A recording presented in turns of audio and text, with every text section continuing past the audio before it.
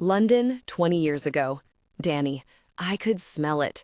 Bacon. Greasy, fatty bacon.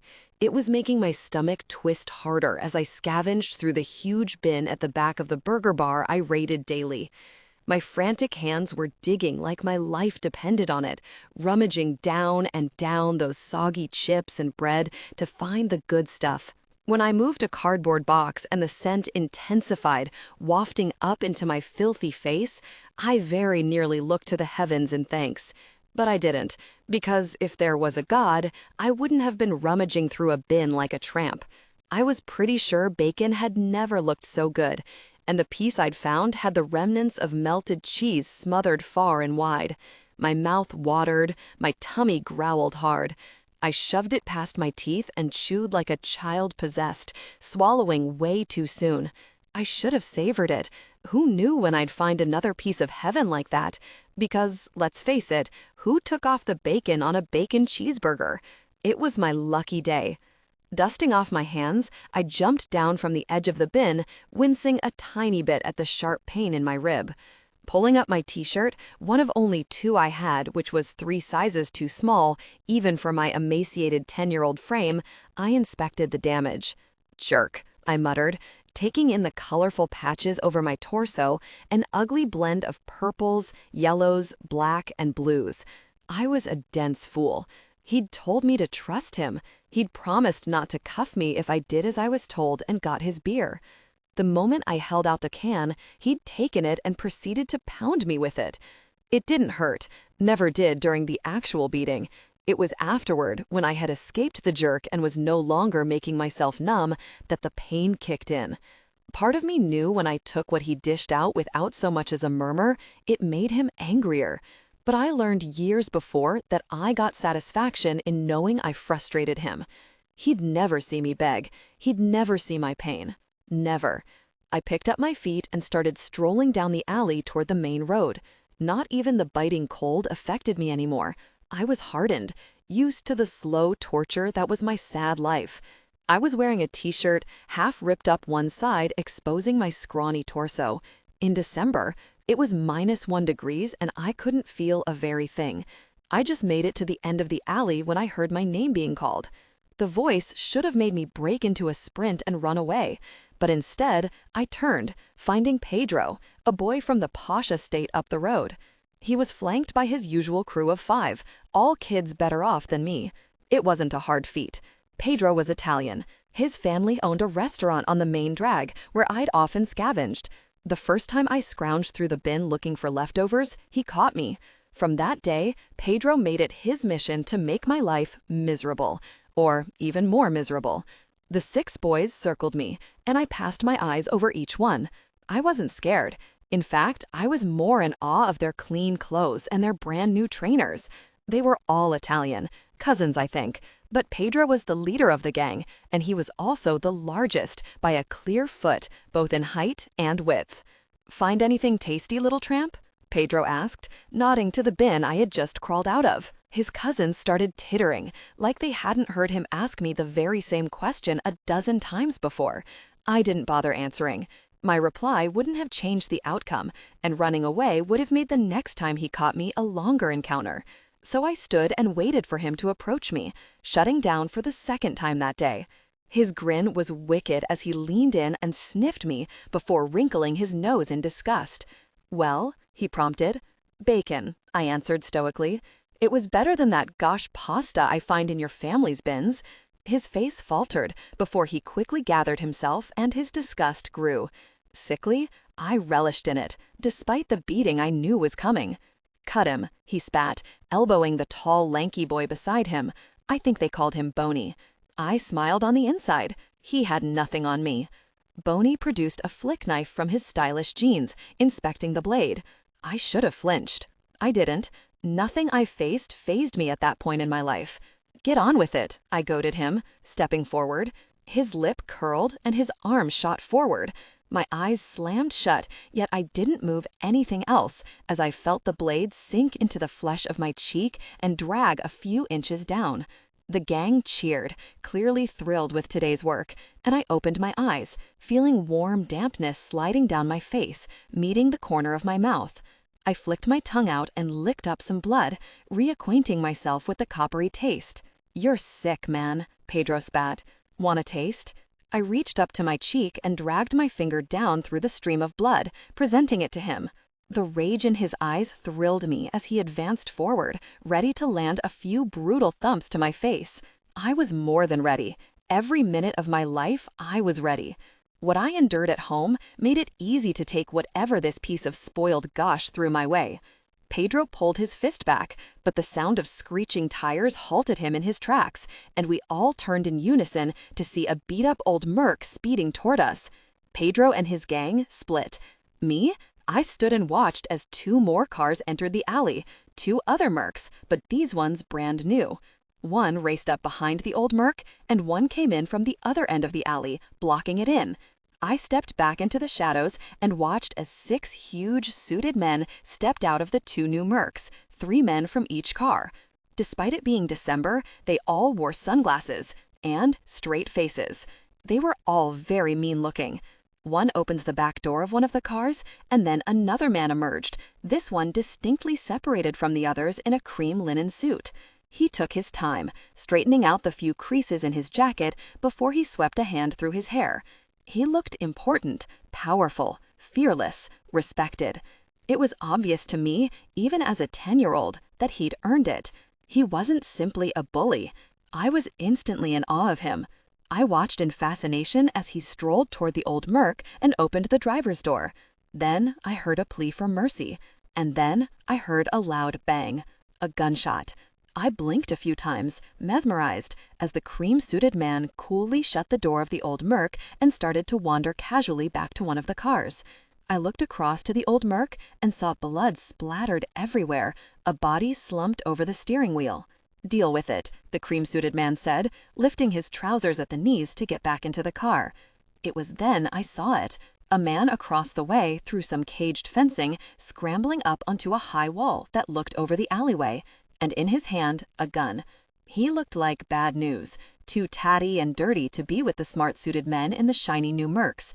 And before I could register my mouth moving, I was shouting, "Hey, mister, hey!" The cream-suited man paused, looking my way along with the other well-dressed men. His blue eyes shone at me. I was a kid, yes, but I knew evil when I saw it. I looked at it most days, though what was staring at me in that moment was a different kind of menacing. My young mind couldn't put a finger on exactly what it was that was different. It just was. I raised my hand and pointed to the wall. He has a gun. When I looked back to the wall, I found the guy pointing his firearm down into the alley, right at the cream-suited man. One shot fired, just one, and it didn't come from the man high up above us. Like a sack of mess, the rogue on the wall plummeted and hit the concrete on a deafening thud, and I stared at his mangled form splattered on the ground, his neck twisted on his body, his head at a freaky angle. His eyes were open, and in them I saw a familiar evil, the kind of evil I saw every day. I didn't look away until a shadow crept over me. Peeking up, I came face to face with the cream-suited man. He was even bigger close up, even scarier. "What's your name, kid?" he asked. He had an accent, just like I'd heard when I'd snuck into the cinema. American. "Danny." I wasn't one for entertaining strangers, but the man demanded to be answered without even demanding it. "What's your name, kid?" He nodded to my cheek, sliding his hand into his pocket. I noticed in his other he was still holding the gun. Reaching up to my cheek, I cupped it, feeling my palm slide across the blood. "It's nothing. Doesn't hurt." Big, tough guy, huh? His thick eyebrows raised, and I shrugged. But that wasn't my question. Just some kids. His heavy brow crinkled a tad, and the evil shone brighter. "Next time they try to do that to you, kill them. No second chances, kid. Remember that. Don't hesitate, don't ask questions, just do it." I glanced across to the car that was decorated in blood, nodding, and Mr. Creamsuit looked down my front, turning his nose up at my filthy form. When his armed hand reached forward and lifted the material of my t-shirt with the end of his gun, I did nothing to stop him. Didn't flinch, didn't even move. "They do this too?" "No, mister." "Who?" "My stepfather." His blue eyes flicked up to meet my stare. "He beats you?" he asked, and I nodded. "Why?" Truth was, I didn't know. He hated me, always had. So I shrugged my skinny shoulders again. "Your mother?" "Left when I was 8. He sniffed, stepping back, and I suspected he was piecing my miserable puzzle together. "Next time your stepfather touches you, kill him too." I smiled, loving the thought of doing that. I couldn't. My stepfather was 5 times the size of me, but I still nodded anyway. "Yes, mister." I couldn't be sure, but I thought a smile cracked the corners of his mouth. "Here." He pulled out a pile of notes that was held neatly together by a shiny money clip and pulled off a 50. My eyes bugged. I'd never seen a 50 before, not even a 20. "Get something to eat and some clean clothes, kid." "Thanks, mister." I swiped the note from his hand and held it up in front of me with both hands. I was in awe, and it must have been obvious because the man chuckled lightly as he pulled off another. I watched in wonder as he reached forward and wiped my cheek. "With a 50-pound note. You're dripping everywhere." He shoved the bloodied note in my hand. "Now, scram."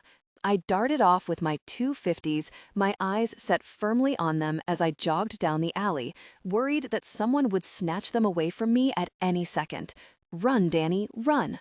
I heard the familiar sound of a knackered Nissan up ahead, and my feet ground to a halt. My stepfather screeched to a stop and jumped out, stalking toward me with the usual murderous look on his face.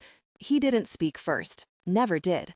The back of his hand collided with my already injured cheek. I didn't flinch, not even when I heard my flesh tear some more. "Where did you really get them from?" he spat, swiping the 50s from my hand. It was completely out of character for me, but I yelled and dived at him, trying to win them back. "Hey, they're mine. Give them back." I didn't want to fight for them or show him I cared, but they were mine. I'd never owned anything. I wasn't going to spend them, not ever. And if he had them, they'd be gone before the end of the day on drink, drugs, and a hooker. My sight went foggy when he cracked me square on the jaw before grabbing my overgrown hair and dragging me toward his mess heap of a car. "Get in the car, you really jerk." "Excuse me?" My stepfather swung around, taking me with him. "What?" The cream-suited man have approached, and the evil I saw in his eyes before was back with a vengeance. "This your stepdad, kid?" he asked, and I nodded as best I could with my head partially restrained. Mr. Creamsuit bobbed his head mildly, turning his attention to my stepfather. "Give the kid his money." My stepfather scoffed. "Really, you?" Without another word, no second chance, or any warning, Mr. Creamsuit raised his gun and put a bullet clean between my stepfather's eyes. My head got yanked back as he dropped to the ground, tearing out some of my hair from my scalp. Just like that. Bang. No second chances. Dead. Gone. Stepping forward and dipping, Mr. Creamsuit took the 50s from my dead stepfather's hand and offered them to me. "No second chances," he said. Simple as that. "You got any family?" I took the notes and shook my head. "No, sir." He slowly rose to his full height, his lips twisting. He was thinking. 250s aren't going to get you very far in life, are they? At that moment, I felt like the richest kid in the world, but I knew 100 quid didn't go far. "I suppose not, mister." "Want to gimme some more?" I threw him a cheeky grin, and he returned it. "Get in the car." My eyes widened. "In your car?" "Yes, in my car. Get in." "Why?" "Because you're coming home with me." On that note, he turned and started strolling away, leaving me chasing his heels. "But, mister, do you have anywhere else to go?" He continued walking, passing his gun to one of his men when he reached his shiny Merc. "No." Lowering to his seat, he left the door open, looking at me standing outside his car. "You didn't even flinch when he cuffed you." I shrugged. "Doesn't hurt anymore. Besides," I went on, feeling my scrawny chest puffing out, like this big, imposing stranger might be impressed, I would never let him see, even if it did. He smiled. It was a broad smile, and I got the feeling they didn't happen often. I don't give second chances. I got straight in the car. Miami, 10 years ago. Rose. The pain was unbearable. My whole body contorted, tensing, trying to stem it. My bare back grazed the concrete stones beneath it, ripping at my flesh, through my torn t-shirt as I squirmed, clenching my tummy, my cries high and howling. My long, dark, scraggling hair was wet with sweat and sticking to my face. It was suffocating. I thought I'd pass out at any moment. Maybe it would be best. Unconsciousness felt like the only way out of the endless pit of pain. Or death. But I didn't want to die, especially since I finally had something to live for. I don't know how long I'd been there. Hours? Days? Forever? My life felt like one big hole of agony. When would this be over? I rolled onto my side and curled up, making myself as small as possible. I was alone. 15 years old, just a girl, and I was alone. Always had been. Why now that hurt almost as much as the physical agony was beyond me. I cried. I screamed. Wave after wave of pain kept coming and coming. I couldn't stop it, couldn't control it. I was helpless, at its mercy. You silly girl. The voice pierced the darkness and my pain, replacing it with fear.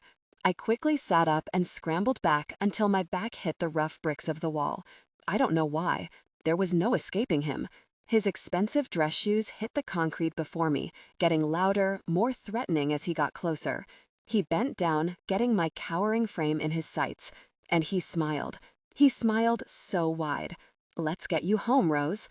He stood and clicked his fingers, magically making 5 men appear. 2 scooped me up just as another wave of pain took hold, bowing my back and having me wail in their arms. She's bleeding everywhere for really's sake, one man grumbled, looking at me like I was the most disgusting creature in the universe. I said nothing, accepted their revulsion. It was ironic that either of the 2 men carrying me might have been the reason for my state. I was virtually tossed onto the back seat of his swanky car and then driven back to the place I'd not long escaped. The whole time, my fears started to counterbalance the pain. When we arrived, I was put in a wheelchair and rolled to a private room, laid on the bed, hooked up to machinery. A nurse hovered over me as the men who'd carried me in guarded the door, ensuring I wouldn't escape again. I couldn't now if I wanted to. Fear paralyzed me, and pain ruled me. Then I heard it. Beep, beep, beep. I dropped my head to decide and watched a glowing line slowly and consistently jump. It's weak, but there's still a heartbeat, a nurse said, looking back to the door when he walked in, joining his men. He gave me a look to suggest that I'd just dodged death by a whisper. I knew I had. But what about after this nightmare? Would it be worth surviving? And would this nightmare ever end? Time to push, girl, the nurse said, just as I was ambushed by another contraction, this one worse than any of the others. I threw my head back and screamed my way through it, begging and praying for relief. It took 2 pushes before a tiny body was dropped onto my chest, and I looked down, finding a little head covered in blood. Panic soon set in. My baby wasn't crying. A boy, the nurse said, wiping at his little face roughly. Is it alive? He asked from the door. It? My son was an it, a nameless lump of life to the cold bastard by the door. To me, he was everything. The nurse slapped the perfect skin on my son's bottom, and then he screamed. He screamed so loud, like a message to the world that he'd arrived. I sighed and flopped back as the nurse cut his cord and lifted him to my breast. That 15 minutes of him suckling, the only goodness I had from me, was the most amazing 15 minutes of my life. Then he was ripped from my arms. No! I lunged forward to grab him as the nurse wrapped him tightly in a blanket and passed him to the devil by the door. Please, no! My sobs were instant, despite knowing what was coming. Shock was cutting my heart in 2. We made a deal, Rose, he said, cradling my baby in his arms. You can't take care of him. What kind of life will he have living with you on the streets? A deal. You didn't make a deal with this man. You did what you were told or you died. He's my only flesh and blood. My insides twisted and yanked as another bout of pain sailed through me. I screamed, clenching my now empty tummy. What was this agony? Grief? She's hemorrhaging. The nurse didn't seem in a rush. She sounded calm, too. I felt hot liquid pouring from my body, drenching the bed under my bottom. "She'll need a transfusion. Will she be able to carry again?" he asked from the door. Unlikely. The nurse was so blunt, so callous. My body seemed to drain of life and energy within seconds, and my eyes suddenly felt heavy, my hearing distorted. "Please don't take him away from me," I begged weakly. "He'll have a lovely home, loving parents who can give him everything you can't, and in return, you get to live." He looked to the nurse. "Give her the transfusion." I hadn't realized until then that the nurse had stopped working on me. She was waiting for his go-ahead to keep me alive. If I thought I'd felt pain, I was wrong. Watching him leave with my baby was excruciating. The last thing I saw that day was my baby's tiny hand holding the wicked bastard's finger, the little finger he wore that nasty serpent ring on. It was nearly as big as my son's hand, and the emerald eyes of the snake were as blinding as my pain. Miami, present day. Danny. The walk down the corridor toward his suite feels like miles, the sound of my shoes hitting the solid marble floor echoing around me. Our mansion smells like death. I've smelt death enough to recognize it, except right now it isn't welcome. I feel like I'm walking the Green Mile, though it isn't me who will be 6 feet under by the end. The two heavies flanking the solid wooden double doors outside his room look grave. Grief is hanging heavy in the air. Two sharp nods greet me when I come to a stop. Solemn nods.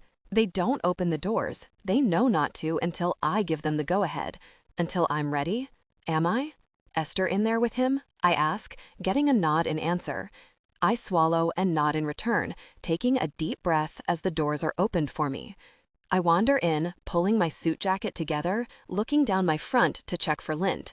It's a conscious move, one to distract me, to delay me from looking up at the huge four-poster bed and face what I'm dreading. Grief blocks my throat, but I can't show it. He'll be pissed off if I show it. The sound of Esther moving around his room pulls my attention up, and I find her emptying his catheter bag. That alone makes my heart clench. The man is proud, notorious, a really legend, feared by everyone in our world. His name alone makes people shudder. His presence injects fear like no other. I always thought he was invincible. He'd dodged dozens of attempts on his life, laughed in the face of the many assassination efforts. And here he is, waiting to die at the hands of really cancer, unable to take care of himself anymore, not even in the simplest of ways. I finally pull my eyes to the bed. My hero, my father, the legendary Carlo Black, is half the man he used to be, the disease literally eating away at him. His breathing is loud, the death rattle. It won't be long. Moving around the edge of his bed, I settle in the chair and take his emaciated hand. "Call the priest," I say to Esther, as she folds over the bed covers neatly at his waist. "Yes, Mr. Black." She looks up at me, smiling in sympathy, and I look away, unable to entertain her silent offer of compassion. "Now," I add shortly. She leaves the room, and every second she's gone, his breathing seems to get louder and louder. "It's time, Pops," I softly, moving in closer and resting my elbows on the mattress, cupping his one hand in both of mine. He hasn't opened his eyes in 2 days, but now, as if he knows I'm here and it's time to say goodbye, his lids twitch. He's trying to see me. He knows I'm here. I rest my lips on our bunched hands, silently willing him strength to see me one last time. I don't realize I'm holding my breath until his glassy blue eyes are revealed, the brightness long gone, the whites of his eyes now yellow. He looks at me, vacant. "Hey," he rasps, following it up with a shallow cough that makes his skinny body jerk a little. "Don't talk," I say, truly torn apart seeing him so weak. "Since when has it been acceptable for you to tell me what to do?" "Since you can't shoot me," I reply, and he chuckles, the sound so welcome, until it turns into another cough and a struggle for air. "Lay still." "Really, you?" He weakly squeezes my hand. "You come to say goodbye?" I swallow once again, forcing myself to hold up the front expected of me. "Yeah, and I've ordered you a sending-off present." "What's that?" "A nice companion to keep you company on your way to heaven." "It's bottom, not arse, you British piece of gosh. All these years, been with you, you still talk like you fell out of Buckingham Palace." "Jerk." I mutter in a lousy American accent. Another chuckle, this time louder, therefore the cough is even more strained. I shouldn't be making him laugh, but this is us, always has been. Him delivering tough love, and me accepting it. Every single thing this man has done for me has been because he loves me. He's the only person in this really messed up world who ever has. Gazing up at me, he smiles, that rare, broad smile. I've only ever known him to use it on me. Never trust anyone, he warns. Not that he needs to. He's one of only 2 people I've ever trusted. And here he is, dying, leaving only Brad. But Brad doesn't love me like Pops loves me. Don't hesitate to kill, he whispers. Never have. He knows that. After all, I learned from him. He takes a moment, trying to fill his lungs. No second chances, remember? Of course. And, really sake, learn how to play poker. I laugh, the sound pure joy, despite my eyes filling with tears. The sensation is alien. I've not cried since I was 8 years old. My dire poker skills have been a bone of contention to my father all my life. He's a pro, wins every game. No one wants to take him on, but no one has ever refused. Not unless they wanted a bullet in their skull. If you can't teach me, I think I'm beyond help. I really am. The only reason I win is because the poor people playing me have an invisible gun pointed at their heads. He's also in the running to become the mayor of Miami, and that holds benefits far too appealing to me, which is why I'm funding his campaign. Personality gets you far in politics, but money gets you further, and I have lots of the latter. I get the marina, he gets title of mayor. It's a simple deal. Or so he thinks. He'll be a puppet on my strings when he's in power. He'll be fronting the show, but it'll be me ruling Miami.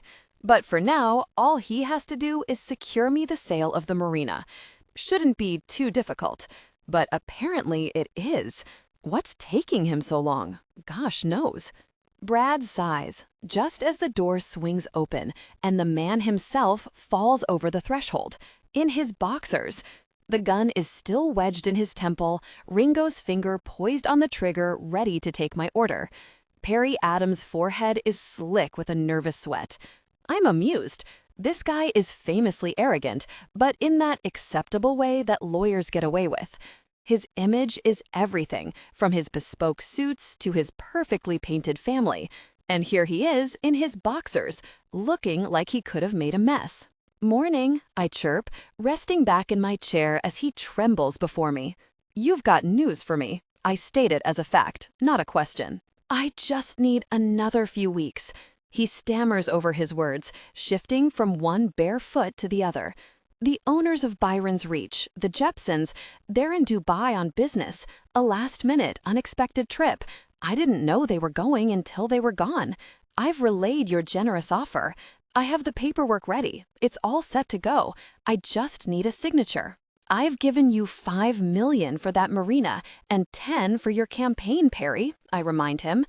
You're a heartbeat away from becoming mayor of Miami, yet I still haven't got my really marina.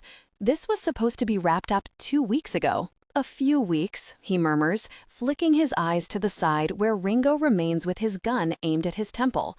You've got a week. I wave my hand dismissively. Get him out of here. Ringo removes his gun from Adam's temple and brings it down heavily across his cheekbone with a nasty thwack, putting him on his knees. A week, I reiterate, as he's dragged from my office. As soon as he's gone, I stand, fixing my jacket. Watch him, I order as I pass the men, heading for the door. I don't trust Adams, never have. My hand pauses on the handle when I hear a mumble from one of my men. I didn't hear exactly what, but mumbles speak volumes. I stop and slowly turn at the door, my eyes zooming in on Pep. I've never liked him. He's been under my father's command for decades, and he's made it clear he doesn't like me either, though never in front of Pops. He locks eyes with me, challenging me all the way. Stupid jerk. Pardon? His shoulders straighten, a show of strength in front of my other men. I don't take orders from a difficult person. I nod, as if in agreement, as I wander back to the desk. It's quiet, tense. You don't like me, Pep? I ask, facing him. It's okay. The old man's dead. You can say how you really feel about his difficult person child. Pep's eyes flick to the envelope opener in my hand. He doesn't answer. I wander back over to him, casual, tapping the solid gold blade on my palm. I see him back up. Danny, I didn't mean to. No second chances. I cut him off mid-apology with one slash of the blade across his throat. His eyes wide, he grabs his neck as blood spurts through his fingers. I'm surprised how long he remains on his feet. In fact, I get plain really bored waiting for him to really die. So I plunge the letter opener into his heart, twisting and turning it before yanking it back out. He falls straight to his knees, twitches a few times, then crashes face forward to the floor. Messed up the really rug, I grate, bending and wiping the blade on his suit jacket. Anyone else got anything to say?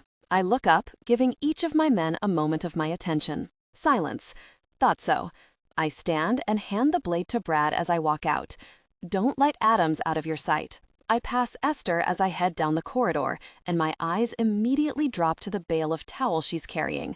Call Amber and get her to my room, I order, feeling unwanted stress dropping into me. There's only one way to alleviate it. Killing someone hasn't touched the burning fury currently blazing inside me. Why did he have to die? The only person in this messed up world who ever cared about me. I pick up my pace, rounding the corner toward my suite, and my steps falter mildly when I see the doors of my father's room opening. Shannon appears. There are tears in my father's lover's eyes. Not tears of grief, tears of worry. She spots me as I approach, but I don't stop to acknowledge her. Danny, she calls, coming after me. I keep walking, leaving her chasing my heels like the pathetic lapdog that she is. She kept my father distracted from his pain in the later days. That's all she was good for, and the only reason I kept her around. But now he's dead, and I know what's coming. The gold-digging, difficult person is transparent. Her hand rests on my suit jacket, pulling me to a stop, and I look down at her. What? I ask coldly. She smiles coyly. You must know it's always been about you. Yes, I've seen the way she looks at me, with lust, hunger. Pop's never missed it either. Shame it's never been about you, I reply, short and curt, shaking her hand off my sleeve. Pack your gosh and leave. Carlo would never want that, she shouts to my back, panicked. I stop abruptly and swing around, grabbing her and pushing her against the wall. Rage is instantly heating my veins, cutting through them to a point I think I could bleed out. Don't really tell me what he would have wanted, I hiss. Don't pretend you really know him. You don't. They were intimate, nothing more. The hard truth makes her face twist. It maddens me. What outcome was she hoping for here? Lifelong protection? A house in the suburbs as compensation for being intimate with my old man in his dying days? My father was a predictable man. He didn't love women. He appreciated them, but he never loved them. And he reiterated 1,000 times that when he's gone, Shannon should be gone too. He knew as well as me that she was only in his bed for a free ride and protection. Your time in Wonderland is up, Shannon. Get out. I release her, the fear in her eyes making them watery for different reasons now. I make it to my suite and yank my tie from my neck as I walk to my bathroom, flipping on the shower before stripping down, leaving my suit in a heap by the sink for Esther to pick up. The man reflecting back at me in the mirror looks the same as he always does, fresh, well kept. The only difference I see today is the devastation hiding behind his blue eyes. Devastation only I can see. Devastation I mustn't let anyone else see. His death is a weight I must hide. It could be a weakness. I'm in this alone. But I'll be okay. I'll survive this. I can survive anything. Old habits die hard. I spend some time flexing my shoulders, rolling my head on my neck, trying to loosen my tight muscles. Scrubbing my hands down my face, I sigh, hearing the door of my room shut. And a moment later, Amber is draped over the doorframe of my bathroom. She bites her red lip, eyeing my naked body, her hands twitching at her sides. You called, she purrs, taking the clip from her hair and letting the blonde waves tumble over her shoulders. Your roots need sorting out, I say flatly, turning to face her. She's not naturally blonde, and today it's obvious. That maddens me too. She falters, only for a moment. Where do you want me? On me. I stalk forward and push my hand into her chest, forcing her backward toward the bed. You want that, Amber? I ask, needing that one word. Yes. She never hesitates. Passion peaked. They came together intimately. He reached his peak, finding the release he needed. Get out, I demand, leaving her silently incredulous on the bed as I head back to the bathroom. It's all steamed up by the time I make it there, wet, smoky clouds sticking to my skin, doing nothing to warm me. I'm sorry about your dad, Amber calls. She's not sorry. Not many people will be. I've been holding the business up for 6 months, and I've heard the whispers of relief that Carlo Black was on his last legs. Stupid jerks. They might be rid of my father, but they've got me and me alone to deal with now. I didn't earn the name angel-faced assassin because I give good, really hugs, and if they don't know that, they've got no idea what's coming. I stand on the shore by Winstable Boatyard staring across the water. We've leased this boatyard for decades from an old boy who didn't ask questions and never showed up unexpectedly. He just took his monthly wedge of cash and minded his own business. Until the poor person died and his son sold the boatyard to developers in a quick deal done in a matter of days. I suspect the arrangement was in place before the old man snuffed it, which is why I couldn't intercept the deal.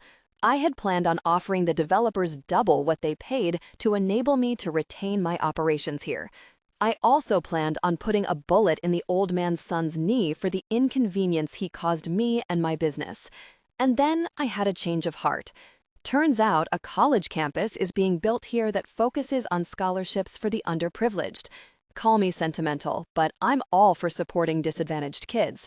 Besides, Byron's Reach Marina came to my attention, and it's twice as big and even farther off the radar than here. Sealing the deal should have been a breeze. Really, Perry Adams, I've only got a few more weeks here before I need to move my business. For his sake, he'd better get me that marina. The water is peaceful, the waves lapping gently at the sandy shore. I watch bubbles pop at the surface, rippling rings appearing and growing before disappearing. I love it here. I'll miss it, but I, of all people, know not to get attached to things. Brad's phone rings, and I look over my shoulder to him. Volodya, he tells me before answering. Yes? Brad's eyes remain on mine, and then he clicks it to loudspeaker.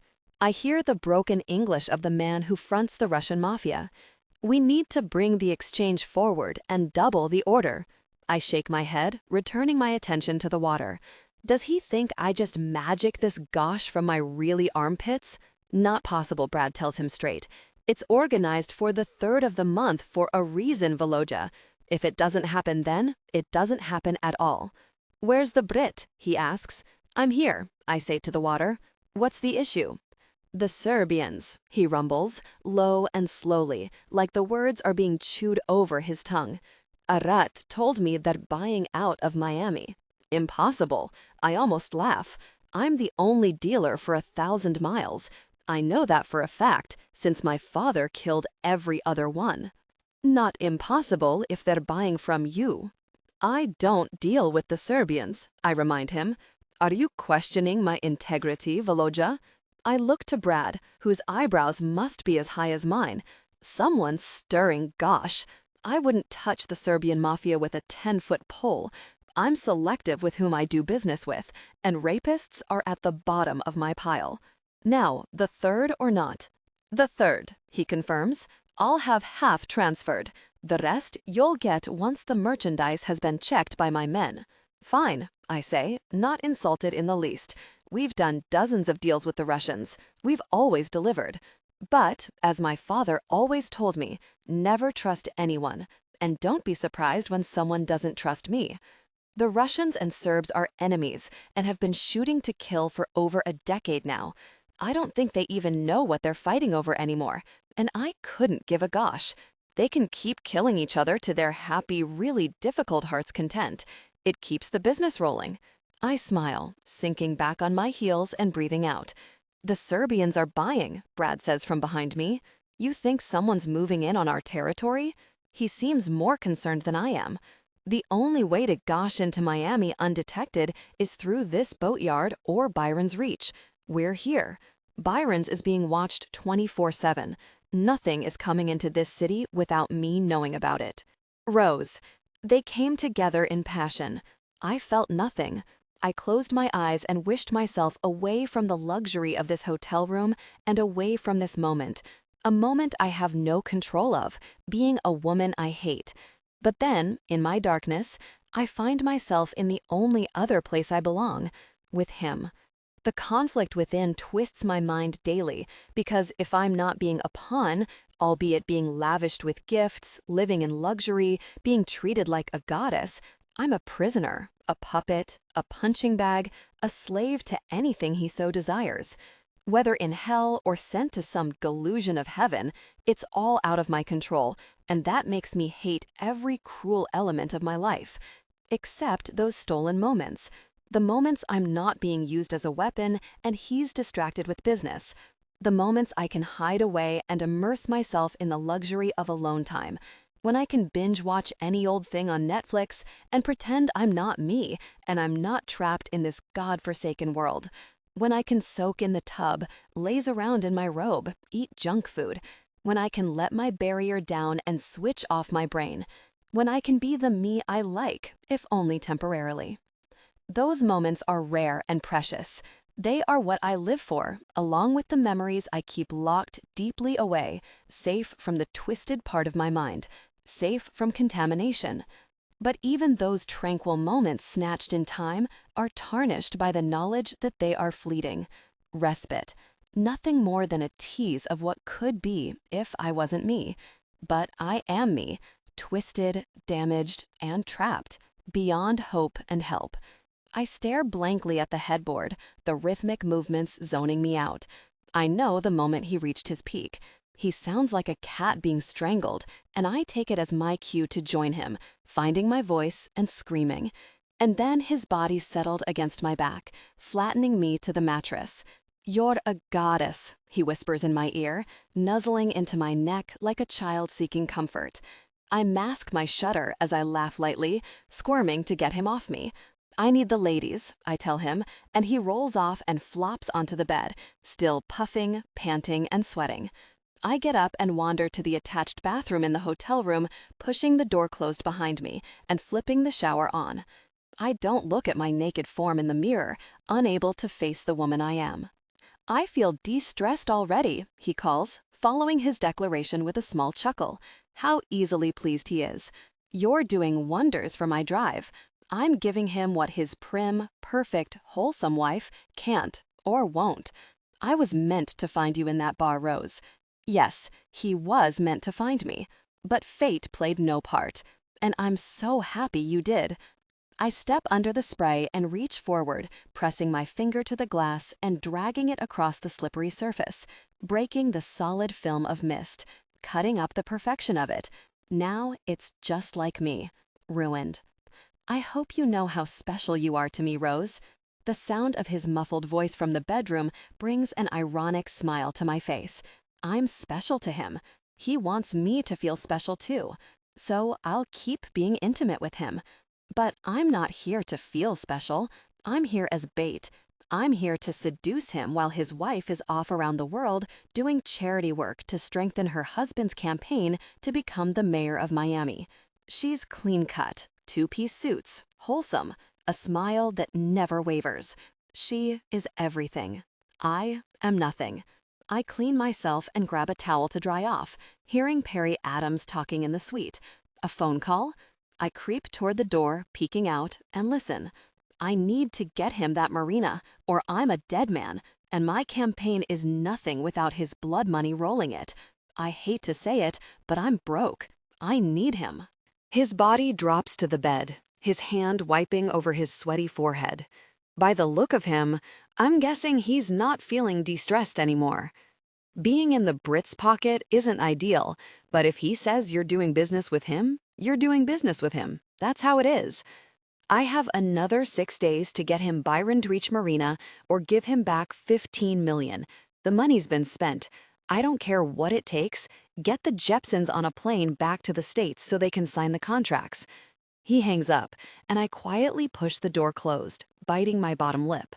The Brit? The marina? Perry's campaign is being bankrolled by Danny Black? I've never seen the man. Wouldn't want to either. He's notorious, deadly, kills for sport.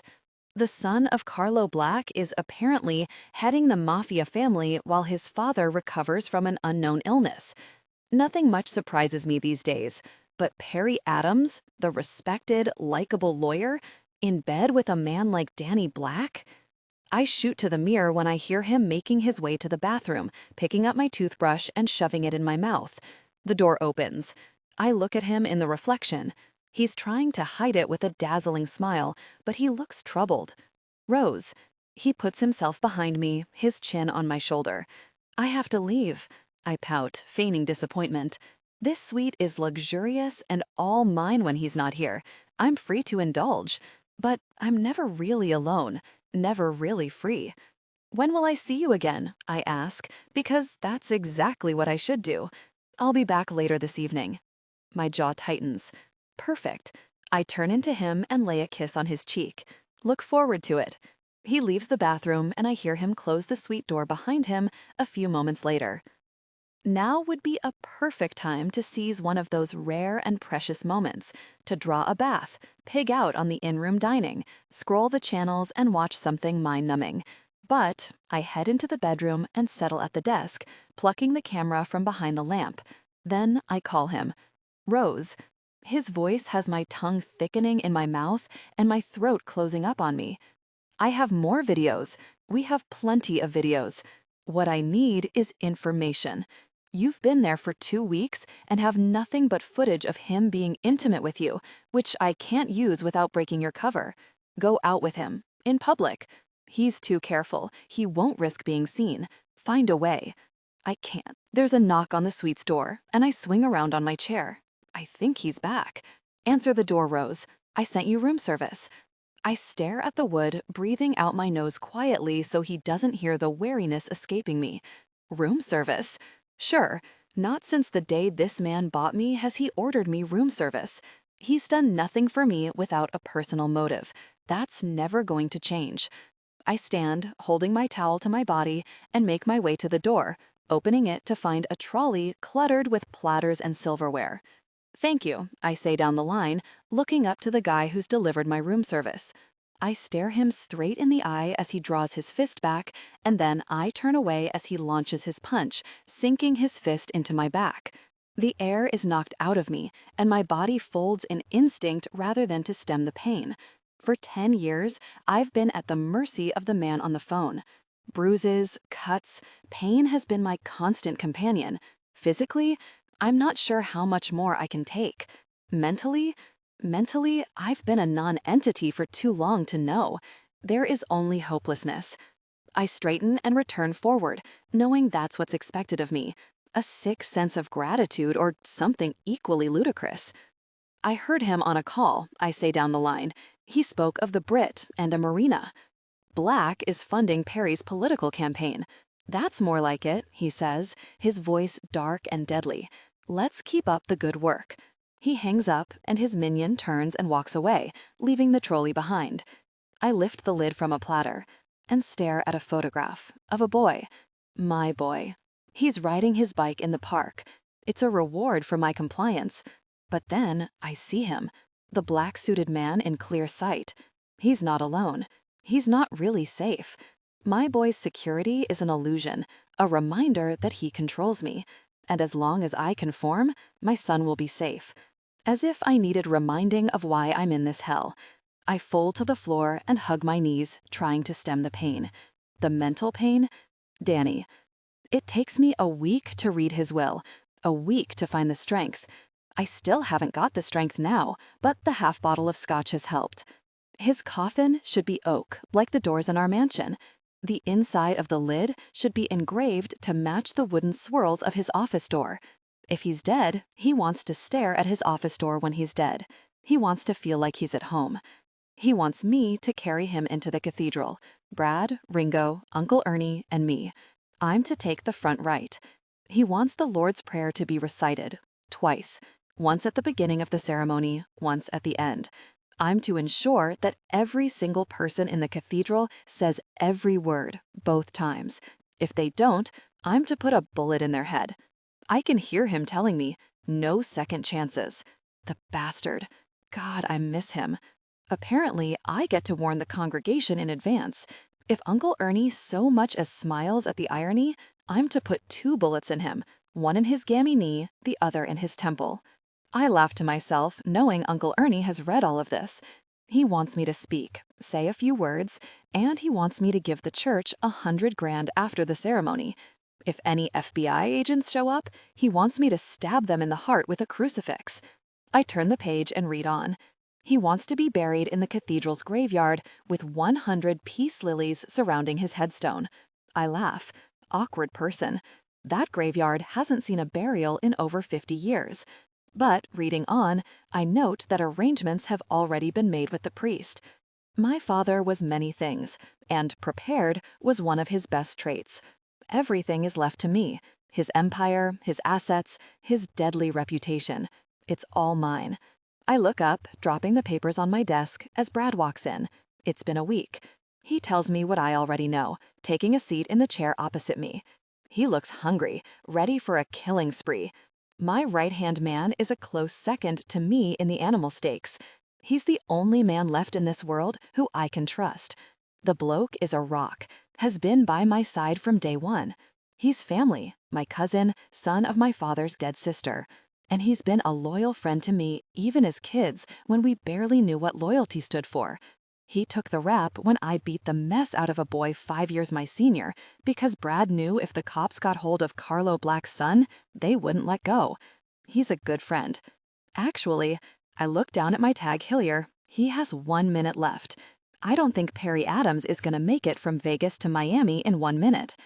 Brad tosses a stack of photographs on my desk, and I pick up the pictures, browsing through the first couple, seeing the corrupt prick laughing at a poker table. Has he forgotten that he's got a cold-blooded killer to satisfy? His head is tossed back where he sits, with stacks of chips in front of him.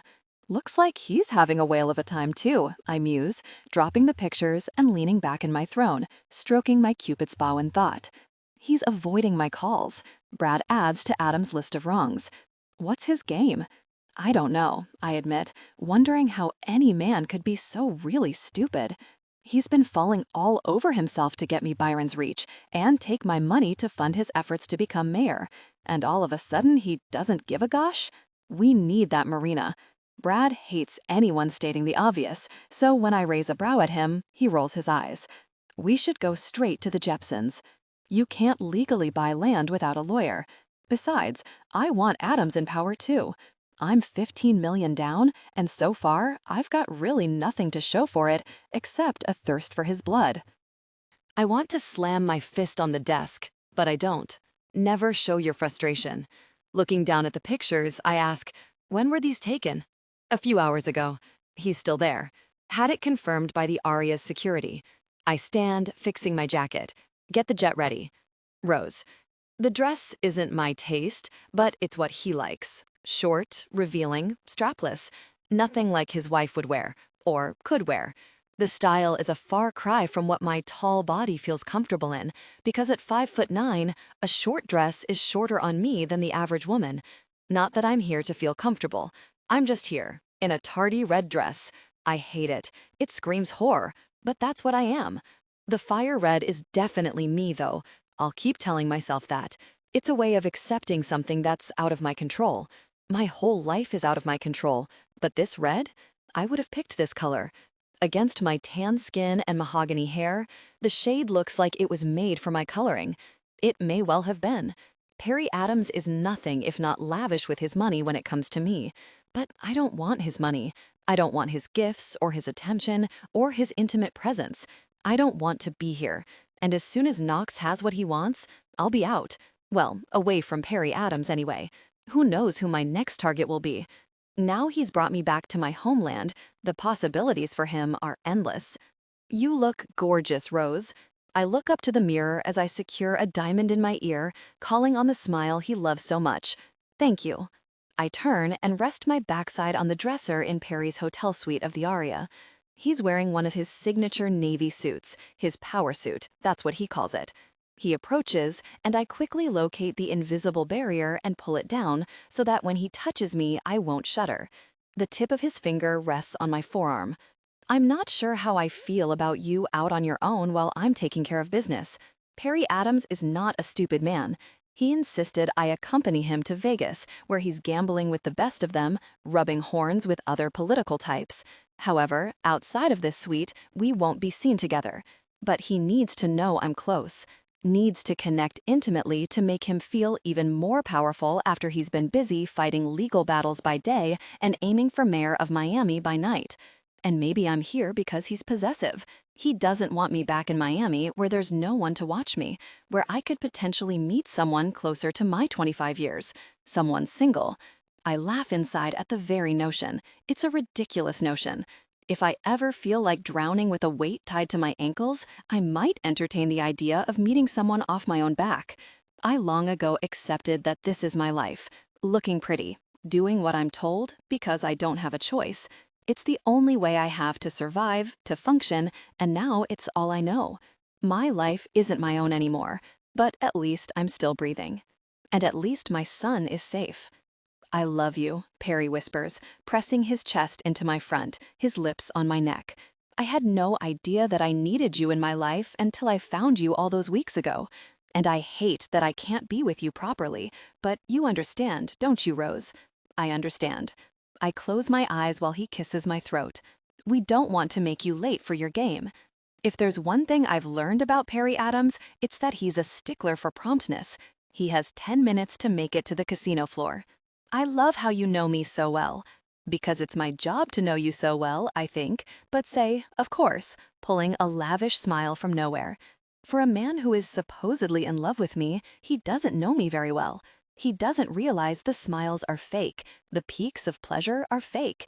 There's no way he'll ever know my whole real life is fake, that I'm simply a tumbleweed, the wind controlling where I go. A powerful wind, an invisible force. The devil. Terrence will walk you down when you're ready. Perry pulls away and takes my hand, kissing the top. And no taking the stairs. He cocks an eyebrow, reaching for my back and rubbing at the bruise there. I'm just a little clumsy. I smile mildly. It's nothing. You knocked yourself up pretty bad. It's been a week and you're still black and blue. He gives me another kiss before taking a call and strolling out of the swanky suite. We have a new investor, he says as he goes, piquing my interest. He does? They're getting me the cash to pay back Black. The Brit can go bother himself. Perry has a new backer? The moment he's gone, I look around for my cell, thinking I need to call through this news. But Terrence coughs, winning my attention, and motions to the heels by my feet. Later, I tell myself, call it in later. I slip them on, taking me nearer to 6 foot. Perry Adams is playing with fire, and it seems I am not the only flame. Danny Black can go bother himself? When we make it downstairs, I'm escorted to the bar and handed a glass of champagne, the good stuff. I see Perry in the distance at the blackjack table, being lavished with attention by various men, all obviously politicians. He's smiling, lapping it all up, the smacks on his back, embracing the onslaught of well wishes. Word has it he's practically won already, the past few weeks campaigning being a huge success. Miami loves him. But if Black can go really mess himself, who will be funding him now?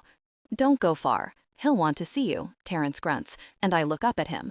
He's not scowling at me, but he's not exactly showering me with friendliness. He doesn't like me. The feeling is mutual. It's fascinating how those watching their bosses choosing to cheat on their wives always blame the difficult person. It's never the man's lack of self-control or respect of vows that's questioned. Terrence disappears into the crowd, leaving me on my own. I could go for a wander, go see some sights, but that's not part of my job. Being in public isn't helpful because I can't be seen with Perry without risking his race for power or annoying him. But I can wander, observe, remain in the background. I need something. Well, I have something. Perry apparently has a new investor. But I need more. I need to be out of Perry's life. God, how long will Knox have me playing the smitten mistress? Adams makes my skin crawl. I've gotten Knox pictures and video footage. I've told him what I've heard. I start a slow wander toward the table where Perry is sitting, but I'm soon pulled to a halt by Terrence's hand around my wrist. Not too close, he warns. I sigh. casting my eyes around the space. It's bustling, loud, almost hectic. The casino floor of the aria is deafening. And suddenly, it isn't. Suddenly, you could hear a pin drop. Suddenly, it's like someone pushed the pause button on life. Everyone falls silent. Everyone stills. Everyone looks in the same direction. And everyone visibly tenses. I frown with my glass at my lips, following their stares until I find what has their attention. My spine rolls until it's straight, my glass lowering a fraction. He's flanked at every angle by heavies, 4 of them, and I swallow, letting my stare wander all over his tall, suited frame. His body is nothing short of lethal. His aura is nothing short of a warning. Sharp, dangerous, icy blue eyes scan the space as the crowd moves to allow him through. It's like the parting of the sea, the homecoming of Christ. And his face. Gosh, Terrence says from beside me, pulling my attention to him. He yanks his cell urgently from his jacket and dials. The Brit's here, he informs whoever's on the end. The Brit? My eyes shoot back to the man who has everyone's attention. The angel-faced assassin? Danny Black?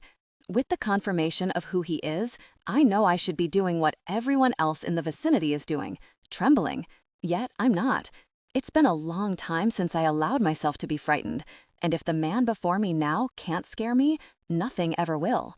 I've heard whispers about Danny Black, his influence, his power, his ruthless and brutal approach to business, but no one ever said he's beautiful. I look down at my champagne, noticing it's splashing up the side of the glass. I'm well aware that this isn't because I'm suddenly shaking with the fear that was absent. I should be certifiably quaking in my heels at his presence, along with everyone else. But instead, I'm rapt, trembling for a whole other reason. I exhale shakily, looking up through my lashes. I study him as he approaches Perry, and a quick glance at my lover confirms that he, above everyone else here, is shaking the most. The Brit comes to a stop, one hand in his pocket, the other extended toward the man I'm involved with. Perry looks like a rabbit caught in the headlights. Danny Black can go really mess himself? I laugh on the inside. With Terrence distracted, I move forward, keen to hear what's about to go down. What's going to be said? My God, if I deliver something truly monumental to Knox, I may get more than a photograph of my boy this time. What a surprise, Perry says, glancing around as he takes the Brit's hand. A nice surprise, Perry? The Brit is cool. Way too cool. It's a dangerous cool. Of course.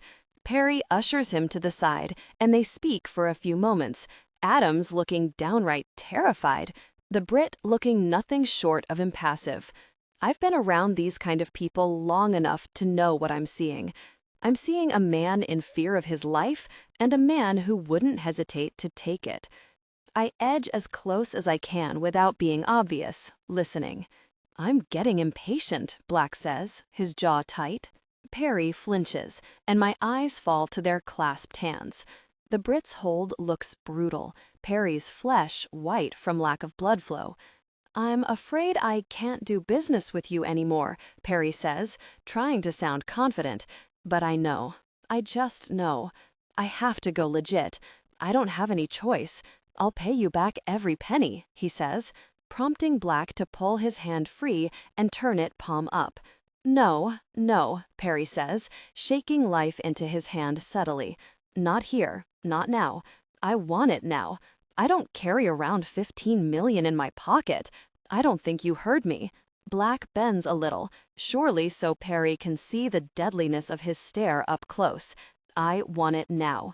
I don't. I don't have it now. Not at this precise moment. The Brit nods, thoughtful, seeming to ponder something as he rises to his full, intimidating height. I conclude he's calculating how many pieces he's going to cut Adams into. Then we should play for it. What? Perry looks plain horrified.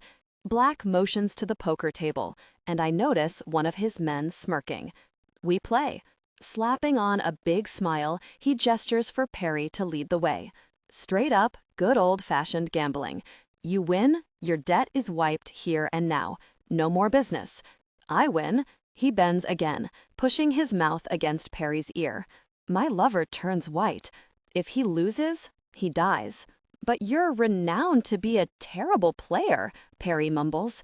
Fear is embedded on his face, pure, raw fear.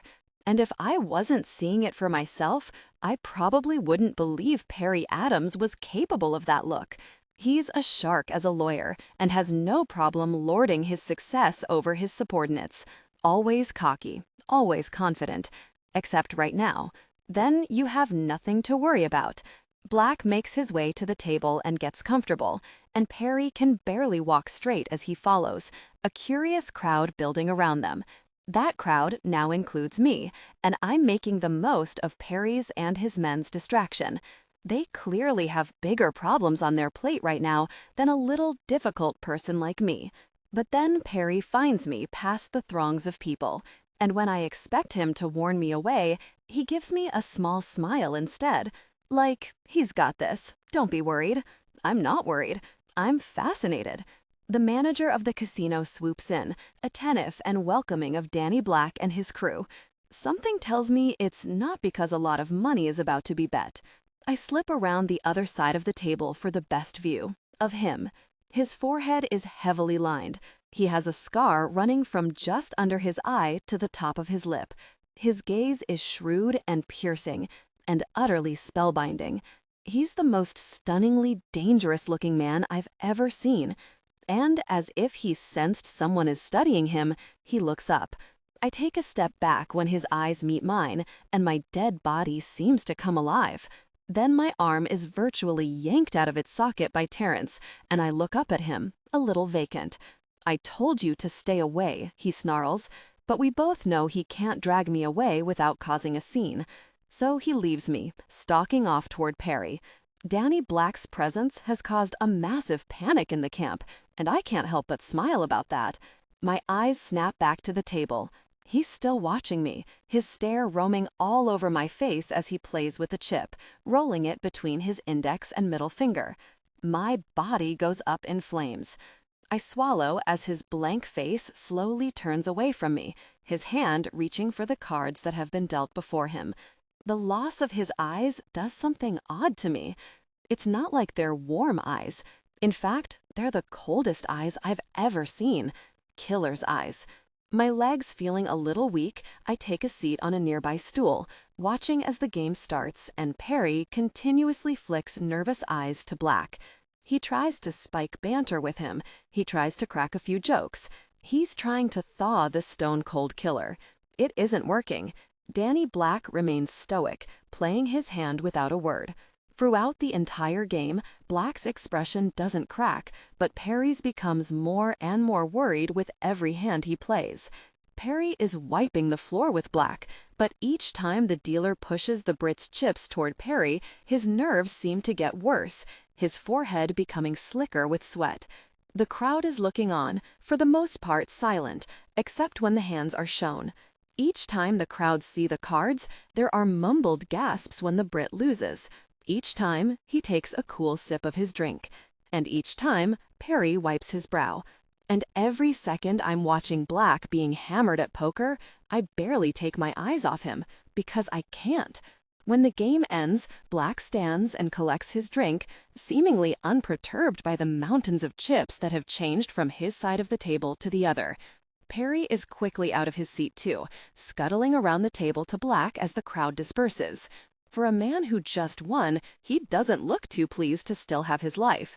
"So that's it? We're square?" Perry asks. My intrigue grows as Black stops, throwing his drink back as he faces Perry. "Square?" he asks, pointing his glass at him. Perry looks back at the table. "I won. Of course you won. I'm gosh at poker." The Brit moves in close, virtually snarling. "You think you can walk away from me just like that, without consequences?" The venom in his tone is cutting. "You still owe me 15 million, Perry." His British accent makes me shudder, every word spoken clearly and concisely, threateningly. He makes a threat sound like a well-spoken promise to look forward to. I just lost another 10. That 10 just turned into 20. Black points to the table, where his chips still remain on Perry's side. We'll call it inconvenience money, because it's been mighty really inconvenient for me to fly to Vegas and remind you of your obligations. His eyes take on more of a dangerous edge. You now owe me $35 million. Have you got $35 million? Perry's eyes widen. No. Gosh, no. Didn't think so. Black accepts another drink from a tray. I want the really Marina, Perry. And no one walks away from me unless I release them. Perry's eyes close briefly, his situation hitting him hard. What was he thinking getting involved with Danny Black? Adams is a respected lawyer. Or he was. The Marina, he swallows. It'll happen. Please, just a bit more time. The Brit smiles. It's fake, almost evil. Sure, I'll give you time. Another casual sip of his drink as Perry visibly deflates in relief. I don't know why. Even I know there's a catch coming. Thank you. Perry smiles, and it's all I can do not to yell at him for being so really dumb. That's why I'm here, because he's really dumb. The Brit slaps Perry's shoulder. No problem, my friend. Then he points his tumbler at me, his eyes landing on my body with a lethal boom. My insides twist as he drinks me in. His iron gaze frightens me and thrills me. His scar is pulsing, as if his deadly mood brings it to life. The way he's watching me now, I feel the most naked I've ever been. The woman, Black says, his accent rich and smooth. Who is she? I still, the glass in my hand threatening to crack under the force of my grip. Perry turns to me, his relief disappearing. Her? He looks at me like he doesn't know me, which shouldn't injure me, because he doesn't. Never seen her before. Then you won't mind if I take her? Black keeps his eyes on mine, the coldness of his stare eating away the material of my dress, reaching my skin. But my flesh doesn't go cold. It burns. The Brit starts toward me, and despite my mind demanding my feet to back up, I remain where I am, immobile, paralyzed by his eyes. When he reaches me, we're virtually chest to chest. My mind rolls, my insides clench. Still no fear, just complete and utter awe of the dangerous, beautiful killer before me. I lift my chin to keep my eyes on his, and I detect a small lift on the side of his mouth, where the scar ends just a fraction before his lip line. He has otherworldly lips, lips that have ordered thousands of deaths, and lips that I imagine could bring intense connection. I lift my chin higher, and his mouth twitches farther. He's read me, sensed my attraction. My jaw tightens, annoyed that I've revealed my thoughts. He wants to take me? Why? I've sat here, silent, in the distance. I've given no clues to suggest I'm involved with Perry Adams, that I'm of any use to Black. Or, I glance across to Terrence, finding his nostrils flaring. This is on him. He grabbed me, threatened me, and Danny Black didn't miss it. The stupid idiot. I can't go. It's more than my life is worth. But then again, no sane person refuses Danny Black. Eyes still on mine, Black seizes my wrist with a brutal force I'm all too used to, clawing his fingers into my flesh to the point I know I'll bruise. I don't wince. I show no scrap of pain. Judging by the snide leer painting his gorgeous lips, he finds my lack of a reaction amusing. Come. He starts pulling me away.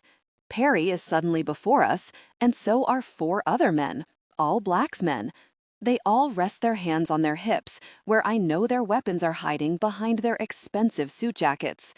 The Brit cocks his head. You don't know her?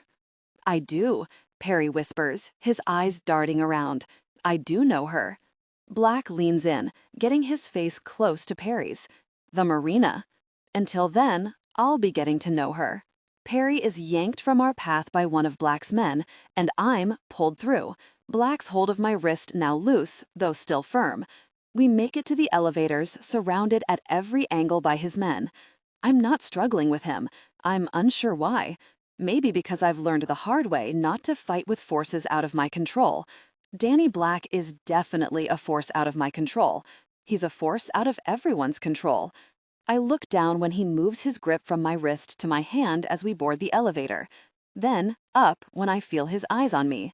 The cold blue stones sink in deep under my impenetrable skin. "No fight?" he asks. It's the first time he's spoken to me directly, and his British accent does nothing to slow down the fluttering inside my tummy. I'm morbid. Must be. My really messed up life is the only answer to why I find this animal attractive. I'm so really angry with myself. I've always worked hard to force attraction, to fool people. Now I'm working hard to fool a man into believing that I'm not attracted to him. This is a really disaster. I rip my eyes from his and stare at the back of the man in front of me, saying nothing as the elevator carries us to the very top of the hotel. We exit, still surrounded by his men. It's a carefully executed operation, every man here knowing their place. Everyone knows their place. Except me. What am I supposed to do? Only when we're in the safety of his suite do they disperse, heading to a room off the main space, leaving me alone with Black. I watch him as he wanders over to a cabinet and pours himself a drink. I hear the ice hit the glass, the sound of the liquid meeting the tumbler, the hypnotic clinking of the ice mixing with scotch as he swirls his drink, turning to face me. Now, in the harsh light of the room, he isn't just dangerously handsome, he's deadly handsome. His black hair and pale blue eyes are a stark contrast, but a perfect combination. His tan skin is dusted with even, dark stubble, and his scar is more prominent, deeper. His eyes seem dead, cold and dead. But beyond the frostiness, I sense heat, white-hot fire. Walking casually toward me, he continues to swirl his drink, holding my gaze. Then he's close again, and I feel my jaw tightening once more in determination to remain as cool as he is. He takes a sip of his drink, forcing me to look away from his taut throat. But I can only convince my eyes to move a few inches up to his, finding him studying me as he rolls an ice cube around in his mouth. Hot and cold, fire and ice. Two very different things that come together so perfectly. He is fire, and he is ice. Then he crunches the cube, the sound deafening in the silence. "You remind me of someone I used to know," he says, his voice low and penetrating. "Who?" He moves so fast, I miss his hand sailing through the air toward my cheek until his palm connects with my face, delivering a brutal slap. My head jars, and for the first time since I can remember, it hurts to be struck. Not that he would know, because I don't cry out. I don't flinch or grasp my burning cheek. I just stare him down, watching as a knowing smile creeps onto his face. This smile is genuine. It's a smile that you would never know this hard face was capable of had you not witnessed it for yourself. And something tells me not many people have. He nods mildly, taking another swig of his drink. "Slap me," he commands, full of demand and authority that only a mad person would ignore. So maybe I'm mad, as well as empty. I shake my head, and he dips, bringing his lips close to my ear. "Slap me," he whispers, the quiet sound not lacking any of the demand in his previous order, but also sounding like the most captivating order ever murmured. "Why?" I breathe, closing my eyes as he blows subtle breaths into my ear. Every exhale seems to seep into my mind and ignite every other sense I possess. I'm hyper alert. Gosh, I feel more alive now than I ever have, and it's absurd for me to feel this way. The man has death painted all over him. He pulls back and places a fingertip on my blazing cheek, drawing a line through the fire. "Because I told you to." Taking a step back, giving me the perfect range, he raises his glass. "Do it." I don't know why, but I don't think he's tricking me. I don't think he'll beat me black and blue if I strike him. He's figuring me out. So I do something I've never dared do before. I hit a man, and I do it without one concern that I might be brutally punished in return. My arm moves as quick as his, my strike accurate and hard. It's like a lifetime's worth of stress lifts from my shoulders. A million slaps saved for this moment. It's as if he knows I needed it more than I realize myself. My slap is deafening, my palm against his skin exploding. And not because it stings, but because contact. He hardly moves a millimeter. It's like hitting a brick wall, and he has the exact same reaction as I did when he slapped my face. No reaction at all. Retracting my hand, we stare at each other for a while until he eventually downs the last of his drink, never taking his eyes on mine. "Just like someone I used to know," he murmurs. His riddle frustrates me. Yet I do what I'm so good at, hide my emotion. Although my curiosity can't be held back. Why do you want the marinas so bad? That's not your concern. Since you've taken me as security, I'd say it is my concern. I have no idea where this boldness has come from. I'm playing the devil's advocate. His eyes flash as if hell could be right there in their depths. It probably is. I don't discuss business with the latest person I'm intimately involved with. I barely hold back my inhale. You haven't been intimate with me, I point out, doing nothing but making him smile. It's probably not escaped his notice that I didn't refute his other label. That I am. You want to change that? He asks. No. Liar. His hand is around my throat in a split second, and a second after that, I'm pushed against a wall with his gorgeous lips practically brushing mine. Not reaching forward and tasting them takes more willpower than I ever thought I'd need in my life. His hold of my neck isn't hard. I can breathe perfectly well, but I can't. He moved closer, making his presence felt. How would Perry feel if we were intimate? Really? His presence was intense. My stable mind scrambles for a few moments, trying to remember what he just asked. How would Perry feel? Devastated. He thinks I'm his, but I'm not, and I can't be Danny Black's either, not in any capacity. No matter how much he stirred my desire, it's really messed up. He's callous, cruel. I've never lusted after a man, never wished with every fiber of my being that a man would be intimate with me because I wanted him to. It's always been done out of necessity or because I was forced. But now, now, it's backward. Of all the men I've encountered, I should be scared of this one the most. But the only fear I feel anymore is fear for my son. I only know how to survive and to ensure his survival, and I will survive. I'm unintentionally reacting to Black, not just externally for him to see, but internally for me to feel. I don't feel. I don't know what to do with feelings. I'm trying to hide it, yet I've no doubt he's detected my swallows against his palm, where he has me pinned by my throat. He eventually releases me, stepping away, giving me space I didn't ask for. Then the slow formation of a smirk spreads across his face before he turns and walks out. I'm left staggered that he manages to leave, because I'll be very surprised if I could have. He paralyzed me. The energy between us was... No. I look around the room, wondering, what now? My answer comes quickly. I open my purse and get my phone to let Knox know that Perry, apparently, has a new funder, and Black has him held to ransom. Oh, and that I've been taken as security until Perry delivers on the marina. I find Mom in my cell contacts, but my thumb doesn't make it to the call icon before my phone is snatched from my grasp. I look up and find Black glaring down at the screen, and my heart starts beating a mile a minute. "Mom?" he asks. "Will she be worried about you?" "No," I answer truthfully. He spends a few moments going through my phone, glancing up at me every now and then. My face remains straight. I'm not worried. He won't find anything. Then he slips it into his pocket, and I'm suddenly very worried. "You're taking my phone?" Gosh, no, he can't. Am I your prisoner? He moves in closer, breathing down on me, and my stomach cartwheels like crazy. I swallow. I move back, and he closes the distance I've gained, his face coming closer and closer and closer.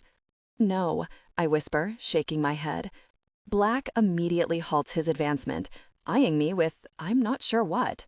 Then he turns and walks away, and I exhale, my usually stable nerves shot.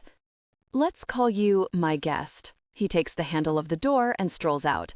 Sounds more humane. The second he's out of sight, I flop down onto the bed. Really, what on earth happens now? Danny, gosh, this wasn't part of the plan. No second chances, and taking his lover is a second chance. I'm blaming it on grief, and the fact that I need that Marina and Adams in power. Goodness, Adams has had more chances than all the men who have wronged me put together, but I need that Marina. I sink back into the chair on the terrace, trying to focus on business and not her. I don't even know her freaking name. The moment I sat at that card table, I felt eyes on me. It's not unusual for many eyes to be on me, but this time I didn't sense fear in a stare. My skin wasn't cold. It was blazing. I sensed something other than fear. I sensed fascination, and that only fascinated me, more so when I found the source of the stare. Her. Business, I growled to myself. Perry Adams is trying to worm his way out of my clutches, and something tells me it isn't because he wants to go legit. And the stupid jerk thought I just let this go? I should have shot him across that freaking card table. Probably would have, had something else not got my attention. Her. She moved gracefully. She glided. Her legs go on for days and carry her body with a beautiful elegance. Not forced, not practiced. It was natural and spellbinding. She could have been floating, and it's ironic since she's so obviously weighed down by something. Her face, however impassive, radiated a cruel beauty that made me pause what I was doing for a moment and try to absorb it. Forcing my eyes back to the table took an inner strength I've never had to call on before. And then Perry's man messed up and grabbed her violently, and she didn't move a whisper. I saw the brutal hold from meters away, saw his fat fingertips puncturing her delicate flesh. She was completely unmoved by it, untouched and unbothered. And I know it wasn't only because her attention was rooted on me. I started that card game knowing I was going to lose. I started knowing what I was going to take when I lost. Perry's wife. I had men lined up to fetch her from her charity trail in Cambodia just to help her stupid husband along the path to sense. Things changed the second I saw how he looked at her. Perry's in love with another woman. The feeling isn't mutual, that's very clear from her complete lack of reaction to Perry denying he knew her. Ice Princess. Regardless, she'd be useful, a pawn to me, a means to get what I want. I toast my conclusions on another swig of my drink. When the door on the terrace slides open, I look up and find Brad. He closes it behind him and joins me, handing me a cigarette. At the risk of you shooting me, what in the world? I smile, only because Brad is the only man on this planet who I would hesitate to kill. We need the Marina, and I want that jerk in power. But the woman? You know the rules, Danny. We don't deal in anything that clouds our judgment. Drugs and beautiful women cloud our judgment. Only if you develop an attachment or addiction. Brad glances at me, not saying anything, but saying everything. So, what now? He asks. Now we watch Adams. No one suddenly decides they want to go legit, especially when they've taken my money. I light the cigarette and pull in a long inhale, staring at the stick as I blow out a cloud of fumes. I need to freaking quit. I can hear pops in my head warning me, threatening me with my life. Watch him while he's here. We'll head back to Miami when Adams does. We have the shipment coming in next week to the boatyard. We need to be ready. Brad nods, twiddling with his cigarette between his fingers. Spit it out, I prompt, hearing his mind racing. It's been over a week, Danny, he says tentatively. The priest is asking about the funeral arrangements. The priest? A man of God. A man who is an advocate of the 7 commandments. We're sinners, not saints. My father wasn't religious. Part of me wonders if his wishes are a sick goodbye joke. And another part of me wonders if the money he's churned into the church over the years was his way of gaining absolution for his sins. Everything my father wants is listed in his last will and testament. I'll send it to Father McMahon. Brad nods and stubs out his half-smoked cigarette. Get some sleep, Danny. You look like... sleep. What's that?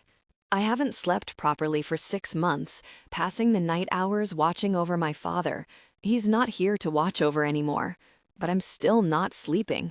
I growl under my breath, frustrated by the pang of hurt in my dead heart. That very man is the only person who can make me feel anything in the muscle that keeps me alive. It beats, steadily, always has, but it doesn't feel. My thoughts drift back to her. It didn't beat so steadily when I had her against the wall. I sink deeper into the chair, bringing the cigarette to my mouth and watching the end burn away as I pull a long drag. The glow of amber feels like the only color in my messed up black world. And on that thought comes another, her red dress. Against that olive skin of hers, it looked like the most perfect color combination I've ever seen. Her dark hair is almost alive with shine, her lips like rosebuds, her cheekbones high. But her eyes, those dark blue eyes, were dead. Her reaction to Perry's man grabbing her sealed it. If I was any good at cards, she might have put me off my game. It's true what I told her. I've known someone like her before. Me. Taking her phone from my pocket, I hit the screen. No picture, no photo, just the standard factory settings screensaver. Who doesn't have a picture saved as their home screen? Everyone has someone. Their kid, their lover, their mother. Everyone except her and me. The screen prompts me for a code. I need to get one of the men to unlock it. Flicking my cigarette butt off the balcony, I stand, sliding the phone into my pocket, but it chimes, stopping me. I lift it back out. A text. From Mom. How are you, darling? I swipe left and get the option to reply or clear. So I reply. Good. You? I keep it simple, and I don't add a kiss since her mother hasn't. The response is quick. Good. Call me when you can. She will, I say to myself as I slide it back into my pocket and head into the penthouse. When I make it through the lounge area to the bedroom, the woman isn't where I left her. I'm not concerned. She'd have to be Houdini to escape this suite. I follow my feet to the bathroom, hearing the tap running. I don't knock, striding straight in. Her eyes flick up to the mirror where she's standing, her hands halfway through securing her long hair into a ponytail. Her position exposes the tanned flesh of her neck. My eyes root there. Some privacy, please, she says, turning to face me. She's taken off her heels, exposing red toenails that match her dress. Why I'm noticing this trivial mess is beyond me. I ignore her and walk to the toilet. I see her gaze drop to my groin. I hear her breath skip. And I piss, one palm resting on the wall behind the toilet, the other holding myself. I take my time, casual, aware that I'm being studied.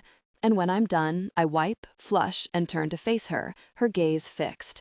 I can hear her breathing. It's shallow, as I stand, exposed to her, watching her take me in. The girl has some high walls up, but I know she couldn't turn away if she wanted to. And she doesn't. For the first time ever, I'm amused. She's going to be fun to play with, to torture. Her hands meet the vanity unit behind her as I walk forward. Her aroused condition only enhances mine. My desire grew. When I reach her, I take one of her hands, and I don't feel one hint of resistance. She inhales.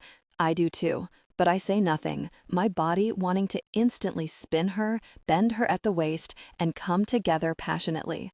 Her hand, my desire. Really? Her mouth goes slack, her tongue dashes out, sweeping her bottom lip. For someone trying to convince me that she finds me repulsive, she looks and feels pretty turned on right now. I could take her. She wouldn't stop me. She'd really love it. I'd love it. But she's not here to enjoy herself, and she's not here for me to enjoy either. Would I? Enjoy her rather than feel like I'm scratching an itch? Feel good, baby? I ask on a whisper, and her eyes narrow a little, her gaze never leaving mine. Her hand flexes a little, and my lips part, my breaths shallow. I don't know, does it? She counters, licking her bottom lip. No.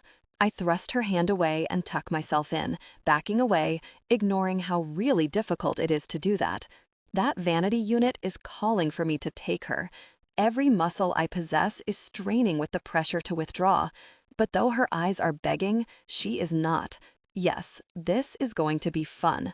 Or really kill me. You'll sleep in my bed, I tell her, watching in amusement as her stoic facade falls and her eyes widen, just a tiny bit. Naked, I add. And you? She fires back. I'll be right there beside you, baby. She somehow manages to keep the shock of my declaration contained. She's good. You're not touching me. Who says I want to? I force my lip into curling, looking her up and down. I see hurt in her eyes. It throws me for a moment, until she speaks again. Good, because I wouldn't let a murdering jerk like you touch me if my life depended on it. Jerk. Heat flames in my veins, and before I know it, I'm across the room with her neck in my palm, my face close to hers, my lip curling. I'd rethink that claim. I release my tongue and lick slowly across the seam of her lips, and her chest presses against mine, her soft breasts pushing into my hard pecs. Because your life actually does depend on it. I slam my mouth on hers and kiss her hard. No tongues, just hard, forceful lips, and she whimpers. Not in pain, she whimpers in want. And just as I feel her respond to me, I pull away. It takes everything in me and more, and that's not acceptable. She's panting when I reach for her ponytail and fist it, tilting her head back. You're not much of a challenge when you're so easy. Really, you? She breathes, jarring her head, instigating a brutal yank of her hair. Then she smiles. It's full of satisfaction, and I return it. It's in that moment I realize that I'm not only a challenge for her, she's a challenge for me too. A challenge to resist. Rose. The gravity of my situation suddenly hits me. I've always been pretty messed up, but now I feel utterly lost. Just lost. I'm the guest of Danny Black. I couldn't be intimate with him if I wanted to, which I don't. If I did, I'd be jeopardizing everything, risking everything. I have no phone. I'm supposed to be with Perry Adams, and Knox will be waiting to hear from me. There's only one way this is going to turn out. Messy. My stomach rolls with dread. I will be punished. I can take the beating, always do, but the pictures of him that I know will stop, they keep me going. They remind me why I'm in this hell. What will I do without them?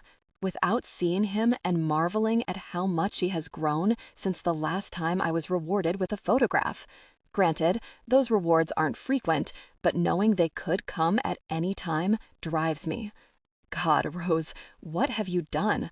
I should have kept my eyes to myself, should have stayed well away. I slowly slip out of my dress. Danny Black's physique is intimidating fully clothed. Naked? I push my panties down my thighs and drop them on a nearby chair with my dress. Then I brace myself to climb into the huge bed. The irony doesn't escape me. Of all the hard things I've done and still do, getting in this bed is one of the hardest. It's massive. We could probably go the entire night without touching.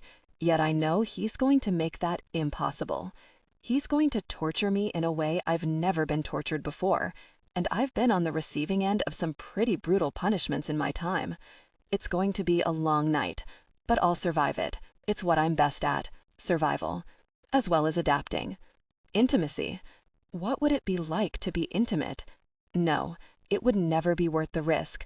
Even if I know beyond doubt that being intimate with Danny Black would be an experience worth enduring, because I'd be with him, intimately, and wanting to. Jesus, Rose, I quickly realign my thoughts. The man's a killer. I need my head checking. I settle and pull the sheet over me as the door opens and he enters. I close my eyes, escaping the magnificent vision. How attractive he is, how attracted to him I am, only makes me hate him more. He doesn't know it yet, but he's pretty much signed my death sentence. Open your eyes. There's demand in his tone that I know I shouldn't ignore. So I do what I do best. What I'm told, though with Danny Black, it's a challenge when it should be easy, given his reputation. His face is impassive when I find him, his long, thick fingers on his shirt buttons. He's going to make me watch him undress. I hate him more. Every inch of his skin that's revealed takes more and more of the air in my lungs until he gets to his trousers and I'm left holding my breath. His torso is impossibly hard. His thighs are impossibly thick. His legs are impossibly long and lean. He's a really masterpiece, a deadly masterpiece. I breathe in deeply. I have to sleep with this. I despise him. He walks to the bed and pulls the covers back, exposing my naked form to his eyes. My body has never been my own, so if he's expecting me to try and hide, he'll be disappointed. Yet I see no disappointment on his face. I see nothing, actually, not even appreciation. His expression is blank, and that strips me of the little power I have in my life. My body is my only weapon, and he seems immune to it. Sliding in smoothly, he lies on his back. There's a foot between us, but it feels like just a millimeter. I'm on fire. I can't stand it. I can't stand the insane, uncontrollable, mysterious pull. Why? I should be overjoyed that some feelings have been uncovered, overjoyed that I'm apparently not completely emotionally dead. But all these reactions are for a man I should not be reacting to. The strange mixture of wariness and desire is playing havoc with my mind. I flip myself onto my side, my back to him, staring ahead at the wall. And then there's suddenly no wall to look at, just darkness. He's turned off the lights. I'm so tense, there's not a hope in hell of me getting any sleep, not when he's in bed with me. How long will I have to be here? How long before I'm taken back to where I belong? How long until Knox finds me? The mattress beneath me dips, and my body rolls with it. He's moving, and I hold my breath, waiting for... what? Will he touch me, climb on top of me, force me? And will I fight him if he does? His bare foot brushes mine. It's just a foot, but his skin on mine isn't a simple touch. It's an inferno, raging and screaming. My tense body swiftly shifts into brittle territory. I'm going to break. He slides his foot across mine, and no matter how desperate I am to whip mine away, I don't. I'm not sure whether it's that thing ingrained into me to do what's expected of me, or the fact that I like his skin on mine. I like the inferno. I like the burn. Those thoughts have me pulling away before I can stop myself, my mind in meltdown. Of all the people on this planet I could choose to defy or be attracted to, Danny Black should be the last on the list. Yet my natural instinct to comply is shifting. It also might save my life, as long as Black doesn't kill me first. You don't like me touching you? His voice is soft yet hard, and it has me clenching my eyes and burying my face in the pillow. Yes, I hate it because I love it. No. Liar, he claims, not for the first time. So if I put my hand here, his palm lands on my naked hip, and I squeeze my eyes closed into the pillow, battling my way through the torture. You don't like it? Get your hands off me, I spit, and he does. It surprises me. Remember I told you that you reminded me of someone? His question, which is soft and quiet, has my anger shrinking and my body slowly turning over to face him. I can see him, not clearly, but he's looking at me, his eyes shining in the darkness. Yes, that person was saved. Without warning, he moves, pushing me to my back and spreading his body all over mine. He doesn't pin me down, simply lays his palms over my arms that are above my head. The weight of him is intimidating and exhilarating all at once. Every naked piece of him is touching me. My body isn't the only thing to go up in smoke, so does my mind. You haven't been saved, he whispers, his nose skimming mine. Yet, he adds, knocking me further off balance. What's your name, baby? Rose. I deliver my answer on a mere whisper, and I sense more than see his smile. Get some sleep, Rose. He dips and kisses the corner of my mouth. You're going to need some energy to keep resisting me. And then he's off my body, and I'm missing the feel of his sinful weight immediately. Danny, you haven't been saved, yet. And what? Am going to save her? I shake my head to myself as I lie in bed next to her, watching her. She's curled up on her side, as far away from me as she can get, her back to me. One poke in her shoulder would have her tumbling out of bed. The dark waves of her hair fan the stark white pillow. Her hair tie is loose and has nearly worked its way to the end. I reach forward without thought and pull it free. I see her shoulders rise, just a fraction, and I smile to myself. She's awake, but pretending not to be. The kid in me that never really existed appears from nowhere, showing up to the party years too late. I take the sheet that's pulled up under her arms and peel it down her body, slowly, softly, exposing the full length of her spine. The morning light is dusky through the blinds, hazy and slick, but I still see the nasty bruise. And my morning mind is a little foggy, but I still feel rage fuzzing my head. The black mass stretches from one side of her back to the other, just above two cute dimples that sit a fraction above her lower back. It's not old, not yellowed or purple. It's solid black, fresh. I reach forward and glide a soft fingertip across the battered planes of her lower back. She tenses, and I look at the back of her head. Who did this to her? What do I really care? She's a difficult person with a mouth on her. Doesn't mean she should be really beaten. I quickly take back my hand and swing my legs off the bed, sitting up. I need to get in the gym and burn off some of this weirdness. As I stand, my phone lights up on the nightstand.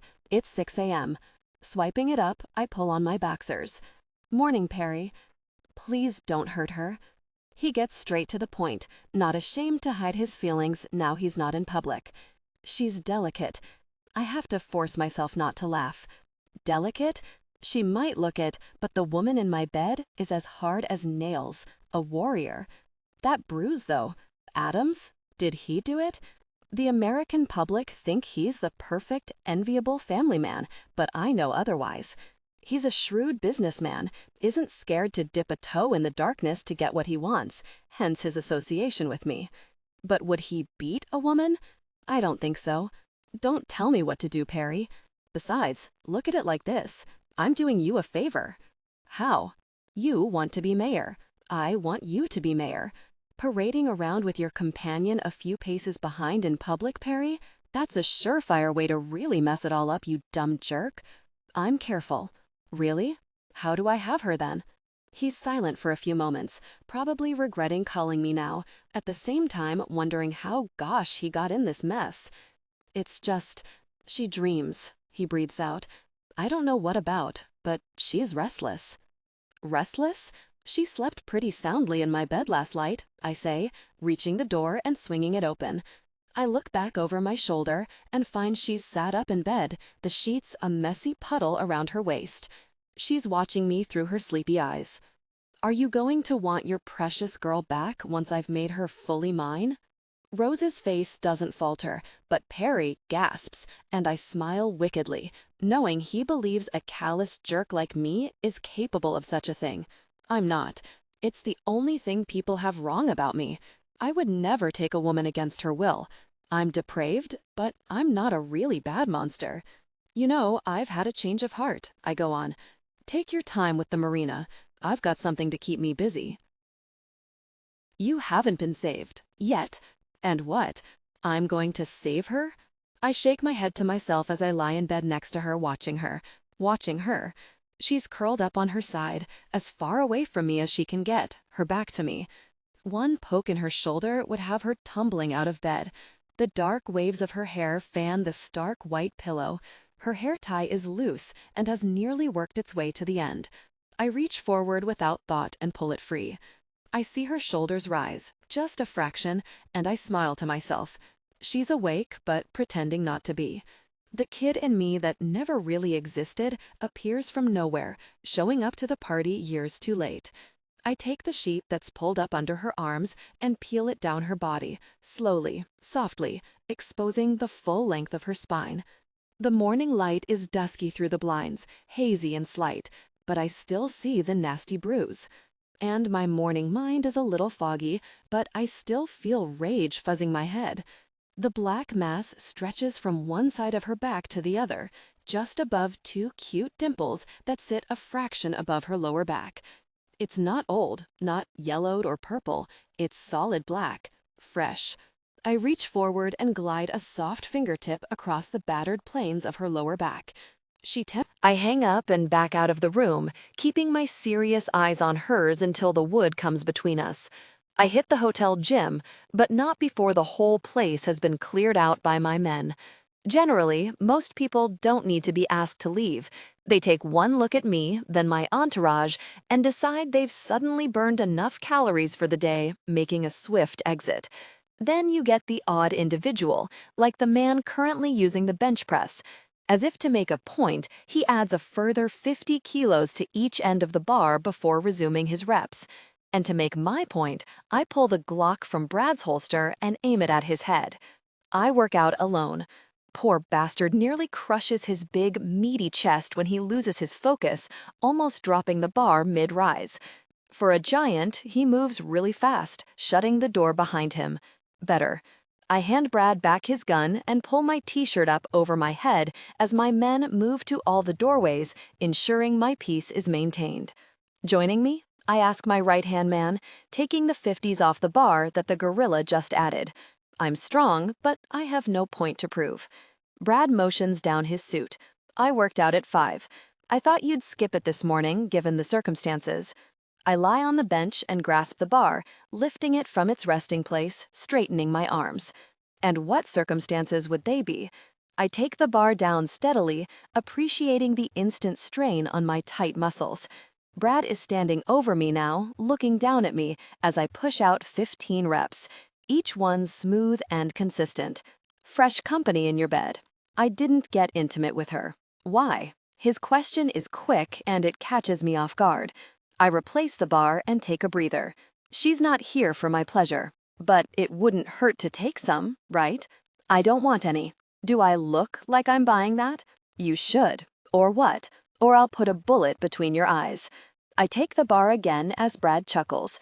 He doesn't stop laughing the whole time I'm pushing out another 15 reps. I think, for the first time in your life, you haven't a clue what you're doing, he says, in a tone laced with humor that makes me want to smash his face in. I know exactly what I'm doing. I'm doing everything I can to ensure we get that Marina and Adams in power. That's what I'm really doing, and the woman is going to help make that happen. I don't know what gosh Adams was thinking, risking his campaign by dragging his companion around town with him. How about what gosh was he thinking trying to fob you off? Or is the woman trumping that? Like I said, I don't think you know what you're doing. I know what I'm doing, and how the hell is not getting intimate with her going to change that? Shut up, Brad, I grate, wondering the very same thing. It's a game, one I can't help playing with her. Women always want to be intimate with me. Whatever their reasons are, I couldn't care less. Money, power, protection. They get none of those things. Rose is going out of her way to prove that she doesn't want to be intimate with me, and that fuels my desire, like nothing else. She's refusing you, Brad says quietly, knowing my story, the only person alive who does. He knows I would never take a woman against her will. Her mouth is. Her body isn't. Be careful, Danny. He knows the game I'm playing is dangerous. Women only make our hazardous world more deadly. For many reasons, least of all because they make men easy targets if they show a woman even a scrap of compassion. Just like Adams, and now he's paying for it. She's bait, that's all, I affirm, getting on with my session. Over the next hour, I smash 10 tons of stuff out of the punching bag, sprint 10 kilometers, and push weights until I feel like myself again. I grab the towel and wipe over my wet chest as I'm walked back up to the penthouse by my men. When I get to my bedroom, I hear the shower running and smile to myself, pacing to the bathroom and entering the steam-filled space. But no matter how foggy the air is, I still see her. Gosh, do I see her. That wasn't a hitch of my breath I just felt. That was simply my heart rate trying to get back to normal after my mammoth workout. But I have to admit, the body currently under the spray is something of a vision. Wet, firm. I rest my shoulder on the doorframe and watch as she swipes her hands through her wet hair. Her long waves conceal her bruise, but not those cute little dimples at the base of her spine. One on each side. Perfectly even. My eyes drift down over her pert little hips to her legs. Legs that go on for days. Her face is pointed up to the spray, her eyes closed. She turns a fraction, her form soft under the warm water. And she's humming. She's humming like she could be happy. She's fascinating me more every minute. Reaching forward, she flips the shower off and proceeds to squeeze the excess water from her hair, pulling it over one shoulder. The urge to demand she wipes the screen of all the water drops to better my view is hard to push back. She sees me, stops humming. I expect her to lunge for a towel and cover herself. She doesn't. She's too distracted. I look down at my wet chest and smirk to myself. It seems I'm not the only one wrapped.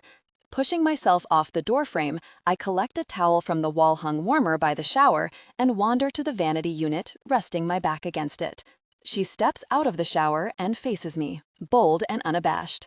And she just stands there, her body exposed.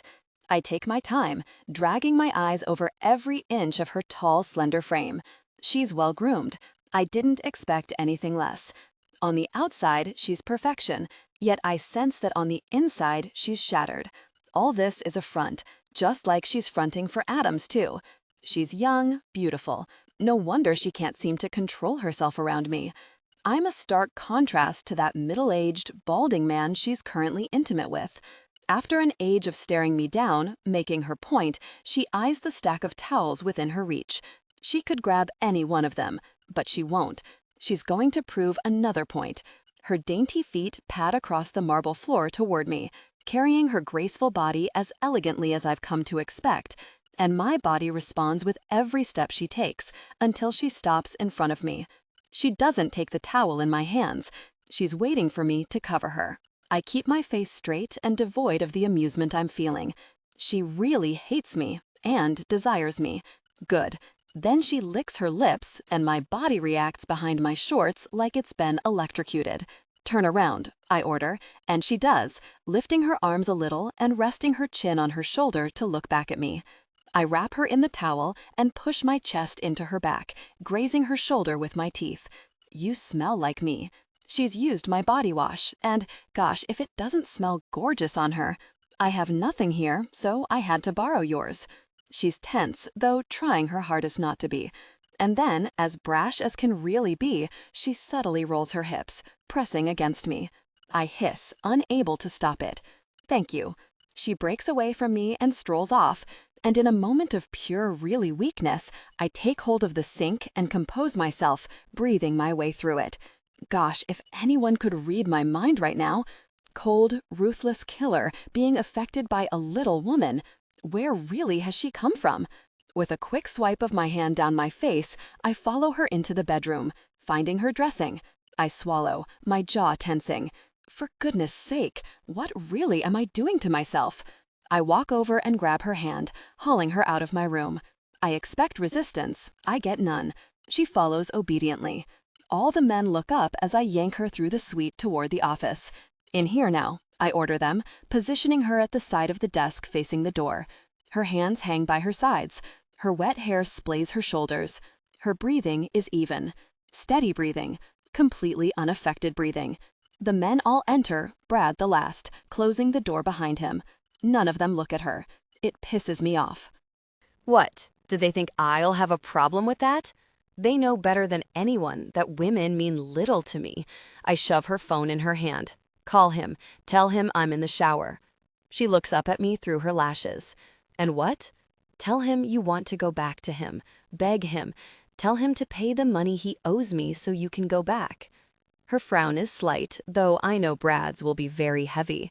He knows I don't want that money. What I want is results. I reach for the gun sitting on the desk and disengage the safety, pushing it into her forehead. Do it. She doesn't bat a really eyelid, and that just angers me more. Why the heck isn't she scared? Why the heck isn't she having an epic meltdown while I'm making her do this in front of all my men? Adams worships her. Really? That's very obvious. He wouldn't hurt her. It's not his style. So what really happened to her to make her so very impenetrable? And where the gosh did that bruise come from? Cry, I order. I don't cry. She bores holes into me with a suddenly steely gaze. Not for anyone. I'd slap her face if I knew it'd have the desired effect. She doesn't cry. The woman is iron. I move the gun to her mouth. Sound convincing. What she does next has me caught between admiration and really fury. It has my body reacting and my mind ready to explode. She pulls back, letting the gun slide from her mouth. I hear the sounds of feet shuffling nervously behind me, all of my men probably composing themselves, just like I am composing myself. With a salacious smirk tickling the edge of her mouth, she dials and puts the phone to her ear. I snatch it away and click it to loudspeaker while I take my gun back to her forehead. Hello? Adam's voice is hoarse and tired. Perry, it's me, she says, eyes on mine. I have to be quick. He's in the shower. She reels it all off like she could be reading from a script. Auditioning for a role should die for.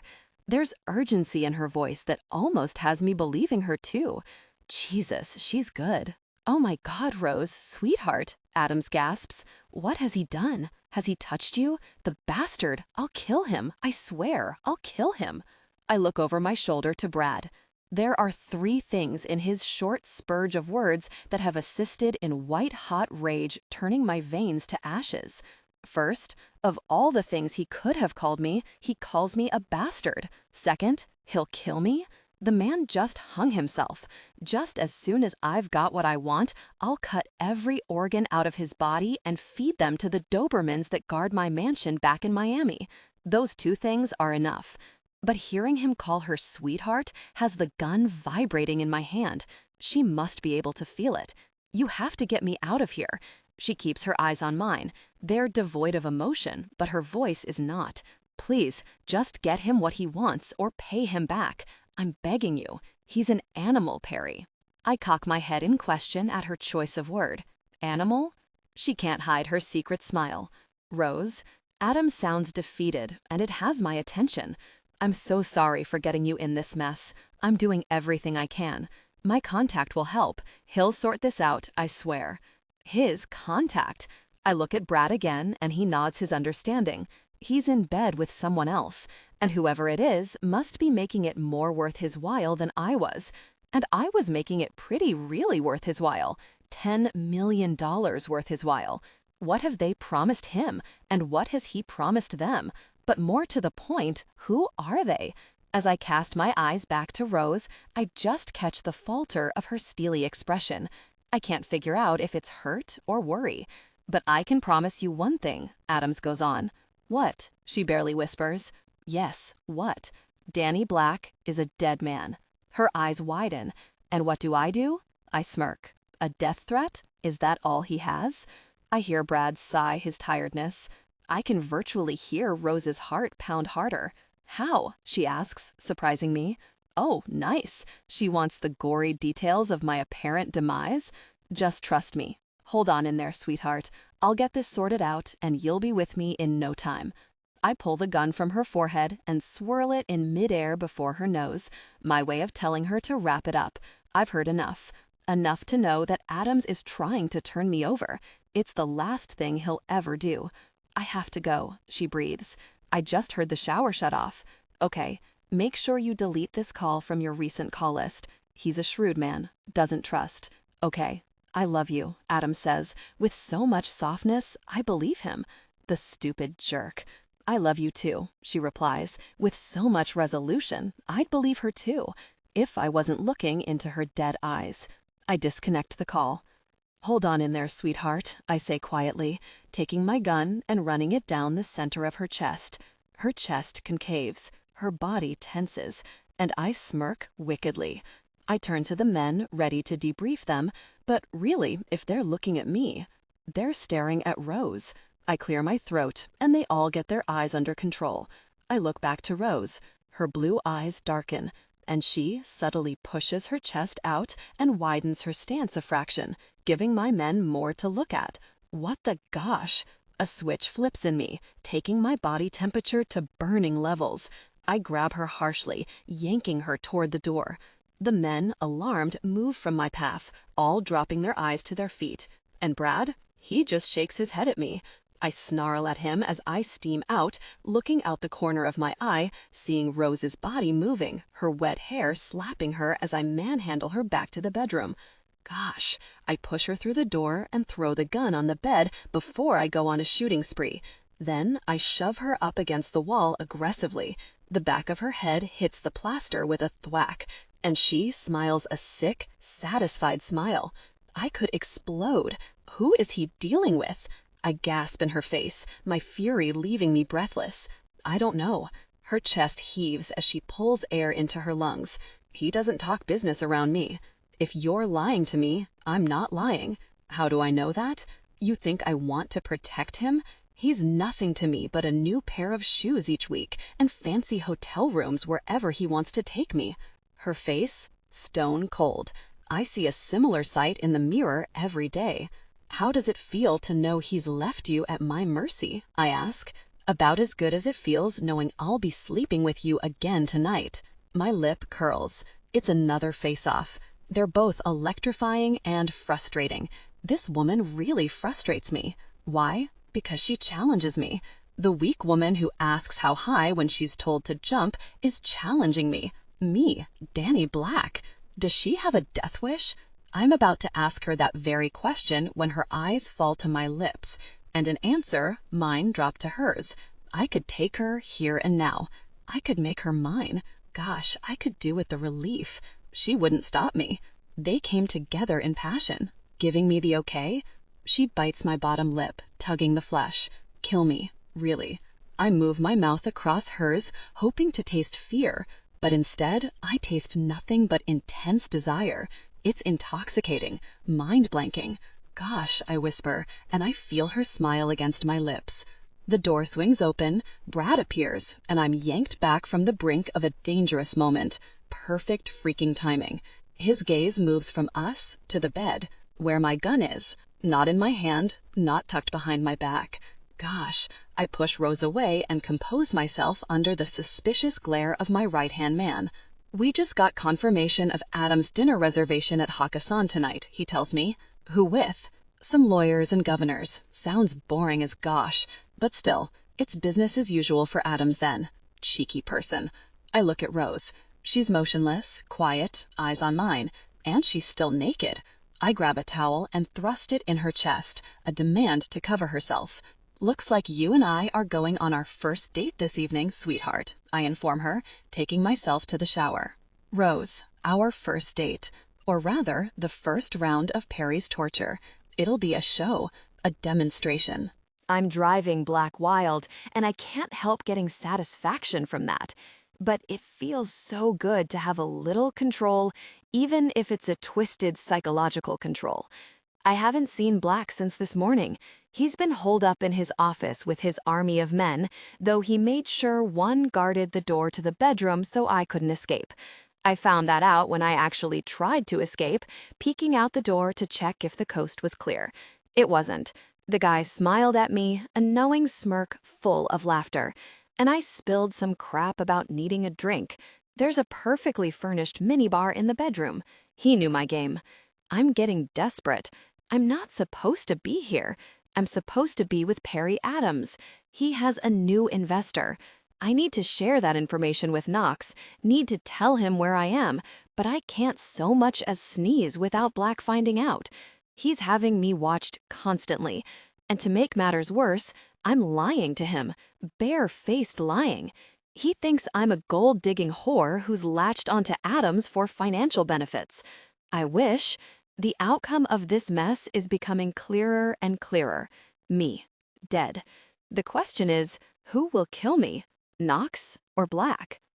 I fiddle with the towel wrapped around me, trying to focus on my boy and my reason to live. At the same time, trying not to think about how Black paraded me in front of his men naked and then clearly regretted it. The joy I felt in that moment floored me and scared me.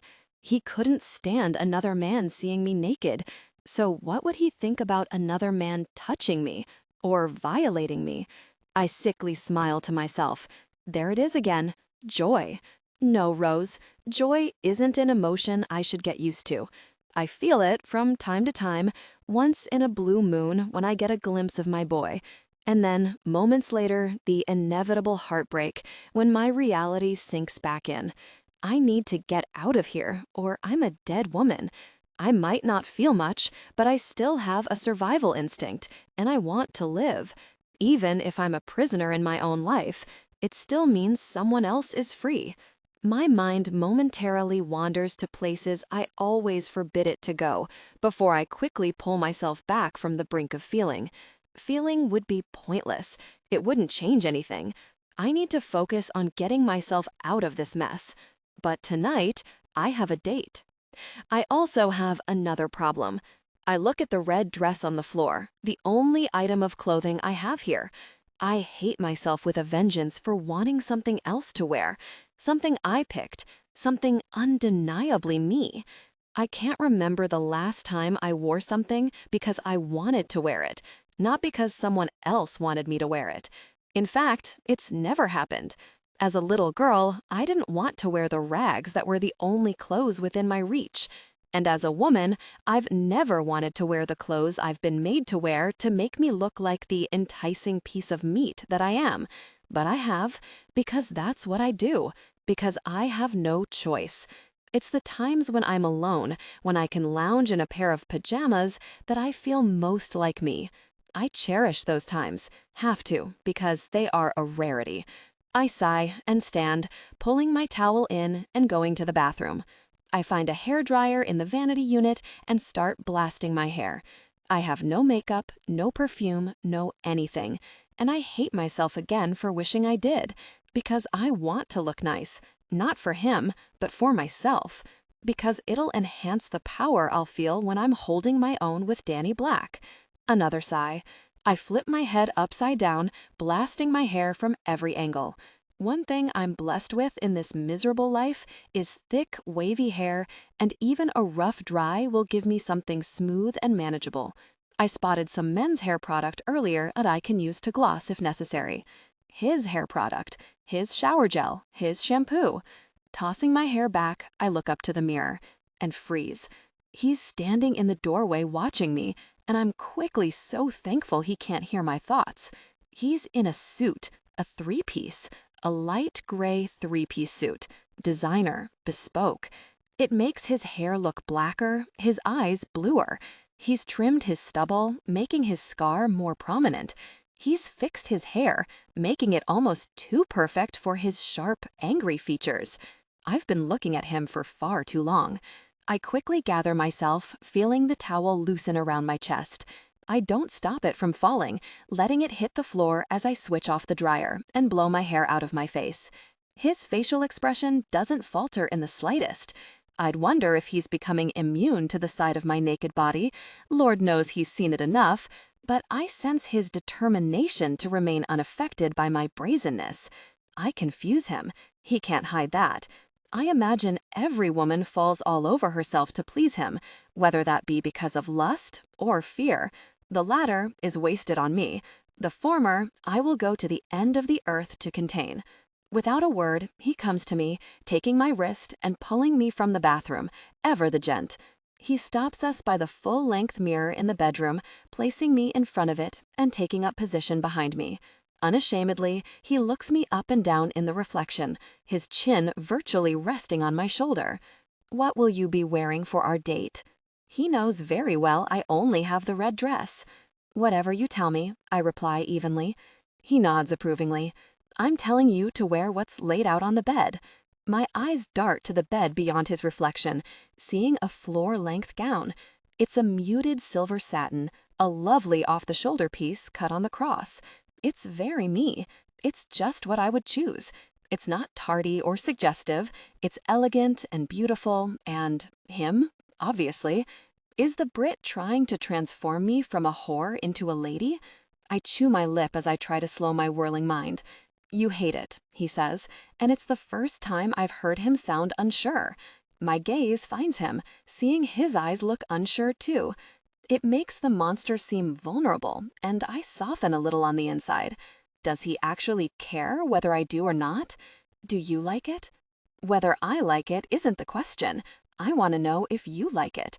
I'm so really confused. Why the gosh does he care? I love it. He nods sharply and moves back, revealing a shoebox too, as well as a basket full of makeup. I didn't know what cosmetics you use, so I had them send everything. Where's this all come from? Is he being kind? Have you ever bought a woman a dress before? His persona seems to change in an instant, the veil of evil falling. I don't spend my money on clothes that are going to be ruined when I rip them off. He turns and walks away. We leave in 15 minutes. Be ready. The door slams. The man is well protected. That much I've learned, and it's really not surprising. I shudder to think how many people want him dead, me included. We walk from the limo to the hotel door, the staff falling over their feet to greet him, smile, ask if he needs anything. He doesn't acknowledge one of them, pulling me along beside him, his grip of my hand solid. I can't ignore the fact that I feel the loveliest I've ever felt. The dress, the Dior strappy heels, and the makeup. The fact that I'm wearing 4-inch heels and he still towers over me is a novelty. My hair is roughly pinned up, my makeup perfect. I've gone to too much effort, but for the first time in my life, I made an effort because I wanted to, not because it was expected. The reason why is something I need to cast aside. Though when I stepped into the room where he was waiting with a brandy in his grasp, I saw the squeeze of his chest from his inhale, the tremble of his hand as he lifted his drink to his lips. I sensed his strong reaction to my presence. It was the same reaction I had when I set eyes on him in his three-piece. Wonder. And, like me, he tried to hide it. "Mr. Black, what a pleasure," a man says, falling into stride next to us. "Anything you need, please, just ask." Black continues, not even blessing the man with a glance. But then he pulls to an abrupt stop, forcing every one of his entourage to stop too, all of them clearly confused. Actually, Black uses his free hand to go to his inside pocket, then turns to the manure chopper. "Have it on standby." He releases my hand and flips off at least a dozen $100 bills and passes them over before claiming me again. I might feel like a sky tour of Vegas after dinner.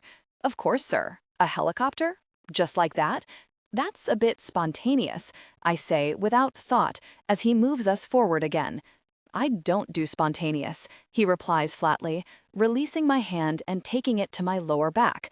My teeth bite down together as his big palm splays the entire width, his touch burning through the silky material of the dress. Danny strokes the area gently, and I can't help but wonder if he's mindful of the bruise he's seen there. "Spontaneous gets you killed," he adds quietly. "Wasn't this dress spontaneous?"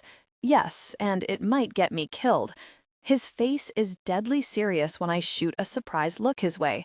"After you," he says, opening the door and letting me go through, but not before 3 of his men. I see Perry immediately. He's at a table of 4, throwing back shots rapidly. He looks troubled. Very, very troubled. I feel Danny's mouth at my ear, and my body rolls. "I hope you're looking forward to this evening as much as I am. I would rather walk on broken glass."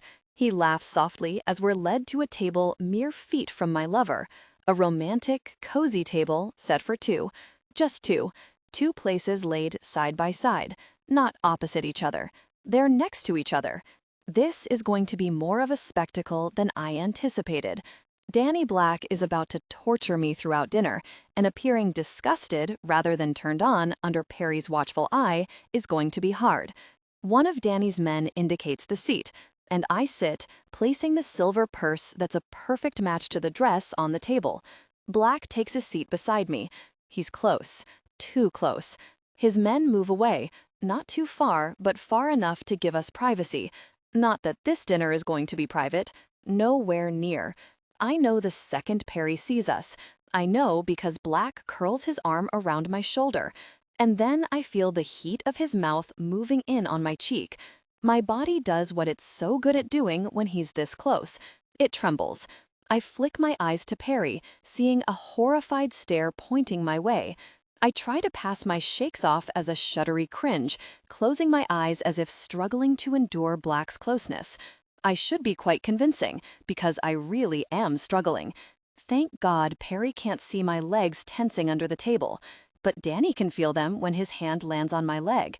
I sense his wicked grin spread across my skin as his lips linger, my cheeks set to burst into flames with the rest of my body. We've been here a few minutes. How will I ever get through the entire evening? I think you've made your point, I say quietly as the waitress pours us wine. On the contrary. His big hand squeezes my thigh, his rough palms bunching the luxury satin fabric along with my flesh. I haven't even started yet. Why don't you just make your point on the table and be done with it? I say stupidly, my own words making me shift uncomfortably in my seat. I've never been turned on. I've pretended to be and always done a stellar job, and now I have to pretend not to be. Don't be turned on, Rose. I just know I'm not very convincing. Maybe to everyone surrounding us, but to Danny Black, who's touching me, feeling me, I'm not fooling him. How can you hate someone and lust for them at the same time? Black's face doesn't crack as he stares me down. Something tells me you'd love that. Never. Taking his glass of wine, he guides it to my lips, forcing me to open. The crisp, refreshing white wine slides down my throat, and Black slides closer. You have some here. Leaning in, he licks from one corner of my mouth to the other, slowly, softly. Never, he mimics me, full of knowing. My heart begins to pulse as I silently weigh up the merits of giving in to the madness of my body's wants, just to get it done with, just to rid myself of this helpless feeling of desperation. For the first time in my adult life, I feel scared. I don't like it. But as I keep reminding myself, I am with who I am told to be with, and I haven't been told to be with Danny Black. I hate myself for wishing I had. But none of this matters, because Danny Black takes what he wants. I would never be able to stop him, and that terrifies me. I wouldn't want to stop him. That terrifies me more. Yet there have been plenty of moments in the past 24 hours when he could have forced me, but he hasn't. Why haven't you taken me? He pulls back, his face hovering a mere inch away from mine. You sound disappointed. Here, on this table, me screaming for you to stop?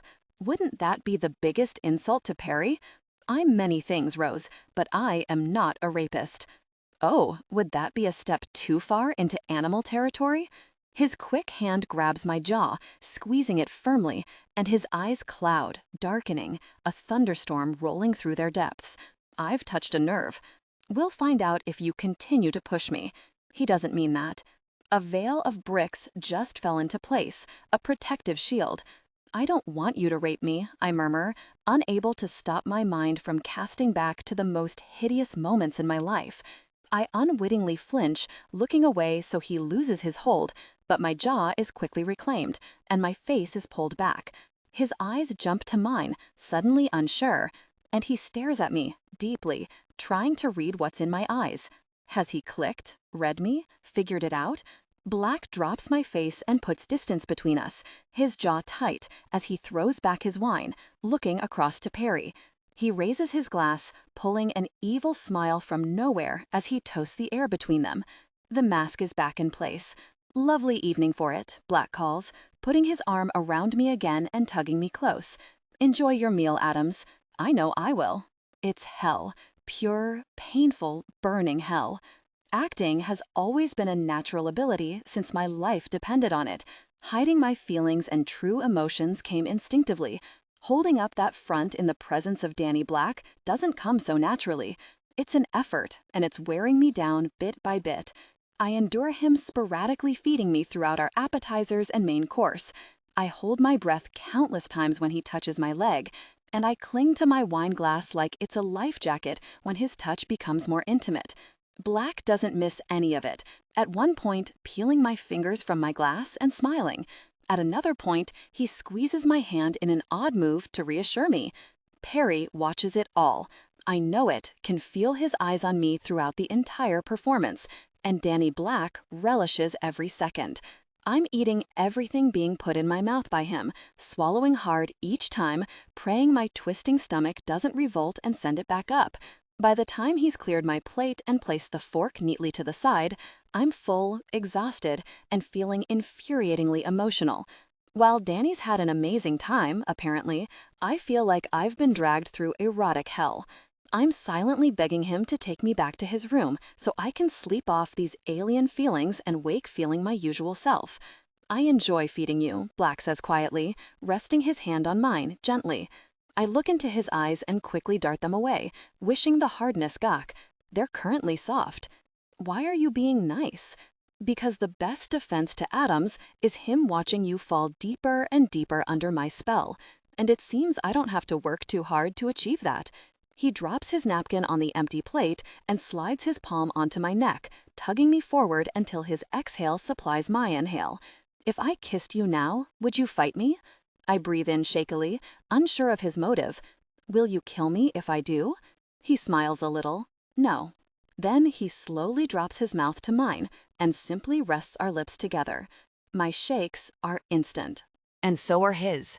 He doesn't move, doesn't try to deepen the kiss. He's testing me. I'm not fighting. I really don't know what to do. Perry is only a few feet away. I'm supposed to be finding this kiss the most disgusting thing ever, but in truth, it's the most consuming ever. Just our lips touching. His lips. Soft lips on a hard face. My tongue is aching with the effort it's taking me to hold it back. I desperately want to advance our touching lips, but when he moans, I'm snapped from my weak moment. I pull back, flustered, and he smiles. Now I've made my point. He takes my hand and helps me to my wobbly feet, and I glance up across the restaurant and freeze. It's dark, but I would know his menacing face anywhere. Knocks. And as quick as he's there, he's gone. I come over freezing cold, scanning the space frantically for him. Oh my God, he's here. He's seen I'm with Black. He's seen the spectacle that was our dinner. I'm pulled 2 paces before Black brings us to a stop at Perry's table. His arm slides around my waist and pulls me close. I keep my eyes down, afraid I'll reveal my desire, and not just to Perry. I'm not stupid enough to know that if I can't see Knox, it doesn't mean he can't see me. I can feel his evil presence lingering, can hear his threats whirling through my mind. I hope your meal was satisfactory, Black says, and I hear a few low mumbles from Perry's dinner companions. But not from Perry.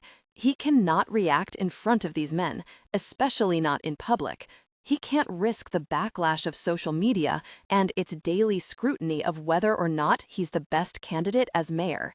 But is his silence terror or false bravado? I'm taking dessert in our room. Black drops a kiss on my cheek before I'm led away. "Madam," someone calls, and Danny stops us, his men quickly moving in to surround us. I turn and find the waiter who served us throughout dinner, holding out my purse, looking a little alarmed by the wall of men blocking his way to me. "Your purse," he murmurs. Brad claims it and silently passes it to me. "Thank you," I say quietly as Black escorts me away. "Have you had a nice evening, Rose?" he asks, stroking the base of my spine. I nod in reply. It's all I'm capable of, with the heat of him touching me burning away my power of speech and the fear of Knox's presence knocking my confidence. When we reach the elevator, we're approached by the casino manager again, his distance being kept safe by Black's men. "Will Sir be requiring the helicopter?" "Keep it on standby until the morning," Danny says, nodding to Brad, who hands over more notes. We enter the elevator and the doors slide close. The small space is suffocating, and not because of the 4 big men surrounding us. I can't breathe, can't think. I'm in up to my neck. "Rose?" I look up through my lashes, the backs of my eyes stinging. The concern on his face only makes it worse. He frowns, and I quickly look away, feeling a bead of sweat trickling down between the center of my breasts. I need to hold it together. Just hold it together. "Too much seafood," I murmur, exhaling when the doors slide open, blessing me with air and space. When we make it into the suite, I hurry away, taking myself to the bathroom. I hear one of his men say something as I go, though I don't catch what, and I hear Black mumbling something in return. I feel sick, terribly sick. I practically throw myself over the sink, running the tap and dousing my face with cold water. The relief is instant, but it has nothing to do with the cool water on my skin and everything to do with the distance I've gained from Black. He can't see me like this. But that distance doesn't last long, yet I've stolen enough time to gather my nerves. He enters the bathroom, pulling at his tie before unbuttoning his suit jacket. So, dessert? I slowly turn, ready for more of his games. The reset button has been pressed. I should have known Knox would find me, would know my every move, whether I chose to make it or was forced to. I'm full. His gaze lingered, a silent question. You sure? Very. I walk past him, brushing his arm as I go. I expect to be grabbed, manhandled to a wall, and tortured some more. But much to my shock, he lets me leave. I reach to the back of my dress and feel for the zipper. I pull it down, letting my dress drop and pool at my feet, and I step out of it, leaving my heels buried in the mass of material, unpinning my hair as I walk to the bed. Then I crawl in and turn onto my side, closing my eyes and wishing for a clean outcome to this horror movie. But Knox knows. Really, what will he do? I know what. I can kiss goodbye to my updates. When the bed dips beside me, I open my eyes and find him sitting on the edge in front of me, his torso bare, his beautiful, hard chest. The shadows between each raised muscle hold my attention. I'll take that as a no. He rests his finger under my chin and lifts my face to meet his eyes. Then he places a soft kiss on my forehead. Sleep well, Rose. He leaves, and my meltdown begins. Danny. I take myself to the office, pour myself a hard drink, and slump in the chair, opening the drawer and taking out her mobile phone.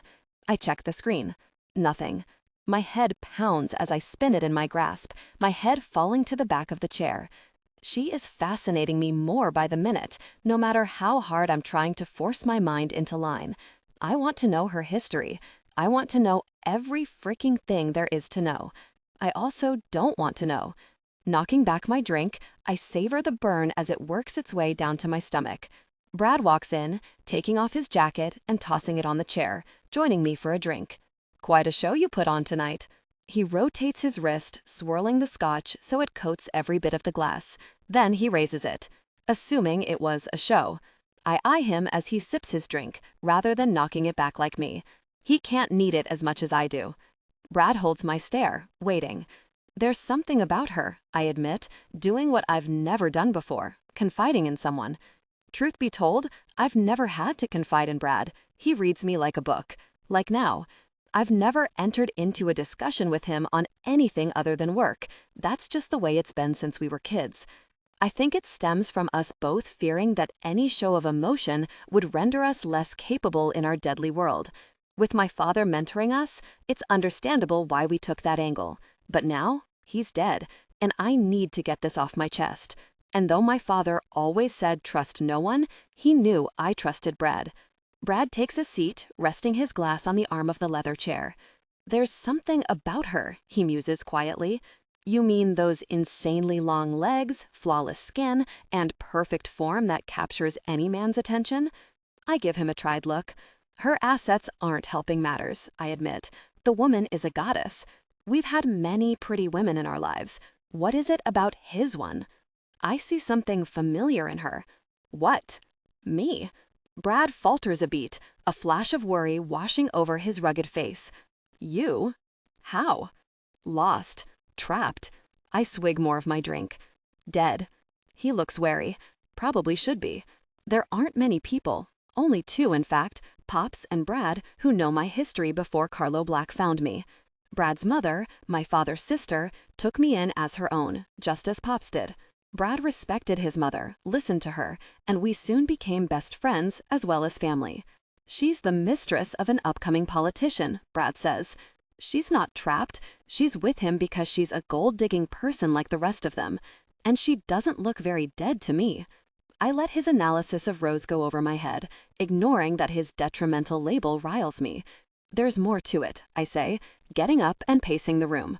Her back's bruised as really, like she's been punched in the kidneys by a pretty solid frickin' fist.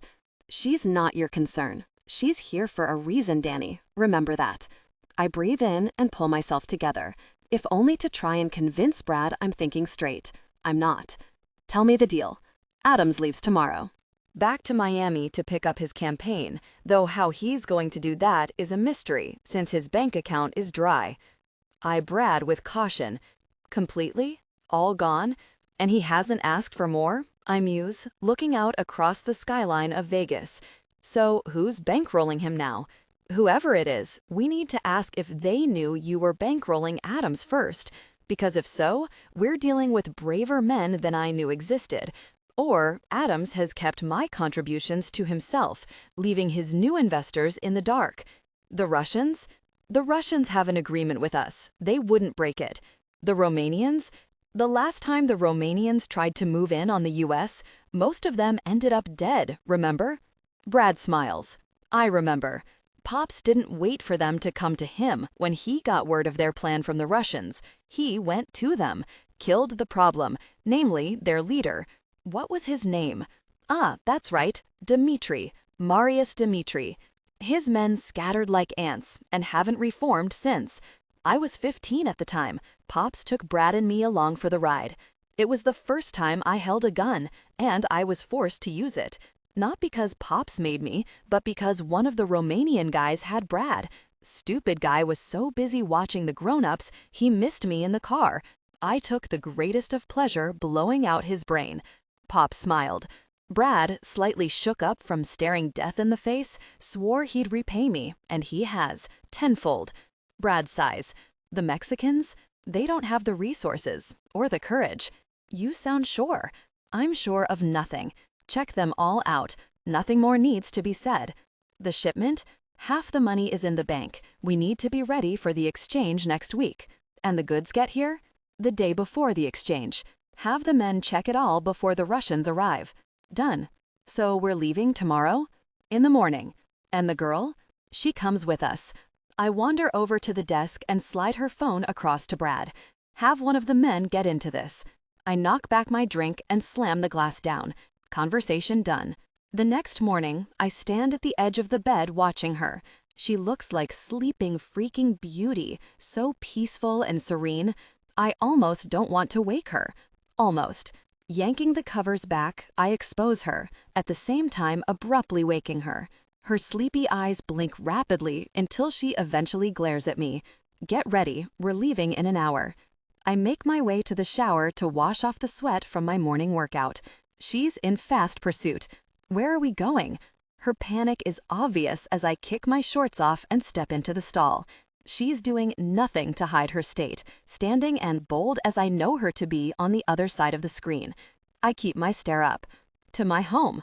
Her eyes widen. What? No, I can't. My hands pause on my head as it cocks. She's getting herself in a state again, just like last night in the elevator. The barrier is slowly crumbling. Yes, you can. What if Perry doesn't get you the marina or pay you back? What then? You keep me forever? I hum to myself, as if considering that. Yes, I answer, going back to washing my hair. I need to go back to him. Why? I ask straight up. Come on, Rose, you don't love him. And it can't be the freaking money, because it turns out he doesn't have any now. Her face falters, confusion mixing with the fury. And why are you so desperate for that marina? I don't entertain her question, taking myself under the spray and rinsing my hair. Stop staring at me and go pack. I have no freaking clothes, you jerk. I'm out of the shower like a bullet, pushing her back into the door. Call me what you freaking like, but never call me a jerk. She whimpers, and for a second I feel something odd, guilt. Then it hits me as I breathe down on her, staring into her deep blue eyes. She's not whimpering in fright. A sudden awareness filled the space between us. Breaths. Deep, restraining breaths. Be ready in 10 minutes. I yank myself away, resisting the pull of her magnetic body, and grab my black dress shirt down off the bathroom door. Wear this. She catches it when I throw it at her. And nothing else? I look down at those long legs, inwardly groaning. Those freaking legs. What do I care if they're on full display? Grabbing a towel and wrapping it around my waist, I stalk through to the suite and find Ringo. Call the concierge. Have them send up some women's jeans from one of the stores. Size 2. He's on it quickly, and I pace back to the room, finding her still in the bathroom, though now her top half is covered with my black shirt. It's a minor consolation. Some jeans are on the way. My hero, she mutters. I glare at her. I could strangle her, quite easily. And then she smirks. It's really sexy. Gosh.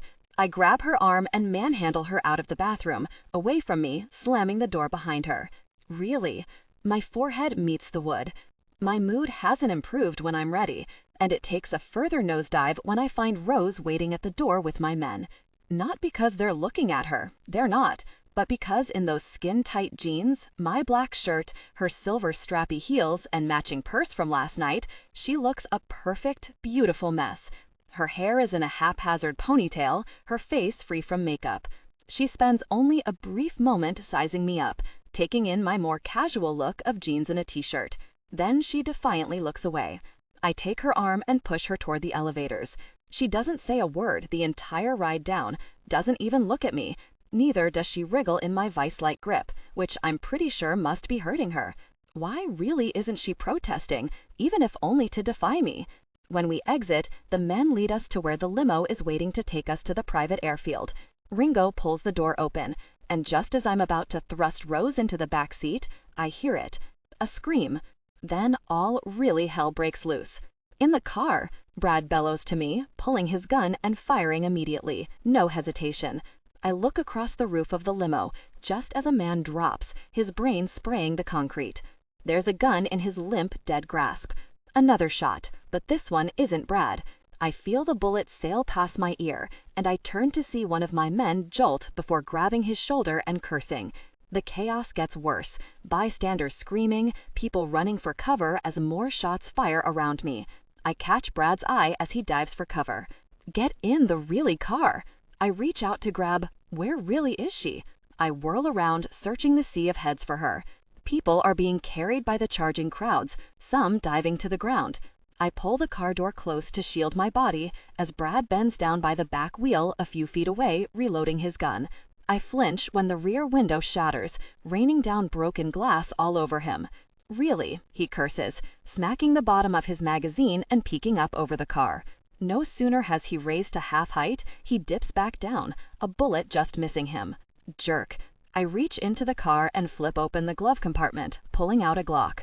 I'm just in time to catch a man in the crowd aiming at Brad's head. I fire, taking him down before he has a chance to engage his trigger finger. Who really are they? I ask, taking another scan of the crowd. Really, if I know, Brad yells. Get in the really car. Where's Rose? I couldn't give a really gosh where your difficult person is, Danny. We're being really shot at. I lose my gosh, lunging forward and thrusting the barrel of my gun in my oldest friend's face. Call her a difficult person again, I'll put a really bullet in your skull myself. His eyes say everything. Got it. He aims and fires without looking away from me, catching a man to the side of us with a tidy-looking heckler in his grasp. She's in the car. I yank the door open and find Rose sitting there calmly, like there isn't a really shootout happening. Then I get to her eyes. Wide eyes. She's scared, and it's a really relief. I was beginning to think she was a robot. You okay? She swallows and nods, letting me pull her from the car. We're clear, I hear Ringo yell, and I slowly rise to full height, taking in the carnage. There are 5 of them, all dead. Search them. I glance around the space, looking for cameras, and have the cameras wiped. My men disperse, following my orders. One scoops up Rose's silver purse and hands it to her, and she thanks him, her voice scratchy and broken. I turn to Brad when he doesn't acknowledge me, finding him staring forward, forcing me to pivot and check what has his attention. I find a gun, being held to my forehead. What? Really? The feel of Rose's hand constricting around mine forces me to return it, telling her we're fine. Fine? I'm literally staring down the barrel of a 9mm. I tug her hand, silently ordering her to move behind me. I can hear her strained, panicked breathing. I can hear Brad cursing behind me. Shoot, I order the man before me, curling my lip, pushing my forehead into the end of his gun. Really, shoot me. No, Rose screams, just before I jerk back, knocking her out of the way. I hear the shot fire and blink a few times, waiting for my body to hit the deck. It doesn't. I'm still standing. But the man before me drops, and I turn to see Brad, his arms braced in front of him. "Any time," he grunts, quickly turning to his left and pulling the trigger again. Get out of here, Danny. This time I listen, maybe because I now have Rose with me. I grab her hand and yank her up, pulling her back into the hotel. I head for the lift, my men following, firing bullets all over the really place. Get in, I order, shoving her into the lift and backing in, all of us holding back the 3 men advancing on us. We don't lower our weapons until the doors are closed, bullets bouncing off the metal beyond. In jerk daylight in the middle of really Vegas. Brad falls against the wall and looks at me, his shock clear. Who really is that bold? I glance at Rose, wondering if she's thinking what I'm thinking. Black's a dead man, I murmur, getting no acknowledgement from my repeat of Perry Adams' words. But would he risk Rose's life? No, I don't think he would.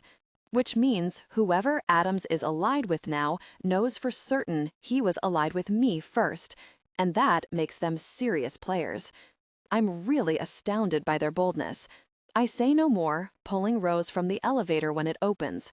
The chopper blades whirl loudly, and she looks up at me, eyes wide. I'm never spontaneous, I remind her, jogging us to the door and lifting her in. You knew something would happen? She asks as I belt her up, and Brad gets comfortable up front. I check that she's secure before taking a seat next to her. I can feel her eyes on my profile as we take off. I'm always prepared for something to happen. That's a lie. I wasn't prepared for her to happen. Rose. I could have run. Amid the chaos, I could have bolted, and Black would never have noticed until it was too late. Yet, I didn't. I also should have wished the gunman aiming at Danny Black's forehead had pulled the trigger before Brad got to him. But I didn't. In that moment, I was truly terrified, and it's utterly shocked me. Knox is in Vegas. Was that his attempt to get me back? Because if it was a mega fail. That man doesn't fail. Would he be so careless with my life? I don't know. But Danny Black winding up dead would surely be the best thing to happen. But in that moment, it felt like the worst thing that could happen. I heard him threatening to kill his man if he called me a difficult person again. The whole scene played out just beyond the car door where I'd found myself, while men fired guns left and right. That's why I didn't run, because I was stunned by the words he roared at his man. And then, when he found me, and then found a gun aimed square between his eyes, he pulled me back, covering my body with his.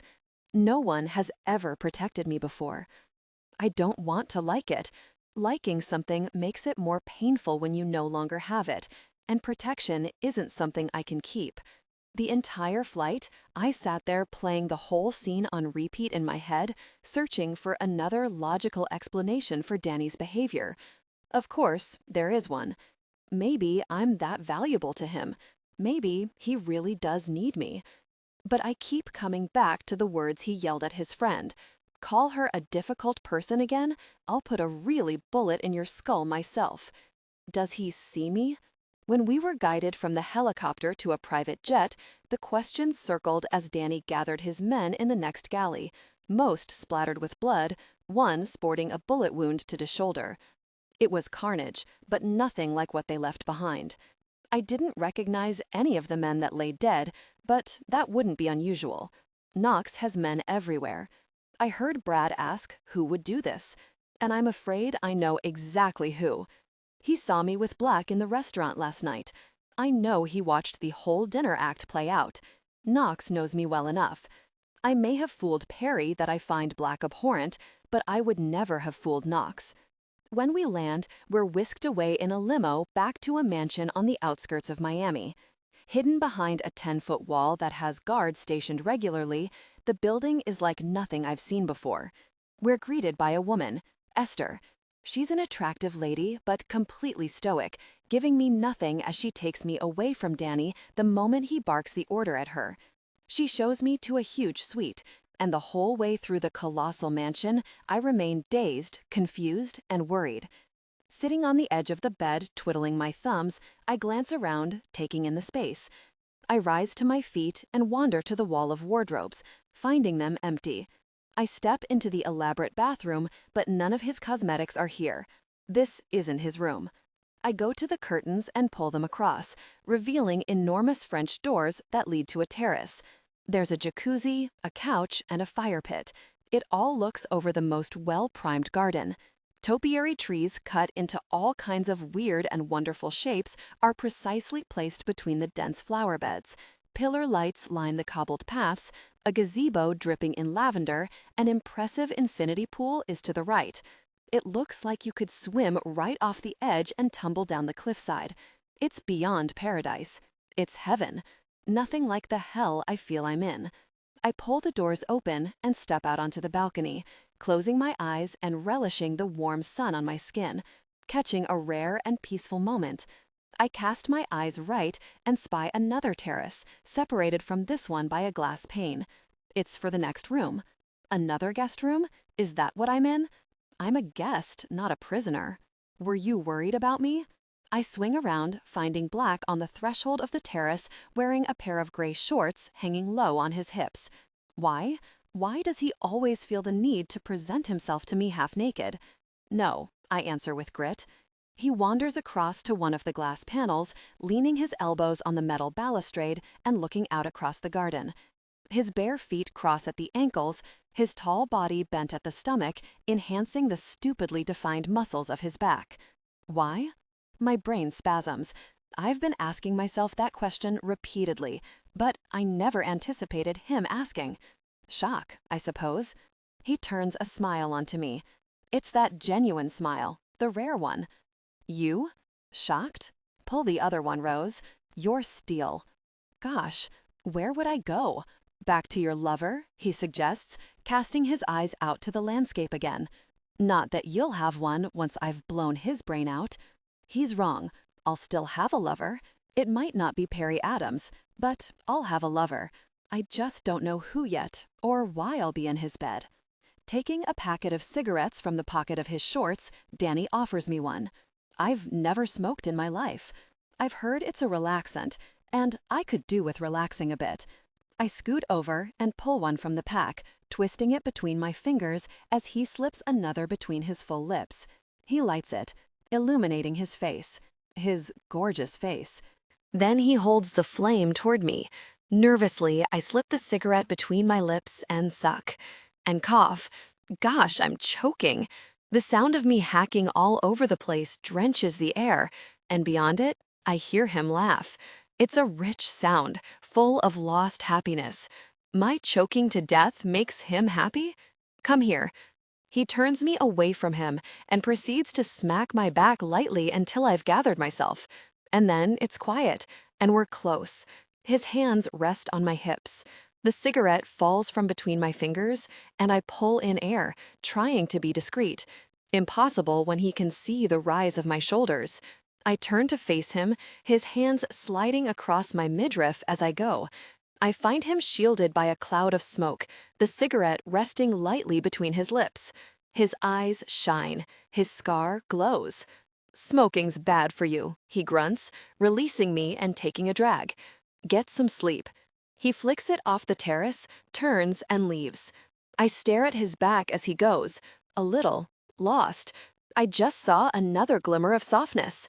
And then, as if he realized he was being nice and it's forbidden, he switched. Or is he simply playing a jerk's game?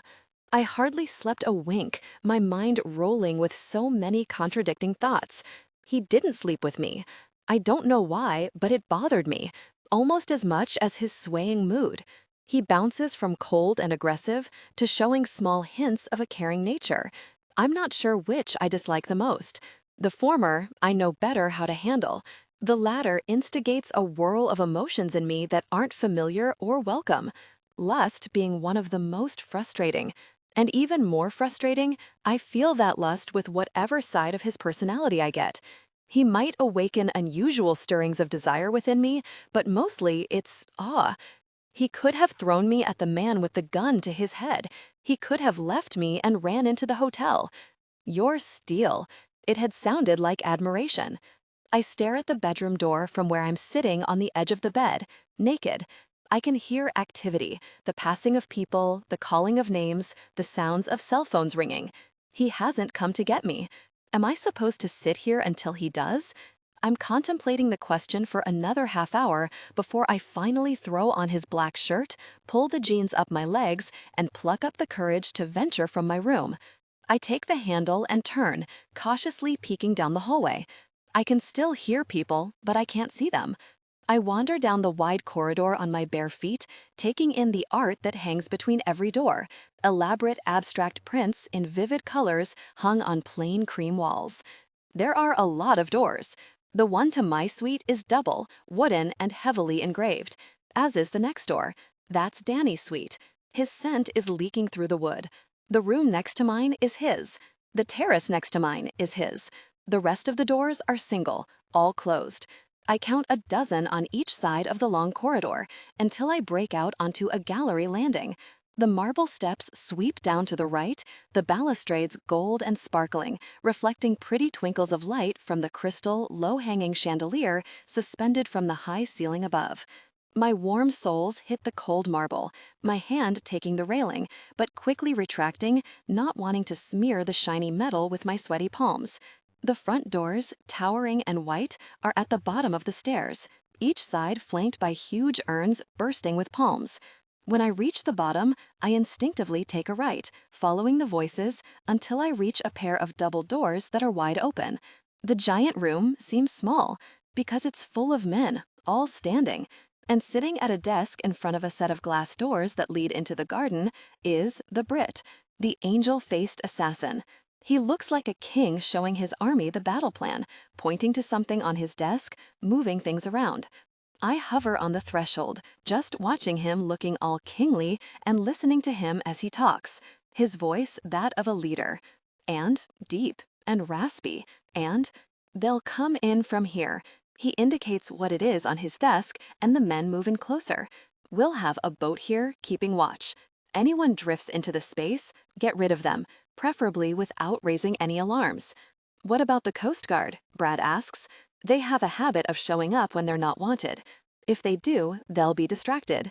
Ringo's gonna be here. He points to something else, both when we take delivery and when we do the exchange with the Russians. I have a feeling that dodgy engine in that mess heap boat of his is finally going to fail. I've been meaning to get it fixed. A man, Ringo, I presume, shakes his head in feigned despair. He's a beast of a man, tall and slim and extremely scary looking. Thought I'd get one more fishing trip in first. Don't get burned, will you? Danny asks seriously, making a few of the men chuckle lowly. Don't want to ruin that pretty face of yours. More chuckles, and I have to force my own back. Ringo is probably one of the ugliest men I've ever laid eyes on, and I've seen some pig-ugly guys in my time. His pitted skin is like leather, his nose big enough to land a small jet on. I've not spent much time with him, but I figured his personality isn't exactly winning either. Poor guy hasn't got much going for him, except maybe the ability to kill from a mile range. Ringo sniffs back the insults but says no more, leaving Danny to go on. We have an hour, tops. Turn around, get the consignment off, in the containers, checked, and we're out of there. Then we wait for the blacks. His head snaps up, finding me at the door, and I don't mistake the flash in his eyes for anything less than fury. His fists ball on the desk. His men all turn and look at me. I back up, not saying a word, and make a hasty retreat, heading back the way I came. I've seen his eyes in various states of fury, but never have I seen them burning that hard. I'm just about to hot-foot it up the stairs when I hear my name being called, but not by him. I turn toward the woman's voice, finding Esther, the dark-haired lady who showed me to my suite last night. You must be hungry, she says, indicating to her right. I was just about to bring breakfast to your room, but since you're here. It's the first time she's spoken to me. She's English? She's a very attractive lady, maybe late 40s with a slim body and clear complexion. She's wearing the same as last night, a gray maid's uniform. It's plain, boring. I look back toward Danny's office, torn. He wants you to eat, she says, winning back my attention. The kitchen is this way. Turning, Esther wanders away, and I resolve myself to follow, perhaps because she's the only other woman I've seen since I arrived. It's someone to talk to. Entering the kitchen, an enormous space with more glass doors leading to the garden, I take a seat at the island. Esther doesn't speak as she putters around, wiping the sides, emptying the dishwasher, putting a fresh pot of coffee on. The silence is awkward. "How long have you worked here?" I ask, trying to make idle conversation. "Long enough," she says over her shoulder, swirling the coffee pot as the machine drips sad drops of caffeine into it. Long enough. That sounds like too long. "You run the house?" I do as I'm asked to do. She pours the coffee into a cup and passes it over, and I accept on a small smile. "You'll do well to do the same." I say nothing, but think plenty. Everyone does what Danny Black asks them to do. I should heed her advice. "Bagel, toast?" she asks, reaching into a cupboard. "Toast, please." She loads the toaster with 2 slices of bread and presses the lever, sinking them. Then she goes about her chores again as if I'm not here. I spin my coffee cup, wondering if she's even curious about me and how I've come to be in her boss's mansion. "I hope you don't mind me ask. You can leave, Esther." Danny's voice hits my back with force, sounding as angry as his eyes looked when I fled his office. I don't turn around, and instead watch Esther scuttle off without another word. Dropping my eyes to the speckled gray and black marble counter, I start studying the various patterns, trying to make shapes and pictures out of them. I know he's getting close. Every hair on my nape is standing to attention. I shudder, tense, and then his hand rests on my neck. But rather than tense more, I relax. Never listen in on my work conversations again. Okay, I don't apologize and I don't try to explain myself either. It would be a waste of my energy. His grip tightens. "You're hungry?" I nod. "Thirsty?" I simply raise my coffee cup and his grip tightens a little more. You would think with my compliance he would be softening, but his hold of me is getting harder, and I know why. He's looking for a yelp, anything to show my discomfort. He won't get it. Harder. I spit without thought, setting my coffee cup on the counter and placing a hand over his on the back of my neck. If you're going to do it properly. I push down, egging him on, and he moves in, his body pressing into my back. Dipping, he bites my lobe, grazing it harshly through his teeth. I close my eyes and force myself not to allow our contact to dent my resolve. "Coffee?" I ask, completely out of the blue. It's stupid, but there's a method in my madness.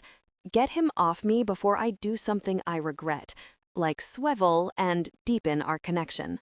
He chuckles in my ear, the sound soft and light. Just like that. From growling angry bear to cute little cub. Please. He releases me, and I jump off the stool like a rubber ball, taking myself to the safe side of the island as I shake myself back to life. He takes my stool, cocking one foot on the rest and leaning his elbows on the counter, watching me as I find my way around.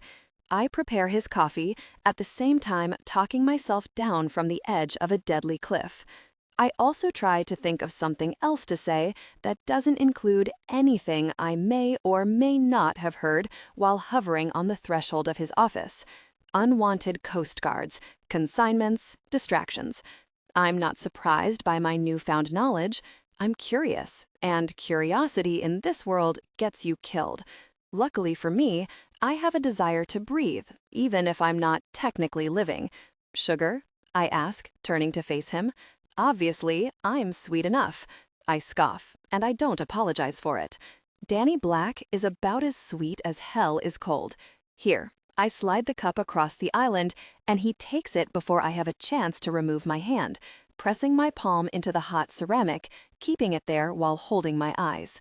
His are blazing. Fire and ice swirl in their depths. I let my stare fall to his neck, where a dusting of hair pokes out the top of his open-collared shirt. And then they drop farther south to our hands on the cup. The heat sinking into my flesh is there, but it's not there. Nothing is really there when I'm touching him, close to him. Thank you. He releases his palm and watches me as he takes the cup to his mouth. I think something's burning. My senses are hyper alert, but my sense of smell is too busy appreciating his cologne to notice the other potent scent in the room until he pointed it out. Then I see smoke. Gosh, I dart across to the toaster and press every lever on it, trying to eject the smoking bread. No luck. My breakfast continues to burn, the smell intensifying. I glance around the area, searching for anything to dig it out. There's nothing. Very. In desperation, I shove my hand in and flick it out, worried I might set all the fire alarms off. I throw the burnt toast on the plate and stare at the pile of charcoal. I hope you didn't kidnap me for my culinary skills. I look up and find Black with his coffee resting to his lips, still and quiet, watching me.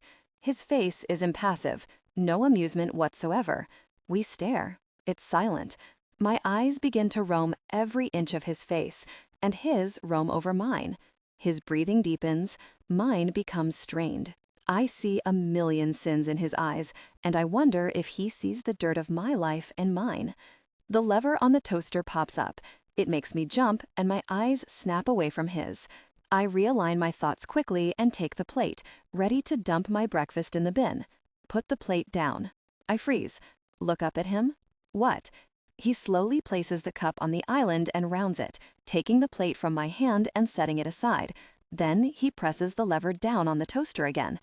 I haven't put any more bread in it, I tell him, reaching for the loaf that Esther left. My hand doesn't make it. He seizes my wrist firmly, stilling me. Then he guides my hand toward the toaster. The heat on my flesh is instant. So is my confusion.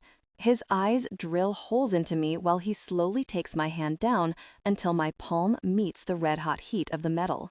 I feel nothing. Am I hardened? Stupid? I don't know, but I don't feel what I'm supposed to feel. Pain. If you pull away, I won't stop you. His statement must trigger something inside of me.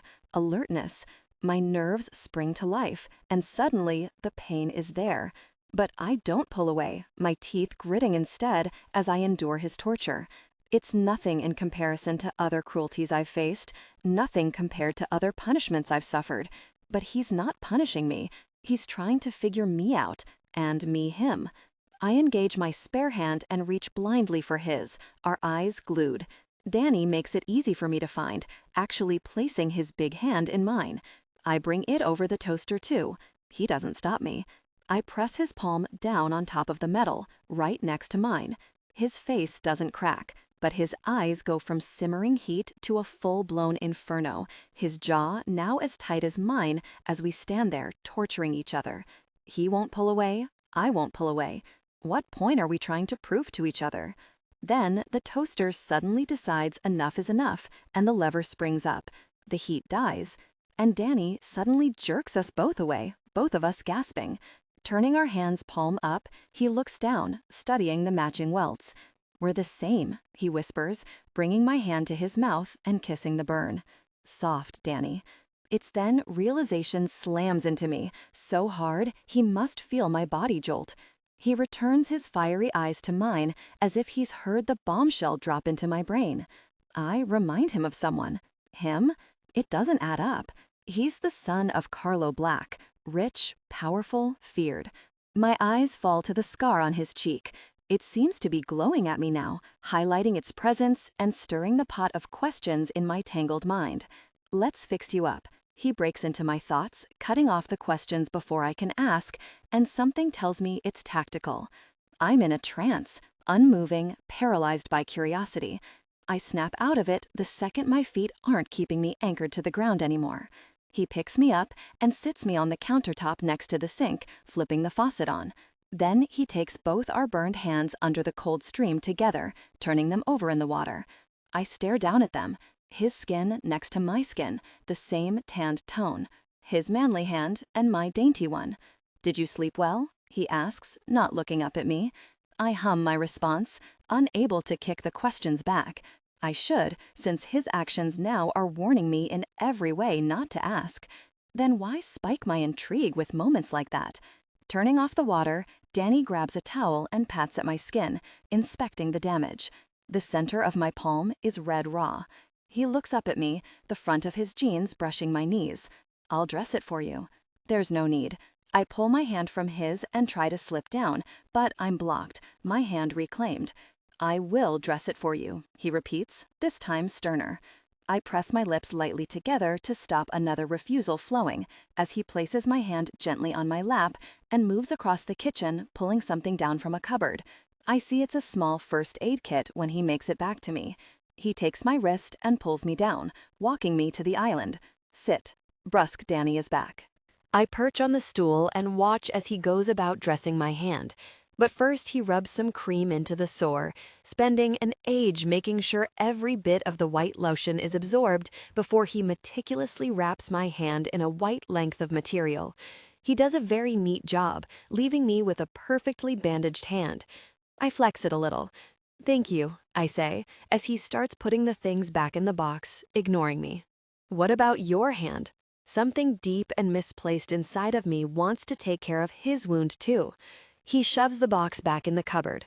"My skin is thicker than yours," he grunts, striding to the door.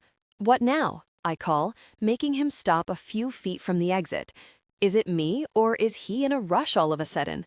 He doesn't look back. "What now what?" "Well, what am I supposed to do? You wait until I tell you what to do. In the meantime, show yourself around. Use the amenities, whatever." He takes 2 more steps and stops again, still not looking back.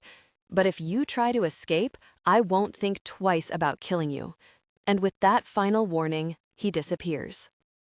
Danny. The men had nothing on them, no ID, nothing, Brad says, as we walk the maze of paths on the grounds of the mansion the next evening. I've been holed up in that office all day, finalizing plans for the delivery. My head's ringing with logistics. I needed to escape.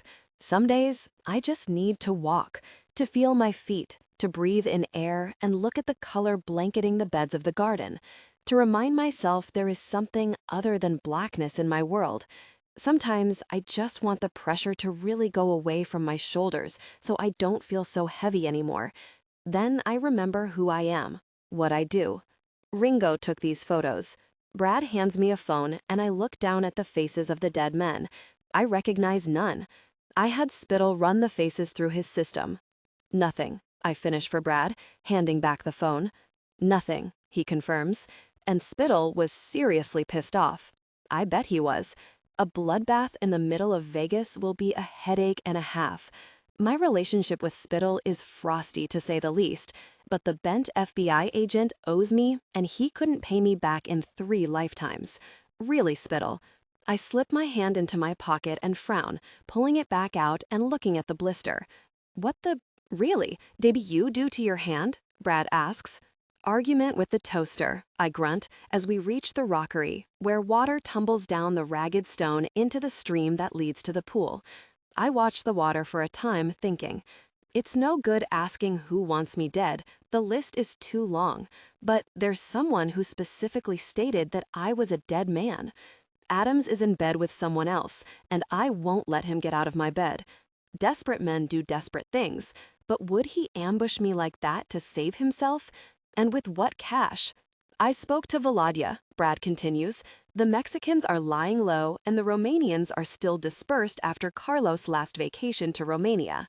I chuckle at his dry wit. Have a couple of men look deeper. I want answers. "Well, look what we have here," Brad says, amusement in his tone. I follow his gaze to the garden house across the lawn, finding Rose's back plastered against the wood. She's as still as a statue. And before her, 2 growling Dobermans. My secret smile is wicked. "They just want a kiss," I call, making Brad chuckle from beside me. "With tongues?" "Jerk." Rose manages to spit, without even moving her mouth, making my 2 girls snarl more. I stroll over casually, my hands deep in my trouser pockets. Her eyes remain on my growling dogs. "Go on, just a peck," I tease. "I'd take the mutts over you any day of the week." My grin is epic, and Brad snorts from trying to contain his laugh. Wise. They're less deadly than I am. I whistle, the familiar sound gaining their attention. They know better than to take their eyes off a possible threat until they hear my call. "Heel," I order, and they rush over to me, sitting at my feet. I smile and give them some love, encouraging them to start jumping up to try and lick my face. I laugh on the inside. Yeah, love you too. Away, I order, gentle but firm, and they dart off toward the back of the grounds, barking as they go. Rose relaxes against the wooden garden house, her hand coming up to her chest, her eyes narrowed on me. My grin doesn't falter. "What happened to your hand?" Brad asks Rose, stepping forward and pointing at the bandage I carefully wrapped her wound in yesterday. She looks down at it, stalling. Then she shrugs. Had an argument with the toaster. I managed to hide my smirk, feeling Brad's accusing stare rooted on my profile. He sighs. "Sounds like the only deadly thing around here is the really toaster," he mutters, heading back to the house. Rose purses her lips. "Did I say something funny?" I shake my head. "Then why are you smiling?" I shrug. She sighs, exasperated. "I have to go." She passes me, following behind Brad. I'm busy being bored in my ivory tower. I say nothing as I watch her stomp off, her figure quite the view. My lack of a retort must piss her off because she halts abruptly and swings back to face me. Her expression is beautifully strained, annoyed. "Just how long do you plan on keeping me here?" I shrug again, unable to stop my silly need to rile her. "Oh my God, you're infuriating." Another shrug. She yells, frustrated, and steams toward me, her hand locking and loading. I catch her wrist as her palm sails toward my face, and she stills, her enraged eyes burning into mine. "If you slap me, I get to slap you back," I warn. She jars her wrist in my hold, her way of telling me it's not a problem for her. "The person who I remind you of," she breathes in my face, anger getting the best of her. "Who is it?" "The person who violated you," I retort, moving in close, sliding my palm onto her hip. "Who was it?" I saw her face at dinner when it came up, heard her tone. I'm slowly figuring her out, and I know she's doing the same with me. Should I mention that I want to kill whoever violated her? Should I mention that it would be the most brutal of deaths? "You nothing," she whispers. "I know everything." My reply causes a hitch of her breath, a shudder of her body. Her blue eyes shine, and past their stunned state, I detect hope.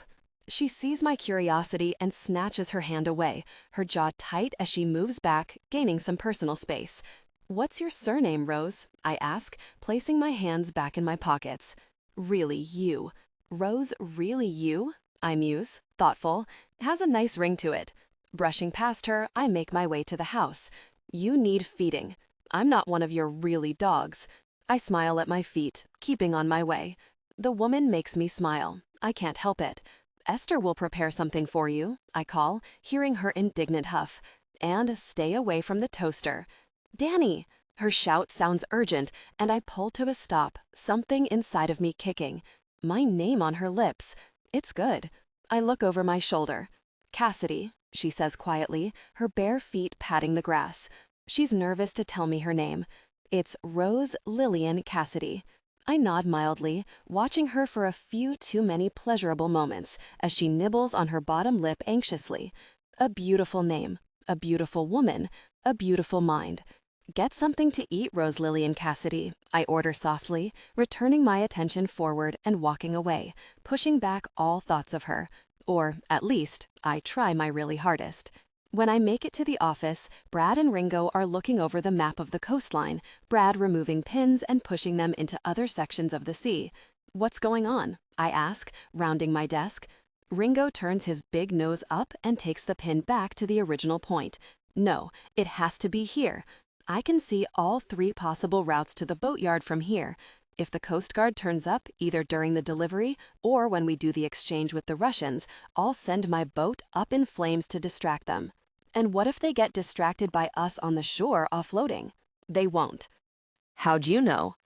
Ringo turns his ugly mug slowly toward Brad, "Because I'll make sure of it." I take a seat and watch them having a face-off. I know many things about Ringo. I know he's the son of a dead hooker. I know he's never touched alcohol or drugs. I know he respects women. And above all that, I know he went above and beyond for my father. And now he'll do it for me too. If Ringo says he'll make sure of it, then he'll make sure of it. Ringo stays in the original spot. I put the debate to rest and write a quick note on the leather-bound pad before me, tearing it off and handing it to Brad. Look into this name for me. Eyeing me with suspicion, he takes the scrap of paper, not even looking at it. He doesn't need to. Why? Because I told you to, I reply coldly, giving him a stare that suggests he'll do well not to question me. Any news on her phone? Nothing. Brad takes it from his pocket and tosses it on my desk. I frown, taking my mobile and dialing a number that'll surely have the owner staring down at the screen in dread. But he'll answer. Of course he'll answer. Black. His voice is harboring all kinds of caution. Rightly so. I have a phone I need you to look at. I want records. I have a job I'd like to keep, he retorts on a small laugh. A man of your caliber doesn't have the staff to get him phone records? Oh, I do. I kick my feet up on the desk. I have you, Spittle. Ringo smiles, the expression doing nothing to soften his features. And Brad takes Rose's phone from my desk and sets about packaging it into an envelope.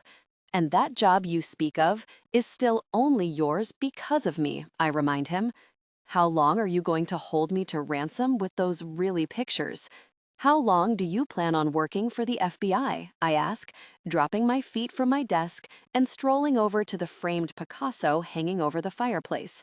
I hold the phone to my ear with my shoulder as I lift the art down, revealing my safe. I'm 60 next month, Spittle says. Retirement is looming. What you gonna do when I'm not around to blackmail anymore? I spin the dial and open the safe, pulling out an envelope from beneath a semi-automatic. But you're around now, and these pictures are still as fresh as they were 5 years ago. I slide one out and smile down at a compromising picture of Spittle, revealing his illicit activities. You planted those hookers. They weren't hookers, Spittle. They were honey traps. Totally different ballgame. Not that the public would know. And I had nothing to do with the coke. You know I don't dabble in that kind of gush. I stuff the images back in the safe and shut it, motioning to the Picasso for Ringo to rehang. Do your FBI magic with the phone. Tell me what you find. I hang up and bring my mobile to my mouth, chewing the side thoughtfully. What's Rose's story? Rose? It's like trying to get blood out of a stone. Esther is impenetrable. I'm tentatively nibbling at the corners of a croissant as I watch her move silently and efficiently around the kitchen, an awkwardness hanging in the air. 3 times I've tried to strike up a conversation, and 3 times I've been shot down with a simple yes or no. So I try something other than a closed question. I clear my throat and set down my croissant. How is Danny's father doing? I've heard he's been ill. Her movements stall, and she looks over her shoulder at me like I could be a 2-headed beast on the loose. It makes me sit up straight on my stool. Mr. Black's father passed away last week. She doesn't sound in the least bit sorry about that, turning away and carrying on about her business of scrubbing the burners. It would be wise of you to avoid prying. His father died last week? I would hazard a guess that Danny's dark mood could be a result of that, but I dismiss that notion quickly. Danny Black is dark, period. Prying with you or Danny? I ask, starting to pick at the pastry on my plate. Esther sighs and turns to face me. Both. It's a sore subject, as you can imagine. Maybe I could offer an ear, I reply quietly, trying to keep the conversation going before it's cut dead. Try to ease his pain. What am I saying, and how do I plan on easing his pain? Mr. Black isn't interested in your compassion, child. He's interested in what you... She fades off, quickly turning away. She's said too much. Mr. Black doesn't feel pain, so you have nothing to fear there. Emotional pain or physical? I ask, pushing my luck. Once again, she turns to face me, giving me a look that could turn me to dust, if I could feel anything at all. Both. She holds me in place with her glare for a while before returning to her chores like she might not just have silently threatened me. I think it's time for you to retire to your room. Right? Like a naughty little girl for asking too many questions. I slip down from the stool and snag the remainder of my croissant from the plate, leaving the kitchen. It was nice talking to you, Esther, I say sweetly, with a little bit too much sarcasm. Have a lovely evening. I hear voices from Danny's office, but think better than to listen again, heading up through the otherwise quiet house to my room, finishing my croissant on my way. I shut the door behind me and strip out of the jeans I've worn for 2 days, tossing them on the chair in the corner. Unbuttoning the shirt as I pad to the bathroom, I shrug it off and drop it into the laundry basket, collecting the plush white robe off the bathroom door and slipping it on. The marble counter is bare, except for the toothbrush and paste that I found there this morning when I woke. There are certain things I need if I'm going to be kept here against my will. Cosmetics, for one. I head back to the room and collect the silver purse Danny gave me in Vegas, taking it to the sink. I pull out the compact face powder and set it by the tap, followed by the lip balm and the miniature bottle of Viktor Rolf perfume. As my hand reaches in for more things to decorate the counter with, just to make it feel a fraction like my own, I frown, pulling out a cell phone. A small, disposable one. Knox.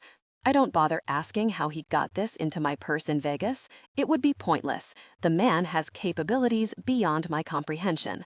My heart rate increasing isn't avoidable as I stare at the cell.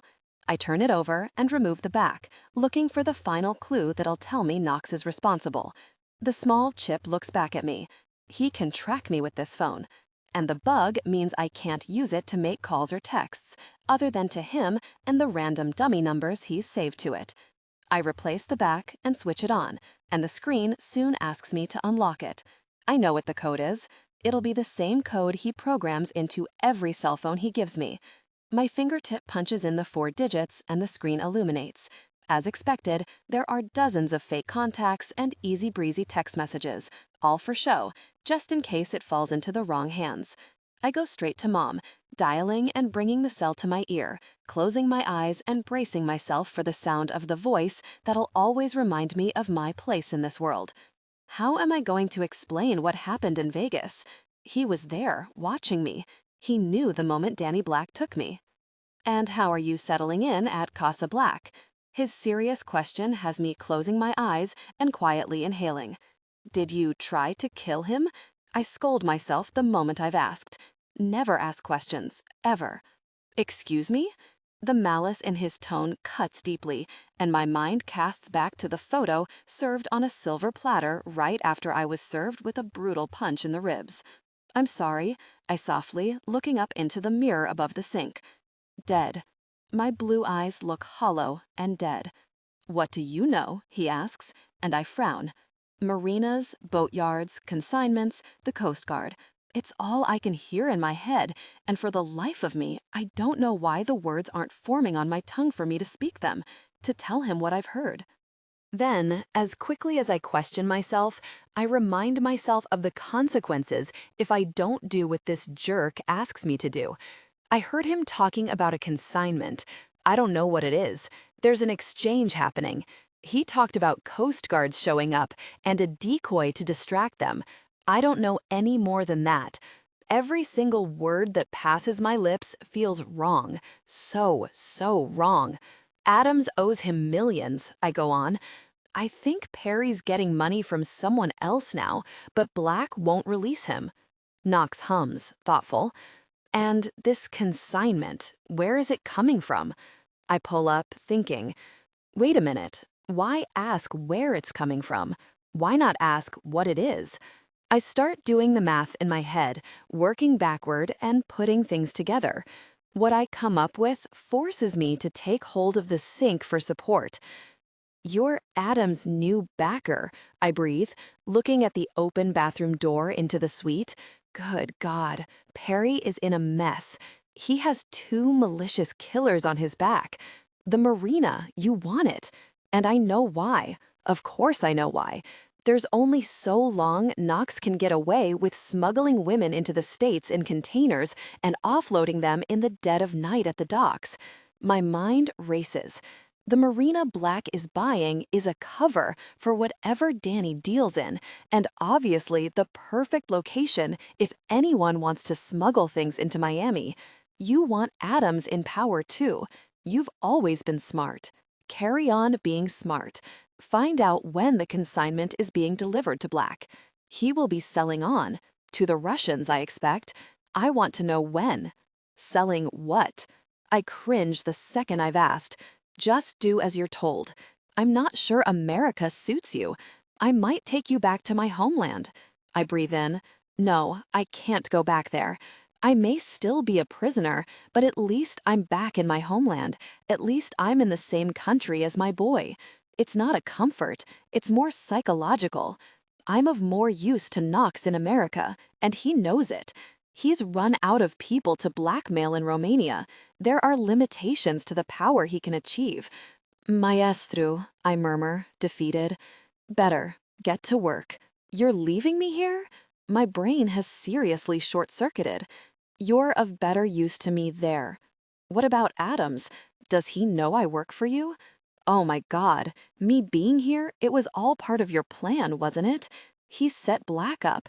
Why would you ambush Black in Vegas if you need all this information? I can't get it if he's dead. Just rattling a few cages, Rose, and I'll keep rattling. It would be convenient if Danny opens his mouth to my contact, would save me time and patience, but it's not life or death to me if he keeps his mouth closed. He chuckles. It's life and death to you, Rose. I'll get what I want, eventually, with or without you. Can you say the same? I'm silent. Can you? I close my eyes, my face looking to the heavens for a God I wished I could believe in. No, get me the information. Do whatever it takes. Ayantale? I turn and lean against the vanity unit, my fingertips pushing into my forehead in dread. Duh, I say quietly, before hanging up. I let my hand drop, limp and heavy, and look at the bathroom door. I'm dead if I don't get what Knox wants, and I'm dead if I do. One way or another, my time is up. On a lumpy swallow, I glance around the bathroom, searching for somewhere to hide the cell phone. I switch it off, pull out the drawer in the vanity unit, and tuck it behind. As I rise, I hear the door to the suite open. My stupid breathing diminishes to nothing, and I swing around toward the mirror and quickly pull my hair tie free, shaking out my mane. I need something to do with my hands, something to focus on, so I start gathering up the waves again and retying them. My mind is ticking 100 miles a minute, my situation becoming more dire with each run-through of the facts I have. All hard facts, scary facts. How are you settling in? Danny's tone is rough, magnetic, but I keep my eyes on my own in the mirror. You mean in my prison? Quite a luxurious prison, if that's what you want to call it. Pretty it up all you like. I'm here against my will, and that makes this my prison. I'm done tying my hair, so I start fussing with the ponytail for a continued distraction. You trying to look nice for me? He asks, a certain humor to his tone that has my hands faltering for a split second before I yank out the tie and start all over again. What the hell am I going to do? How do I play this horrific game? Like I'd normally play would be the obvious answer, but Danny Black isn't like my normal targets. Not for the first time in my adult life, I'm in up to my neck.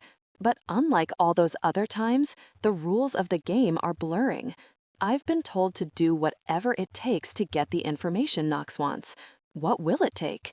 I jump a little, startled from my thoughts, when his palm wraps around my wrist, halting my mindless hair-tying task.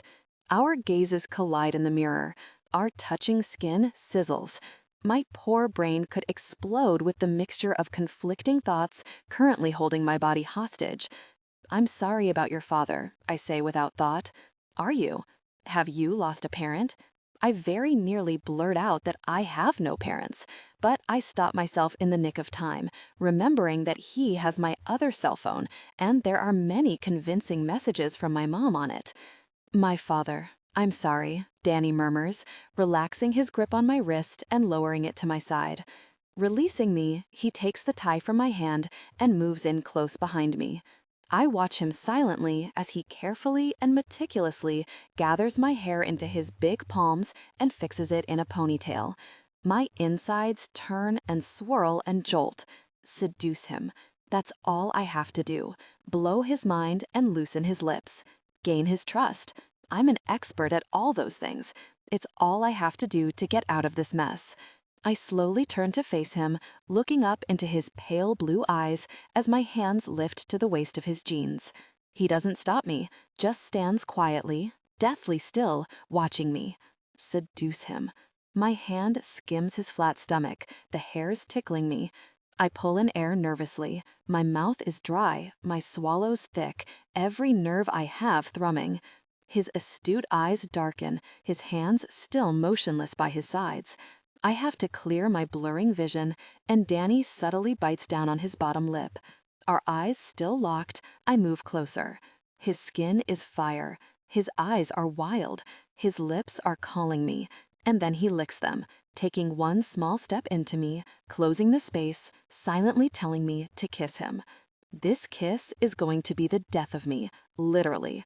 I reach up on my tiptoes. Our lips meet, just touch. I inhale sharply.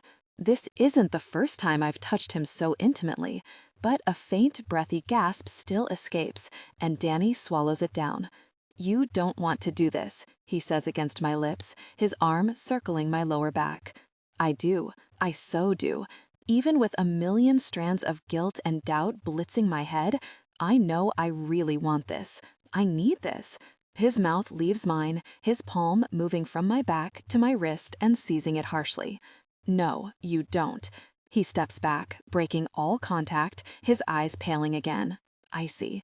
Every time we're close or touch, I can feel your lust crawling all over my skin, he says quietly. But just then, all I felt was fear. You're scared. I look away. You're the angel-faced assassin. Of course I'm scared. He takes my jaw harshly, pressing the tips of his fingers into my flesh. You're not scared of me. You're scared because you really, really want me to connect with you deeply. A wicked smile ghosts his lips. And that fear I can feel is because you know you'll love every second, he finishes on a whisper. I pull myself free and push myself back into the vanity unit. I need to take a shower, I tell him, desperate to get him out of the bathroom so I can compose myself and rethink my approach. Help yourself. He sweeps his hand out toward the stall. Don't tell me you're suddenly shy. If only to prove a point, I step into the shower and turn it on. The water is cold. Good. I need something to shock me back to life. I have a dinner meeting this evening. He pulls down the seat of the toilet and lowers himself, resting his elbows on his knees as he watches me wetting my hair. You're coming, Perry? I ask, more dread falling. I don't think I can handle another spectacle like our romantic dinner in Vegas. And now I know Knox is lurking in the shadows, hiding my desire is paramount, not Adam's. He smiles when I exhale my relief, standing and walking out of the bathroom. I watch his back disappear on a small frown, and moments later he's back, a bag in his hand. Placing it on the vanity unit, he pulls out a bottle of shampoo and conditioner, followed by some shower gel. As much as I like you smelling of me, I thought maybe you'd prefer something more feminine. He approaches the stall and sets the bottles on the shelf in the shower. Be ready for 7. Plunging his hand into my wet hair, he hauls me forward until our faces are close. Use plenty of the shower gel, he whispers. I can smell fear on you too. He drops me and leaves, and I have no choice but to sink to my knees when my wobbly legs give, my breathing erratic and strained. He sees me, has from the first time our eyes locked. And he's right, I am scared. I'm scared of my attraction toward him. After finally convincing my legs to work, I shower and wash my hair using the products he left, all rose-scented. As I'm drying my hair in the mirror, I realize I have nothing to wear. I haven't seen the silver dress since I took it off in his Vegas hotel suite, and the jeans and shirt I've been wearing are hardly suitable for dinner. Placing the dryer down, I slip into the white robe and make my way out, set to go and position my problem to Danny. I make it to the door when I hear something from outside on my terrace. His voice? Intrigued, I back up, edging toward the open glass doors. I see him through the glass panel that separates this balcony from his. He's sitting in a large wicker chair, smoking a cigarette, staring out over the garden. He's slumped back in the seat, legs extended before him, straight and crossed at the ankles. His hair is wet and falling into his eyes. Staring is easy, and I rest my shoulder against the door jamb. This is a side of Danny I've never seen. Relaxed, he looks. Peaceful? I know you're there, he says to the garden, taking his cigarette to his lips and pulling a long drag. I pull my robe in and step out onto the terrace, having to squint a little when the sun shines in my eyes. I have nothing to wear. He casts me a sideways look as he exhales, looking me up and down. You look good in that. I let my shoulders drop. You want to take me out in this? I'm not taking you out. You're accompanying me. Whatever, I snap. I'm sure you'll want me to wear clothes. He flicks some ash in a tall ashtray next to his chair. You sure about that? My head tilts, my lips purse. After your performance in your suite's office in Vegas in front of your men? Yes, yes, I'm pretty sure you don't want to parade me around without clothes. His jaw instantly tightens, and I find a smile creeping up on me. Power. I feel powerful all of a sudden. Pushing himself up from his chair, Danny wanders over to the glass panel and takes another pull of his cigarette. There are clothes for you in the wardrobe. I withdraw in surprise, looking over my shoulder to the wall of closets. He bought me more clothes? Do I think him? I'm pondering that question for far too long, but just as I decide that some appreciation wouldn't hurt, a woman walks out of his bedroom pulling on one of his shirts. My words of thanks shoot to the back of my throat with an inhale and nearly choke me, and my reaction forces Danny to glance over his shoulder to what has my attention.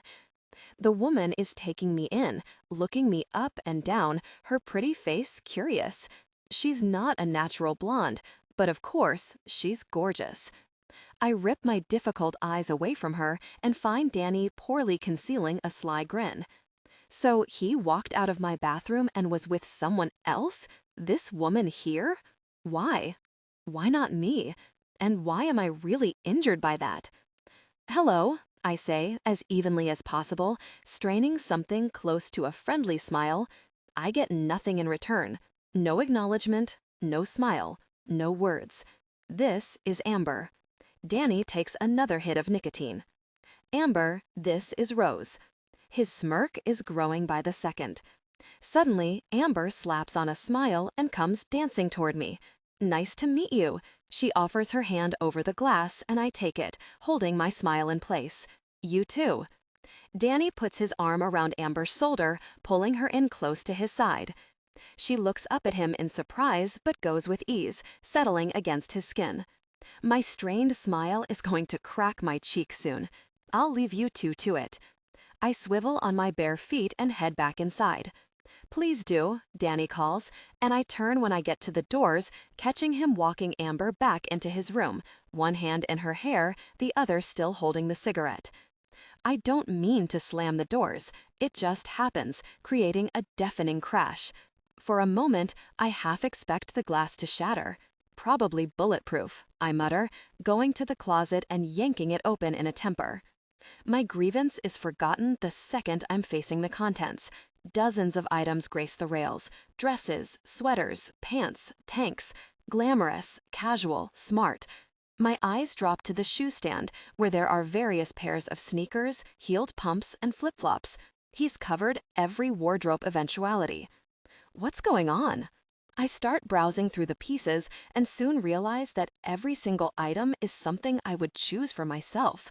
None of it is tardy. None of it screams inappropriate. It's all tasteful and classy, which means I have no armor. I pull out a cream dress with gold stitching on the hem and sleeves. There are gold-heeled pumps to match. Appropriate for dinner? Yes, I think so. I get myself ready before applying some makeup that was left on the dresser too. And the whole time, I'm silently stewing over what could be happening next door while I'm in here getting ready to accompany him to dinner. Then I hear a collection of bangs. My jaw tightens and my hand gets a little too vigorous as I swipe my lipstick across my bottom lip, painting it thickly in the bright red shade I wore the fatal night Danny Black took me. Bold red. I smack my lips and stand back from the mirror, and I stare into my empty eyes for the longest time as I slowly pin my hair into place, assessing myself. Perfect. Grabbing my purse, I slip my feet into the heels and make my way downstairs, not looking at his door as I pass. Is she still in there? I shake my head and my thoughts away, hitting the stairs, my heels clinking on the marble. The sounds distract the group of men at the bottom, and they all turn and look up at me as I descend, my hold of the rail tight, my chin high. I make it to the bottom, and the ugly guy, Ringo, looks past me. I turn and see Danny at the top of the stairs, watching me. I hold his eyes, my jaw solid, my mind ignoring the vision of his tall, hard frame looking fine in another expensive three-piece, this one navy. The deep blue makes his eyes pop, even from down here. He takes slow steps down, fastening his tie as he does, his eyes never leaving mine. Defiantly, I stare him down, refusing to look away. My grit amuses him. When he reaches the bottom of the stairs, he passes through a few men until he's before me. The silence is heavy. He finishes fastening his tie and holds out his hand. Brad places something in his palm. I don't know what. I refuse to take my eyes off his. Then he moves in, lifting his hand to my face and wipes a handkerchief from one side of my mouth to the other, dragging off my red lipsticks. My look must be pure indignation, but I say nothing, licking my dry lips once he's done. "You didn't like the red?" I ask. "Not today." He slides his palm onto my neck and turns me, leading me out of the door by a firm hold on my nape. Glad you're back to your normal self, he muses, opening the back door of a shiny Mercedes. I stop and look up at him, my face impassive. My normal self? He smirks, dipping and kissing my cheek. Fiery, he whispers, his tongue licking the shell of my ear. My inhale is loud, my body still. My skin erupts, my resolve becomes rickety. Get in the car, Rose. Danny pulls back, and I slide into the back seat, my heart hammering, catching sight of Amber standing in the doorway, now dressed.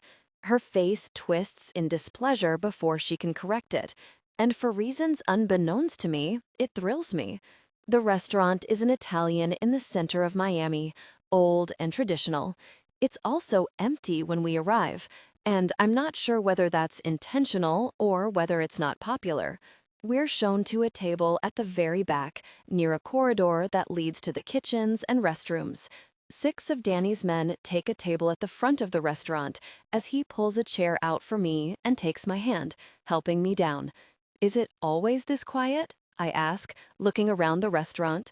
Danny settles to my right of the table for 4, unfastening the button of his suit jacket as the waitress places a bottle of water down. We're early by Italian standards. He orders wine and takes my cloth napkin from my place, flapping it out and laying it across my lap. "Who are you meeting?" I ask. "A local businessman." I falter a second, studying his profile as he pours some water for me. His scar looks especially silver today, and not for the first time I wonder how he came to have the nasty wound. "So you'll be talking business." I accept my water when he hands it to me. "We will." "I thought you don't discuss business in the presence of the latest whore you're intimate with." I bring my glass to my lips and take a small sip, watching as he holds back a faint smile. Collecting his own water, he turns in toward me, resting his elbow on the table. I believe what I said was, "I don't discuss business with the latest whore I'm intimate with." A small sip around another small smile. "And, as you've pointed out yourself, I've not been intimate with you." I pout a little, severing our eye contact to have another gaze around the restaurant. There's too much satisfaction in his words, his tone, his eyes. Back at his mansion, I moved in and he pulled away. Then he went to his room and was intimate with that Amber woman. And what about the fact that he doesn't like me being called a whore? "Why are you frowning?" he asks, and I look at him, wiping all evidence of said frown away. "I'm not frowning." "You were frowning," he persists, nodding to the waitress when she places a bottle of wine down. "Would you like to try, Mr. Black?" she asks, turning our glasses up the right way. "No." His answer sends her on her way without her asking if he would like her to pour. Danny returns his attention to me. I wasn't frowning, I confirm, before he has a chance to challenge me again, because I just know he was going to. Okay, I mimic, and thank you for the clothes. You like them? Yes, but why? Because I can't very well take you anywhere with no clothes on. Ah, so it is a problem if I parade around naked. Maybe don't take me. Or maybe you could return me to my rightful... I snap my mouth shut as Danny cocks his head in question. Owner, he finishes softly. Right now, Rose Lillian Cassidy, I am your rightful owner. How many women do you own? I ask, bracing myself for the answer. Just one. He takes the wine and pours each of us a glass. You, he adds, in case there was any need for confirmation. Then what about Amber? I wince as soon as I've asked, wondering where on earth that question came from. He makes me behave stupidly, makes me say stupid things. I take refuge in my wine, downing half the glass. His smile is truly epic, the sparkle in his pale eyes blinding. Amber is the latest whore I'm intimate with. What's that pain in my stomach? But you don't care for her? Do I look like the kind of man who would care for a woman? No, he looks like the kind of man who doesn't care about anyone at all. I look up when I hear the door to the restaurant open, seeing a middle-aged man in a black suit and a briefcase stroll in. He nods to Danny's men, his movement jerky and nervous, and then makes a beeline for our table, his short legs working fast. Danny, he dumps his briefcase on a chair and takes the other, wiping his brow with a handkerchief as he does. Gordon, Danny swirls his wine casually, taking in the flustered mess of a man before us. This is Rose. He motions to me with his glass, and Gordon nods at me in acknowledgement, though he doesn't make eye contact. One would think he had a nervous disposition, but then again, he's in the company of Danny Black. Do you have my money? Danny asks. Gordon's eyes jump across the floral tablecloth. It's just, I'll take that as a no. Danny lifts his glass to his nose and smells, closing his eyes. It's condescending and aloof. And the atmosphere just shifted from slightly uncomfortable to borderline unbearable. I glance over to the table where Danny's men sit, each looking this way. I lent you a lot of money, Gordon, and I'll pay you back. For the first time, he looks at me, and I see the fear in his eyes I expected. Things haven't gone as planned. Yes, I've heard. Danny's glass meets the table, and he reclines in his chair, completely relaxed. He's the only one. Why did he bring me here? I had a pleasant little chat with Spittle. Gordon's eyes widen, and I look between the two men, my discomfort increasing. Who's Spittle? Oh, you didn't know we were acquainted? Danny asks. Of course not. Why would an FBI agent be in contact with a criminal like me? Let me explain. Gordon wipes his brow once more, his throat swelling with each swallow. No need. Spittle gave me a rather comprehensive rundown of your latest endeavor, Gordon.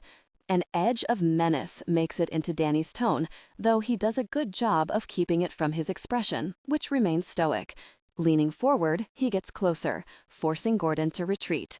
You told me my money was for the extension of your pharmaceuticals business, for medical research. Please, Danny, do you have my money? A mild shake of his head, a face full of dread. No. It happens so fast, I don't have the chance to look away or cover my ears. Danny pulls a gun from his lap and fires, and I jump and then still, watching as Gordon's head jerks back on his neck before he slumps forward in his chair, his upper body crashing onto the table. I stare at the back of Gordon's head, frozen in my seat, watching as blood seeps into the threads of the tablecloth, growing rapidly to form a perfect circle. I think we need a new table, Danny says calmly, holding his gun out to the side. Brad takes it, and Ringo, along with another man whose name I don't know, make quick work of ridding the chair of Gordon's dead body. Raising his hand and clicking his fingers, Danny summons the waitress and indicates the mess of blood. Another table, please. Of course, Mr. Black. This way, please. I watch, utterly stunned, as Gordon is carried out the back of the restaurant and the waitress doesn't bat an eyelid. The feel of Danny taking my hand doesn't pull my attention away or have me standing. Rose? I look up at him blankly, and he smiles. It's a mischievous smile, like he could have just stolen my last piece of candy or passed a rude comment. But he's done neither of those things. He just killed a man. In front of me. No warning, no apology. I know he does this often. It's a sport to him. But why in front of me? Are you trying to make a point? His lips push together in silent contemplation. It's as patronizing as could be. Yes, I am. I'm pointing out to Gordon, but he's gone against the terms of our deal, and in doing so, there are consequences. I slowly stand, though I can't deny my legs are wobbly. It's not like I haven't seen endless horrific things in my time. I'm not shocked by what I've seen. I'm shocked that he's brought me along to watch. But how can he appreciate the consequences? I ask. He's really dead, and I feel much better about that. Why? Now you don't get any of your money back. Maybe not, but I can guarantee no one will delay a payment to me in the future. So you're making an example of him? Danny laughs lightly, placing his palm in the small of my back and applying pressure to get me moving to a table near the front, a clean table, one that isn't splattered with blood. I make an example of many people, Rose, but that's not the only reason I killed Gordon. He helps me down to another chair and takes a new bottle of wine, pouring me a fresh glass. Placing it in my hand, he kneels before me, cupping my knees with his palms. I look down at him, still stunned. I loaned Gordon $1 million to extend the research program of a cancer drug, he explains gently. I found out that he used 2/3 of that money to pay off his personal debts.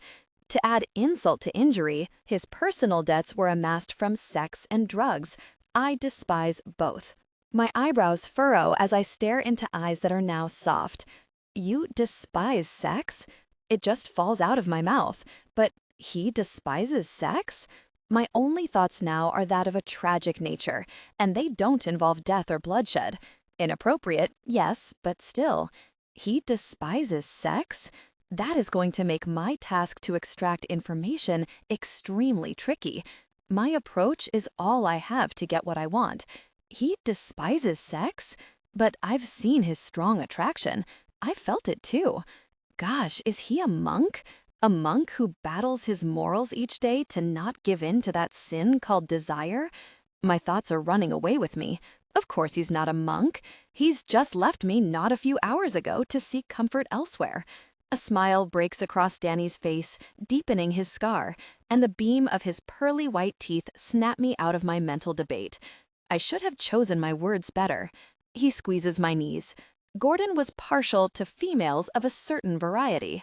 I'm frowning again, and Danny reaches up to my forehead and starts rubbing at the lines, trying to smooth them out.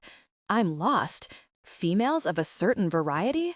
Girls, he says, the one-word clarification hitting me like a boulder in my stomach. I feel my body convulse, my mind being blitzed with unwanted memories.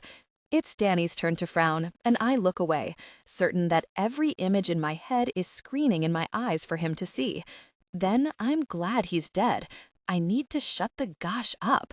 Danny's hands slide up to my thighs beneath my dress, and I look out the corner of my eye to him. My expression should warn him not to ask, and thankfully he doesn't. With one knowing flex of his grip on my flesh, he rises and takes a chair opposite me.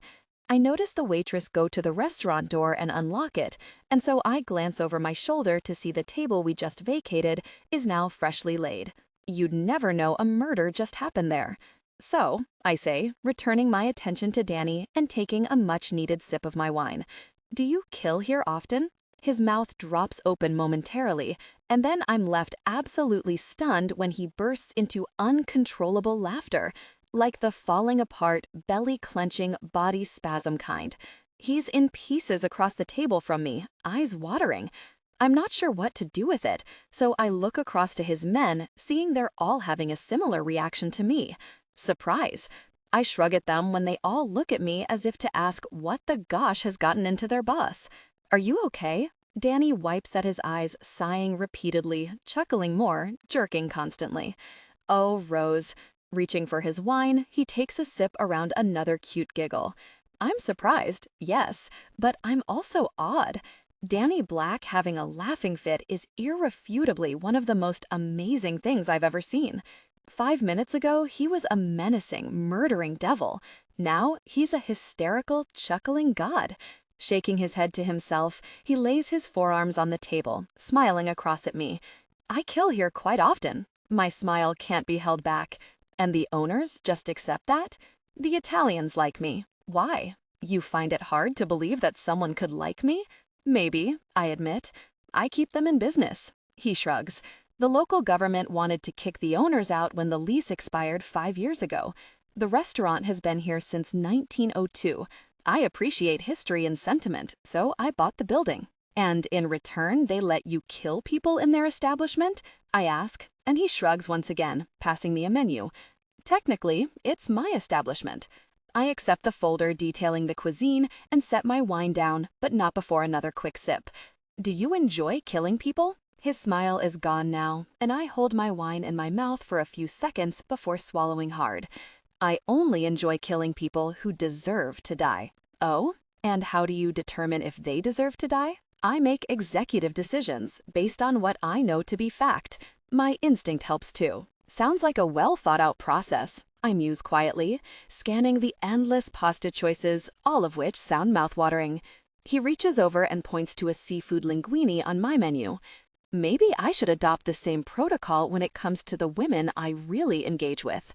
My eyes jump to his, finding a glistening, almost playful stare. I'm reading between the lines. Is that what he's doing with me? Thinking hard? Maybe you should, I reply, staring him down. Are you saying you're easy? No, I'm very firm. He shifts in his chair, cocking a cheeky eyebrow. He's really playing. Is this his idea of a wind down after a kill? Chill out time, so to speak? The indignant side of my female mind wants to cast his suggestive move aside. After all, he rejected me a few hours ago. But the sensible side of my female brain, the strongest side, realizes that this is exactly where I need him to be. My foot twitches under the table, wanting to lift and make a bold gesture. Too much? We'll have 2 of the seafood linguine, Danny says to the waitress when she approaches, not taking his eyes off mine. And oysters to start. My lips stretch unstoppably. I like suggestive Danny. I like the playful side of the cold-blooded killer. You like oysters? I ask, as the waitress leaves us. No, hate them. Do you like them? Not really. I find them a bit tricky to eat. Lifting his fork, he taps the end of the prongs, his lips pouting. All except chew. Enjoy them as you wish, but for gosh sake, don't chew. He peeks up at me, a smirk growing. Laughter rises up from my toes and my head falls back, my amusement pure and real. I've never heard myself laugh before. Not real laughter. Not the kind that is overwhelming and rich and warming. Laughter sounds good on me. I drop my face and take more wine, unable to stop myself from relishing the sight of Danny's soft features. Soft on hard, happy on evil. You're quite nice when you're funny. He lifts his glass. Does that mean you like me? I tap the side of my glass to his. I'm not allowed to like you. You're keeping me against my will. All amusement vanishes from his face, stripping it of the softness. Now he's serious and regarding me carefully. Am I? I tilt my head, thinking hard before I speak. Are you telling me I could get up and walk out of here? Do you want to? I feel like he's testing me, playing a game. Had he asked me the very same question this morning, I would have been gone faster than he pulled that gun on Gordon. Now I'm in touch with Knox. That thought has me glancing out of the window, scanning the people in my sights. It's stupid. If he's there, he'll make sure I can't see him. Do I want to? I mimic on an exhale, refocusing my attention on my new target. My next move should be considered carefully. Say yes, then he might actually let me leave. And I can't leave, not now. Say no, and that might rouse doubt in him. How could I go from wanting out to wanting in within a few hours? I ponder, weighing up each option while he watches me closely. I place my glass down. I'd like to leave, then go. He doesn't hesitate a beat. Uncertainty plagues me as I slowly rise from my chair, feeling all his men watching me too. I've said it now. I have to follow through or risk provoking suspicion. Because why the gosh would I want to stay? Danny's jaw is so tight it could pop, his body solid and still, his eyes now cold again as he watches me. I round the table and focus on the door, using all my strength to put one foot in front of the other. Really, how did I get myself into this? I need to stay. I need information. My head is in chaos, my body moving against my mind's will. The door is close, but miles away. But freedom isn't beyond it. It's just an extension of my prison. What's beyond that door is punishment, consequences, hell. I reach the door and take the handle, pulling it open, and then jump when his hand comes over my shoulder and slams it shut again. My heart works its way up to my mouth and wedges itself there. "But if you leave," he whispers against my cheek, forcing me to close my eyes and find air. "You will be dead before you make it to the curbside." I exhale, feeling all the stress drain from my body. It's crazy, since he's just threatened to kill me, but Danny Black seems to do crazy things to me. So I suggest you get yourself back to the table. I hesitate for a second, just long enough to appear to have thought about it. Does he think I deserve to die? Would he kill me? I actually think not, but when he finds out I'm here to betray him? I move, facing his ominous frame crowding me. After a few seconds of him making sure I see the threat in his eyes, a threat I'm not sure is real, he moves aside and lets me walk back to the table. I retake my seat, and Danny joins me. Any light and easiness that was with us before is a distant memory. Now I'm faced with the real Danny Black again. I'm glad. This guy is easier to handle.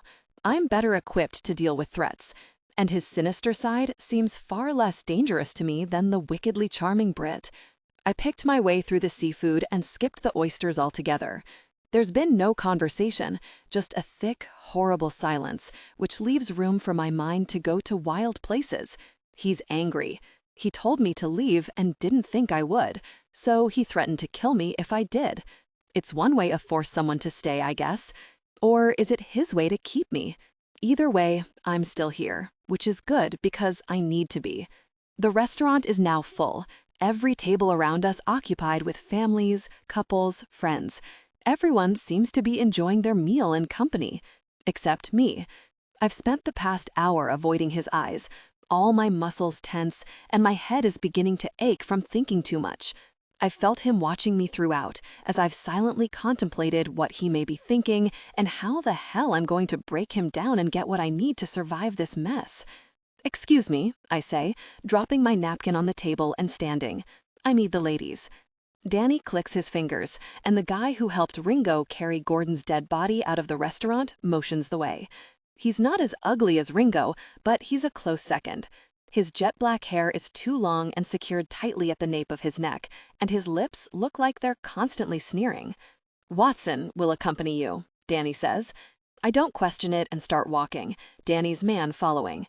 He holds court outside the ladies while I use the toilet and check myself in the mirror, giving my cheeks a few smacks to get some color back into them. I look like a ghost, pale, troubled, and stressed. I get back to the table to find the bill has been paid and Danny is standing, waiting for me. "No dessert then?" I quip, slipping my purse under my arm. "We'll get dessert at home," I mutter, ignoring the heat of his hand on the center of my back as he guides me out. Who said anything about it being sweet? Danny stops me just before the door, looking across to a table of 3 men. Wait. Quickly, Brad is beside us, as well as Ringo and Watson. "What's up?" Brad asks, slightly bewildered, his hand moving to underneath his suit jacket. "An old friend." Danny redirects us toward the table, bringing us to a stop at the edge. Their meal interrupted, they all look up at us. I expect them all to balk in horror by who's approached, but they just look blankly at Danny. And a quick peek at the corner of my eye tells me Danny doesn't seem surprised by this. "Pedro?" Danny says, smiling. It's not a genuine smile. This is a fake smile, a dangerous smile. Like the smile he gave Perry that night in the aria before he took me. Yeah, the guy sets his beer down, clearly thrown. "Sorry, you are?" "Danny." His hand extends across the table to Pedro, whoever Pedro is, and he takes it and shakes. "Of course, Danny. Good to see you, my friend." The delight on Pedro's face is as fake as Danny's smile. Pedro doesn't have a clue who Danny is, and something tells me he should. And he should also probably be shitting himself. "What are you doing in Miami?" Danny asks, keeping his smile fixed. "Just visiting family. Back to London next week." He stabs at his dish and lifts a piece of ham. "We were told this is the best Italian in Miami. It really is."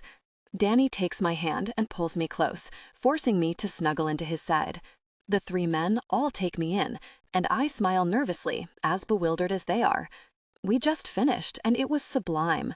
Danny looks down at me. "Wasn't it, sweetheart?" Don't scowl. "Stunning," I confirm, matching his false beam. "And now we're going home for dessert," I add. Danny laughs lightly. "That's false too. It's fate, Pedro. You here in Miami, us in the same restaurant." Pedro nods around a mouthful of pasta. "It was good to see you." That's a polite way of ending a conversation if ever I've heard one. And I inwardly shake my head at Pedro. Silly man really doesn't know who he's speaking to. But how does Danny know him? "And you," Danny says quietly, menacingly, and starts to tug me away. "I don't think he recognized you," I murmur, looking back over my shoulder, seeing Pedro shrugging at his friends, clearly still clueless. "He soon will." Danny opens the door and takes my neck, directing me onto the sidewalk. A nasty feeling comes over me as I'm led to the Mercedes and helped into the seat. Danny shuts me in the car and walks off, turning down an alleyway a few yards up the street with his men in tow. My hand reaches for the handle of the door and pulls. It opens. Why would he leave it open? Just leave me here unattended, free to run if I choose? But I can't run. I get out and walk to the entrance of the alleyway, finding Brad standing quietly to the side with 5 more of Danny's men. Danny's eyes are on the concrete under his dress shoes, his fists opening and clenching by his sides. Rage is building, polluting the already stale air in the alley. He looks up and spots me, and he slowly shakes his head. He's telling me to go. Brad sees me and comes over, trying to usher me away. Really, if I know, but he doesn't want you here. Brad is halted from trying to shift me when Ringo appears, dragging a bewildered-looking Pedro with him. "What the, really, man?" Pedro yells, stumbling along. Danny's eyes jump from me to his old friend, and he smiles. Wide, bright, and 1000% deadly. Brad's spare hand goes to his hip, resting on his gun, ready to draw. "Pedro," Danny sings, arms extended in front of him, as if inviting him in for a hug. "I'm just so really pleased to see you." Pedro still looks clueless, his worried eyes bouncing between Danny and his men. What is this? Danny steps forward, and Pedro starts to retreat, only getting a few paces before he backs into Ringo. "I'm just gutted you don't remember me." Danny reaches for his cheek and draws a line down his scar. "How could you forget me, Pedro?" My lungs drain, my hand coming up to my mouth to try and push back my gasp. "Oh gosh," Brad breathes, confirming what I think I know. He moves in front of me, blocking my view. No, something sick and disgusting inside me wants to see this. I step to the side, bringing Danny back into my sights. His blue eyes are dancing, pure joy mixed with hatred. The penny has dropped for Pedro. His eyes are wide, his body tense, ready to fight. I pity him. We were kids, Danny, just kids.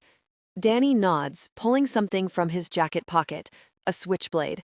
He releases the blade and inspects it.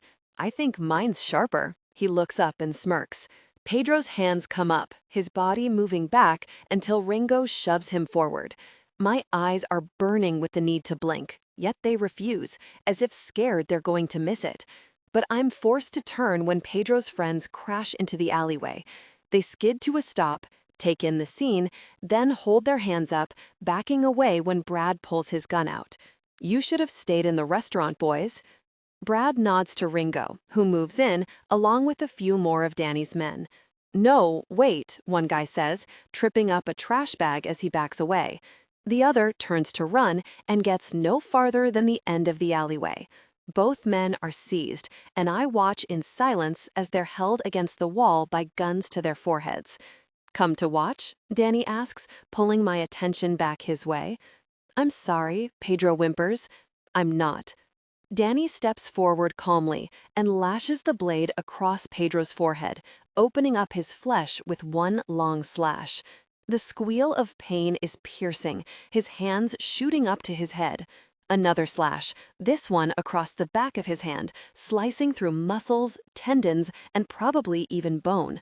His hands drop, and Danny's arm moves so fast it's a mere blur, though accurate, slicing up Pedro's face from his chin, through his nose, his eye, and crossing the gash on his forehead. He drops to his knees, screaming, his bloody hands slipping across his face. And still, I don't take my eyes off the gruesome sight. Danny rounds Pedro's kneeling frame, coming in close behind him. Taking his hair, he yanks his head back so he's forced to look the man who's about to kill him in the eye. Danny's face is a picture of pure evil. Pedro's is a picture of pure fear. "Please," he sobs. The smirk that crosses Danny's face multiplies that evil by 1,000,000. I was 10. I didn't cry. And here you are, a grown, dribbling man, begging for it to stop. He bends and gets up close. I've dreamt of this moment for years. I've imagined all the ways and all the places I'd cut you. Holding him in a headlock, he takes the blade to his cheek and starts carving a circle while Pedro screams and begs for mercy. I don't realize my feet are moving forward until Brad takes hold of my arm, stopping me, and I look up, seeing him shaking his head mildly. "What is he doing?" I ask, casting my eyes back to Danny, who's now flicking the knife out from the edges of the circle, like he could be adding flashes of color to a painting. "He's carving the family emblem," Brad answers. Pedro is quiet now, and when Danny releases him and he falls face forward to the concrete, I realize he's passed out. Danny wipes the blooded knife across the back of the lifeless man's jeans and slips it into his pocket, pulling his suit jacket in before turning and striding toward us. "Finish it," he says to one of his men as he passes, collecting me from Brad, "and get rid of the witnesses." With his hand in the center of my back, he guides me back to the car. I'm quiet and willing, constantly checking his deadpan face for any hint of emotion. There's nothing. Brad gets in the car, along with Ringo, and starts the engine. I hear a gunshot in the distance as we pull away, and 2 more just as we round a corner. "Feel better?" Brad asks, looking at Danny in the rearview mirror. Danny doesn't reply, but he takes my hand from my lap and puts it in his, holding it as he stares out of the window. And I wonder what it must feel like to put an end to someone who has affected you so terribly. The person who raped you? Who was it? You know nothing.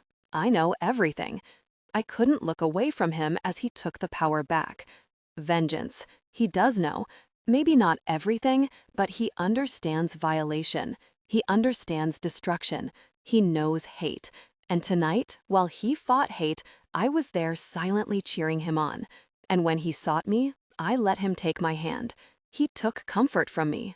"Danny, a weight has lifted from my shoulders, one that has sat there for years and pulled me down, no matter how hard I tried to ignore it. A weight on one's shoulders suggests the presence of a problem. For me, it's always represented a need for vengeance, a need to look that really difficult person in the eye and know in that moment he felt how he wanted me to feel all those years ago. It doesn't matter that I was never scared. It doesn't matter that he couldn't hurt me. The point is, he wanted me to feel scared. He wanted to hurt me. He wanted me to look in the mirror every day and remember how I got my scar.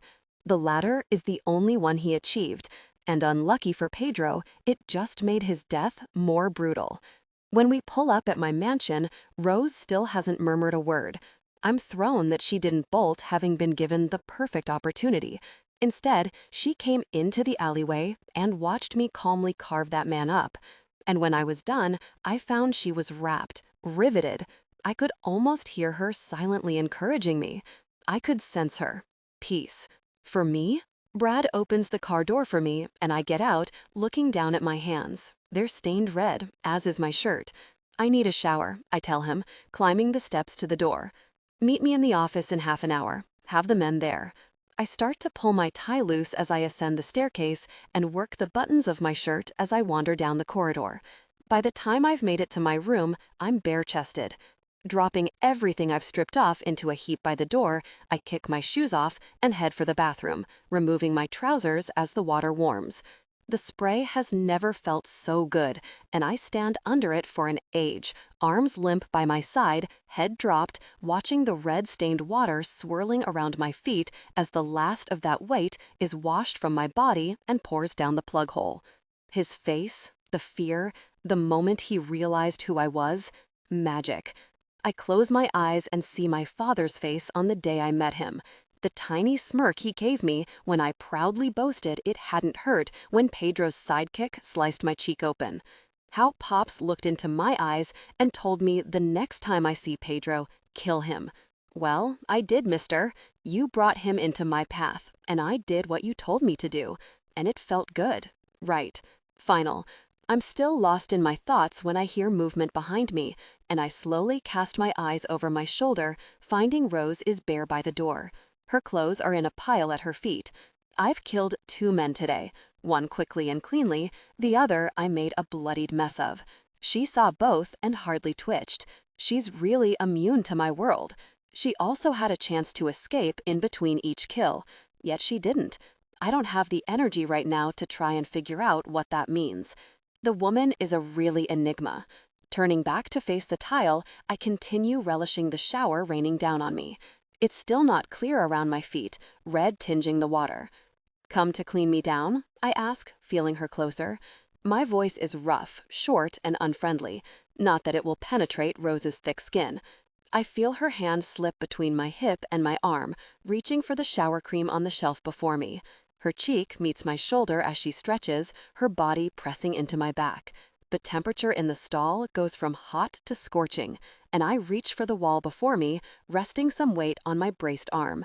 I hear the lid of the bottle flip, the squirting of some cream into her palm. Her hands, all over me. I have a washcloth, I tell her. She says nothing, massaging the soap into my skin. Air is suddenly hard to find, so is my sense. Resisting her is a challenge like no other I've faced. She wants me. That's been proven more than once. I've had a yes, even if she's not actually said it. So what is really stopping me now? Fear. I've never been scared, yet this woman frightens me. How resilient she is, how fearless, how she tells me I'm the devil but looks at me like I'm a god, how she isn't scared of me, how really beautiful she is. For the first time in my life, I'm really scared. Because she could be my ruin, my Achilles heel, my weakness.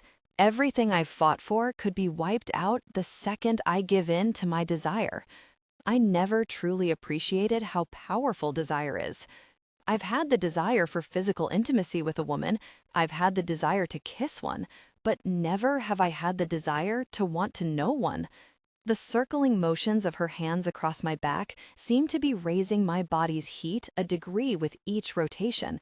My insides are blazing, and when I look down, I see the heat has stirred a physical response. The physical tension was overwhelming. So is the urge to turn and face my biggest nemesis. But no, stare ahead. Ignore the feel of her working her hands all over my skin. Or, better still, tell her to get really out of my room. Why haven't I done that? Get out, I say quietly, turning to face her. Her hands, covered in suds, are now on my pecs, her arresting eyes gazing up into mine. Tiny drops of water hang from a few of her lashes, and one from the end of her perfect nose. Her cheeks are deeply flushed, her perfect skin perfectly flawless. Her body was wonderfully responsive. Her body was wonderfully bare and glistening. But, no, I said, get out. She backs up, showing rare wariness, but she doesn't speak. Twice in one day, she's practically offered herself to me, and twice I've denied her. Twice I've forced myself to reject her. Twice I've ignored my body's craving. Twice I've fought my mind's demands for intimacy. I won't manage a third time. I need to send her back to Adams, because this game isn't a funny distraction anymore. It's getting dangerous. I open my mouth, set to order her out of my home as well as my life, but she turns and walks away before I can muster the words. When she makes it to the door, she looks back at me as she scoops up her clothes. You should have sliced the jerk's throat too. Then she's gone, before she has a chance to see my reaction, which is to fall back to the wall and gather myself before I stop her from leaving and give in to the overwhelming passion I felt for her. "Drink?" Brad asks as I enter my office a while later. It's taken me an hour of standing under the spray to gather myself. Do I look like I need one? I take my chair and run my hand through my wet hair. That move alone answers my question, and Brad, hitching a brow, tells me he caught it. Although if he thinks my stressed form has anything to do with me bludgeoning a man tonight, then he's wrong. I won't correct him. Where's Adams? Brad points to my phone just as it starts to ring on my desk. Clever, I quip, answering the call. "You have good news for me, don't you, Perry?" "How's Rose?" he asks immediately, ignoring my question. Brave man. The difficult person has some explaining to do, though pointing out I heard his threat on my life will also point out that I heard his conversation with Rose. Firstly, he can't know that I know he has another investor. Secondly, I need him to trust Rose. "I didn't take your call to talk about that woman," I say calmly, ignoring Brad's poorly concealed look of incredulity at my reference to Rose. "I asked you a question. You have good news, don't you, Perry?" "Not exactly," he says nervously. "We have a problem." I don't like problems. They make me cranky. I managed to get the Jepsons on a plane back to the States. Good. To finalize the deal. Good. They took off last night. Good. The plane went down in the Pacific. Not good. They're dead. Really not good. I flick my eyes to Brad, who's already on his mobile checking out Perry's story. Someone up there seriously doesn't want me to have that marina. So who's in charge of the estate? Their son. Good. Then have him sign. It's not that simple. Don't annoy me, Perry, I warn. The thrill of my recent kill is disappearing by the second. Why? Well, first off, he was on the private jet too. He's alive, but he's in a coma. Second, even if he makes it, he's 10 years old, and the estate is held in a trust until he's 21. The second Perry finishes, Brad gives me the nod. His story checks out. Really? Gosh, I breathe, landing Brad with disbelieving eyes. It's one really disaster after another. Then let's hope he doesn't make it, I say without thought, earning a stunned look from Brad that I ignore. I'll check in again soon. I'm about to hang up when I hear Perry blurt my name, panicked. "Rose is surviving," I tell him before he can ask. Just, what have you done to her, Danny? He's between anger and emotion. It's quite sweet. Shame she doesn't feel the same way about him. Nothing she didn't love and beg for. He inhales, the sound whooshing down the line. What happens if the Jepson kid makes it? I nod toward the cabinet across the office, deciding I do need that drink. Ringo has one in my hand quickly, ice and all. Then you'd better get creative, because you're not getting Rose back until I get that marina, and even if I do release her, you won't get to indulge in intimacy with her again because you'll be dead. I hang up and down my drink in one fell swoop, gasping in appreciation. I want every detail from the crash investigation. Got it, Brad confirms. "Do you think he had anything to do with Vegas?" he asks as I study the side of the crystal tumbler. I keep coming back to desperation. Adams is in a mess, would do anything to get himself out smelling of roses. But with Rose in the line of fire? No, not Adams. But that doesn't mean his contact wouldn't. Perry's up to his neck, caught between me and who? I don't know, but he's a brave person. And a light reminder to Perry that I'm the greater of two evils won't be missed. Send Adams her little finger. Watson, the sadistic jerk, has his knife out before I've even registered my own words, and I momentarily frown, wondering what he's really doing. "You sure about that, boss?" Brad must have caught my confusion, his probing eyes watching me across the table. Yes, I'm sure. I stand and approach Watson, taking the knife from him. But I get the honor. I leave the office, feeling Brad's worried stare rooted to my back, and pace through my mansion, spinning the blade in my grasp as I go. What better way to prove to anyone, including myself, that she means nothing to me? My breathing is labored as I pause outside her door, my hand on the knob, my palms sweaty, my heart is thumping. My freaking head could explode. Just do it. If anything, it'll truly make her hate me. It'll halt these insane moments of rhapsody that are quickly followed by reality. It'll show her that she's here for one reason alone. I push my way into her room, determined, the knife poised, and freeze when I find her sitting on the edge of the bed in her underwear, a razor blade plunged into her forearm. My head that was feeling like it could explode goes right on ahead and detonates. I see red. Rage sails through my body like freaking wildfire, unstoppable and damaging, like nothing I've felt before. She finds me vibrating by the door and quickly gets up, running to the bathroom. I'm in pursuit quickly, flying after her. She goes to slam the door in my face, but it hits my foot and bounces back open. Freaking heck, I feel out of control. She walks cautiously back, a fear in her eyes that I've not seen before. And I'm not surprised, because I must look beyond my usual murderous self. Her hands go behind her back, resting on the vanity unit. "Don't you know how to knock?" she murmurs, her pathetic question doing nothing but turning my already burning blood into rivers of lava in my veins. I can't even speak. All of my focus is centered on helping me to breathe through my fury. The drops of blood hitting the tile floor are deafening. I stalk forward, my whole face aching with the tenseness of my tight jaw. She can't even look me in the eye. Her head's dropped, focusing on anything except the psycho slowly closing in on her. When I make it to her, I push my front to hers, if only so she can feel how madly my heart is pumping. "Give me your hand," I grate, looking down at her. She shakes her head, refusing to look up at me. "Give me your freaking hand." Another shake of her head and further defiance by keeping her face down. I seize her jaw, squeezing hard, probably too hard.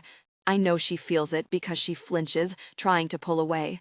That's a novelty. She actually feels something. Without moving, she fights me with all she has, pulling against my pushing, but I win.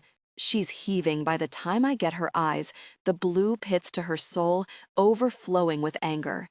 "Give me your hand, Rose." "Really, Danny," she mumbles through her squeezed lips.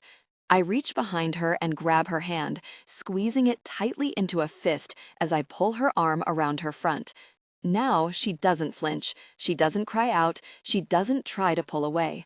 I look down and see blood seeping out the cracks between her clenched fingers, and I vary myself for feeling brutal and cruel. I pry her hand open until I'm staring down at the razor blade, the metal glistening with blood. Her blood. The only blood I've ever seen and wished I hadn't. I breathe in, trying to gather the will to speak. I can't. This woman, at every freaking turn, strips me of normal capabilities. I tip her hand, sending the blade to the marble floor with a little ping. It's a ludicrously pretty sound for something so ugly and damaging. Taking in oxygen, I turn her arm over until I have her forearm, where a neat slice stretches across her perfect skin, blood bubbling from the opening on her flesh. It's only now I see them. Maybe a dozen white lines marring her tan skin. All neat, all clean, all done on purpose. I look up into her eyes, eyes that are welling. Not because she's hurt, not because she regrets hurting herself, but because I've found her doing it. I've found a weakness. Or it could be a strength. It could be her way of dealing with things. But dealing with what? The unknown is a true killer. It physically hurts me. It's slowly driving me mad, and I'm astounded by my lack of ability to know what to do. I'm freaking stumped. Instinct is all I have, and before I register my moves, I've stepped back, away from her, and placed the blade I took from Watson on my forearm. Her eyes snap from the knife to me. "Tell me why," I demand, the blade resting on my skin. She shakes her head. So I draw the knife slowly across my arm, opening the flesh, and her mouth falls open as blood trickles toward my wrist. "Tell me why," I repeat. Another shake of her head. So I move the blade and drag it through my flesh again, parallel to the first slice. "Tell me why." She swallows, her eyes wide and haunted. And another shake of her head. This time, I yank the knife violently, and the collection of blood from my 3 wounds gathers and swells and starts dripping to the floor. Tell me why, I say again calmly, setting the knife on a fresh piece of my arm. No, she says, eyes batting back and forth between my face and my arm. I slash once more, my arm now drenched, pouring with blood. Tell me why. Danny, please. My jaw's going to snap, the muscles becoming tighter with each refusal she gives me. Another cut. Danny, she whimpers. Another cut. I'll keep going, Rose, I promise. This doesn't hurt me. I cut myself another 2 times until she lunges forward and seizes the knife, tossing it to the floor and grabbing my arm. I make to retrieve it, not taking her horror as anything more than that. She still won't tell me. Which means my arm is going to look like a patchwork freaking quilt very soon. No, she kicks the blade away, out of my reach, and yanks my body upright. Talk, I grate as she grabs a towel and wraps my arm, applying pressure, looking uptight and stressed. She has nothing on me. I haven't done it for years. She takes her hands away and moves back, and I can see her intention to walk away, her gaze passing back and forth between my arm and the door. No, I block the doorway and yank the towel off. Looking up at me, she shakes her head mildly again, as if she thinks I'll accept her silent plea for immunity. So why now? I kick the door closed and rest my back against it. Why do you care? Her question throws me. It's a very freaking fine question, one I hadn't asked myself. I don't? She laughs, quietly and disbelievingly, and I can't blame her. You don't care? I care that you're alive for me to use as bait. Liar, she whispers, stepping forward. You're harboring so many demons, and now you're one of them, I say, and she recoils. I look away, unable to face the questions in her eyes. Am I? I stare at the blood-soaked towel on the floor and dip, scooping it up and tossing it in the shower stall. You are a demon, Rose. I glance up at her and reach back for the door handle. I don't care why you're hurting yourself. I care that you're doing it in my home. I don't care that you're drawing blood. I care that you're spilling it all over my freaking carpet. I don't care if you want to kill yourself. I care that it'll mess up my plans if you do. I yank the door open, watching her nostrils flare with hatred. I don't care about you. I'm so freaking dumb, I deserve a medal for supreme stupidity. I look down at my slashed arm and close my eyes. Instinct scruply over this time. I make to turn, but get stopped by the feel of her hand on my hip. I look down and see her bloody palm spread on the waist of my jeans. What if I told you that I care about you? I'd say you are either stupid or suicidal. Maybe I'm both. Maybe I don't give a gosh. I try to shake her off, but she stands firm, moving in front of me until our chests are compressed, her bra-covered breasts pushed into my t-shirt. I don't have much willpower left. I call nonsense. She slides her hand onto my shoulder. I say, you're scared. Of what? Me. I can't argue with that, but I should. I've never been scared of anything. Me neither. Not for a long time. She reaches up on her tiptoes and pushes her mouth to my cheek. I swear, every time her mouth touches a part of me, a little bit of something good sinks into me. Until you. My head loses all strength, dropping until my mouth meets her bare shoulder. She still smells of me. I can hear my father bellowing at me, reminding me of my obligations and of the weakness women present. He nearly fell into that trap once. You're not scared of me, I point out, and that's what scares me. Breaking our contact, I move away. The simple step is harder than I've ever found it to end a man's life. Finding some vigor, I bend and collect the razor blade from the floor, wrapping it in tissue and flushing it down the toilet. Then I grab a towel and wrap her arm in it, keeping my eyes on my task, feeling her watching me. Be wise, Rose, I say, collecting the knife, turning and leaving the bathroom. I'll have a doctor come sort those cuts. I ignore the pull trying to take me back and virtually throw myself out her bedroom door. I bump into Brad, and his eyes fall to my arm. Any normal man would assume she'd turned things around and attacked me, but it's Brad. You need stitches, he says, grimacing at my mess of an arm. And my head checked, I tell him as I head to the office. I don't know what that woman's game is. I don't know why she's not scared of me, and I know I shouldn't want to know. But why the gosh did she take a blade to her arm? It wasn't a suicide attempt. She wasn't trying to escape me. Was she punishing herself? I can't shove aside my desire for knowledge. It's almost as powerful as my desire for her. Almost? Nowhere near. Either way, I'm in a mess. Rose. The feeling of guilt is twisting my head. My sense of regret is turning my stomach. If I didn't know better, I would think Danny's suspicious of me. Being around him is getting harder by the hour. I need to get out of here before I lose my mind. Seducing him should be easy, especially given I can see how much he wants me. Liar, she whispers, stepping forward. You're harboring so many demons, and now you're one of them, I say, and she recoils. I look away, unable to face the questions in her eyes. Am I? I stare at the blood-soaked towel on the floor and dip, scooping it up and tossing it in the shower stall. You are a demon, Rose. I glance up at her and reach back for the door handle. I don't care why you're hurting yourself. I care that you're doing it in my home. I don't care that you're drawing blood. I care that you're spilling it all over my freaking carpet. I don't care if you want to kill yourself. I care that it'll mess up my plans if you do. I yank the door open, watching her nostrils flare with hatred. I don't care about you. I'm so freaking dumb, I deserve a medal for supreme stupidity. I look down at my slashed arm and close my eyes. Instinct screwed me over this time. I make to turn, but get stopped by the feel of her hand on my hip. I look down and see her bloody palm spread on the waist of my jeans. What if I told you that I care about you? I'd say you are either stupid or suicidal. Maybe I'm both. Maybe I don't give a gosh.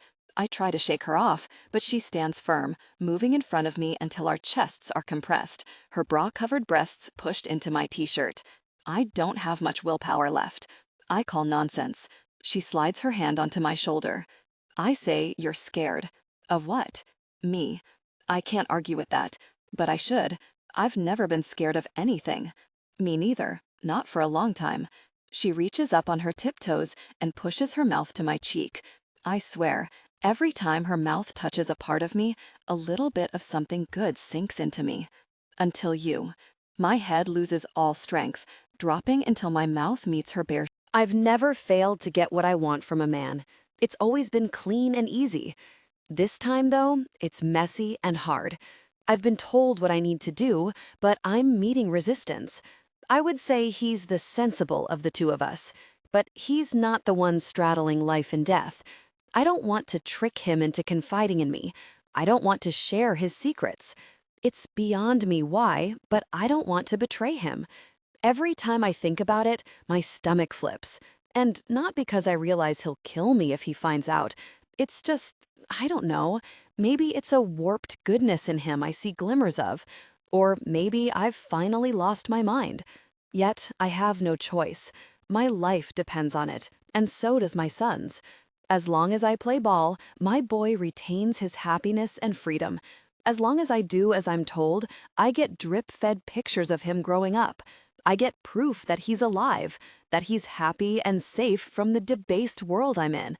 It's never been a difficult decision to play ball. Until now. Everything about this feels wrong, and it has nothing to do with Danny being a murdering jerk. Jerk, I say to myself as I lie on the lounge chair on the terrace. I look down at my bandaged arm, and for the first time, I regret hurting myself. Not because I didn't get that release of pressure I so desperately needed, but because he caught me doing it. He saw me in a moment of weakness, and I hate that. But more than that, I hate his reaction. Why? Why would he do that to himself? And what happens now? I swallow and close my eyes, feeling exhausted. I didn't sleep one wink last night, asking myself those questions. Why? What now? I see glimmers of a man somewhere close to human, then flashes of a man somewhere close to a monster. I see a lightness in his eyes when we verbally sparred, then blackness when those moments abruptly end. He is a paradox. I sigh and try to enjoy the sun on my skin, trying to clear my mind of those lingering questions before they drive me mad. Or am I already there? Now, this moment, alone with the bright, warm sun, would usually be something I'd seize with everything I have and make the most of. Quiet is a rarity in my world. Alone time, even rarer. Except I'm not alone, and it's not quiet. Not with my mind screaming at me, my questions and fears running circles in my brain. Gosh, I whisper, opening my eyes and staring at the clouds. They roll through the blue sky, free and wild. There's nothing but open air, endless space. But I'm still a prisoner. Whether with Danny, Knox, or Perry, I'm trapped. Voices from the garden below drift up to the terrace, and I prop myself up on my elbows, craning my neck to see through the glass panels. Danny's down there with Brad, looking like an evil god post-workout in a pair of sweatpants, his t-shirt draped around his neck. I curl my lip in disgust. Then my eyes fall to his arm, seeing it wrapped like mine. It's all offloaded and checked, Brad tells him, and I watch closely, seeing him scrolling through his phone. It's all in the containers at the boatyard, ready for the exchange. Danny dips and ties the laces of one sneaker, looking up at Brad. We'll go to the boatyard later this evening so I can check the consignment before the exchange with the Russians. I fall back to the lounge chair when Danny rises, his head turning toward the terrace. I remain still, holding my breath. I need to let off some steam, I hear him say, the collective sounds of their feet crunching the graveled path, muffling their voices. But I still hear Brad's reply. Call Amber for goodness sake. I will, Danny replies. Of course you will, I whisper to myself, dropping my head to the side to look through the glass of the panel that separates this terrace from his. And I'll be expected to remain in here, listening to him letting off some steam? No, I have to get something for Knox, and I have to do it fast. I can't bear this place, can't bear him any longer. He's going to the boatyard this evening. Will all his men go too? Either way, I need to get into his office. Then, I'm out of here. I get up and head for the bathroom, feeling around the back of the drawer for the cell phone. I turn it on and punch out a quick message to Knox. A consignment arrived at his boatyard. He's going there this evening to check it. I'll get into his office once he's left. I click send and replace the phone, then wrap my arm and take a shower, leaving my room before the sounds of Danny letting off steam start to torment me. By 5 o'clock, I'm restless again. I roamed the garden, wandered the house, and when I knew it would be safe to return to my room, I did just that. All signs of mine and Danny's massacre are gone. At least, the blood is. The wounds, especially his, will take weeks to heal. I know Danny's not left for the boatyard yet because I've been watching Brad play tennis from my terrace for a few hours now, and he wouldn't go anywhere without Brad. But then Brad leaves the court, and I dash into my room. My ear is soon pushed up against the wood of the door, listening for any sign that Danny's leaving his mansion. I hear footsteps, a soft patting of feet on the plush carpet outside my room. Gosh, I dart across to the bed, falling to my back and closing my eyes. How juvenile. But still, no contact, no engagement. I hear the door open, followed by an impatient grunt. Up, Danny orders, and my face muscles strain with the need to curl a lip, or at the very least throw a filthy look at the jerk. But I remain still and quiet, hoping he'll really go away and leave me alone. I'm outraged when he grabs my arm and shakes me. Up, he snaps curtly, manhandling me to my feet. What the hell? Get your freaking hands off me, I yell, not at all sleepily, tossing my elbow out to the side in an attempt to shrug him off. But his face is low and crack. My bony elbow collides with his nose and it seems to explode, blood pouring over his lips. Danny flinches and blinks rapidly, caught off guard, his eyes watering madly in an instant. Gosh, he breathes, taking his hand to his nose before inspecting it. It's a blood-stained mess. Oh gosh, he looks like he's going to launch me into outer space with his fist, his knuckles going white with the force of his clenched hands. Then his bloody nose starts pouring all over the carpet, and he curses, holding it while he paces to the bathroom. For some strange reason, I follow him, finding him bent over the sink, big, fat drops of blood hitting the porcelain in consistent light thuds, splashing up the shiny white enamel. I have no idea what possesses me, no idea at all. Did that hurt? His eyes lift and look at me in the reflection, his face blank. It did hurt. I can tell. He was surprised, and his watery eyes suggest pain. No. His lips don't even move, his snappy answer delivered through clenched teeth. I can't help it. My cheeks start to pull, and as hard as I try, my smirk can't be held back. I'm forced to reach up and pinch my nose, feeling laughter rising from my toes. I mustn't laugh. He'll likely strangle me if I laugh.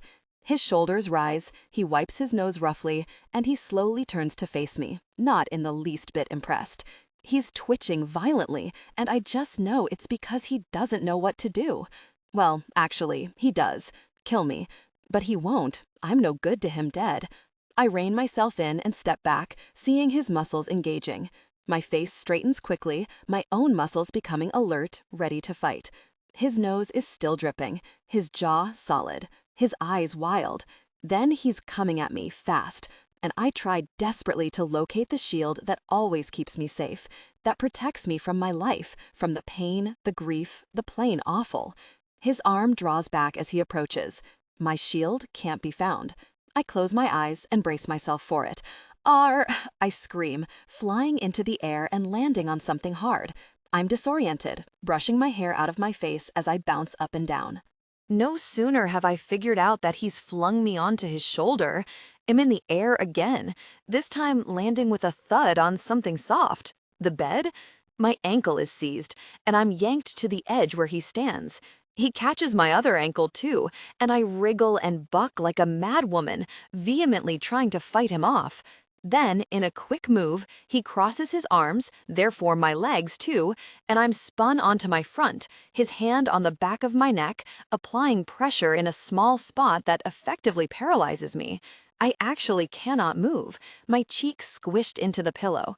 His face appears, his knee in my back, his entire body holding me in place, but it's his touch on my neck keeping me still. He looks like he's been ripping apart a fresh kill, his nose smeared with fresh blood, more still dripping, making a mess of the bedsheets. I want to freaking kill you. He brings his face down, closer, allowing me to see the murder etched across it. What kind of woman ever smirked at such a threat? And from a man like Danny Black? Me, that's who. I'm certifiably freaking insane. Then kill me, I breathe, and make it slow and painful. What the hell are you? He's completely stunned. I'm a heartbeat, I reply simply, staring at him. I'm nothing, Danny Black, and you are God. His hold on my neck flexes, but he doesn't release me. He just gazes at me while he continues to pour blood all over the place, including me. You're going to ruin the bed, I whisper. Forget the bed. You're going to ruin my clothes. Forget the clothes. You're going to ruin me. I hold my breath and watch as he lets my statement and its meaning sink in. I know it has when he blinks rapidly, as if pulling himself from a daze. He releases me, being quite gentlemanly about it, and pulls me up, before grabbing a pillow and pulling off the cover, wiping his nose. You can't ruin something that's already broken, Rose. His words are soft, not cutting, but they still hurt. And he's wrong. He could destroy me completely, but I don't challenge him. Pointing to the wardrobe, Danny takes backward steps toward the door. Get ready, we're going out. Where? My boatyard. He opens the door and leaves, and I remain where I am, my mind racing. He's taking me? I hurry to the bathroom, flipping the shower on. Then I stare at the drawer for an age, torn. I decide against it. It's not like I have anything to tell him anyway. You can't ruin something that's already broken, Rose. He just has no idea how broken I actually am. Jeans and a sweater. It seems like a suitable wardrobe choice for a boatyard. The jeans are Armani, low-rise, and hug my figure tightly, and the gray sweater has the Union Jack on it. Very British, like him. I can only imagine Esther is responsible for my new wardrobe. Who else? I slip my feet into some tennis shoes and pull my hair into a ponytail as I make my way downstairs, and I nearly tumble down the very things when I spot him. In a baseball cap? Danny Black in a baseball cap? It sounds so very wrong, but it looks very right. He's in jeans too. His are an easy fit as opposed to my skinny things, and he's also wearing a sweater. His is navy, emblazoned with the Union Jack too. He looks casual, relaxed. It suits him. I discreetly pull my British sweater away from my chest to circulate some air as I approach him, my feet careful on the marble steps. I can't help but wonder if the flag on the front of my sweater, the sweater he had put in my wardrobe, is the Brit making a point? But what point? This is all very couplesy.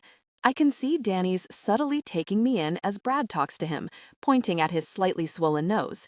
When I'm close enough, Danny clasps the top of my arm, just above the bandage under my sweater, and leads me out to the car. I can tell this is going to be a romantic date, I quip, falling to the back seat once he's opened the door for me. He ignores me, gets in, going straight to his phone, and that's where he stays, engrossed in the screen the entire way. The sea smells good. The breeze feels good. Loose strands of my hair whipping my face feels good. I stand by the car, looking back at the dirt road that led us down to this little haven. A station wagon pulls up behind us, a trailer hooked to the back, and on it, a jet ski. A surfer type jumps out and starts toward one of the huge containers set to the left. I frown, continuing to take in the boatyard. The name suggests a few rickety sheds, maybe a jetty, and a few old boats thrown into the mix. But there's none of that. A huge log cabin is by the shore, with a raised decking area that juts out over the water, supported by stilts. There are endless huge metal containers, and a sandy shore leading to the water. We're in a cute cove. It's all really very pretty and idyllic, if it wasn't for the noise. I cast my eyes across the water and see jet skis, lots of them, zooming across the sea, circling, spraying water when they sharply turn. Endless jet skis bob on the water on the shore, and endless people in wetsuits are milling around. Coming through, a man shouts, hanging out his truck window as he reverses his trailer down to the water. I move aside and get an endearing wink. "Come for lessons?" he asks as he rolls past. She's with me. Danny moves in and takes my hand, pulling me toward the cabin. "Hey, Danny." The guy smacks the side of his truck, a cheerful smile on his face. "It's busy out there today." "European competition season is on the way," Danny says, only further deepening my frown. The guy's trailer hits the water, and a few more men in wetsuits start unstrapping the jet ski from the back. I'm confused, I admit, as we approach the wooden steps of the cabin. "What are you confused about, Rose?" "This place. It's yours?" "Everything except the land it's on." We enter the cabin, and I come to a stop in the doorway, unable to grasp what's going on. There's a massive cafe to the right, a shop stocking all things water sports to the left, changing rooms up ahead, and virtually everyone is wearing wetsuits. "Jet skis," I say to myself, as Danny passes me, heading for the serving counter of the cafe. "Yes, jet skis." He looks back as he pulls his phone from his pocket. "Drink?" I join him and scan the refrigerator. "A coconut water, please," Danny orders, while I spend more time absorbing the space. My presence hasn't gone unnoticed. Many people, men and women, looking this way. He hands me a carton, and I'm left to follow him out onto the decked terrace looking over the water. It's stunning. But jet skis? Pulling out a chair for each of us at a table at the far side, right by the railings, we sit, and Danny spends a while gazing out across the water. The noise is loud but bearable. "I deal in them," he tells me, without looking at me, unscrewing the cap off his water.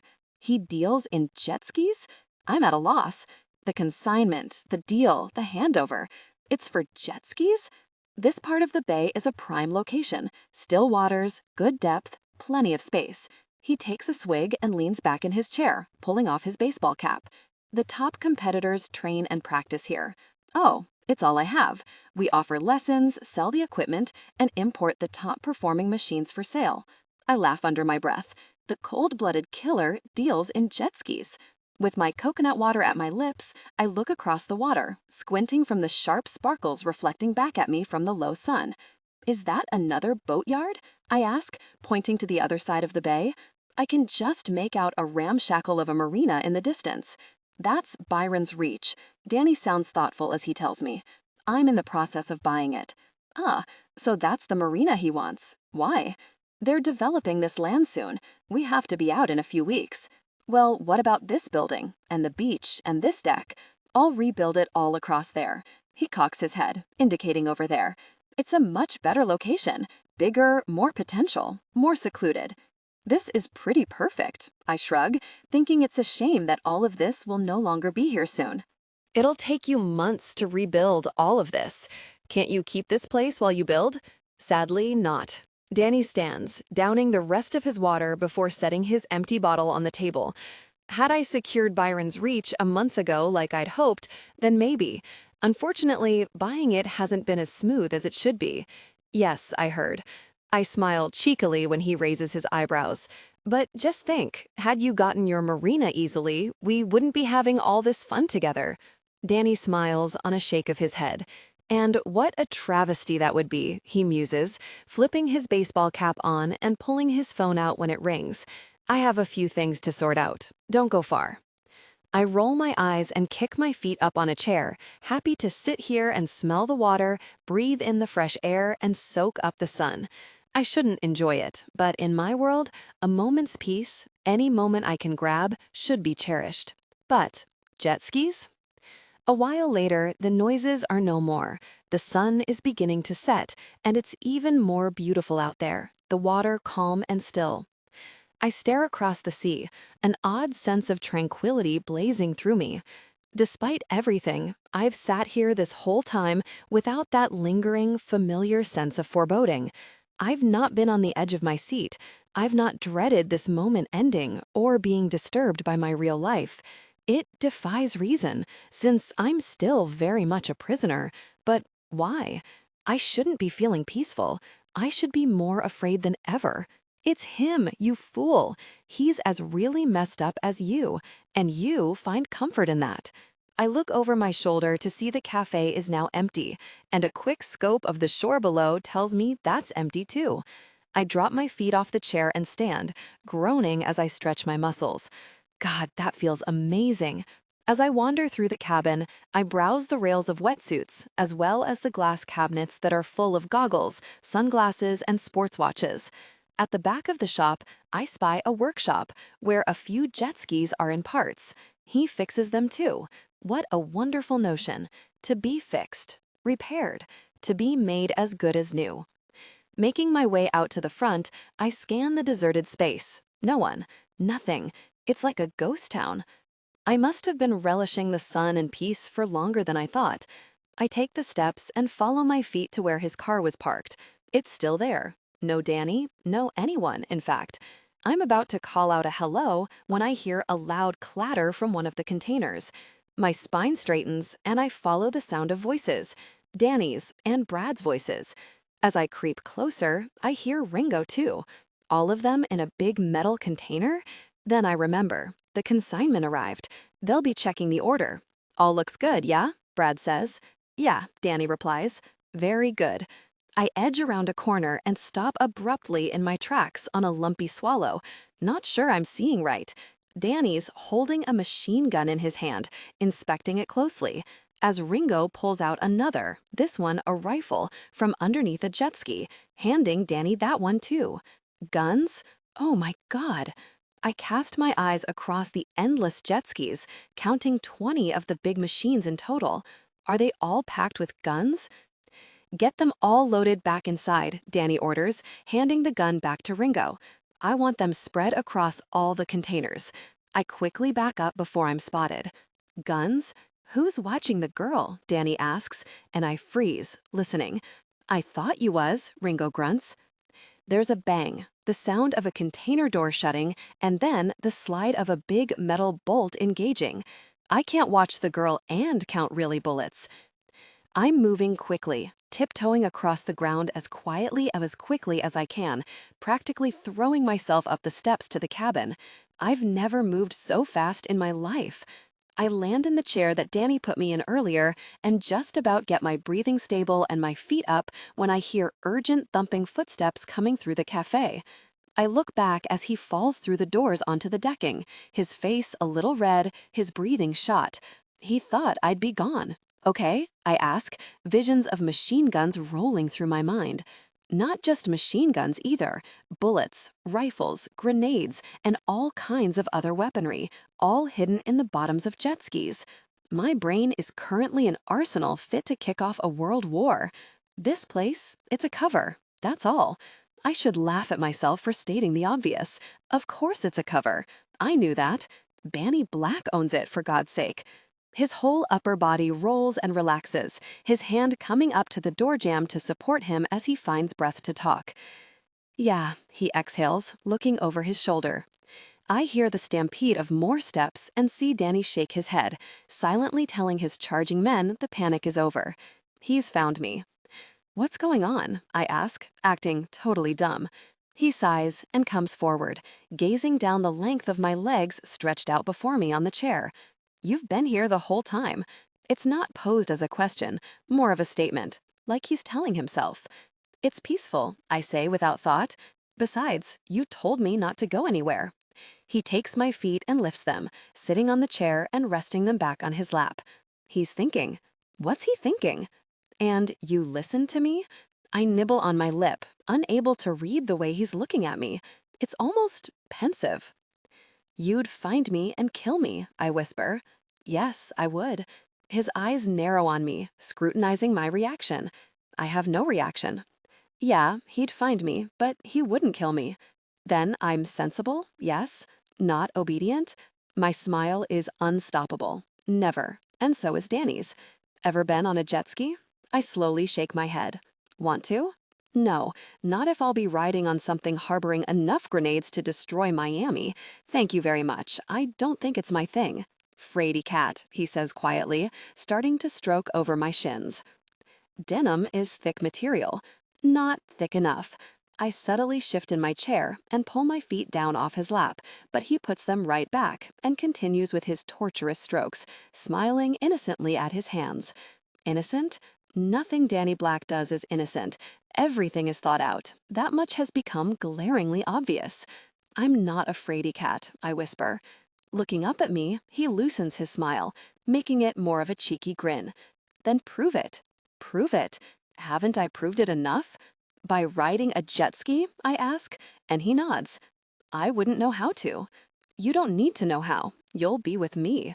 Stuck to his back? No, I don't think so. Thanks, but I'll respectfully decline. Respectfully?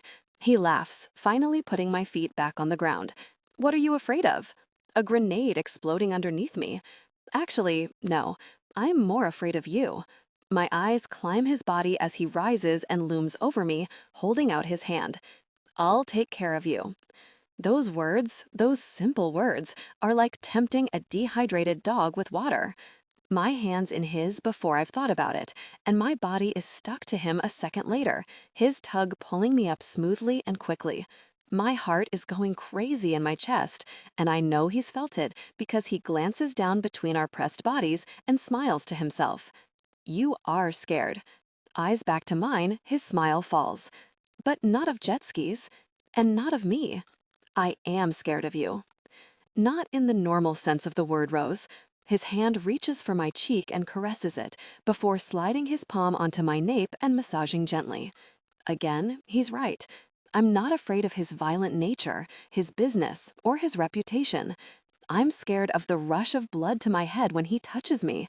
I'm scared of my kicking heart when I look into his insanely blue eyes. I'm scared that the backward sense of security I feel being his prisoner. I'm scared that he clouds my purpose.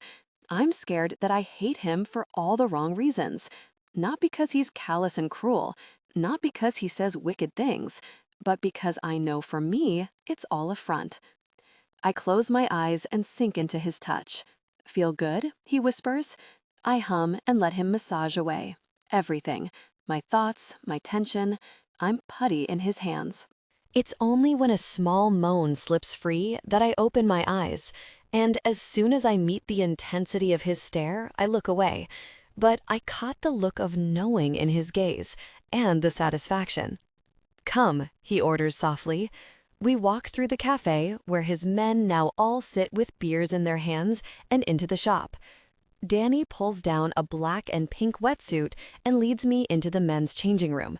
Put this on. I stall, looking at his outstretched hand. This is the men's changing room. His arm drops, a flurry of mild amusement creasing his face. So now you're shy? I'm not shy. I snatch it from him and proceed to strip down until I'm in my underwear, and he smiles the whole time, collecting his own wetsuit from a nearby locker and undressing himself. Every god-forsaken muscle on his torso undulates as he pulls his sweater up over his head, revealing the bandage. He shouldn't get his wounds wet. Your arm, I say, a misplaced sense of concern coming over me. Your arm, he counters, holding up some protective bags and moving in. He wraps my arm carefully to protect it from the water before taking care of his own wounds. His bandage is stained, the blood having seeped through, and I turn away feeling guilty. I did that. His wounds are because of me. I step into the wetsuit, reaching behind me for the cord that'll get the zip up. Here. He moves in, and I move away. I've got it, I say, feeling around, finding nothing. My hand is knocked away, and the zip dragged up my back slowly. All done, he murmurs, taking my ponytail and pulling the ends out of the neck. I shudder and take one cool step back into my personal space, and when I turn around, his wetsuit is only pulled up to his waist. Good God! How long have you rode jet skis? I ask, blinking back my wonder as I gather up my pile of clothes and set them on a nearby bench. Do you ride them? Drive them? Since my father built this place 15 years ago. Your father built it? Yes. He walks away, and I follow, my eyes rooted to the wide expanse of his bare shoulders. Aren't you sad to be leaving it then? I ask, watching him toss his baseball cap on the shop counter and replace it with some wraparound shades on his head. It's business. No smart man gets sentimental over business. He makes sure I'm in his sights as he articulates every word clearly. Of course, I'm business. And you sell all these? I motion to the line of shiny new jet skis in the store. I do. He goes to a sliding metal door and takes the handle with both hands, leaning back to pull it across. More rippling muscles. I force myself to focus on them and not on his arm. And which jet ski will we be on? I turn away, trying to sound nonchalant, when on the inside I'm wondering what on earth I'll do if he leads me to the container full of loaded jet skis. One of these. He points into the room he's just revealed, and I peek inside. There are 2 jet skis strapped to trailers, both sparkling clean, both huge, and both black. Completely black, except for the gray writing down one side that says Sea-Doo. Every other jet ski I've seen today has been mostly colorful. This one is mine. He slides open another door, and Brad pulls up in an old Jeep. And that one was my father's. He nods to the other jet ski. Your dad rode a jet ski? I blurt without thought, and he smiles, starting to hook up the trailer to the Jeep. Before he was ill, yes. I wander down the side of his dad's jet ski, my hand stroking the black paintwork. I crouch when I reach the rear, running a finger across some small print. Mister, I say quietly, biting my lip as I glance at Danny. I used to call him that. Mister? Yeah, like a term of endearment. He points to his jet ski, and I bend to look at the back. And he called me Kid, Mister and Kid. I look at Danny. There's that softness again, the part of him he keeps hidden behind the monster. That's kind of cute, I say, and he huffs a small burst of laughter as I straighten. The Jeep pulls away, reversing down to the water edge, and Danny starts pulling the top of his wetsuit up his torso. His muscles are doing crazy swelling and tensing stuff. I exhale my relief when his bare chest is finally hidden from my sights, as well as his mutilated arm. I turn away from him and head for the water, shielding my eyes from the setting sun. You need some glasses, Danny says, joining me and handing me a pair of black wraparounds. Put them on. I do as I'm bid, covering my eyes. Isn't it a bit late to be going out on the water? He wades into the sea and negotiates the jet ski from the trailer. Sunset is the best time on the water.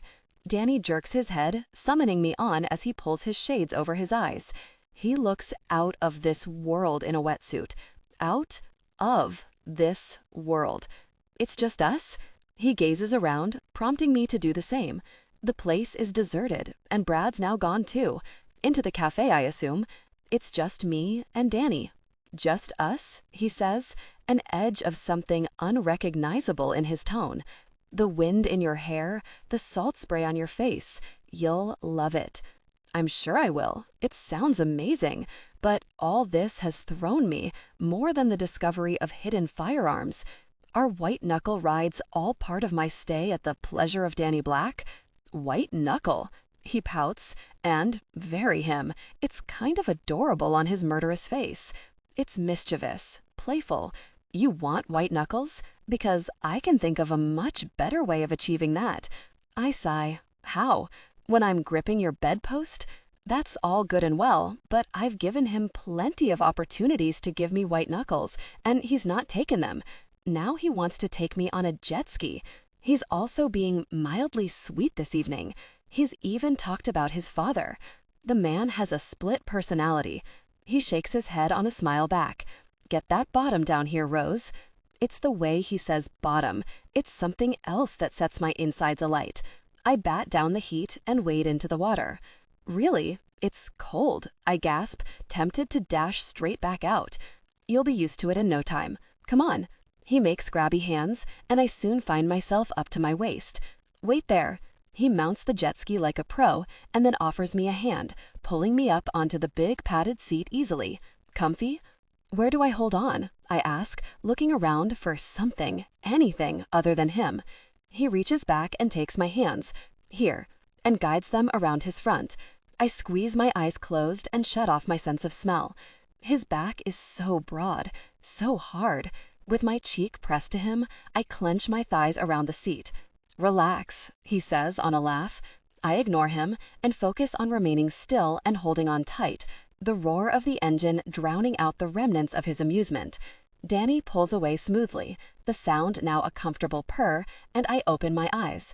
We're chugging along at a leisurely pace, and Danny points to a yellow buoy. We can pick up speed once we're past that marker. Great, I quip, my hold constricting. And the moment we're past that buoy, the engine bellows and I jerk on a girly squeal, starting to bump on the padded seat as he goes from 0 to 100 in a few hair-raising seconds. Gosh, I yell, squeezing the life out of him. Oh my God, Danny. The jerk. He's doing this on purpose, trying to scare me very much. It's working. Slow down, I scream, and he laughs wickedly, continuing at an insane speed across the cove. Salty water is hitting my face despite him shielding me, and my hair is flying all over the place. Love it? Nope, can't say I do. I'm sure if I were to loosen my hold of him, I'd fly off the very thing. Danny! He takes no notice, zooming across the open water like a madman. I'm incensed. So really mad, I'm prepared to risk falling off just so I can hurt him. I release one arm and feel down toward his groin, locating the delicate flesh on his inside thigh. And I pinch him through the rubber of the wetsuit. Hard. Really. We immediately start to slow, and he looks over his shoulder. Did that hurt? I yell over the rush of water. Yes, he grates. Good. He releases the throttle, and we eventually slow to nothing until we're bobbing on the water. Are you telling me the warrior woman is afraid of something? He asks. Are you telling me the angel-faced assassin just felt pain? He huffs a light bubble of laughter. You caught me by surprise. I know how that feels, I murmur, settling into his back. Is that why you've dragged me onto this stupid thing? To make a point? So I'm not too keen on flying across the water at 100 miles an hour. Forgive me. I have no point to make, Rose. He flexes the throttle a little. Shall we go slow? Please. Don't hold me so tightly. You're more likely to fall off when I take a corner. Then don't take a corner. His laugh. Oh, his laugh. I need to take a corner, or we'll wind up in Cuba. Then do it slowly. I'll do it slowly, he confirms, his tone pacifying. If I get too fast, pinch me. Don't worry, I will. I leave my hand on his thigh in readiness, and maybe because it feels good there. I'm thinking Danny must think so too, because he surrenders one of the handlebars and takes it, flattening my palm and holding it down. I swallow a few times and turn my face the other way, looking out to the Atlantic as we drift along at a comfortable speed. The water is calm, my heart is calm, my life, in this moment, feels calm. He's weaving his fingers through mine, feeling them, twiddling with them, stroking them. I close my eyes, forsaking the incredible view, and channeling all of my energy into savoring how good it feels, To be this close, to be touching, without being forced to, enjoying, without pretending. Is this what other women enjoy regularly? Would they consider this romantic?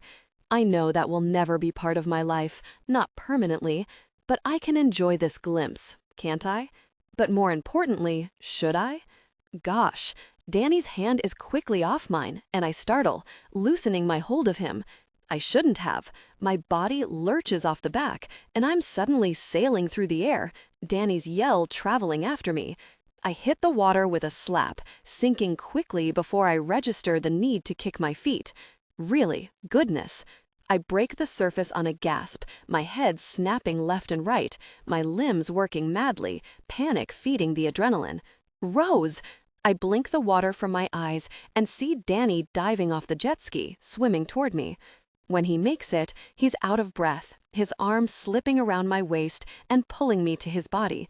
What happened? I splutter, clinging to his shoulders and naturally wrapping my legs around his waist, anything to keep afloat without draining too much more energy. A log in the water, Danny puffs, treading water calmly, keeping us both afloat. I saw it too late, turned too quickly. He reaches forward and pulls my wonky sunglasses up, resting them on my head. Goodness, Danny. I heave against him, splattering my chest to his and letting my head flop onto his shoulder. And then I laugh, chuckling into his neck as we bob on the calm water, wrapped around each other. I see the jet ski a short distance away, rolling with the swell of the rippling waves. Neither of us make to break away from each other. One of his arms is under my bottom, the other around my waist. I'm quite comfy, my heavy head settled against him, my eyes taking in the vast, still expanse of water stretched out before me. My shock has passed. That feeling is back. Peace, calm, comfort.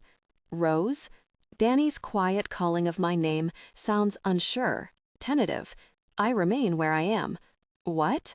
I'm sorry. My forehead bunches, my fingers clawing into his back. Something tells me he's not apologizing for throwing me off the back of his jet ski. For what? I ask, my eyes now darting over the sparkling water.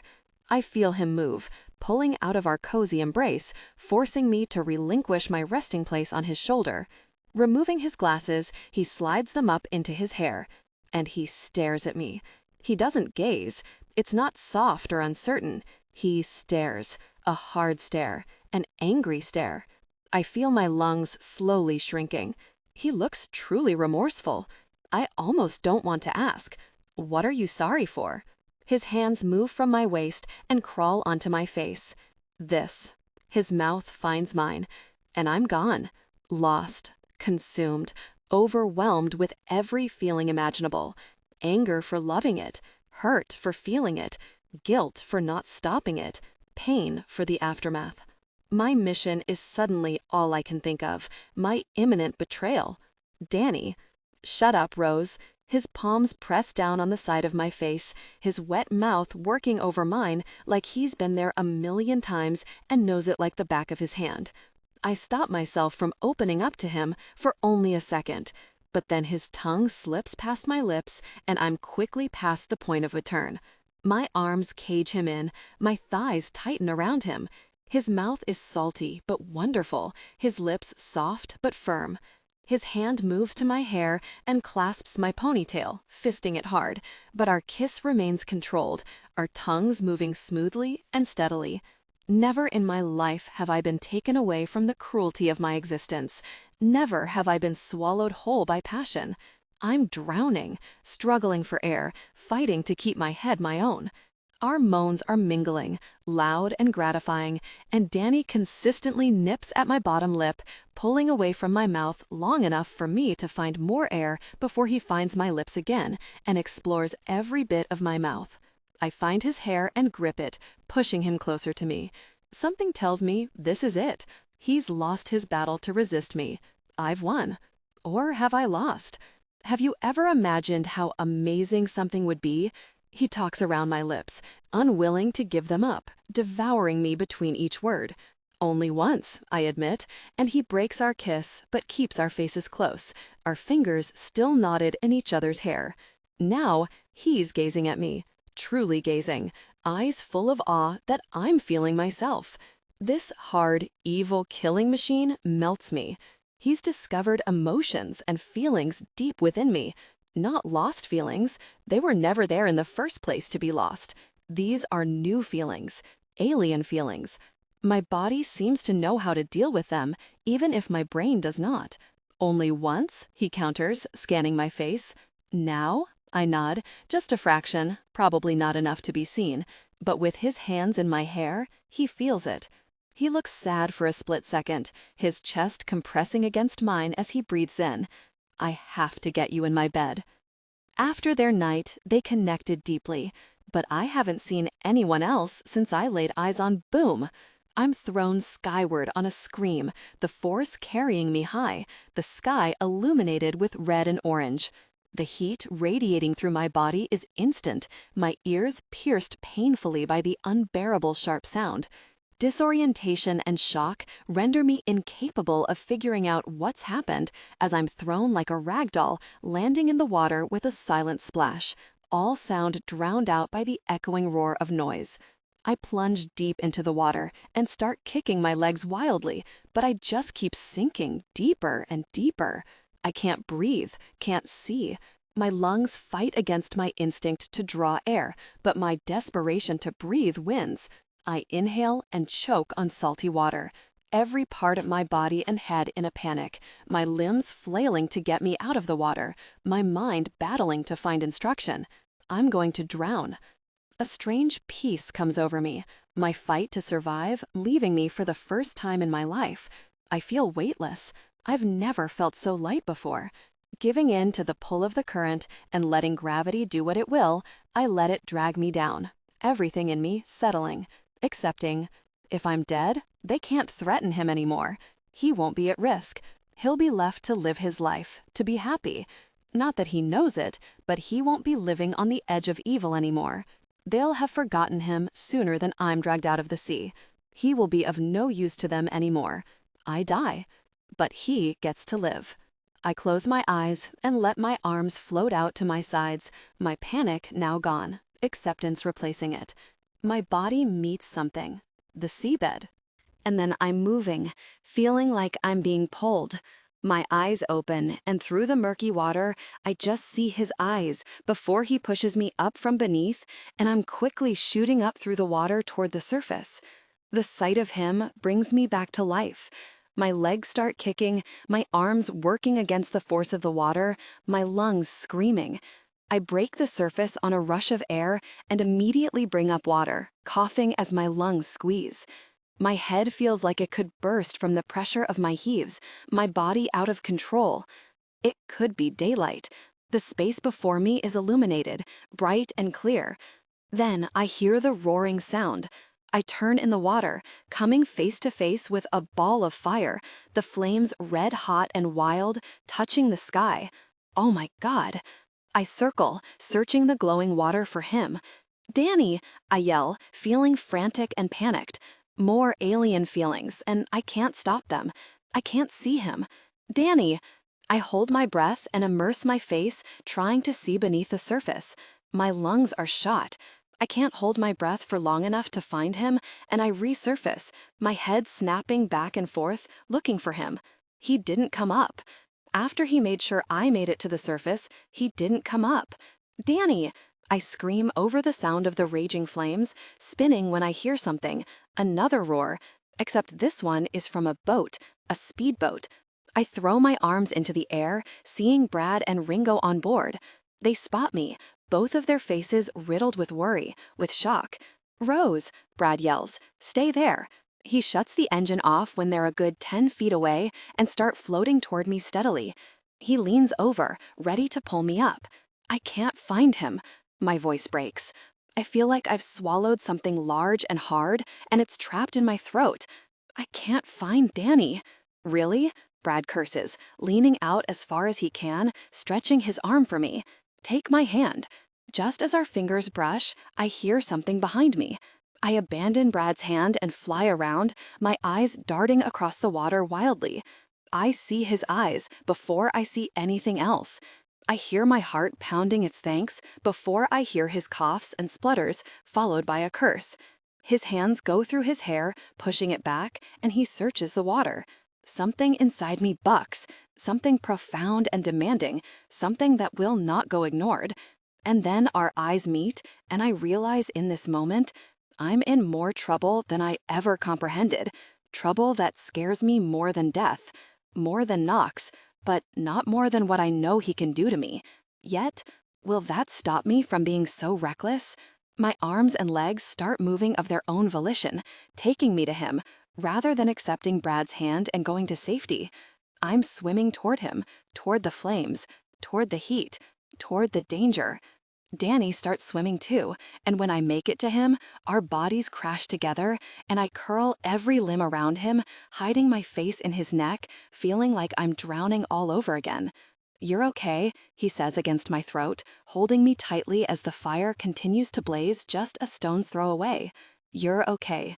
Tears come, more feelings, more emotions, more madness. He saved my life. He's the only person who has ever deemed me worthy of being saved. I hear Brad yelling in the distance, calling for us to swim to him. "We should go," Danny encourages me from his arms, but stops me before I can turn my face away. He says nothing as he takes me in, just gently wipes under my eyes. I don't bother telling him that it's seawater. He knows. The warrior has had her armor destroyed. I'm suddenly exhausted, all of my adrenaline gone, so Danny has to hold me while he swims us to the edge of the boat where Brad is waiting, his face grave. He takes my hand and pulls as Danny pushes me up, and I'm caught on the other side by Ringo. He gathers my wet body into his arms and puts me on the soft bench, and I start to shake. Not that I'm cold or anything. I'm just shock, Ringo grunts, taking a fleece blanket and wrapping it around my shoulders. "Have some water." A bottle is thrust into my hand before he joins Brad and helps get Danny up, and once he's in the boat, the three men stand and look out to sea, watching the fire blazing. "Another life down," Danny quips, looking at Brad. "Someone really wants me dead." Like a volcano, realization erupts and my shakes take on new levels. As Danny turns toward me, taking in my vibrating frame, I look away, shame eating away at my trembling flesh. All I can see in my head, glowing and bright on the screen of the cell phone, is my text message to Knox. I close my eyes and feel Danny settle beside me, his arm coming around my body and hugging me close. I don't deserve his comfort. This is my fault. I told Knox he would be here. He just didn't expect me to, too. "You're cold," Danny murmurs, and I nod into his chest because I can't possibly speak until I've found air to simply breathe. "Rose?" I can't look at him, can't face him knowing it's me who nearly got him killed. Taking my chin lightly, he applies only a little pressure, not forcing me to look at him, but making it clear that he wants me to. When I find his soft eyes, my guilt triples. "I'm sorry," he breathes. I can only shake my head, hoping he translates that to, "Don't be. This is all on me," though I could never confess that. Danny saved me. He thinks I'm sitting here shaking like a leaf because I'm shocked and terrified. I'm both of those things, but not for the reasons he believes. He smiles and rests his chin on top of my head, cuddling me into his solid side. "We'd better go before the Coast Guard shows up," he says. And when the police come knocking, we tell them the jet ski was stolen. The engine of the boat kicks in, and I'm forced into Danny's side more when Brad gets us moving. And I stare at the fire until it is a mere dot on the horizon. Today, Danny Black saved my life. Today, he discovered the life that was there to be saved. Today, he also signed my death sentence. Danny. I can see Brad is itching to launch into a verbal tirade on our way back from the boatyard, the tightness of his jaw evidence of how hard he's biting his tongue. I get it. My mind is reeling too. But for the most part, I'm watching Rose stare blankly ahead at the back of Ringo's seat, her shakes getting worse the closer we get to my home. I pull her close, try to hold her tight to stem her trembles. She doesn't even cast me a look. From the second I met Rose Lillian Cassidy, I wanted to pierce her defenses, hurt her, if only to prove to myself that she could be hurt, and perhaps find some comfort in that. Seeing her like this has had a profound impact on me. This wasn't my fault, but I still hate myself. We're still in our wetsuits after having made a speedy departure from the boatyard, and when we pull up outside my mansion, I'm forced to gently coax Rose from the car when she shows no signs of moving, lost in her trance. I guide her up the steps, rearranging the blanket around her shoulders as we enter. Esther is waiting in the entrance hall, and her face falls into a frown the moment she catches sight of us. "I've got it," I say, passing her with Rose's shoulders in my palms, directing her up the stairs. She's like a zombie. I'm pretty sure she'd drop like a rock if I let go of her. "Danny?" Brad calls, and I look back, seeing his hands palm up, facing the ceiling. Shouldn't we be getting ourselves in the office to discuss? He's desperate to offload the real hell he's held back in the car. He'll have to wait. I'm cutting him short at every turn recently. The state of my arm, my bruised nose, he's not got anything out of me, and it's seriously annoying him. I give him a death stare. "Have a drink ready for me." I keep moving, just catching the shake of his head as I turn. Forget him. I couldn't leave her if I wanted to. I don't question why I stop short of her suite, one whole room short. I open my bedroom door and negotiate her inside, kicking the door closed behind me before walking her to the bed. I helped her out of the wetsuit, then removed my own. She stood motionless, her eyes glassy and empty. I miss the fire in them already. Cupping her cheeks with my hands, I pull her face up to mine. She looks straight through me. "Rose?" I jiggle her, starting to worry. Should I call a doctor and have her checked out? It's like shock has paralyzed her. I get no response, the pupils of her eyes huge. I just need her to tell me she's okay. Desperation has my lips falling to hers, my kiss firm but chaste. I pull away and see it, the spark of life in her eyes. So I kiss her again, once more, firm and chaste, pulling away to search out the flames. They're there, burning in the back of her blue stare. The blacks of her pupils shrink, and she blinks, focusing on me. And I kiss her again. This time, I linger for a few seconds, feeling her body firming up against me. And I hear a little whimper, but her hands remain dead by her sides. No. She steps away, dropping her gaze to our bare feet. "You shouldn't kiss me. I'm not the kind of man that gets confused. My life is too clean-cut. There's no room for misunderstandings. So now, I'm a little stumped. Why?" "You just shouldn't." She makes to turn, but I grab her wrist, stopping her. There's no question that I should let her leave, but an odd sense of entitlement wants an explanation. There's a simple one, of course. She nearly died. But fear isn't something that goes hand in hand with Rose. She's made that obvious from day one. So what's changed? "Let me go," she's begging. It makes me more suspicious. "No," I reply, no anger or frustration entering my tone. It's just a simple no. Looking up at me, she fights to control her wobbling lip. "You need to send me away, Danny. Really, no." I laugh, but nowhere near amusement. "You forget why you're here, Rose." "Yes," she yells, violently snatching her arm out of my hold. "Yes, I have forgotten. So, remind me." Her palm is sailing toward my face before I register she's moved. And though I still have time to avoid her aim, I don't. I let her slap my face with force, her anger fueling the power. I know what she's doing. She wants me to hit her back, to remind her. I don't hit her, won't. But I do take her neck lightly and back her up to the nearest wall. I'm angry, yes, but not because she slapped me. I'm really mad because she's backtracking. I finally gave in, and now she's taking it away. I won't let her. I thrust her back into the wall and flex my fingers around her throat, pushing my face up to hers. My snarl is very real. My blood is very hot. I can feel her swallows against my palm, her face tight with indignation. I spin her around and push her front forward into the wall, holding her by the back of her neck with one hand. His hand moved intimately. She inhales sharply but doesn't fight me off. "You want a piece of me, Rose?" I spit, removing her clothing and tossing them aside. She cries out, her head falling back on her shoulders. It gives me perfect access to her neck, my mouth falling there naturally. I lick the column of her throat. She tastes like salt. Salt, sea, and really heaven? The real me? I bite down on her flesh hard. His hands moved over her body. I feel no resistance. I hear no refusal. Consent is dotted over every inch of her body in the form of fire. His desire was palpable, a powerful force. He freed himself, his body tense with anticipation. Tell me you want it. His touch was intimate and demanding, tracing lines across her body. Tell me you want this. Her fists come up to the wall and slam hard, my teeth sinking into the flesh of her neck again. Tell me. Suddenly, I need that verbal go-ahead. I need her to beg.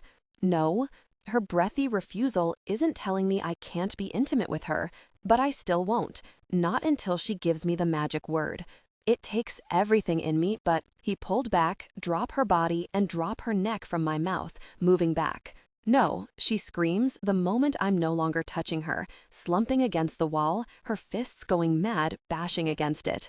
If I wasn't so really frustrated, I'd smile. But smiling is beyond me now, way beyond me. Get out of my room, I snarl. Get out of my room before I throw you out. I either throw her out or be intimate with her without the okay I need. I can't do that. I refuse to do that no matter how much she wants me to. No matter how much I need to. She rolls against the plaster, showing no signs of obeying my command. It fuels the fire inside me, both the desire and the anger. I steam forward, grabbing her arm and manhandling her to the door. She fights me, just as I expected, trying to pry my fingers from her flesh, hitting and smacking me as I drag her to the door.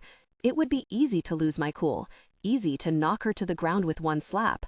I've never had the urge to lash out at a woman, and not even my lack of control in this moment will change that. I swing the door open and turn toward her, and get knocked back by a fist square on my jaw. I stagger back in surprise, blinking through the stars in my vision until I can see her. Gosh, she's got a stellar right hook. I flex my jaw, practically cracking it into place. The look in her eyes tells me she's surprised too, her form frozen once more. I don't know what to do with this. You just really punched me. So I state the obvious like a moron. She backs up, wary, her eyes wide. She thinks I'm going to return the favor. Oh, I am. I lunge forward and grab her, spinning her until her back slams into my chest. I take her wrists and cross her arms over her front, immobilizing her, disturbing the bandage on my arm as I do. I ignore the flash of pain when I brush the cuts against her flesh and walk her to the wall. My mouth at her ear, I whisper, "Say it." And she nods. "Say yes, Rose," I demand, leaning into her, pushing her against the wall. His desire intensified. "Yes," she whimpers, sounding like she could burst into tears at any moment. I exhale and slowly release her arms. Her stance widens. My palms come up and rest either side of her waist. Her face turns to the side. Her body language was inviting. "Yes," she repeats, this time evenly. Passion peaked. They came together intimately, deeply connected. Passion peaked. They came together intimately, deeply connected. Tasted heaven, but feel like hell. I moved away on a quiet hiss and head for my bathroom, flipping on the shower. I should feel better, relieved. I don't. I just feel like a jerk. My back meets the tile and I stare into the steam, mentally beating myself up. But she asked for it, made it that way. I flex my jaw, feeling the ache from her perfect punch, and I look down at my arm, ripping the bandage off. The cuts are weeping, really. I wash myself down, realigning my thoughts to more important things, like who just tried to blow me up? I brush my teeth, pull on the jeans that are hanging on the back of the chair in the corner of my bathroom, and make my way into the bedroom. She's gone. Good. After finding a bandage in the kitchen and doing a very poor job of redressing the wounds on my arm, I head for my office. I ignore Brad's curious look when I enter. "The ice has melted," he says, placing the tumbler in my hand as I pass. I ignore his subtle observation of the time it's taken me to get down here, slumping down in my chair. I also ignore the fact that it hasn't escaped his notice that I have a tidy blemish on my cheek, but he doesn't mention it. "Didn't you have time to get dressed?" I look at my chest that is missing one t-shirt. "Go away, Brad. Tell me what's going on." You tell me, Danny. Your arm is shredded, your nose looks broken, and to top it off, some person just tried to blow you up. My arm and my nose aren't your concern. Let me worry about that. I glare at him across the desk. They're getting closer. I neck my drink and immediately hold up my empty glass. Ringo grabs the bottle of scotch and refills it, while Brad settles in a chair opposite and the rest of my men move in. How the gosh did they get a bomb in my jet ski? Monroe's been on watch down there for the past 2 days. Brad sighs, rubbing at his head, which is undoubtedly aching. I've got him speaking to the staff, checking the bookings, the deliveries. With no CCTV, we're kind of in trouble. You should reconsider having it installed. I get up and start pacing, needing to feel my feet. CCTV is more of a risk than a gain. The police come sniffing around, they'll see too much of what we don't want seen. I neck the rest of my second scotch and this time refill it myself. Whoever did this is getting too close for comfort, and I don't just mean to ending my life. We operate out of the boatyard. I can't have that being exposed. Someone was watching us. I look at Brad, who's frowning. There was no trigger on the jet ski that set the bomb off. I wasn't on it. The engine cut when I dived in after Rose. What are you saying? I'm saying someone watched me ride out from the boatyard. I was too far out to be seen from the shore. They detonated the bomb assuming I was still on the jet ski. Rose catapulting off the back was a blessing in disguise. Any news on the Mexicans and Romanians? I ask. Badger checked in earlier. The Mexicans are in Mexico, and Romania has a new small-time organization making waves. Waves? Amateurs. Drugs, illegal services, petty crimes. With Dimitri gone, it was only a matter of time before some wannabe gangster tried to make a name for himself. No threat? They can barely coordinate a large gathering. No threat. I sigh, trying to breathe through the building frustration. Then who, for gosh sake, who? Listen, about your dad's funeral. I look at Brad in disbelief. Do I look like I want to really talk about my dad's funeral? I get up to leave, grabbing the bottle of scotch as I go. I really miss him, but I haven't had a minute to stop and grieve. Don't trust anyone. No second chances. I want more than just those words to deal with this difficult state I'm in. I should go on a rampage, shoot to kill, wipe out all the people. I'm pretty sure that's what my father would have done. I'm forced to shove my bottle of scotch under my arm when my phone rings from my pocket. I look down at the screen and up to Brad. Adams. I reverse my steps and place the scotch on the desk, answering on loudspeaker. Tell me. The Jepson kid woke up this afternoon. Gosh, I spit, closing my eyes and wondering what other obstacles are going to be thrown in my way. And he got off lightly, considering. Should be out in a week or 2. He sounds beaten. Brad dramatically slumps back in his seat. I would too if I was sitting. Instead, I pour myself another scotch and sink it, preparing myself for what needs to be done. And Byron's reach is in a trust until he's 21? I ask, needing to hear the situation loud and clear one more time before I take action. Adams is quiet for a few moments. This isn't just bad news to me. This is bad for him, because he's not getting Rose back until I get that marina. It'll be released in 10 years and 7 months. Sort it. How? I don't know, but can you wait 11 years to see Rose, Adams? I ask, as much malice in my voice as I intended. You can't keep her. Just watch me. I see Brad's disapproving headshake, and rightly so. I need Rose around about as much as I need to be blown up. And 35 million will turn into 40 if I don't see results soon.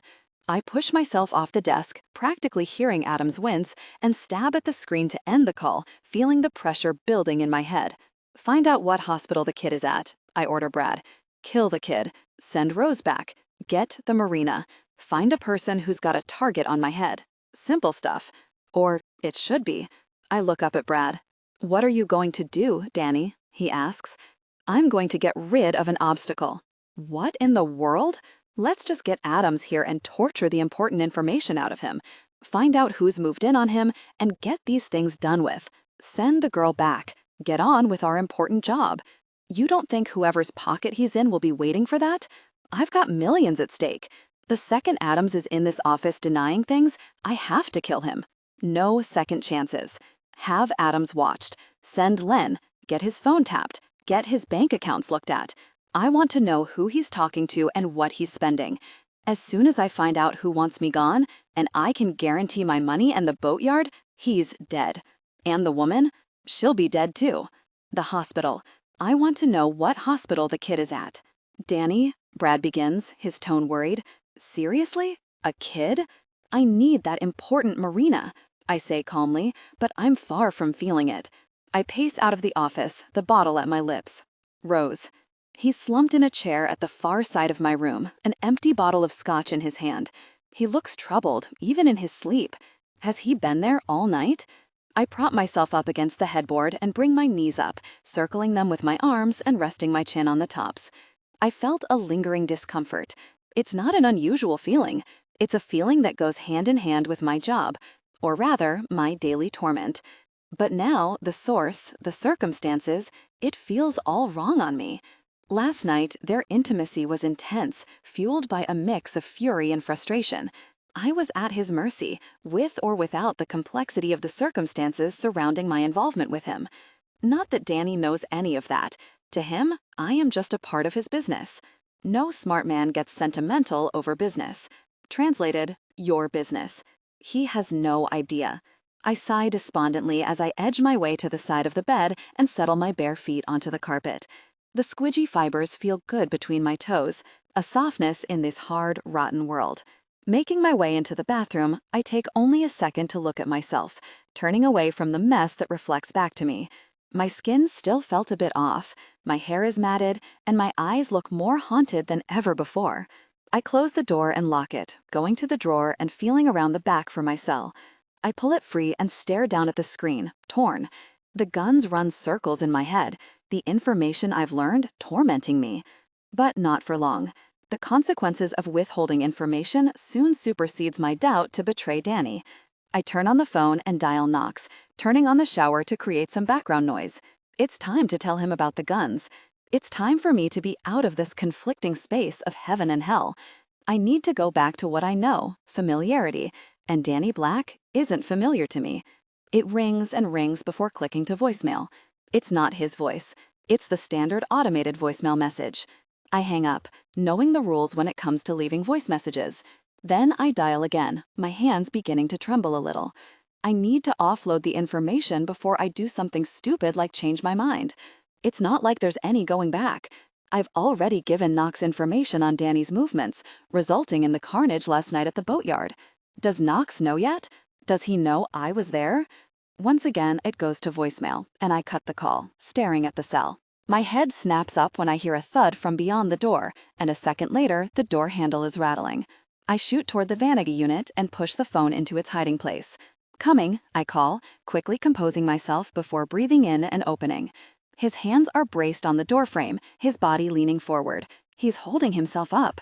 He looks like gosh. With a cold stare, he takes me in, up and down. What? I ask, short and curt. He set the standard, and it makes what I'm going to do a little more bearable. At least it should do. I'm going out of town. His biceps flex as he pushes into the frame, straightening himself up. He turns and walks away. Just like that. Where are you going? I ask, pacing after him. Out of town, he says without turning back, keeping up his stride to the door. Esther and some of the men are here if you need anything. What might I need? I spit, getting angrier as I follow him. Well, it's not me, obviously.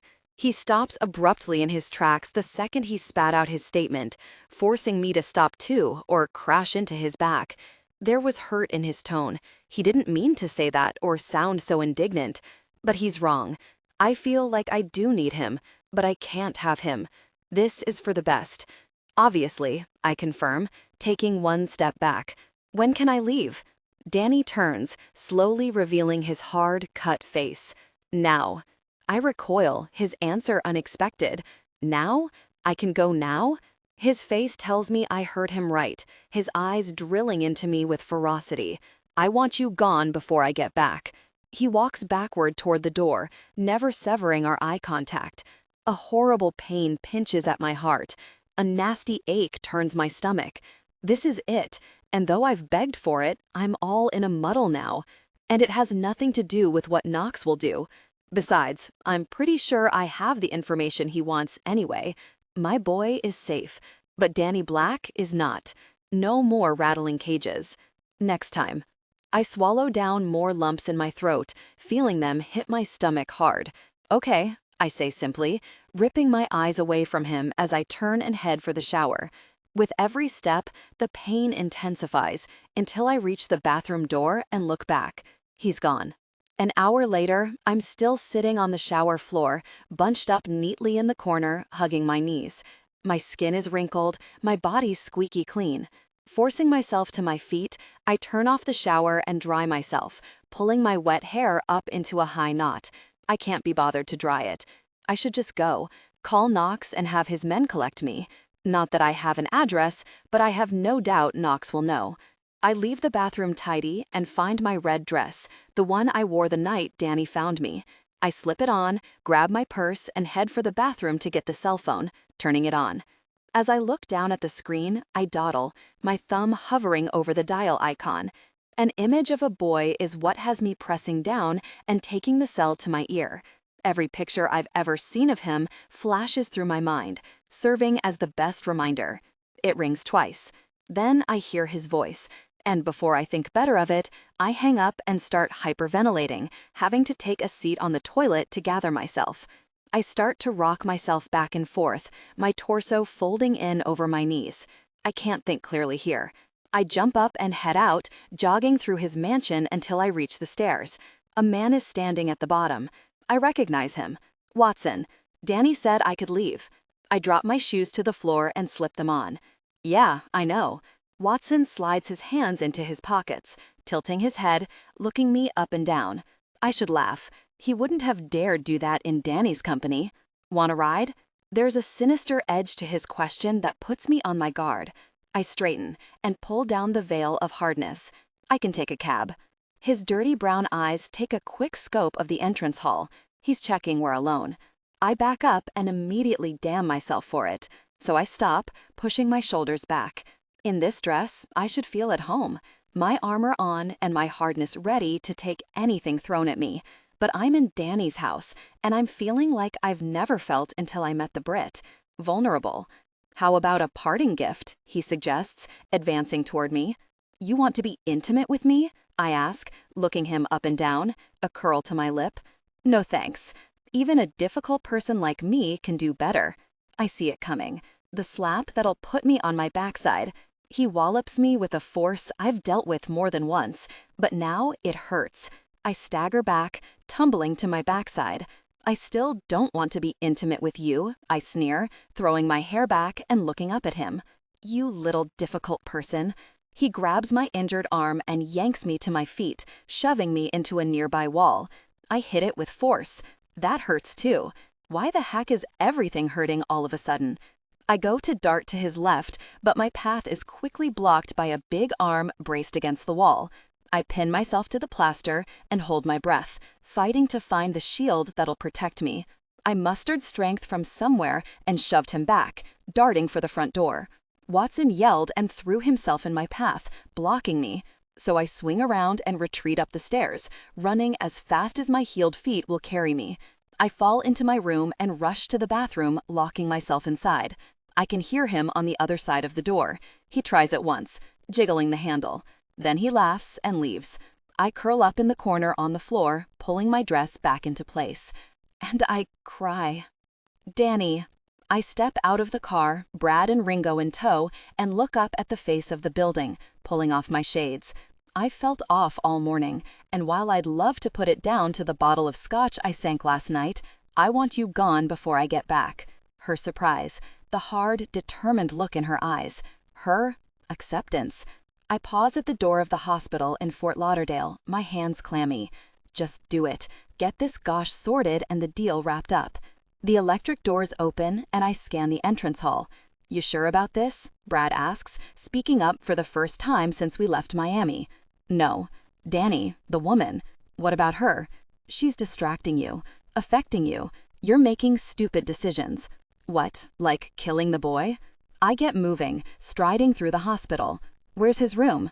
He's in the gardens getting some fresh air, Ringo says, pointing the way. I have eyes on him. We round the corner and find a set of automatic doors leading out into a vast green landscaped garden where dozens of people mill around. I put out my arm, stopping Brad and Ringo at the door. There's too many people. Cameras? Off. Brad practically sighs as I turn to Ringo. I'll text you your command. Meet us back at the car. Got it, Ringo confirms, and I make off down a brick path, ambling casually, looking discreetly around the area. It doesn't take me long to find the boy.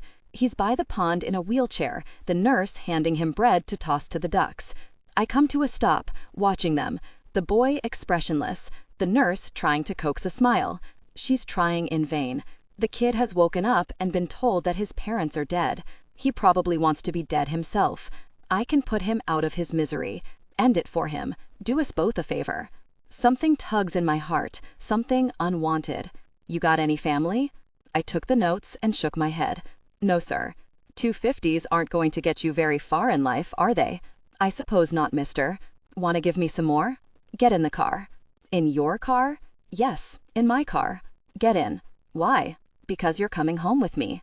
And he did exactly that. Gave me a home. I was saved from my misery. And I realize in this moment, the kid has everything to live for. I look at him and see me. A boy with no hope, no future, no love. Gosh, what the hell is wrong with me? I pull my phone from my pocket when it vibrates and answer Ringo. I see him. I have a clear shot, he tells me, and I whip my eyes across the pond to see my man up on the roof. His gun is poised, aimed and ready to fire. My eyes cast back to the boy. He's smiling. It's faint, but he's smiling. Stand down, I order, shaking my head at the same time. What? Ringo sounds confused. I said, stand down. Don't fire. Mission aborted. Understand? I turn my body toward Brad and find his eyes. Stand down. He smiles mildly, nodding. Yes, I've come to my gosh senses. Let's not make a big deal of it. I shake my head to myself, hanging up. The boy is out of the equation. And now I've told Rose to get out, so is she. I'll think of another way to get the marina. I'll find out who the power of attorney is and convince them to sell it to me in the best way I know how. Threats, blackmail, death. I stand for a while, just watching the kid. I don't know how long for, but it's enough time for Ringo to make it down off the roof. And just when I'm about to tell them the new plan, one that involves Brad's suggestion, torturing Adams, a sharp bang sounds out, followed by a high-pitched scream. I jump, as does Ringo and Brad, all of us ducking, the sound familiar to us. Gunfire. No! A female voice screams, anarchy breaking out around us. Everyone starts running for the doors into the hospital, causing a stampede of panicked people. What the really's going on? Brad asks, scoping the area, his hand automatically going to the back of his trousers. Ringo does what's natural to him and grabs me, pulling me out of the open, but I shake him off, rising to my full height, my eyes shooting toward the pond. The boy is alone, a sitting duck in his wheelchair. Really hell. I break into a sprint toward the kid, flinching when the sound of a bullet ricochets off the metal of his chair. What the really? Danny, you stupid jerk, Brad roars, and I look over to him as I cuddle the kid close to my chest, finding him frantically searching around the garden, his gun ready to fire. Run! My brain engages, and I sprint across the garden with the kid, wincing when I hear him cry out a few times, his healing body jerking in my arms, hurting him. I make it into the hospital, Ringo and Brad close behind, guarding us, and pace toward the nearby desk. Some assistance, I yell, stopping a nurse and pretty much dragging her over. The boy's staring at me in shock as I lay him on a nearby gurney. Take care of him, I order before I walk away, passing between Ringo and Brad, their eyes everywhere. Brad stops me just shy of the door, his hand in my chest. Ringo will get the car and meet us out back. I can't argue with sensibility, and since I seem to be short of it recently, I'm listening, no matter how eager I am to get out of here and finally fix this. Gosh. Fine, I back off and let them do their thing while I wonder what the really just happened. When we pull up outside the mansion, I remain in my seat, staring ahead at nothing in particular. I have not a really clue what's going on, and, not for the first time, I wish Pops was here to help me figure this gosh out. I pull the lever of the door and step out, my mind honing in on my office and a brand new bottle of scotch. I need peace, quiet, alcohol. It'll help me untangle all this gosh. Esther appears, stopping me in the hallway. Her face, it's not an expression I've seen on her before, though I'll be very if I know what it is. What? I ask, as short as ever, my patience diminished. It's Miss Rose. She flicks her eyes to Brad and Ringo behind me, and it's now I realize that her expression harbors fear. Esther has been here for 10 years. For 10 years, she's accepted my brusqueness without a word. For 10 years, she's watched me become more like my father every day, and she's accepted it, no questions. I know she hates what we do here, and it begs the question why she sticks around to watch, why she indulges my every demand, why she watches me with a mixture of admiration and disappointment. What about her? I ask, steering away from the direction of those thoughts. I'm angry enough already. If she's still here, I'll throw her out myself. She's still here, her lips purse, in her suite. A rage like no other consumes me. It's not her really sweet. I delivered tea to her a while ago. What? Is this a hotel? I bark, taking the stairs fast and stalking down the corridor to her suite. My suite. I can smell her, the sweetness of her scent stuck to every wall, every door, every really piece of me. It would be sensible of me to stop for a moment and calm down before I do something I truly regret. Unfortunately for Rose, I've had a bad day, and she's just made it a whole lot really worse. I steam through the door and find the suite empty. The bed is made, the terrace doors are closed. My eyes fall to the bathroom. The door is shut. The 10 paces it takes me to reach it doesn't give me the chance to cool my temper. Nothing could. I take the handle and push, meeting the resistance of the lock. With my teeth clenched, I pull back and ram my shoulder into the wood, and the door flies open, hitting the wall behind. I told you to get the really... My scathing words die on my lips when I see her huddled in the corner, her face tear-stained, black trails of mascara painting her cheeks. She's in the red dress she wore the night I met her, her feet bare, her purse and shoes in a pile by her side. When I find her gaze, her eyes well and overflow, and she buries her face in her knees, hiding from me. My anger is doused in a second. Her shoulders jerk from her suppressed sobs, her fingers and toes curling like she can't make herself small enough. I approach her quietly, as if sneaking up on a wild animal, scared it'll bolt. I drop to my haunches before her bald body and rest my palms on her shoulders. I expect her to flinch. She doesn't. I expect her to shrug me off. She doesn't. What she does instead is move her hands and lay them over mine, a silent message that she's glad I'm here. And, God help me, I am too. I drop to my rear and bend my legs, spreading them and shuffling forward so I frame her body, and she crawls into me, entwining every limb around me, holding me with a force like I've never been held before. And she settles. And for the first time today, for the first time in my life, I feel that too. Settled. My arms hold her to me as I sit on the hard floor with her wrapped around me, and I let her be, holding back my questions until my rear starts to go numb. I push one hand into the floor and get myself to my feet, not disturbing Rose, who remains clung to my front. I take us to her bed and settle against the headboard, and she never leaves my neck the whole time. You want to talk about it? I ask, drawing circles across her back with my palms, feeling her shake her head into me. How about if I don't give you a choice? Another shake of her head, and I think, wondering what my next move should be. With anyone else, usually, a gun to the temple will fix the problem, but not with Rose. Tell me, I decide to ask nicely, nudging her. Please. She doesn't move, remaining quiet and still against me. I can't deny that she feels good there, warm, soft, and calming, but I need to know what's wrong. She was fine when I left, resolute with my order to leave, her usual spitfire self. This isn't the Rose I know and love. I roll my shoulder to coax her face from my neck, looking down, my chin on my chest. Talk to me, baby. I feel her take a few controlled breaths, and then she slowly reveals herself to me, her hands on my shirt where her fingers twiddle. I tried to leave. Her voice is rough and croaky. How long has she been locked in the bathroom, and why? And you didn't. Everything inside of me wants to believe she's still here because she wants to be, but there's something more, and it's making me feel uneasy. Her eyes drop, but a quick hold of her chin soon brings them back to mine. What's going on? I tried. She homes in on my scar, taking a finger and tracing the full length of it, from my eye to my lip. I didn't want to go, but I tried. She didn't want to, but she tried. So why are you still here? She shakes her head and swallows, looking away, and I feel my patience start to fray. I take her chin, my hold harsh, and bring her face close to mine. Tell me, what the really is going on? One of your men. She fades off, and I recoil. What the really? My bloodstream is already on its way to boiling, and I haven't heard much yet. One of my men what? Her bottom lip wobbles. I know I'm a whore. I know what I am and what I'm good for.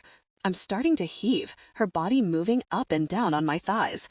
Shut up, Rose, I spit. One of my men what? He wouldn't let me leave before? Did he touch you? I breathe in slowly, dizziness distorting my vision. Rose looks away. It's all I need. Holy really gosh, I'm burning. I try to swallow, to breathe, to talk myself down. Fail. I get up and set her on her feet. Who? I demand, bending and getting up in her face. Tell me who the really touched you. She flinches when I grab her jaw, threatening and desperate. Watson, she whispers, reaching up and taking my clawed fingers from my face. I straighten, searching for some calm and reason in my chaotic head. No calm, no reason. I grab Rose's hand and pull her out of her room. What are you doing, Danny? She asks, jogging to keep up with my long strides. I can't talk, can't focus on anything other than making my feet move. Danny, we reach the stairs and Brad looks up to us as I pull Rose down them, halting his conversation with Ringo. His eyes jump from me to Rose, his forehead heavy. Everything okay? He asks, following our path as we round the bottom. Where are the men? Playing cards in the dining room, Brad answers, coming after us as I stalk off, sweating pure rage. Danny, what the, really? I shove the double doors open and find 5 of my men sitting around the table, each with playing cards fanned in their grasps. My eyes zero in on Watson. Stand up, I order, aware of the confused looks being tossed around by everyone here. Everyone except Watson. He knows. Slowly, he rises to his feet, tossing his cards on the table. She was asking for it. He throws Rose a curled lip, and my anger ramps up, feeling Rose moving behind me like she can hide. Did she actually ask for it? The other men sit back on their chairs, moving as far away as possible without fleeing the room, and Brad curses under his breath from behind me. She didn't need to. Watson's initial hard front is denting. He must be able to see my unbridled rage. Did she say no? I drop Rose's hand and approach Brad, reaching past his suit jacket and pulling his Glock free. He doesn't stop me, but his eyes ask me if I know what I'm doing. I know exactly what I'm doing. I turn, and Watson starts backing up the second he sees what's in my hand. Whoa, Danny. He laughs shakily, nervous as gosh. Did she say no? I repeat, releasing the safety. His hands come up in surrender. I don't remember. I look at Rose. She's staring blankly at me, her eyes empty. Did you say no? I ask her. She nods. Watson curses loudly. You're gonna believe a whore over a man who's worked for you for 10 years? I lift the gun, aim at his leg, and fire. Watson squeals and drops to his rear, clenching at his splattered kneecap. Call her a whore again, I demand. Go on, call her a really bad person again. He starts dribbling with the effort it's taking him to keep his painful cries back. I put my hand out to Rose without taking my eyes on Watson bleeding all over the floor. Come here. I feel her hand lay in mine, and I pull her toward me, positioning her in front of my body, facing Watson. Sliding my hands under her armpits, I hold the gun in front of her. What are you doing? Watson tries to scramble to his feet, but his knee fails him, sending him back to the carpet in a heap. Danny? Brad's tone is warning, and ignored. Take the gun, I order Rose, claiming one of her hands and placing it on the Glock. Her other hand comes up with no instruction from me, both her small hands holding the gun, her arms braced. I direct her aim, getting it as close as I can without holding the gun myself.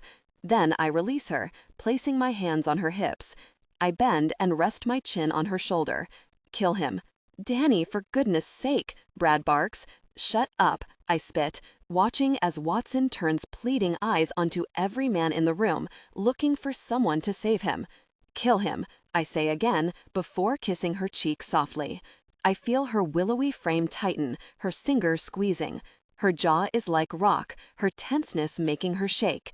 She's terrified. I reach forward and frame her arms with mine, steadying her. You said no to him, Rose. No means no. Bang. She drops the gun the second she's fired it, swinging around and hiding in my chest. She can't watch, but me? I take the greatest pleasure watching Watson's eye socket explode, Rose's aim slightly off, missing his forehead. He drops, screaming, the ear-piercing, shrill, painful kind of scream. The death scream. It makes my really ears bleed. Dipping, I pick up the Glock and aim. With Rose held to my chest by one hand splayed across her back, I fire, putting Watson out of his misery and relieving my ears of his irritating cries. Now the room is silent, though 1,000 words are being spoken through the eyes of my men. They all know better than to speak those words. I engage the safety on the gun and toss it to Brad. He catches it, and a mild nod of his head tells me he understands, although I spell it out, just so the others can hear. When someone says no, they mean no. I cast my eyes around the room. I don't associate with rapists. I scoop Rose up and get out of there, passing Esther on my way up the stairs. Her expression is another I'm unfamiliar with. A smile, albeit tiny, but perfectly detectable on her usually impassive face. I give her a nod of assurance. She'll need to eat soon, I tell her. Just let me know when. Esther makes no big deal of my softness, continuing down the stairs. She knew. She knew why Rose was locked in the bathroom. Esther, I call, and she turns back, waiting. Thank you. Now she doesn't hide her smile, nodding again before disappearing into the kitchen. I look down at Rose nestled into my chest. Vulnerability doesn't suit her, but part of me likes it. Part of me loves the notion that I can protect her. The other part of me hates seeing my little warrior so utterly bared, because it's gone. Her shield, her unassailable strength, ferocity, gone. Carrying on up the stairs, I automatically go to my room, setting her on her feet by my bed. She looks up at me, uncertainty in her eyes. That red dress looks all wrong on her. Reaching back for the zip, I unfasten it, taking the material and sliding it down her body until the dress hits the carpet. Better. So much better. Then I catch sight of a tear in the lace of her knickers. I swallow down my anger before it clouds me, taking her hands and guiding them to my shirt buttons, silently demanding her to unfasten them. She begins without question, while I shrug my jacket off and pull my tie free. On the last button, she pushes the tails of my shirt aside and gazes up at me as she lowers her lips to my chest. I look to the ceiling, my hands coming up to my face and dragging down my scratchy cheeks. Lord have mercy, my skin burns under her lips, the fire spreading over every inch of my flesh. I sink my splayed fingers into her hair and massage her scalp, my whole body relaxing under our contact. Dropping my head, I pull her mouth from my pec and lift her from her feet so our eyes are level. Yes, she says, before I can ask, her palms holding my face. Her mouth meets mine and instigates the kiss that'll lead to what will be a pivotal moment for both of us. I hug her to me, our mouths working steady and slowly as I walk us to the bed and lower her, coming down above her. Her hands go to my trousers and start working the fly, and I lift, allowing her to push them over my rear with my boxers, kicking off my shoes and socks. Our kiss becomes clumsy while I try to wriggle free from the material, being forced to relinquish her mouth and look at what I'm doing. I calmly free myself of the material, and once I'm naked, I lean over her, one fist pressed into the mattress, the other hand taking the top of her knickers. She inhales, and I drop my mouth to her hip and kiss my way down her legs as I draw the lacy material to her feet. A soft moan, a subtle arch of her back. The sight of her calmly writhing under my touch is really stunning. I work my way back up her body, dragging my lips everywhere I can. After their night, Danny and Rose continued their conversation. What if it's you who hurts me? I close my eyes and sink into her, the pleasure stripping my muscles of all strength. I settle my weight and swivel, choking a little as I inhale through the incredible feeling of her welcoming me. I won't hurt you. I look up and kiss the corner of her mouth, licking the seam of her lips. I'll never hurt you. Never have I said something with so much conviction. In the haze of lust-driven thoughts, I know this is unprecedented.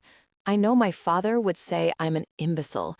But this is right. She's right. Her watery eyes and the gentle bite down on her lip spells relief. I'll only ask once. Do you want to be mine? Yes. No hesitation, no second guessing. Yes. I drag my mouth over hers, moving slowly, owning her. Her hands leisurely roam my back as I start to move gently with her. I'm blinded by the rightness, consumed by the feel of her accepting me in every way imaginable. I'm sure our bodies were made to connect, every part of her aligning with mine, and our souls. We're both breathless. Passion, a connection, anything remotely meaningful during intimacy with women has always eluded me.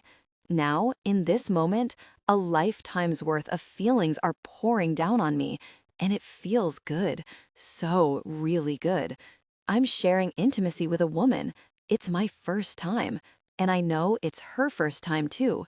Every advance and retreat makes me shudder, the strength to keep my eyes open zapping my energy.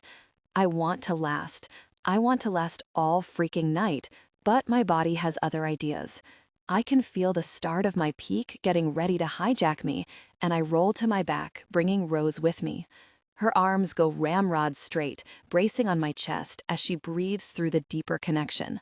Her pink nipples point at me, and I reach forward, gently circling one while she gathers herself. Take your time. So connected, she gasps, juddering, and I smile, sitting up and holding her around her back.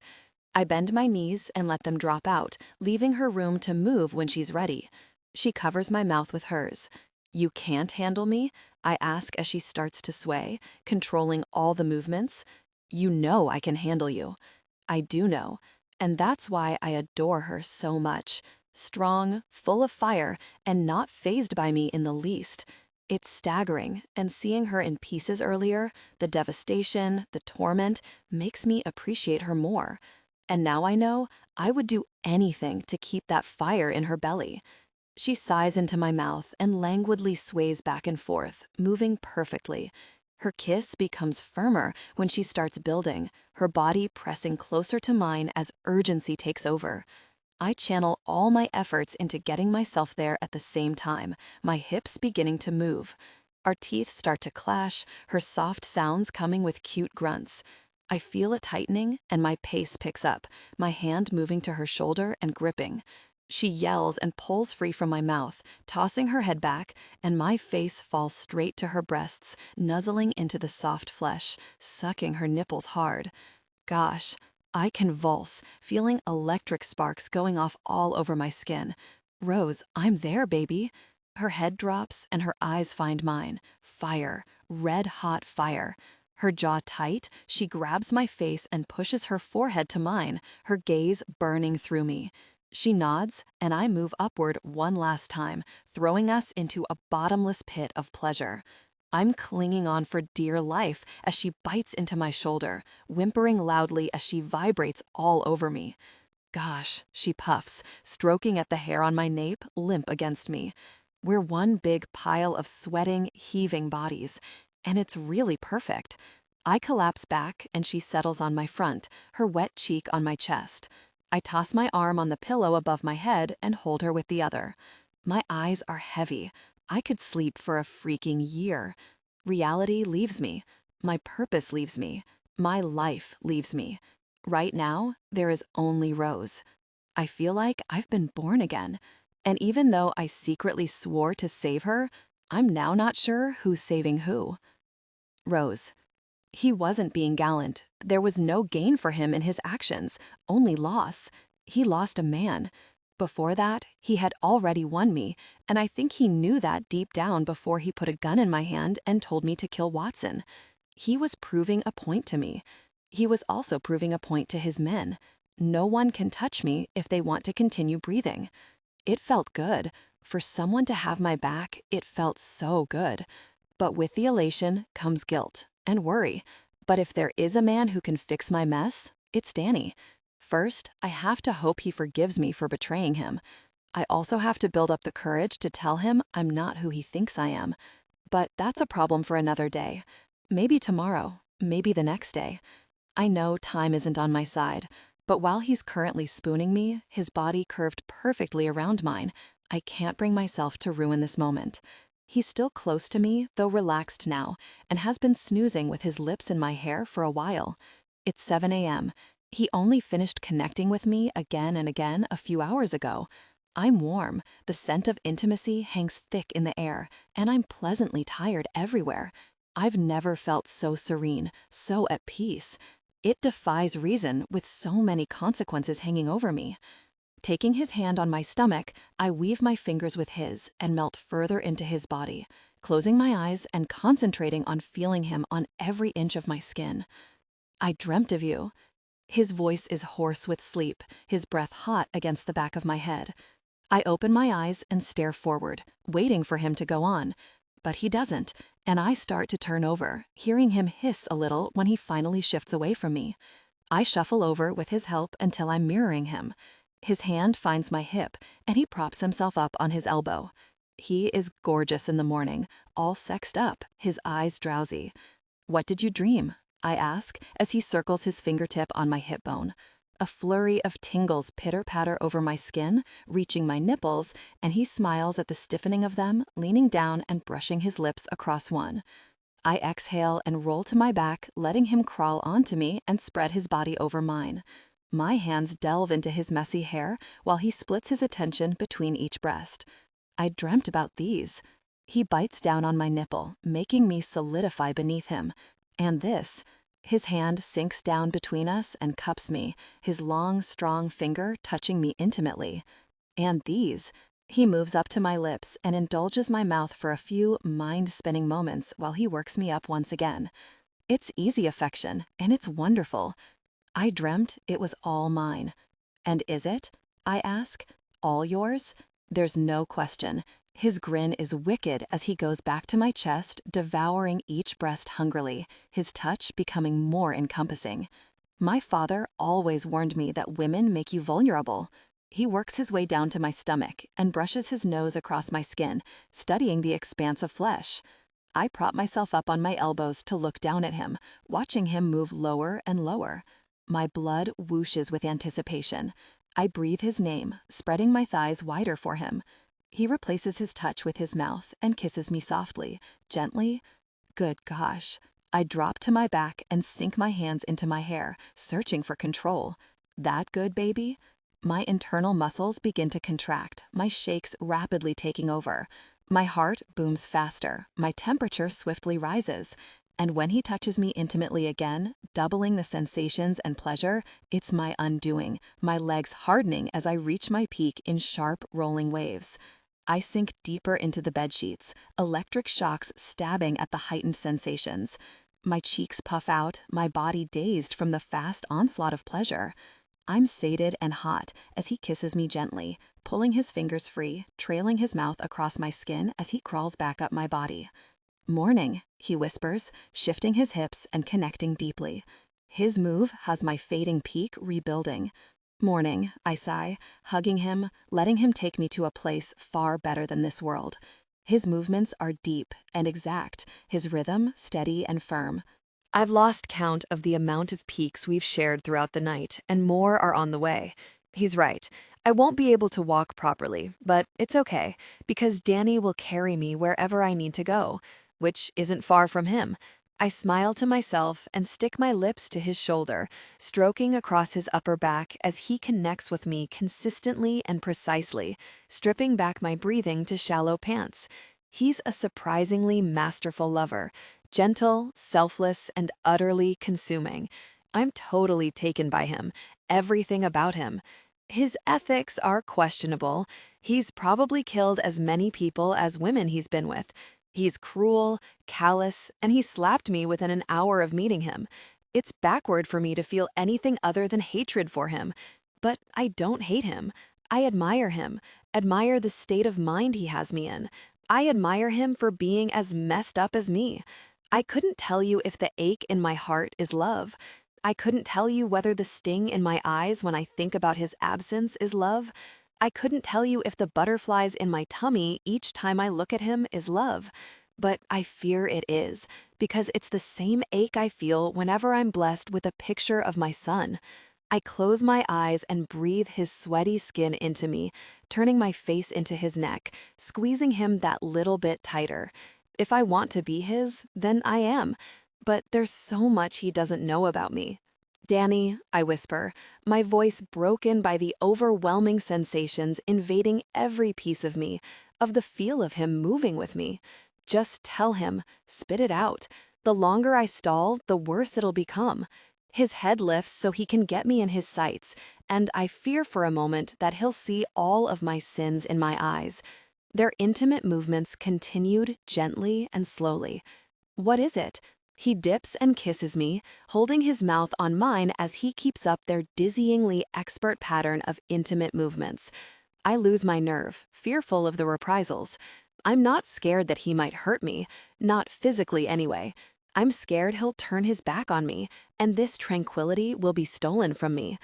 I swallow and shake my head, distracting him from pressing me by cupping the back of his head and sharing a deep kiss, sweeping through hungrily.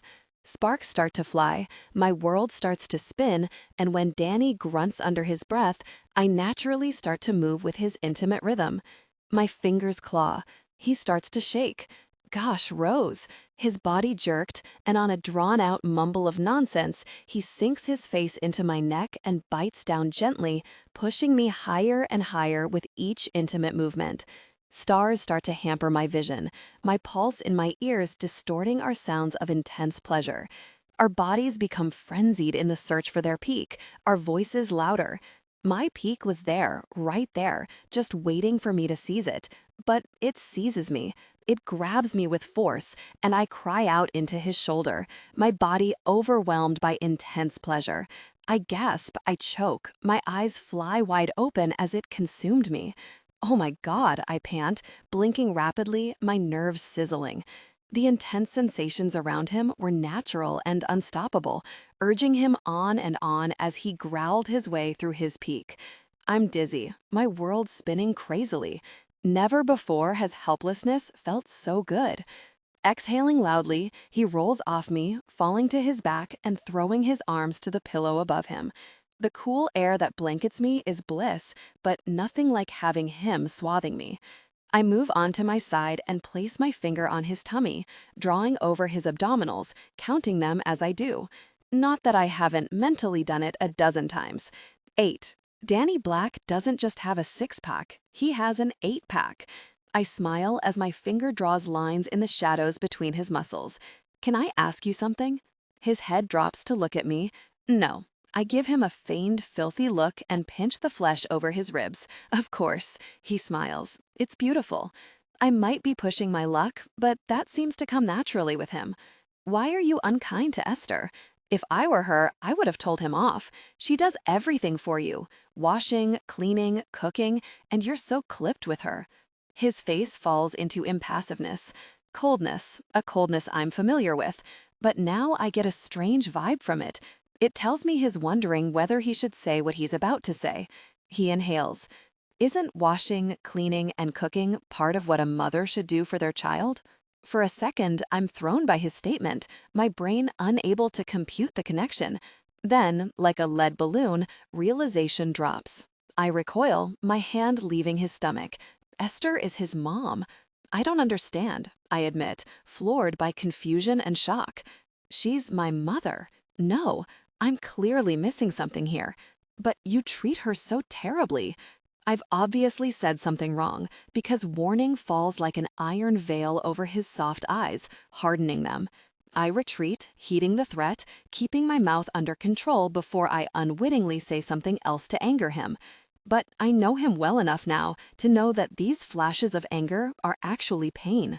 I can see perfectly well that he's working hard to contain his irritation, And though I wish it wouldn't, it just makes my curiosity heighten. Eventually, he rips his steel stare from mine and breathes in. "My mother abandoned me when I was 8 years old," he says softly, though resentment burns the corners of his quiet voice. Something tells me that this isn't something he's talked about much, if at all. I honestly don't know what to do, so I do what's natural. I take his hand and hold it. My move, thankfully, loosens him up a bit, and he cracks the straightness of his mouth with a small curve, lifting our held hands to his lips and kissing my knuckles. Carlo Black isn't my biological father. My mouth falls open. He isn't? I'm British, Rose. Carlo was American. How does that work? Easy. Your mother could be British. I frown, which she is. I'm stumped. Come here. He sits up and pulls me onto his lap, arranging my legs on either side of his hips while I continue to frown. Remember I once told you that someone saved me? Yes, the person who saved me was Carlo Black. He smiles at my shock, taking my hands and holding them on his stomach. I was 10. It was 2 years after my mother abandoned me and left me at the mercy of her piece of scum boyfriend. It was the day this happened. Danny points to his cheek with our hands, and my stunned eyes fall onto the beast of a scar that dominates his right cheek. I'd been beaten black and blue for 4 years, starved and He stops himself, his gaze unlocking from mine. He looks past me into nothingness. Raped. I utter the vile word, winning back his attention. He raped you. I feel sick. So really sick, I have to swallow down the bile building. Look at this strong, beautiful man. Just look at him. Raped? The flash of vengeance in his blues is raw, and I get it. So, you see, when Carlo put a bullet in my stepfather's head, I didn't shed a tear. I was mesmerized by Carlo. His crisp cream suit, his American accent, the 250s he slipped me, and most of all, I was mesmerized that he had just killed my problem. Just like that. Gone. No hesitation. Light flickers in his hard eyes, and though it seems inhumane to take pleasure from the death of a person, I can't help appreciating how good it must have felt. I had a problem in Watson, and Danny killed the problem. In that moment, I felt a burden lift, and now, more than ever, I can't help the hope building. The hope that Danny can erase all of my problems. He asked me if my stepfather caused the bruises on my ribs, Danny continues, and I told him yes. So he shot him. He laughs a little. Then he told me to get in his car. I didn't hesitate. I got right on in there with a perfect stranger, a killer, and never looked back. My mother had abandoned me, and the monster I lived with was now dead. I had no one. Carlo brought me back to Miami. He fed me, watered me, made sure I was clean. He hired a private tutor and demanded I relay everything I learned each day. It didn't make much sense to me, but who was I to argue? Then one day, on my 11th birthday, I finally plucked up the courage to ask him why he'd saved me. And what did he say? I press, swallowed up in his story, eager to hear more of how Danny Black came to be. He said he wanted a son. He smiles. He wanted a son, and he didn't want a woman, so he took me. Simple as that. He told me that a kid who'd had half his cheek sliced off and didn't cry about it was worthy of the status of being his son. He gave me a new birth certificate, had my name changed to Black, officially adopted me, and I became an American citizen. I have not a really clue how he did it, but I never questioned him. I trusted him, because he saved me. Given who Carlo Black was, it's insane for me to think that Danny won the jackpot, but he did. And your mom? How come she's here now? Because Carlo found her and brought her here. His sweet, reminiscent tone has gone, and resentment is back. I thought I wanted to find her, but when Carlo tracked her down, I looked at her and felt nothing but hatred. She chose drugs and prostitution over me. She left me to slowly die, and I will never forgive her for that.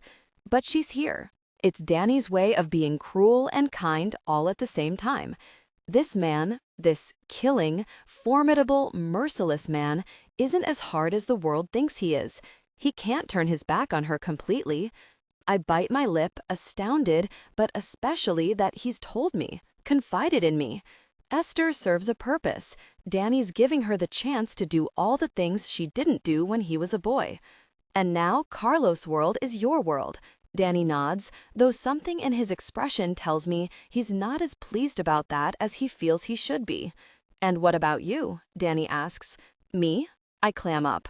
We are not having that conversation, and I'm ignoring the wretched guilt I'm feeling after he's told me his story. I shrug as nonchalantly as I can. Nothing to tell. Rape. I naturally flinch at the word, feeling myself crawling into my shell. I don't know what to say, so I say nothing, flexing my hands in his until he releases me. I rest my palms on his bare chest and lean in, giving his scar a light kiss before I get up off the bed. "Where are you going?" he asks. "To get my toothbrush. It's all I can think of to get me out of the room to compose myself." As I step away, he seizes my wrist, stopping me, and I silently beg him not to press. "Rose?" I look over my shoulder tentatively, so nervous he's going to demand answers. He studies me for a few moments, obviously taking in my sudden discomfort.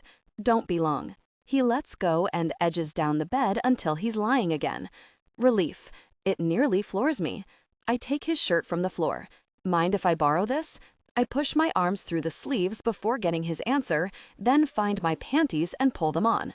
He watches my every move until I pull his bedroom door shut behind me. Then I stand on the other side, staring at the wood, my head thumping. All the words, every confession, are all on my tongue ready to be spat out. I just don't know where to begin. I hustle back to my room and find the phone behind the drawer, and I don't think twice about texting Knox to tell him I have nothing to report. That's the first step of my plan complete, the easiest step. I quickly replace the cell, scrub my teeth, and hurry back to Danny's room. But when I make it there, he's not in bed. I look across to the glass doors and see him on the terrace, his long body naked. My eyes root to his back as I creep up on him, slipping my arms between his and hugging him from behind. "You realize the panels are glass, don't you?" I ask. He moves so fast, it's all a blur, and then I'm swiftly in front of him, my body pressed up against the glass panel, Danny caging me in. "It is," he says, taking the bottom of the shirt I'm wearing and pulling it up to my waist. Oh dear. I purse my lips and peek over my shoulder. It's silly. If there was anyone in the garden below, Danny wouldn't be exposing me to them. Not now. Returning my attention to him, I shrug and he wrinkles his nose, rubbing it with mine. Everything, the jet ski incident, Watson, last night, now, it's all building a pile of rightness, telling me that what I'm doing is the best thing. "Can we have dinner tonight?" I ask. I'll tell him then. It'll give me the day to figure out where to begin and how I'll explain. Pulling away, he cocks a questioning head. "Dinner? Like a date? What is that heat in my cheeks?" "If you want to call it that." His lips twist as he clearly tries to wrap his morbid mind around the concept of a normal date. I suddenly feel stupid, and for a brief moment I waver on the edge of uncertainty. "A date?" he muses. "It's easy," I explain. "Do what you've done the past 2 times you've taken me for dinner. Just don't kill or threaten anyone during," I quip, trying to make light of what he clearly thinks is an odd suggestion. "Okay." He starts bending his arms against the rail behind me, bringing his face down to my neck. He presses a kiss on my throat before straightening them again, pushing away from me.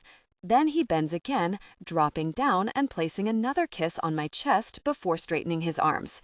"What are you doing?" I ask, as he continues to bend and straighten his arms, like he's doing push-ups against the railings, me trapped between his muscled limbs. Another kiss, this time on my cheek. "I missed the gym this morning because of you." He drifts away and my eyes fall to his biceps bulging. They are truly sigh-worthy, and an appreciative wisp of air leaves me. I think 3 sets of 20 will do. I pout as I stroke down the length of his swelling arm, happy to admire him while he has a quick workout. "You gonna count?" 1, I start, as he slowly lowers toward me again, looking me in the eye as his lips land on my chest. "Open the shirt," he orders, pushing himself up straight again. I do as I'm bid and expose my front to his eyes as he slowly descends again. This time he goes lower, kissing me between my breasts. 2, I breathe, resting my arms on the metal railing and leaning back, making the distance between us greater. Not that it phases him. With each press, he kisses a different part of my body, and with each flex of his toned arms, his muscles swell more, his desire growing. I'm so lost in the mesmerizing sight of him before me, I lose count, my mind only willing to focus on his mouth meeting my skin. By the time Danny finishes, there's not an inch of my torso or neck that doesn't have his lips imprinted on them. His final descent brings his mouth down onto my forearm. My dressing is gone. Esther said the wound needs air, and he brushes a delicate kiss across the cut. Regret captures me again, and my eyes fall to Danny's arm, where a bandage still covers his wounds. Not just one cut, but many cuts, all much deeper than my singles twice. I swallow and lay my hand over the white dressing. Why did you do that? He pulls his mouth away from my arm and looks up at me, searching my eyes. Why did you? Release of pressure, something I can control. My admission surprises me more than it surprises Danny, his face remaining straight. And because sometimes I hate myself. He swallows. I did it because it was me or you. What? Enough people in your life have damaged you, Rose. He eyes me closely, and I swallow. He has no idea. I didn't want you on the list of people I want to kill. He wants to kill everyone who's ever hurt me? That list is a long, long list, and my hope just soared, yet I can only manage a meek smile. Danny circles my nose with his, pushes his lips to mine. After our date, where I promise not to kill anyone, will you join me in bed again? Yes. Good. I'm done with push-ups. He slips an arm around my waist and hauls my breathless body into his arms. They came together in passion. I hear a loud bang in the distance, and Danny is quickly alert, looking lost between drunkenness and alertness. My building desire is swallowed up by worry as he jumps up and paces to the door. Stay there. I quickly cover myself as he swings the door open, completely naked, and looks down the corridor. On a curse, he slams it and finds some boxers, pulling them on and grabbing his phone from the nightstand. What is it? I ask, getting to my feet and fastening the buttons of his shirt down my body. The door to his bedroom flies open and Brad falls in, looking harassed. Ringo follows on behind. What's going on? Danny asks as Brad fights to get his breath back. Explosion by the front gates. He makes his way onto the terrace with Ringo. Danny follows, his eyes raging holy hell. Every muscle on his back protrudes with uneasiness. Really? He curses, and I look past him, seeing smoke rising in the distance, a dense, dirty gray cloud that symbolizes ruin. I walk out onto the terrace, my nostrils immediately picking up the smell of burning rubber. Get the men together, Danny orders, brushing past me and retrieving some jeans, tugging them on while I stand on the terrace with Brad and Ringo, watching the smoke ball growing. I step forward toward the edge, setting my hands on the metal while Ringo and Brad back up into Danny's room, talking urgently. Their voices morph and muffle as I stare across the grounds toward the main gate. I see a few men running through the gardens, guns poised, shouting panicked orders and instructions as they go. Apprehension engulfs me, as grim and destructive as the swirl of smoke still rising. This is my fault. The shootout in Vegas, the jet ski, it's all happening because of me. I swallow, searching for the courage I need to tell Danny. I can't wait. I need to do it now. I turn, finding him pulling a white t-shirt over his head as Brad talks into his cell and Ringo throws Danny's boots at his feet. Danny, I say, and he looks up. I expect him to dismiss me, to tell me he hasn't got time for me right now, but he doesn't. He comes to me, kisses me, and looks at me in a way that tells me everything is going to be okay. And then he walks away. Danny, I blurt, and he stops at the door, turning to look at me standing motionless on the terrace. A faint whistling sound infiltrates my thoughts, and I try to push it back, focusing on mentally running through my confession, straightening it out in my head before I speak. The sound grows louder and louder. I can't find the words. Where are the words? I stare into his questioning eyes, digging deep for the courage. Then Danny looks past me, his eyes growing wide, fear creeping in from the edges. I frown as the whistle transforms into an ear-piercing screech and slowly turn to look behind me to see what has his horrified attention. Rose, move! I see something black coasting through the sky toward me, growing by the second. By the time I realize what it is, it's too late. The whole house shakes, my eardrums feel like they burst, and I scream, grabbing the railings on the balcony as flames billow in front of me. I'm grabbed from behind and hauled back, the terrace disappearing from under my feet, crumbling away in huge chunks. Rose! My body jolts painfully, my arm feeling like it's been ripped from its socket. It takes me a while to figure why. Then it hits me. I look down calmly. There's no terrace under my feet, just a sheer drop, to the ground where the remains of the terrace lays in a pile of bricks, rubble, and smoke. I'm hanging over the edge, one hand in Danny's, death staring me in the eye. How easy it would be to let go of him, to be rid of my problems and the consequences attached to my choices.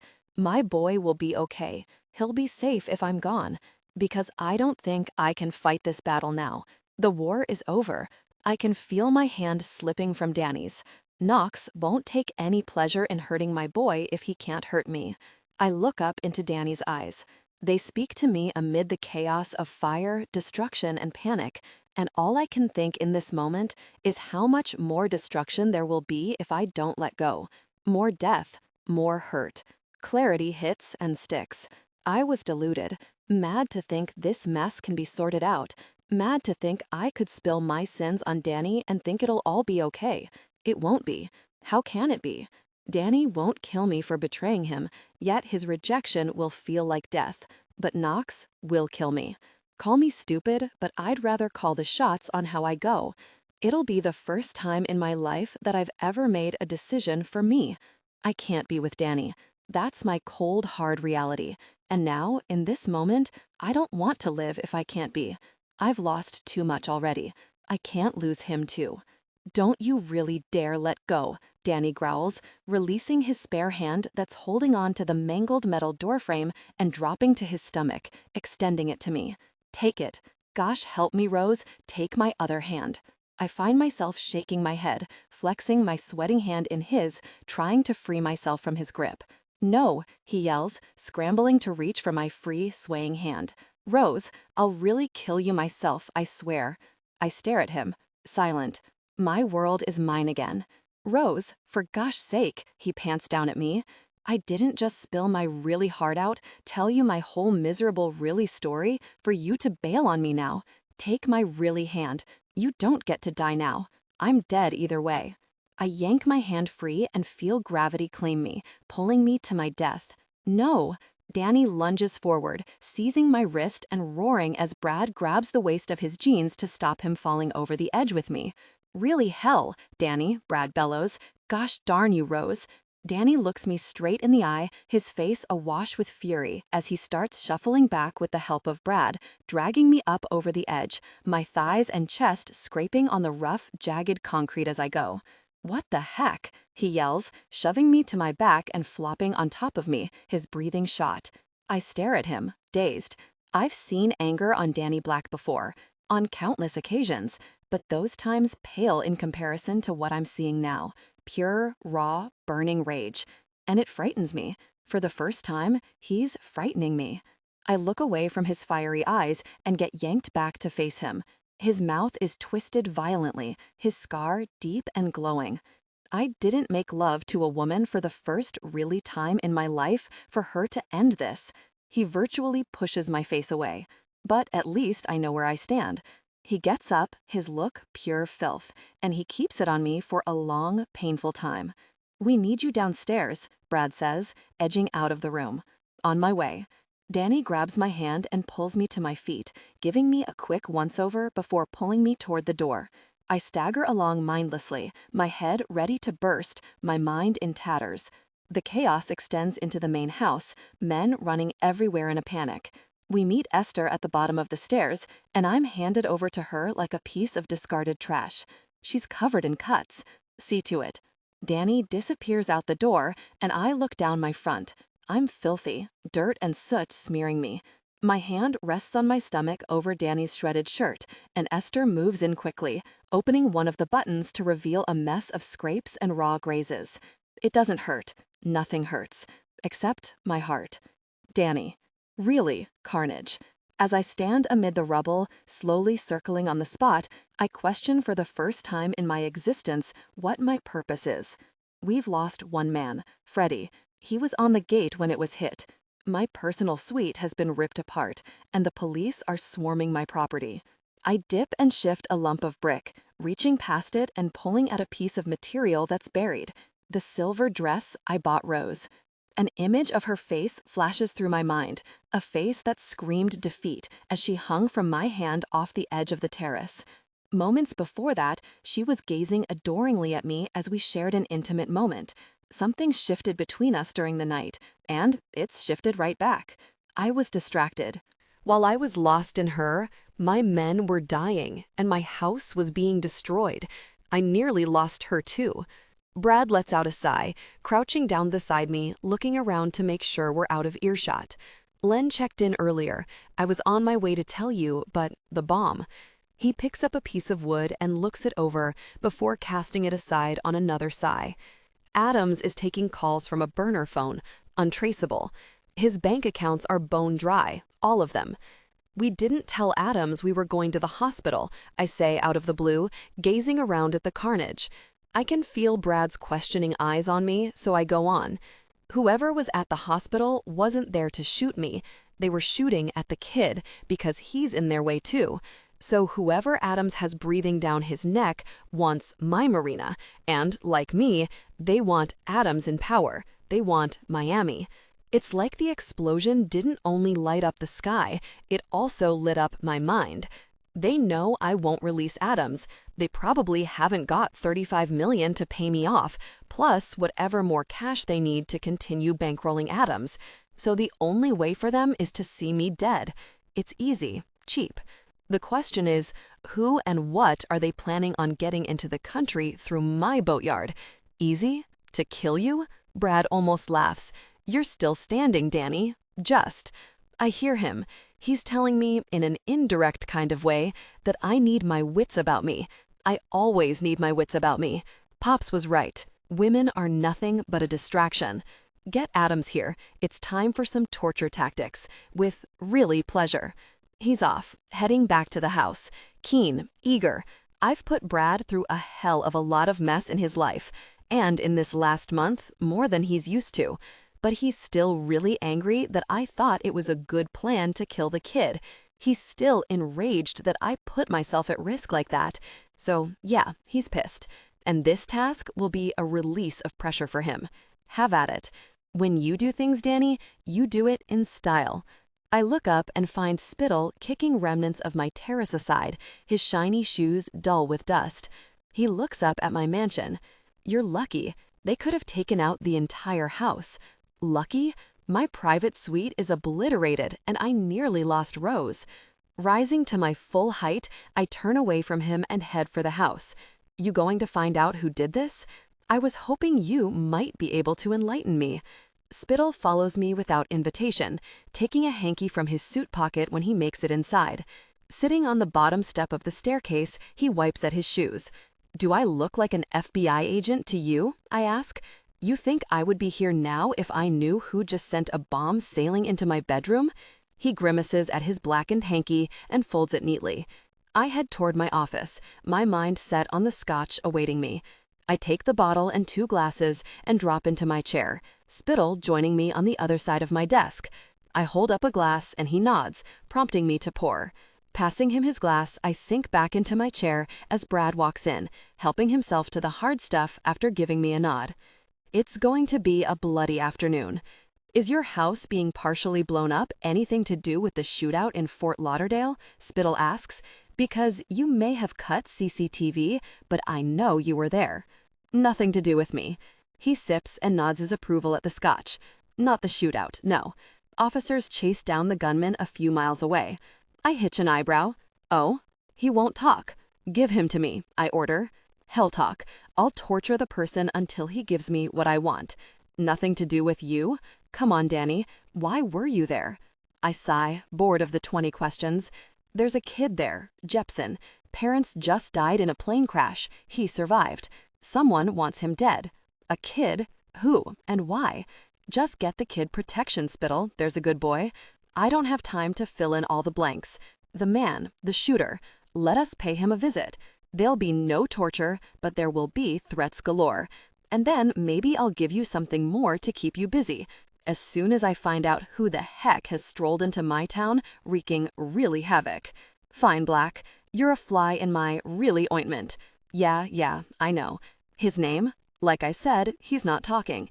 We've run face checks, fingerprints, DNA, nothing. The man's a ghost. Just like all those men in Vegas. Get Brad into wherever he's being held. If you insist. I do. Spittle regards me across the desk. Since we're on the subject of explosions, your jet ski was found off the coast, burnt to a cinder. What happened? It was stolen. Then why didn't you report it? I shrug. You know me, Spittle. Bigger fish to fry.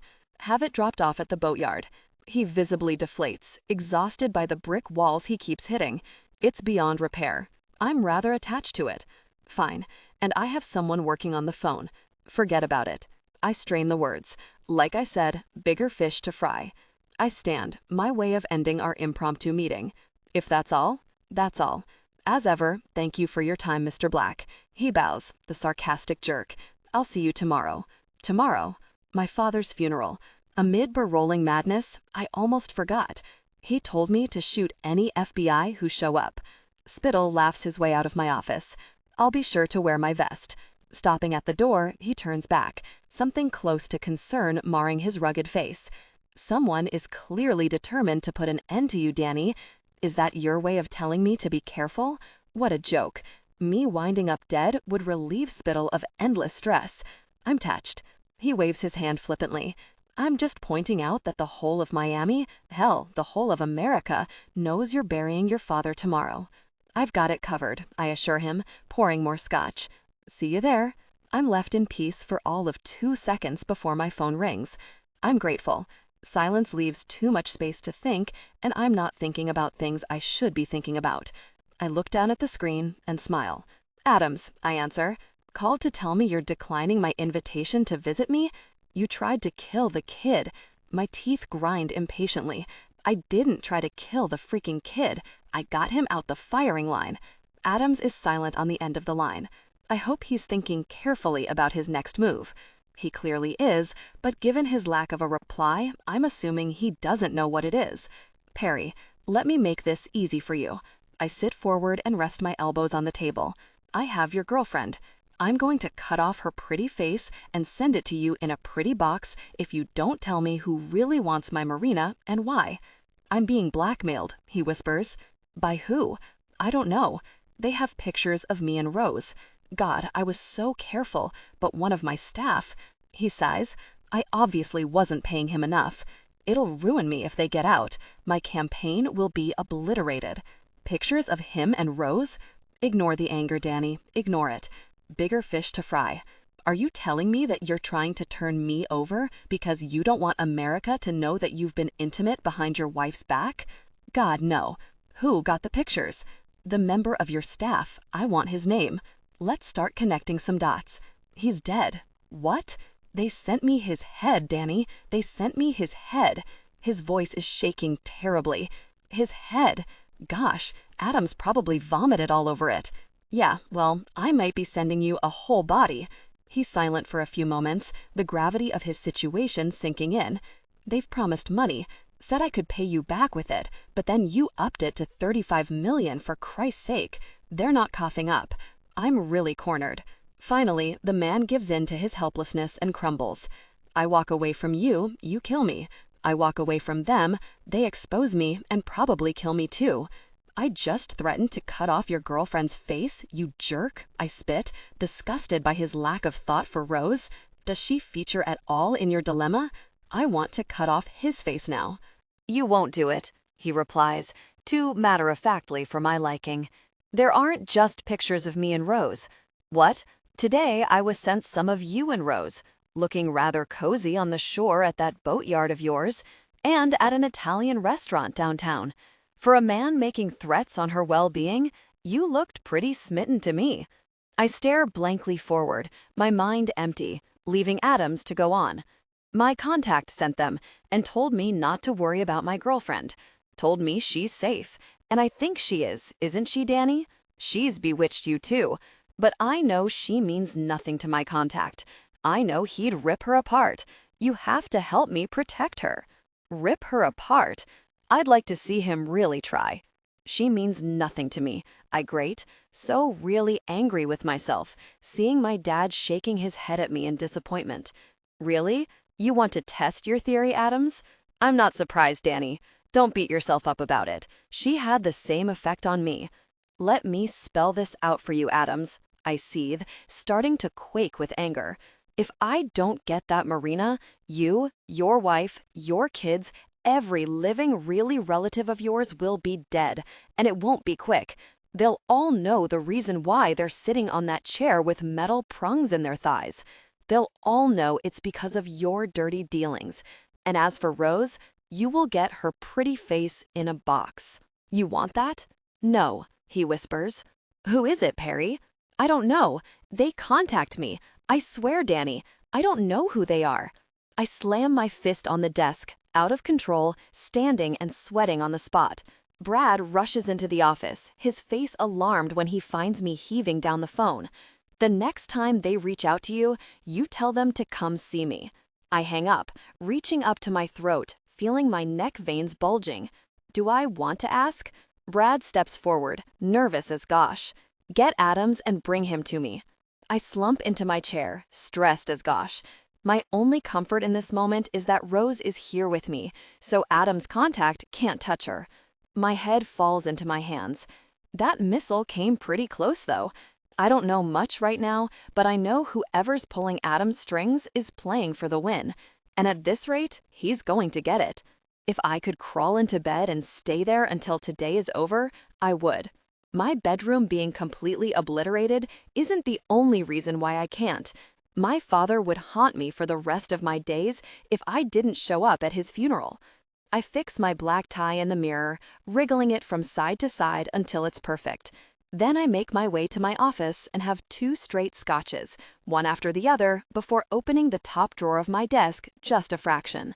I stare at the serpent ring, the emerald eyes glowing in the darkness. They could be my father's eyes, sharp and accusing. I ignore the ache in my stomach that tells me he's disappointed, pulling the drawer open the rest of the way and picking up the ring. I turn it between my fingers for a few moments, then slide it into my pocket, unable to put the very thing on my finger. I look up when Brad enters, his black suit as crisp as his hair. You find Adams yet? Yeah. His eyebrow hitches, and for a moment I wonder whether he's going to tell me that, yeah, they've found him, washed up on the shore, splattered on a sidewalk, a bullet in his head. He's taken a last-minute vacation to the Hamptons. One of the men is on his way to offer him a ride back.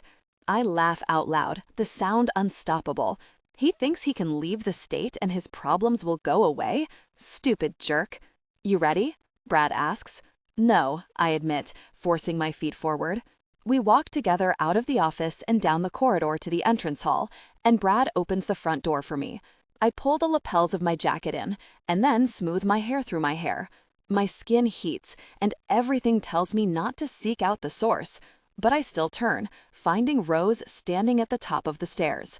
Our eyes meet, hers soft, mine hard. I look away, refusing to be drawn into their dead depths.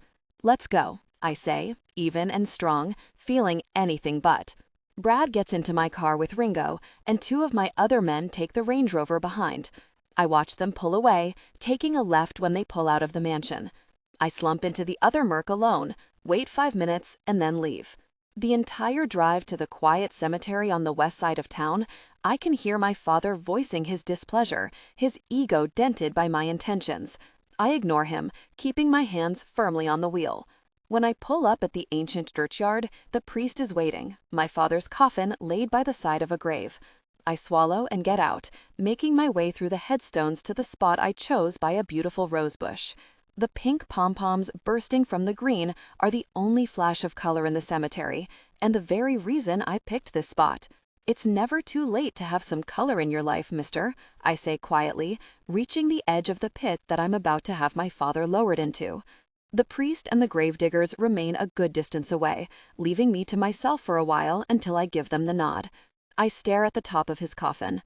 Don't be mad, I say to him, lowering to my haunches and resting a hand on the edge of the shiny wood. I have an assassin on steroids after me.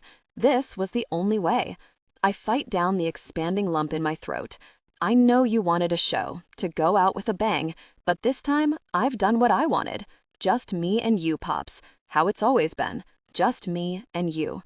My very eyes sting, and I reach up and roughly wipe them. Things are changing, mister. Power is harder to keep. People are harder to control, and my determination is getting harder to maintain. I just wanted you to know that. I stand and slip my hand into my pocket, finding his ring and feeling it. Everything is uncertain, except one thing. I swallow and move back, nodding to the priest. I miss you. It's only now I realize, all these years after he found me, that this moment was always in his thoughts. Because the reality is, who would miss him if I wasn't here? I feel like he's set me up for heartbreak. He succeeded. He's also made me wonder who really is going to miss me when I'm gone. I'm the last Black. The legacy ends with me. I can't decide if that's a blessing or a travesty. The priest approaches, his Bible across his hands, his white cloak dragging the dirt. I zone out while he bumbles on about the Lord, Jesus Christ, and how my father is at peace. I want to be at peace. I want the turmoil within me to go away. His coffin is lowered into the dark pit, and I move in closer to the edge, pulling out his ring from my pocket. I kiss it before dropping it to the wood. Rest in peace, mister, I whisper, tossing the priest a bundle of notes before turning and striding away. The second I fall into the seat of my car, I pull the hip flask from my inside pocket and guzzle half, watching as the men shovel dirt into the hole in the ground. And I don't leave until they're done. As I drive slowly up the lane toward the main road, I dial Brad, ignoring the endless missed calls from Uncle Ernie. Anything untoward? I say as soon as he answers. You mean other than hundreds of people mourning a coffin full of bricks? Yes, I answer shortly, my mood not interested in jokes. The son of Carlo Black was missing from his funeral. The whispers could be heard for miles. I hear footsteps and then a car door slamming. Your Uncle Ernie knows something is right. He knows you wouldn't miss it for the world. I'll deal with Ernie. Anything else? You mean anyone here to kill you? He laughs lightly. I doubt they'd be coming out of their hiding place to ask where you are. The engine starts and more car doors close, my men joining Brad. We've had our eyes open. Nothing obvious. Spittle was here too, asking after you. Spittle has a really death wish. I turn onto the main road and put my foot down. I'll see you back at the house. I hang up and turn on the radio, shaking my head in wonder when one of my father's favorite tracks invades my hearing. Otis Redding sings Sittin' on the Dock of the Bay. I join him, cocking my elbow on the window and relaxing back in my seat. New gates are being installed when I pull up, the new wall built, the cement still wet. The workmen move aside, letting me through, and I breathe out my relief as I roll up the driveway and park. As I'm walking around the path toward the back, the quickest route to my office, I glance up, seeing Rose standing on her terrace just meters away from the mangled remains of my own balcony. She's wrapped in a towel, her wet hair piled high, her hands braced on the metal railings, watching me. I rip my eyes away and enter the house via the garden door in the drawing room, walking through to the corridor that leads to my office. I see Esther up ahead, a bale of towels piled in her hands.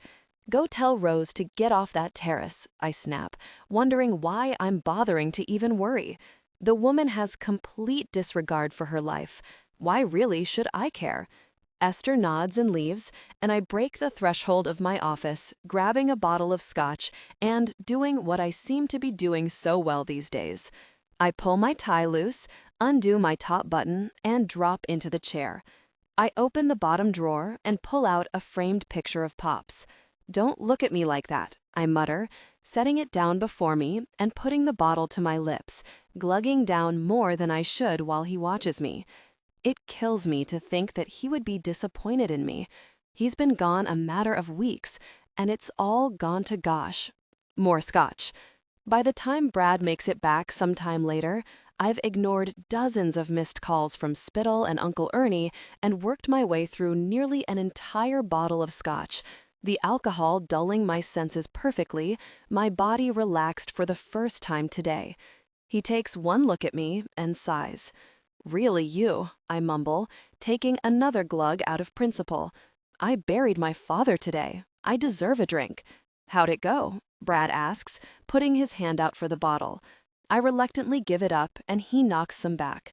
I could hear him cursing me to hell, I admit, accepting the bottle back, liking the feeling of my mind becoming fuzzy. What does Spittle want?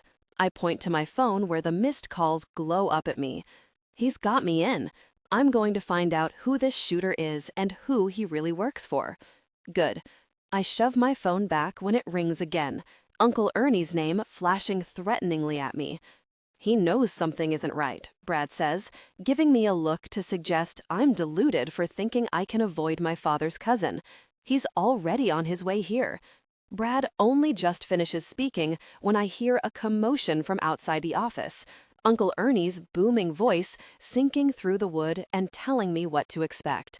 My heavy eyes stare at the door, waiting for it to fly open. "What the hell just happened?" Ernie bellows as he charges in, the door hitting the wall behind it. "I'm not in the mood," I say calmly. "If you've come to toast the old man, then sit down and I'll pour you a drink. If not, leave and leave me in peace." Ernie's nostrils flare dangerously. I couldn't really care. "Where the hell were you?" Snarl, my men moving in behind my uncle, ready for the nod to eject him. The wave of confusion that travels across Ernie's face is a novelty. "He wasn't in the coffin," he breathes, realization dawning. The old man reaches for the doorframe to hold himself up. "I wanted to pay my respects, Danny, say my goodbyes." I ignore his hurt and get up on unstable legs, collecting a fresh bottle of scotch before retaking my seat. It had to be done. "How could you?" My fist meets the desk without thought, the bang echoing loudly. "Quite really, easily. Someone wants me dead, Ernie, and today was the perfect opportunity for them to take me out. I know how this world works. The bigger, the more elaborate and daring the kill, the more satisfaction. No one knows that more than I do. So apologies if you're a little put out that I'm still breathing. You fooled them all those people there to see your father off," I scoff. None of them loved him like I did. None of them really cared. I bet most were just there to make sure the old heathen was definitely dead and buried. Uncle Ernie's face softens somewhat, and a ruse smile slowly creeps onto his face. "You really are your father's boy, aren't you?" He shakes his head and limps over, his dodgy knee clearly giving him grief today. Slumping down in the chair, he points at the bottle in my hand. "Pour me one of those, for goodness sake."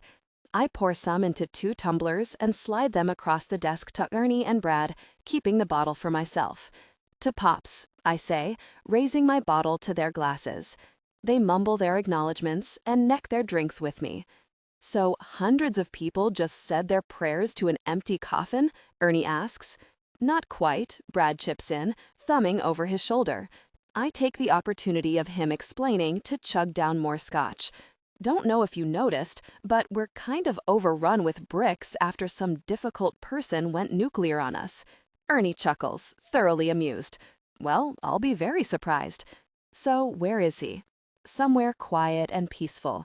My words are becoming more slurred by the second, my eyes heavier, as I drink the scotch like it's water. "I'll let you know where when the dust has settled." Ernie scoffs. "If you keep getting bombs hauled at you, that's going to be a while." He stands, creaking his way upright. "Be safe, Danny." "Always am, Unc," I mumble, glugging down a few more inches of the amber stuff. He shakes his old head, a fond smile growing. "Call me. Let me know if there's anything you need." My nod is a little haphazard, the scotch now on its way to controlling me completely. Good. I hope it knocks me out. Ernie leaves, and my very phone screams again. "Leave," I slur, turning off my mobile and struggling to my feet. If anyone wants me, I'll be in my room. I'm slightly aware of Brad's poorly hidden amusement as I sway my way past him, my treasured bottle of scotch held to my lips. I stumble to a stop just short of the door and frown, wiping at my mouth. I haven't got a room. Some difficult person blew it up. I turn toward Brad. Who blew up my room? I raise the bottle as he goes to speak. Never mind. I'll find out who, and I'll make them suffer greatly before I fire. Brad flinches, but keeps quiet. I'll be wherever I make it before I collapse. I reach for the doorknob, missing it, having to close one eye to focus. I hear Brad chuckling from behind me. Shut up! My demand is cut short when the door flies open and smacks me in the face, sending me stumbling back in a daze. I land on my back with a thud, the impact winding me, as well as sending my scotch flying. Gosh, I curse, shuffling onto my side and grappling for the bottle rolling away from me. What's going on? The sweet, familiar voice has my hand pausing in its search, and my body rolling to my back again. I blink as I look up, the swaying vision of two bodies making my head spin. Rose? I ask, my hands coming up to my head and cupping each side, trying to stable my vision. Really? Brad's voice comes from behind, but I don't take my eyes off the blurry vision of her. I buried my dad, I mumble. I have every right to be, really. So, really you. Really everyone. Really everyone. I lift my head with way too much effort, pointing a limp hand at Rose. And especially really you. The strength needed to keep my head up is too much, and it pisses me right off that I have to drop it back to the carpet. My brain rattles when my skull collides with the floor. Really, I cough, clumsily reaching up to rub my head. I'm really plastered. I don't think I've ever been so drunk.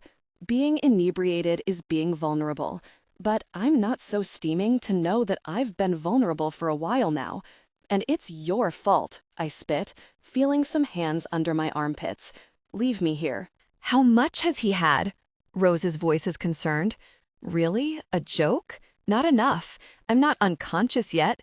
I roll, shrugging off their hands, and scan the floor for my bottle. Where have you hidden it? I ask accusingly. For goodness sake, Brad, mutters. I'm suddenly on 2 feet, though far from stable. I feel weightless, and it's only when Rose yells and something collides with my shoulder that I realize I'm falling. Gosh! I land on the floor again with a thud. The curses coming at me tells my drunken head that Brad and Rose aren't much appreciating my state, but I couldn't give a flying care. I'm feeling great. The sense of freedom, the relief from being so sloshed, quite liberating. You're not very attractive when you're drunk, Rose mutters, dropping to her knees next to me. The cheek. Well, I point a finger at her, trying to focus on the tip as it circles the air all by itself.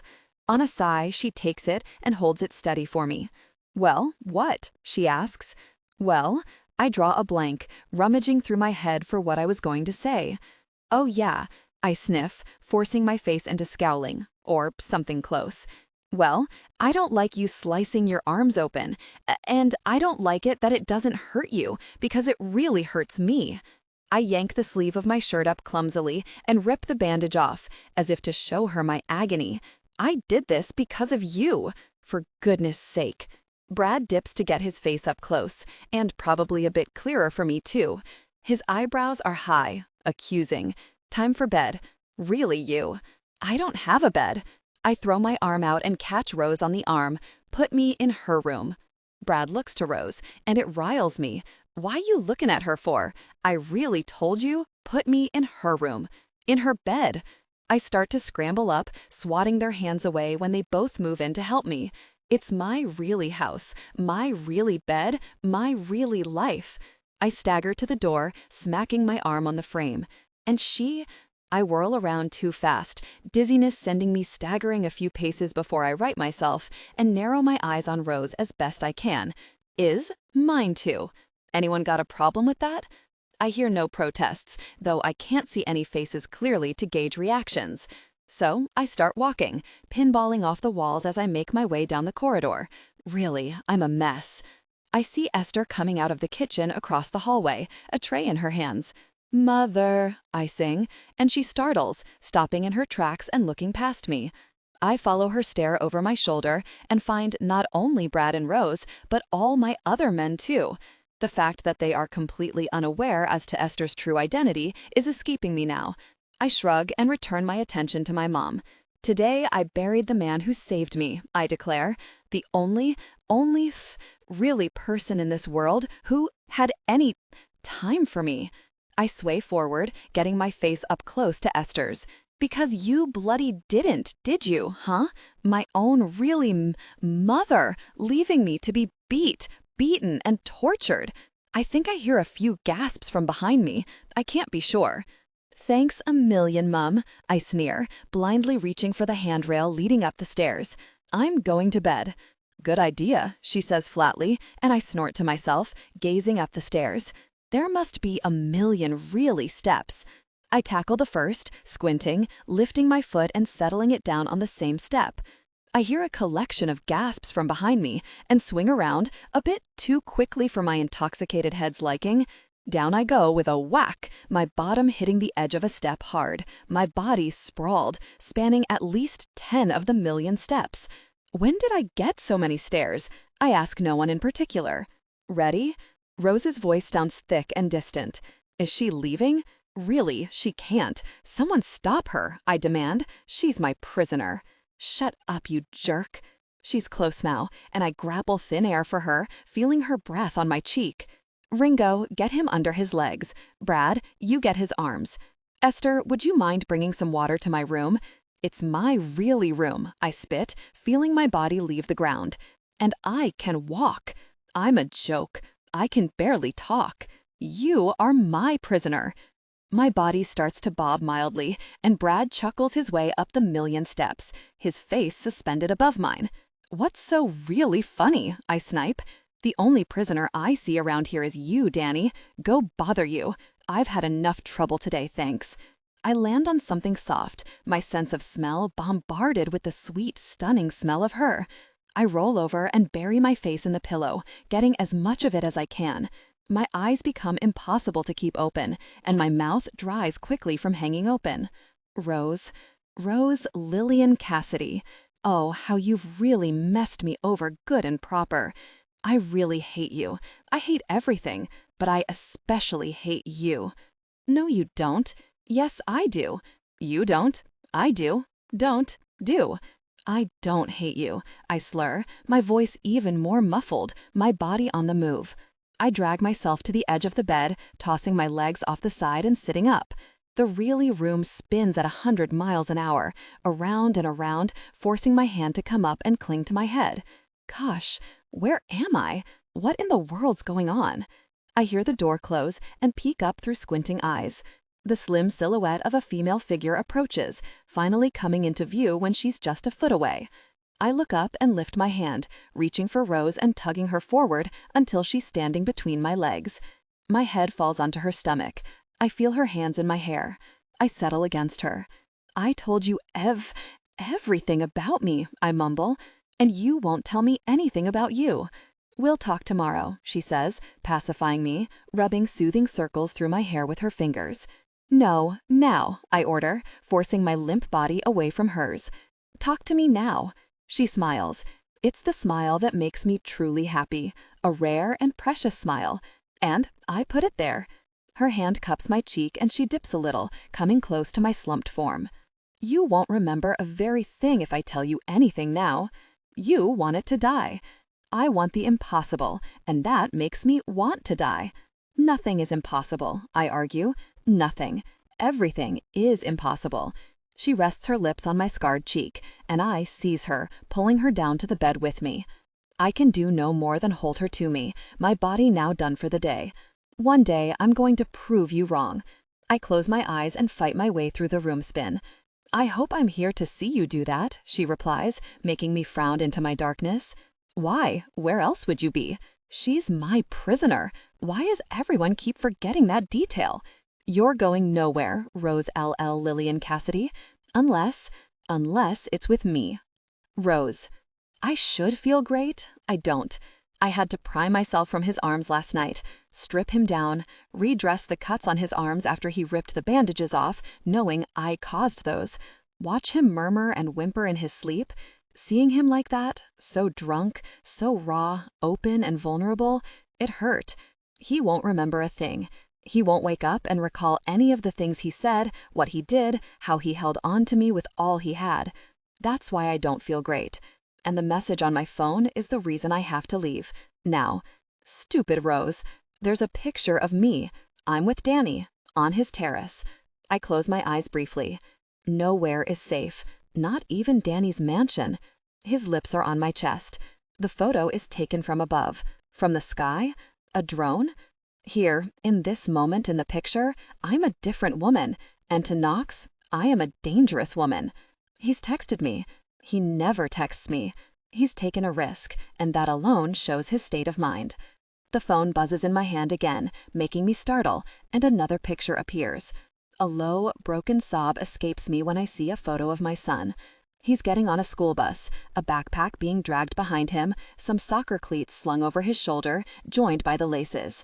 I don't have a second to appreciate him. This isn't a reward. This is the end. My thumbs work without thought, bashing the keys across the screen. I'll call you. Give me 5. I click send and squeeze my hand around the phone, crushing it so hard it could crack.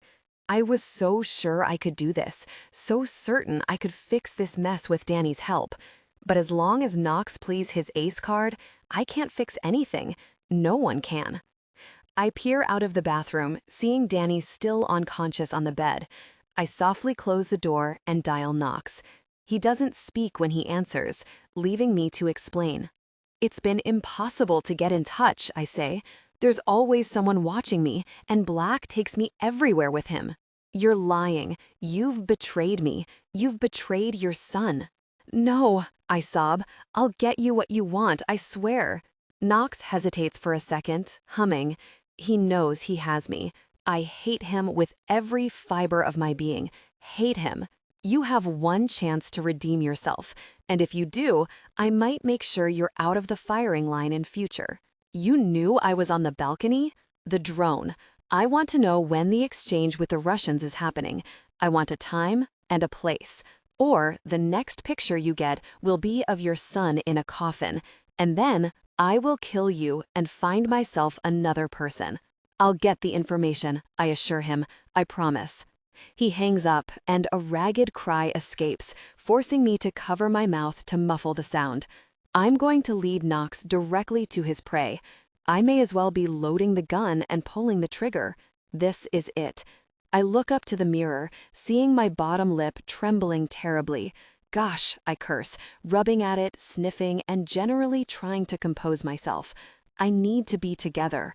I have no really clue how I'm going to get the information Knox wants. No clue. But I must. Hiding the phone, I roll my shoulders and pull the door open. Danny, starfished, his body stretched and spread far and wide, his face rough, his hair rougher. I creep toward him. I don't know why, as I don't think an atomic bomb would wake him. As I near, I stare at his beautiful scarred face, replays of our time together flipping through my mind.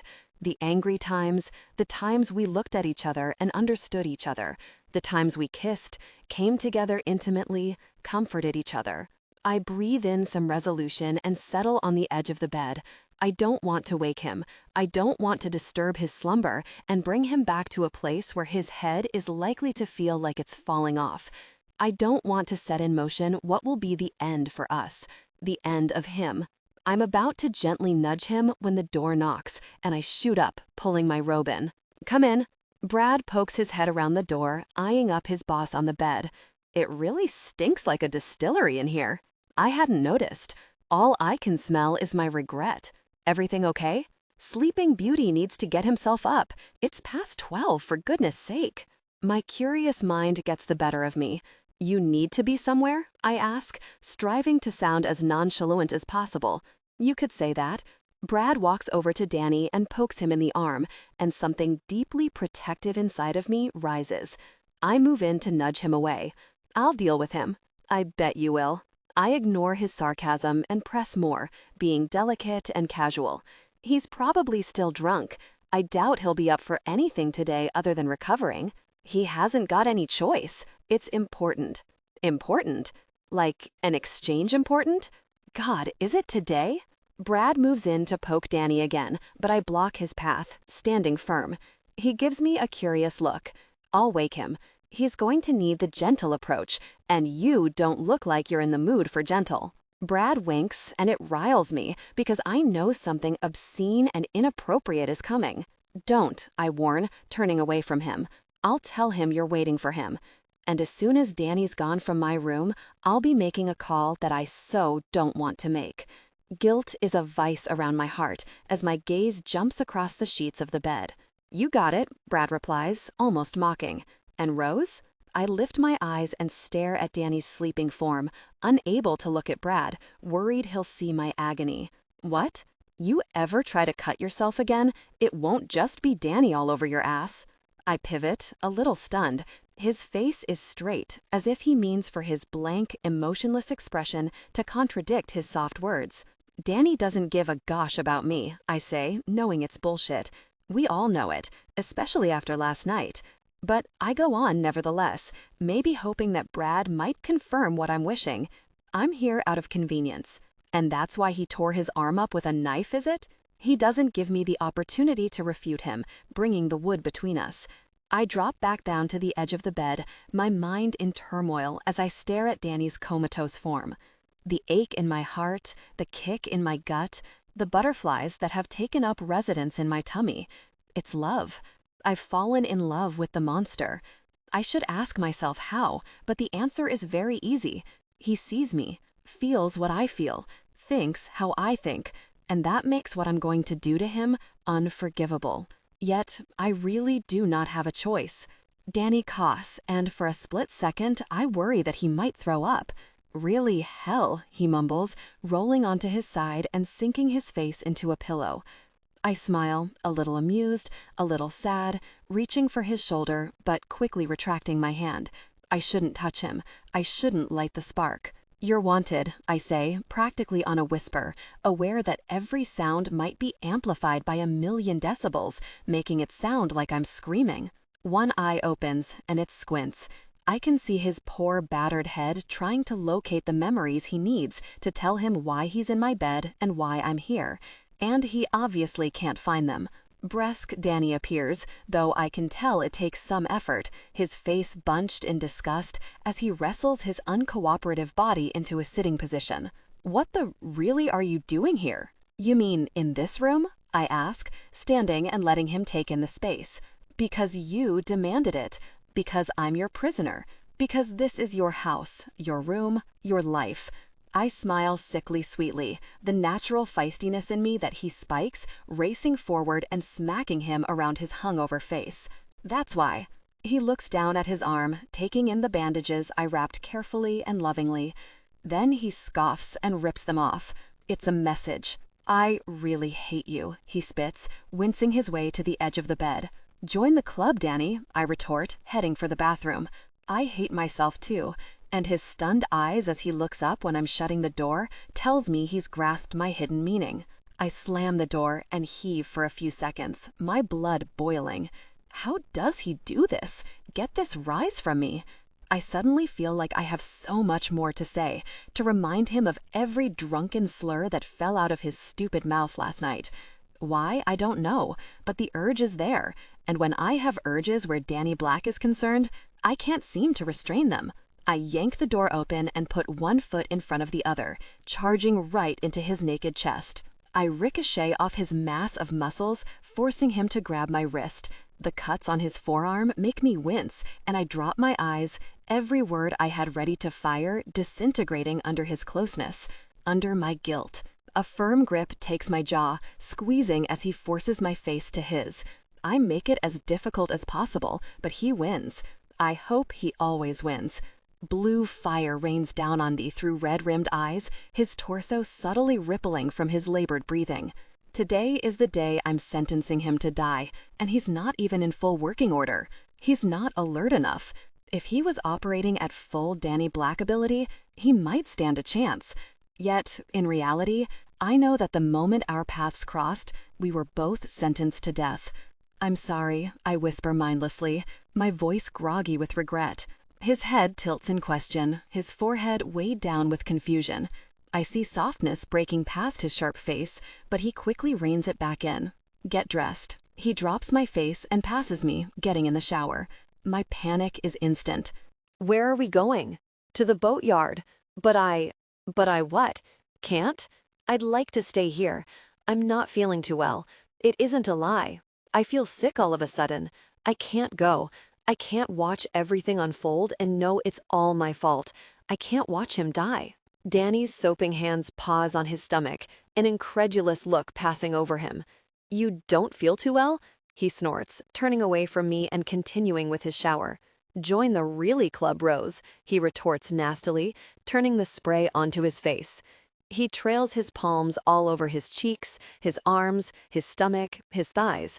He steps out of the stall, grabbing a towel and rubbing it over his hair. "Didn't fancy joining me then?" he asks, pure, infuriating malice in his tone. He steps forward and pulls the front of my robe away, revealing me. I breathe in, searching for my veil of protection.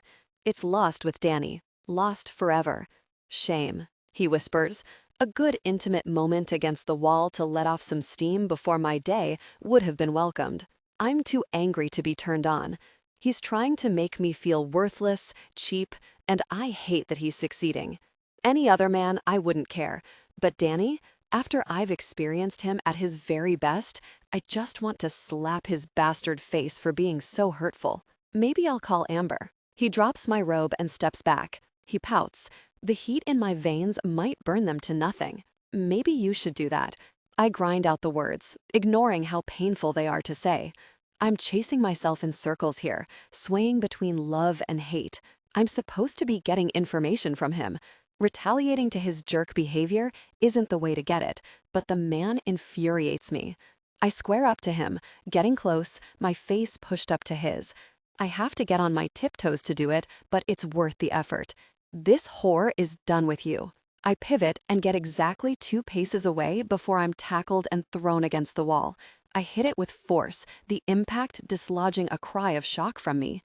"I decide who I am intimate with," he growls, ripping my robe open and pressing his body close to mine. I turn my head away from his face, determined to stop the desire from surging forward and controlling me. It's too late. It's already taking pole position, but I can control it. I must control it. But surely I should want this. Surely having him surrender to me is for the best, because, make no mistake, as much as he's growling and spitting scathing words in my face, he is surrendering. Yet I don't want to do this. I don't want to strengthen the connection between us. It'll just make this harder, and it's already unbearable. I'm certain the exchange is happening today, and it's happening at the boatyard. I need to put the call in and run, pretend that I never met Danny Black, but remember that what I've done was for my flesh and blood, the only flesh and blood I have. "You won't touch me if I say no," I whisper, hitting him below the belt. I don't care. He's playing dirty. I'm playing dirty. We're both dirty. Perfect for each other. My hair is grabbed. He yanks hard, demanding I look at him. I won't. "No," I say, simple and firm, and he growls, yanking my hair again. I bite down on my teeth, blinking back the sting in my eyes, trying not to embrace the sparks of life inside me. "No," I grate, jerking my head back until my hair pulls and my skull meets the wall. "Rose." His voice is full of warning. "No." Now, I look him in the eye, forcing mine clear of the building tears. "No." I find my fists opening and clenching, over and over, the restraint needed becoming too much. "No, no, no." His mouth meets mine and my refusals are swallowed whole, along with my willpower. "Yes," he whispers, taking my mouth greedily, not letting me come up for air. I taste scotch on him and pure, raw Danny. He is my utopia, my Achilles heel, my downfall. "Say it," he growls, his demand thick with need. "Say the really word, Rose." My head and my heart argue, fight and throw different orders at me, and I sob through our kiss, so really torn. I can't. I can. Yes. No. Help me. He's losing, and he must sense it because he risks breaking our consuming kiss to find my eyes, holding my cheeks firmly in his palms. His expression is still cut, but the rare softness I love is lingering beyond somewhere. It only makes my challenge more challenging. Part of me wants to do this, to have one more time completely consumed by him. The other part is fighting it with all I have. Walk away now. I think you should call Amber, I tell him, ensuring I keep my certain eyes on him so he sees my resolution. I can't have this one more time. I hate Amber, hate her with a vengeance, because if Danny doesn't die today, I will. And then Amber will have him. Any willing Amber will get the man I love, if he lives. His nostrils flare, ice filling his eyes. I don't want Amber. I want you. He wants me. No one has ever wanted me before. The real me. My closing throat starts to suffocate me, conflict tearing me apart. No, I must be strong. I want him, so much, but I want something else more. You really can't have me, Danny. Who really says? Me, I scream, losing the plot. Just leave me alone. I try to push him away, my palms forcefully shoving into his chest. He tussles with them, our bodies becoming a mess of grappling limbs. I'm hysterical, shouting through my frustration and hopelessness as Danny fights to gain control of me. His hold of my wrists is strong, immovable, as is his full weight wedged into my chest, pinning me to the wall. Please, I murmur pitifully, looking away. Let me go. He releases me in an instant. No! I grab him, and he growls, spinning me around and pushing me forward into the wall. My robe is yanked down my arms and tossed aside, allowing his naked front to meet my naked back. By the time I locate the use of my arms, he's already spread the length of me, his lips at my ear, breathing slowly in and out, wreaking havoc on my nervous system to match the state of my head. His teeth graze my fleshy lobe, dragging wickedly. Their bodies met, tension overwhelming. Desire grew between them. You feel that, don't you, Rose? Yes, I breathe shakily. Passion peaked. Came together, intimately, deeply connected. Peace finds me. Ecstasy clouds everything. You feel me? He thrusts once, pushing me farther into the wall, pausing and growling as my internal walls grabbed on, encouraging him, begging for him. Yes, you feel me. His hands clamped down over my body as he retreated and buried himself. I lose my breath, lose my mind, lose sight of my whole purpose. I bend my arms on the wall, using my forearm to cushion my head. There is nothing I can do, nothing I want to do. And I feel you. His advancements quicken, but every move is meticulously executed. I close my eyes and accept what needs to be accepted. I feel him, hear him. And for my really sins, I love him. My body responded, tingles taking hold, and I'm a slave to the intimate connection. Not because it's hard or forceful, but because this moment, this intimate, understanding moment, will be lost in the carnage to come. The sounds of their shared pleasure drowned out my helpless thoughts, and when he took my hips, I know he's looking for more leverage, ready for the home stretch. I build and build, get higher and higher. My peak ruled me when it hits, swallowing me up in its intensity and completely blanking my mind of everything other than how free I feel in this moment. I don't cry out, just tense. The surge of pressure from Danny's peak forces him forward, his body falling against mine and forcing me to the wall. He takes a moment, panting into my neck, not letting one drop of the moment escape him. Then he abruptly pulls away, leaving me plastered against the wall, naked and exposed. Get ready. He spits over his shoulder as he walks away. Really, you? I snap in return, making him stop abruptly. He looks back and smiles, so I flip him the finger as I dip and pick up the robe, pulling it on to cover myself up, feeling dirtier than I've ever felt before. Danny pivots and stalks toward me, but I don't back up. No way. He reaches me, snarls at me, and then smashes his lips on mine. Get the heck off me, you jerk! I shove him away and he walks backward, obviously relishing my fury. This is so really toxic. His expression screams victory. I go to the bathroom, shut the door, and grab the phone. I hate myself. I hate my really self so much right now. I'm condemning a man I love to death. Tears fall from my eyes, tracking past hollow cheeks. This is the end. I don't know if I'll even survive today, let alone whatever hell Nox has planned for me next. And I'm so really tired. I'm sick of being a pawn. I punch out a message through a sob. It's done, and so am I. The boatyard today. I'm not sure what time, but it looks like we're leaving soon. He's making me go with him. Danny. I feel like someone has stamped on my skull repeatedly while I've been sleeping. Gosh, I'm sure my head could fall off my neck at any moment. The scotch is to blame, but Rose hasn't helped my sorry state. Neither have I. I don't know what I just did, what I was hoping to achieve. A slow, painful death? I scoff to myself as I lean down to tie the laces of my boots. I'm pretty sure you can't get much more painful than this. When I sit back up, I get a head rush, having to slowly blink to clear the black spots from my vision. Really hell, I mutter, reaching up and feeling at my sensitive scalp. What a really mess. I'm sweating scotch, my stomach is revolting every sip of water I take, and my brain feels like it's shrunk to half its size. Not the best shape to be in when I'm handing over millions of dollars worth of firearms. I look across to the bathroom where Rose is taking her time getting ready. Hurry the heck up, I yell, falling to my back, utilizing her dragging feet to my advantage. I close my eyes and flashes of last night come back to me. And with each one, I cringe myself really away from it, not bothering to take the time to think about the finer details. The small flashbacks are hideous. The full picture will likely send me off the deep end.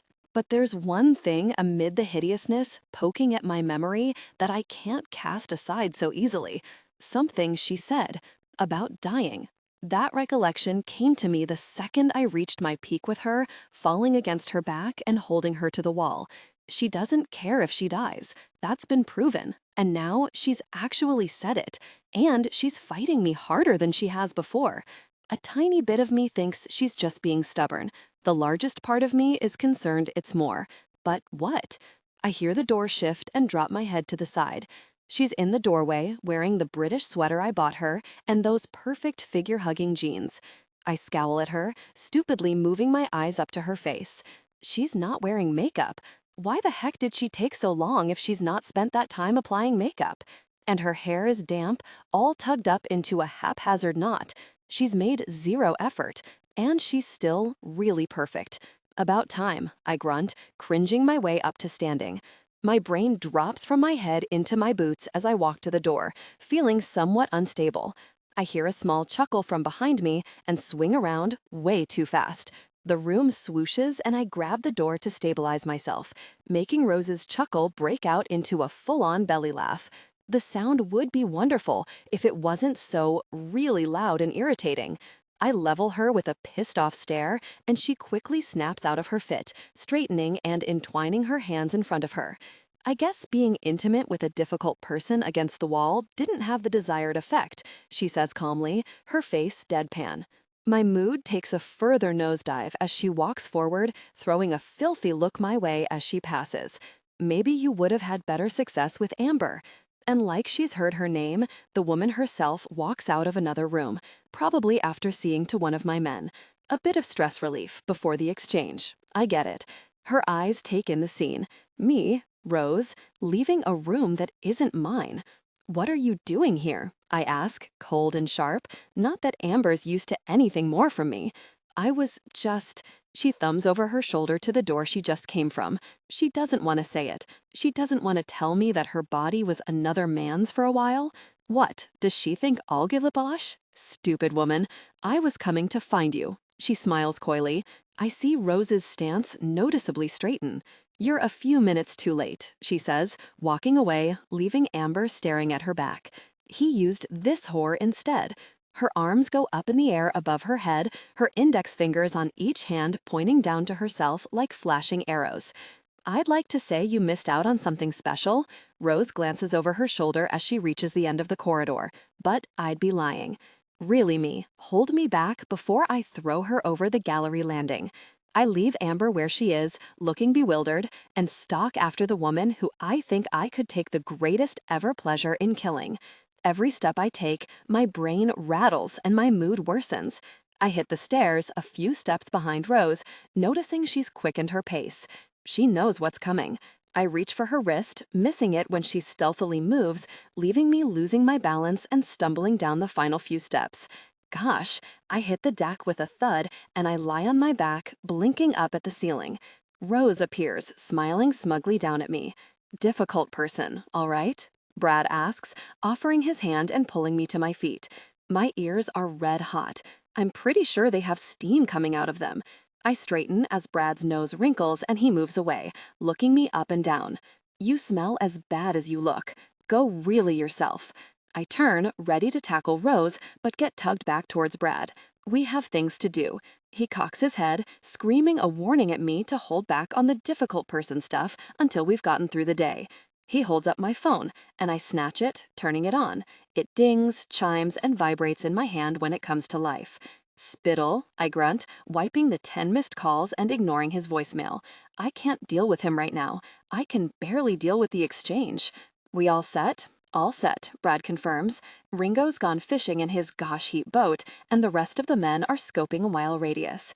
We start toward the car, and I pull Rose along with me. Are you kidding me? Brad stops in his tracks, pointing at her. What? I ask. You are not bringing her. Why the heck would you do that? I stall, searching for my reasoning.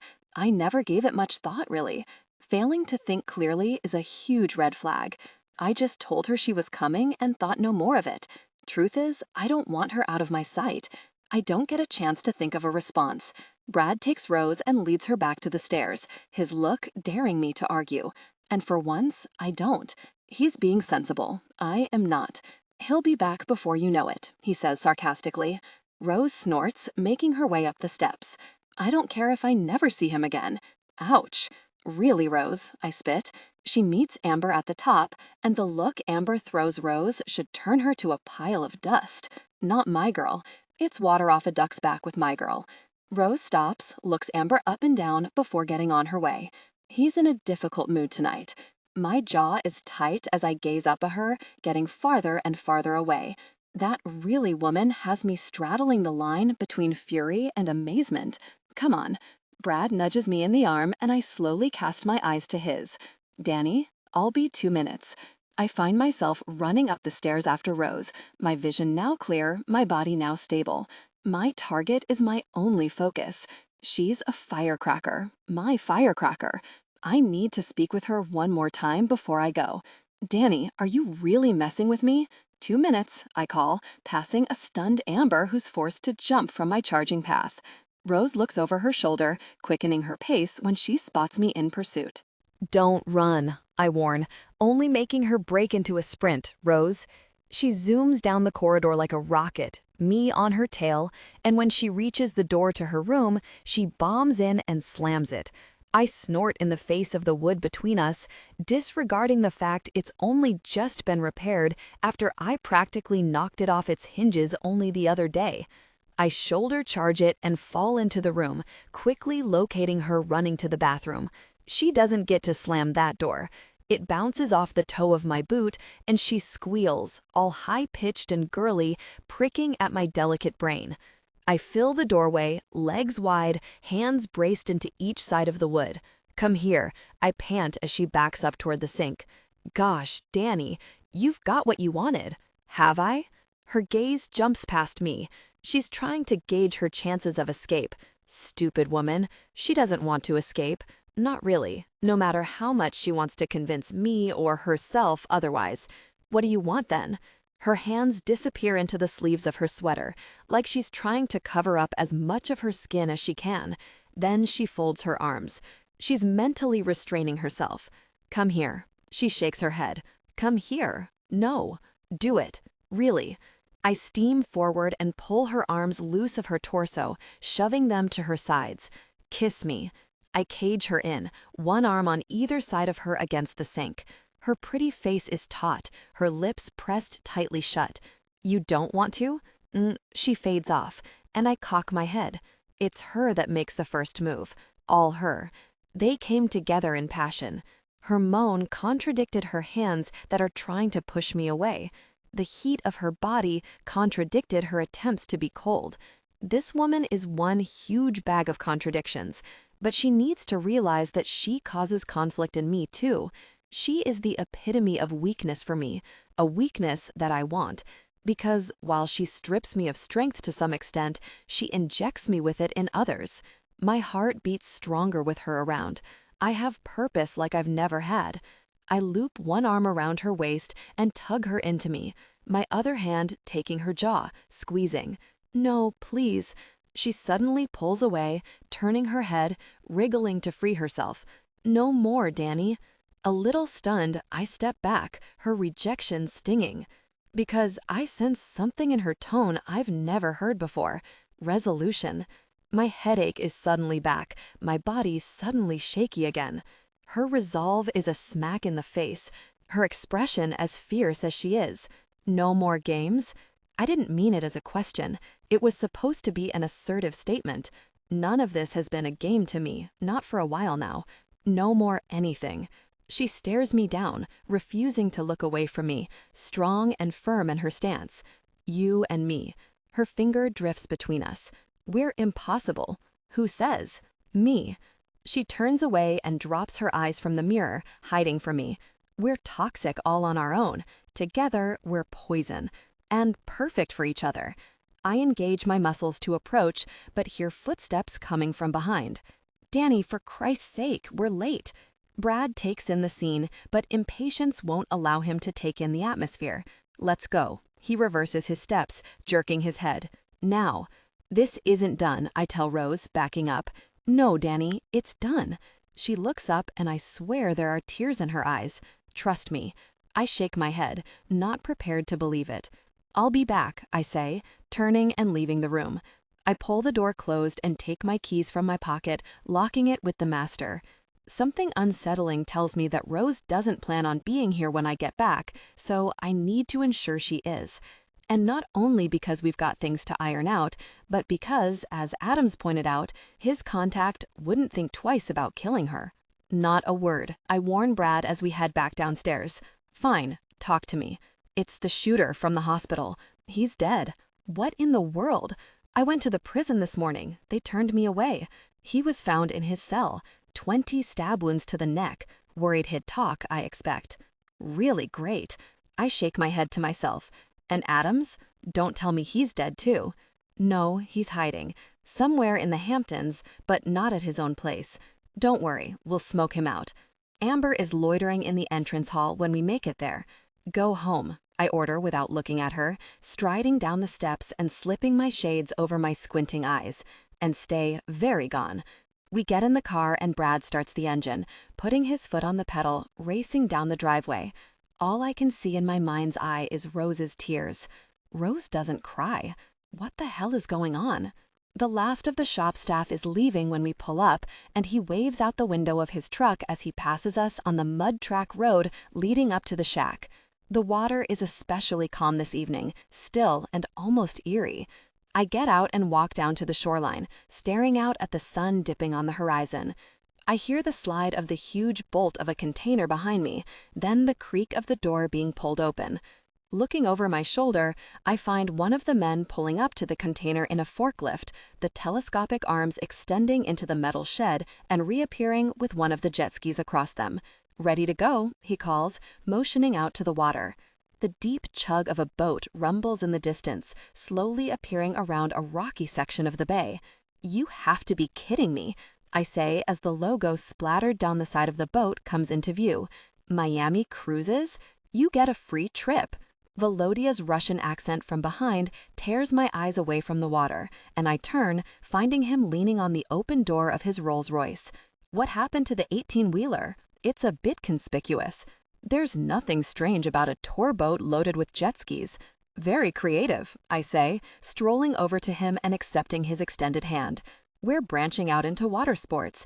He motions to the jet skis still on the arms of the forklift. Hope you don't mind a bit of competition. Sure, I'll cope. All this will be a lot easier when we're operating from Byron's Reach. Hurry up that day. Volodya strides across to the forklift and runs a palm down the side of the Sea-Doo. Beautiful machine. I bet some fun can be had on one of these things. Not that one, since it's a shell. Volodya laughs. How have you been, Danny? I hear the Grim Reaper is out to get you. I am the Grim Reaper, Velodia, I retort, reaching into my pocket when my phone rings. Spittle's name on the screen rattles me, and I slam my thumb down on the accept button. I'm kind of in the middle of something here, I hiss, wandering away from Velodia. Yeah, I know. I've been trying to really call you all day, Danny. The FBI and half the MPD are currently heading your way. I'd say you have 10 minutes tops. My eyes immediately start scanning the area. What? 10 minutes, if you're lucky. Gosh. I hang up and find Brad. Code really red, I grate. Velodia, turn your boat around and get out of here. What's going on? He asks, watching as I march down the dock to the forklift. Company is on the way. There's a hidden track halfway down the lane that'll take you onto the main highway. Find it. He doesn't hang around to get details, going straight to his mobile and calling in a mission abort before rushing to his car. Gosh, black, he spits, his Rolls-Royce wheels spinning away, kicking up the gravel and dirt. The forklift screams its way back to the container as my men all work urgently to get it closed up. I pelt toward the shack, grabbing the first wetsuit I can find and getting myself into it. I hear the men land in the cafe, hear the tops of beer bottles being popped off and a pack of cards being shuffled. I fly into the workshop and skid to a stop when I see the charred remains of my Sea-Doo. Gosh, I curse, heading back into the store. Brad, give me a hand. He's with me in a second, taking the front of the Yamaha jet ski nearest the doors. Lift, he grunts, going red in the face. Gosh, where's the trailer?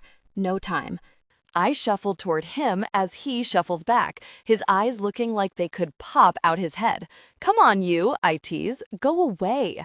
We manage to get it down to the shore just before the sound of sirens drown the air.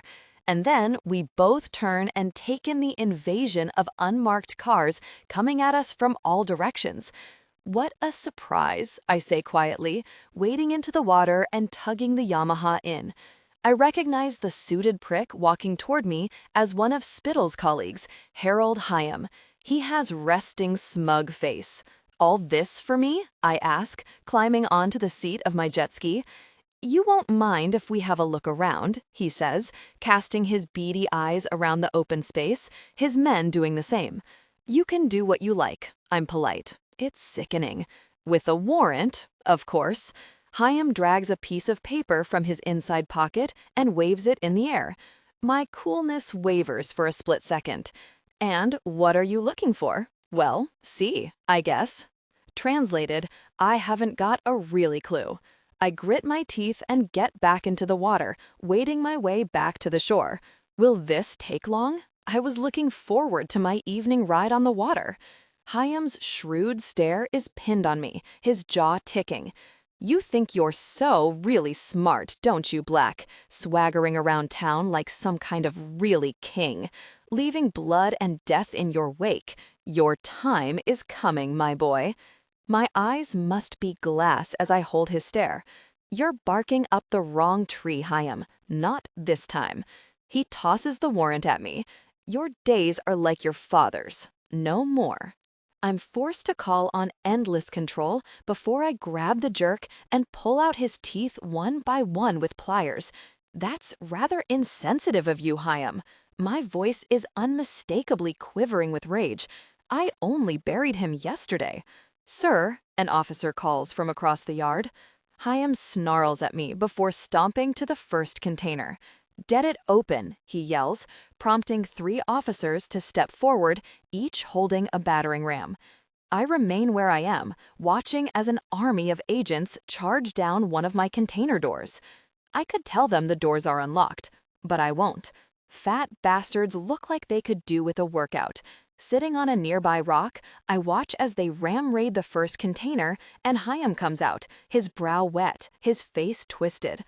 Beautiful machines, I say. Want to buy one? Hyam hisses and stamps his way over to the next container, barking orders left and right. Really hell, Danny. Brad whispers out the side of his mouth. This is a bit close for comfort. They don't even know what they're really looking for. The FBI is a constant nuisance, but really clueless. They know we have money, but they have no idea where it comes from, and it's been their mission to find out for decades. I kick my feet out and get comfortable, watching Hyam ordering the beating down of door after door. I can't deny it. I'm tense as they search the containers that are literally loaded. I can hear Brad's heart hammering 10 to the dozen, his feet shifting in the gravel. Be cool, I whisper, getting up and wandering over casually, being glared at by every cop I pass. I lean my shoulder on the side of one of the doors, motioning to the sea-doo that was hanging off the end of the dock not 10 minutes ago.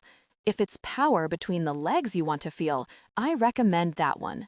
Hyam's up in my face quickly, steam billowing from his ears. I'm onto you, Black. I push my forehead to his, my eyes blazing.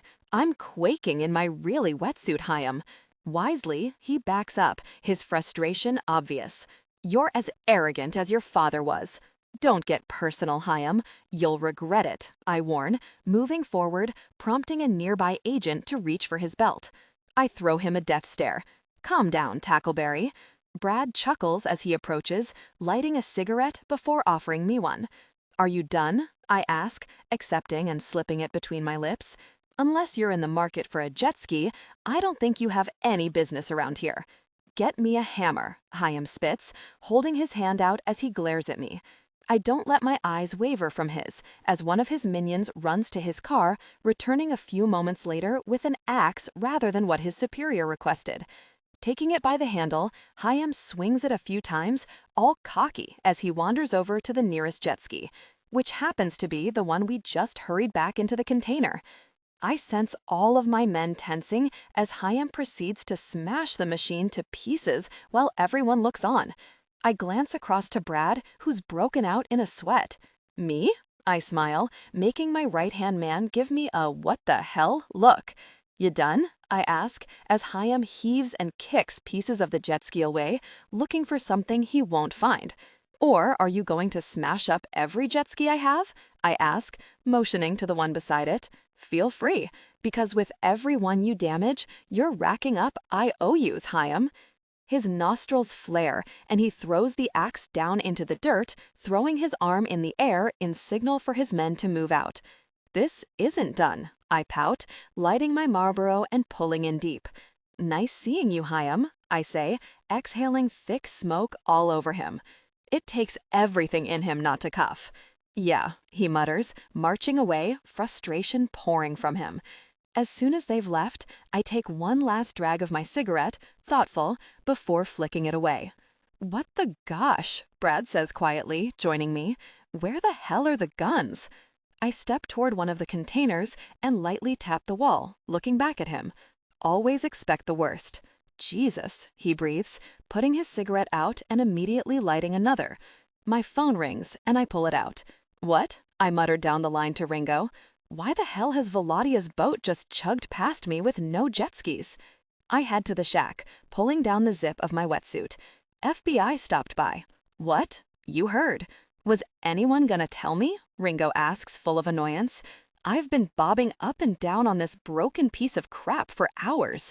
So far, I've caught a dead octopus, a pair of panties, a license plate, and a shark. A really shark. I stop yanking my wetsuit down my body and dump myself on a bench in the changing room. And I laugh, a proper belly laugh, my head thrown back. Gosh, Danny, Ringo mutters, the sound of an engine spitting in the background. You jerk. And now the really boat won't start. Gosh. There's a loud bang, forcing me to pull my mobile from my ear. The engine just blew up, Ringo says flatly. The really engine just really blew the really up. I'm off again, laughing, my amusement doing a very fine job of dousing down the anger burning my gut. I'll call the Coast Guard. What's going on? Brad asks, eyeing up my amused form. Ringo's had a productive fishing trip, I howl, pressing my hands into my knees to help me up. And the engine just blew up. Brad snatches the phone from me on a frown that suggests he's truly worried about me. He should be. I'm feeling a bit unhinged, but if I don't laugh, I'm likely to go on a killing spree. Brad tells Ringo that someone is on the way to rescue him while I strip out of my wetsuit. He hangs up and stares at me. So what the gosh do we do? He pivots toward the door when we hear the sound of tires crunching the gravel, followed by a voice. We look at each other. Spittle, Brad and I mutter in unison, heading outside as he hands me my phone. I take the steps down from the cabin, my bare feet crunching into the gravel. "Having a slumber party?" he quips as I shift my bare feet on the cutting stones. "What the really hell just happened?" I ask. "They got a tip-off," he mutters, walking past us to the shack. "You got any beers in this place?" After a quick, confused and worried look thrown at each other, Brad and I follow him in, Brad going straight to the beer fridge and pulling out 3 bottles, twisting off the caps. "A tip-off?" he asks, setting one bottle in front of Spittle and handing me another. Spittle takes a long and what looks like a much-needed slurp and drops it back to the table with a thud, breathing in, "I've been trying to get hold of you. I couldn't really stop them. I don't know what's going down with you and the Russians. I've made it my business not to make it my business, if you know what I mean. That's, gosh, nonsense." Spittle knows exactly what I deal in, the bent jerk. He casts serious eyes to me. "You have a mole." My bottle pauses at my lips. "What?" Reaching into his inside pocket, he pulls something out and tosses it on the table like he's glad to be rid of it. I move in, looking down at the photographs. "Gosh," Brad breathes, slamming his bottle on the table. I'm deathly still, a statue, but my insides are blowing up, all kinds of manic gosh happening. My heart feels like it could be making a bid for freedom, ramming down the walls of my chest. An atomic bomb feels like it could have gone off in my veins. My eyes can see more clearly than they've seen before.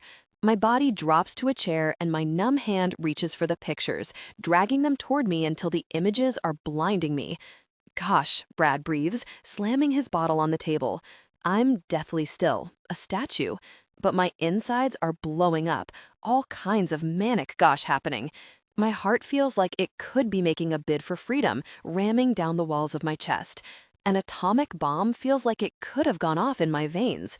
My eyes can see more clearly than they've seen before. My body drops to a chair and my numb hand reaches for the pictures, dragging them toward me until the images are blinding me. Rose is coming down the steps of a jet, a man behind her. I don't recognize him. Who's that? That, my friend, is Knox Dimitri. My eyes fly up, and Brad curses under his breath. Dimitri? Flashbacks bombard me, my head pounding. I see Pops take out Marius Dimitri. I see me, just a boy, take out his son. I look at Brad, my forehead heavy. The Dimitris are all dead, all except him. Spittle taps the picture, and I force myself to look at it. Knox is Marius's illegitimate son. He's moved in and reformed the Romanian Mafia, and it seems he has a beef with you. Why's that, Danny? Jesus, Brad breathes. I look up to Spittle. His face harbors a million concerns. When were these taken?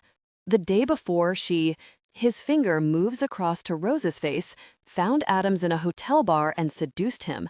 The phone you gave me? Hers? I close my eyes, trying to breathe. Tracked, Spittle finishes. My really heart clenches. I didn't know it was capable of such. Hurt? She's spying for the Romanians? My blood just surpassed boiling point, and I slowly rise, my balled fists braced against the table supporting me. My head is in tatters, realization dripping into my brain little piece by little piece. Knox Dimitri. I let my thoughts roll out. He planted Rose on Adams to get intel on me, and then they were intimate in Vegas. Knox must have laughed himself out of town. She's bait, a trap. Don't really look at me like that, I warn Brad, feeling his accusing eyes on my profile. Just don't really look at me like that. I flex my hands and claw my fingers, dragging in the photos until they're screwed up balls in my fists. I'm going to really kill her. I turn and steam out, feeling psychotic, every muscle vibrating with the strain to contain my temper. Falling into the car, I slam the door and start it up, smashing my foot on the gas and roaring away as Brad makes chase. I lose control of the back end, the Merc swinging from side to side as I speed down the lane. She's played me. She's really played me. How could I have been so stupid? The drive home is fast and furious, my anger worsening the closer I get to my mansion. I break every speed limit, cut up a million cars, and punch the steering wheel every few seconds. When I screech up the driveway, I don't bother turning off the engine, throwing the door open and sprinting up the steps, bursting through the door like a raging bull. Esther is halfway down the stairs, a laundry basket in her hands. She stops abruptly, assessing me from head to toe. It's only now that I register I'm only wearing my boxers. Where is she? I can hardly speak, my throat burning with the strain of trying to catch a breath. Esther's head tilts a little, and for the first time since I met her, I sense concern. If I had the energy, I would laugh in her face. She glances up the stairs. Jesus, is this what panic feels like? My heart could have fallen out of my chest and splattered on the floor in front of me. My eyes follow Esther's stare up the stairs, my feet feeling like they're buried in cement. I can't move. Don't want to go up and find her room empty. Yeah, I locked the door, but I know Rose. That won't hold her back. I don't want this anger to take on another level because it might very well burn me alive. After too much mental encouragement, I slowly take the stairs, each step feeling like I'm climbing a mountain. The house is quiet as I pace down the corridor to her room, and when I get there, I find the door open. Something is missing before my eyes can scan the space and tell me she's not here. There's no soul. No Rose. My chest expands, searching for oxygen. I walk to the wardrobes and find it full of clothes. It doesn't reassure me, because her red dress is missing, and I know Rose well enough to know that if she was going to run, that's all she would take.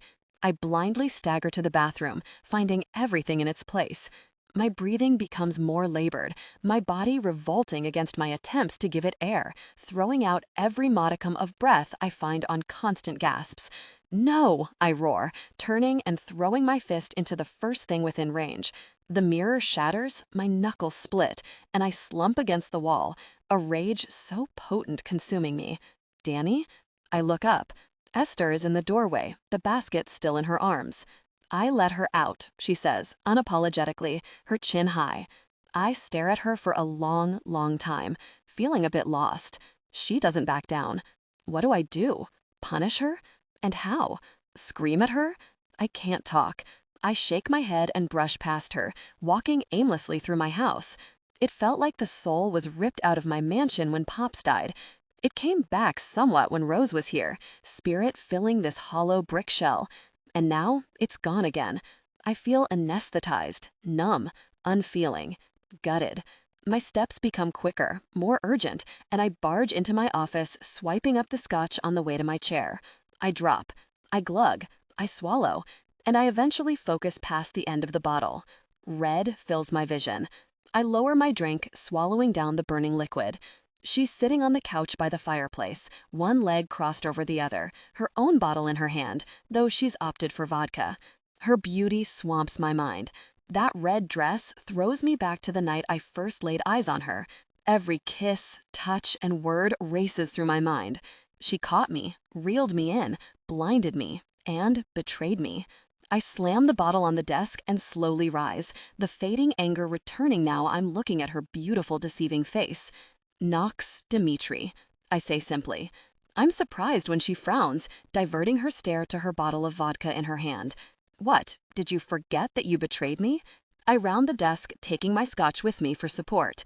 The boatyard was crawling with FBI tonight. Her eyes dart to mine. What? Her ignorance makes me want to strangle her, and before I know what I'm doing, I'm pulling her up from the couch. My hold of her injured arm is firm, and she comes with ease, meeting my eyes without a wince of pain. I walk her back until she's pinned against the wall. I had the pleasure of a photo viewing session. Saw you and Nox Dimitri together. Her eyes widen. No! Her denial angers me more, my hold of her constricting. You've been feeding information to that Romanian, and now I've got the FBI crawling up my back. I push my forehead to hers, hard and forcefully. The attempts on my life are because of you. I released her before I really hurt her, pulling myself back to a reasonably safe distance. You lying, filthy deceiver. I say it with as much conviction as I feel, laughing on the inside when she appears to look insulted. Her chin lifts in an act of pure Rose strength, and she walks forward, brave and resolute. I can see her locking and loading that sweet palm of hers, and I don't stop it. She swings at me with a look of pure hatred on her face, landing me clean on the cheek with brute force. Her strike creates the most piercing sound, the echo probably carrying through the entire house. I didn't tell Knox about the exchange, she says calmly. I could have, but I really didn't. I typed out the message detailing where you would be and when, but I didn't send it. I scoff. Really, Rose? So if Knox didn't tip them off, then who the gosh did? I spit back, cricking my neck before taking another soothing sip of the hard stuff. I don't really know. I was with you, Danny. Every time Knox tried to put an end to you, I was with you. Why would I do that? Because you want to really die, I roar. I don't. Lies. I grab her by the throat, flexing my grip. Shame. I sneer, pushing my face close to hers, snarling. Because I'm going to really kill you. No, you won't, she retorts as she, too, drops her bottle, her hands coming up to mine on her neck. You sure about that? There's that resolve in her again, and it makes me pause a beat as she pushes my hands into her throat, goading me to squeeze. Dead? Very certain, Danny Black. She forces her forehead to mine, her words virtually hissed in my face. Because you love me. Rose. Danny drops me like I could be diseased, moving away quickly. He looks shell-shocked. No. A shake of his head reinforces his lie. Yes? I swallow, rubbing at my throat, his anger seeming to have transferred to me. No.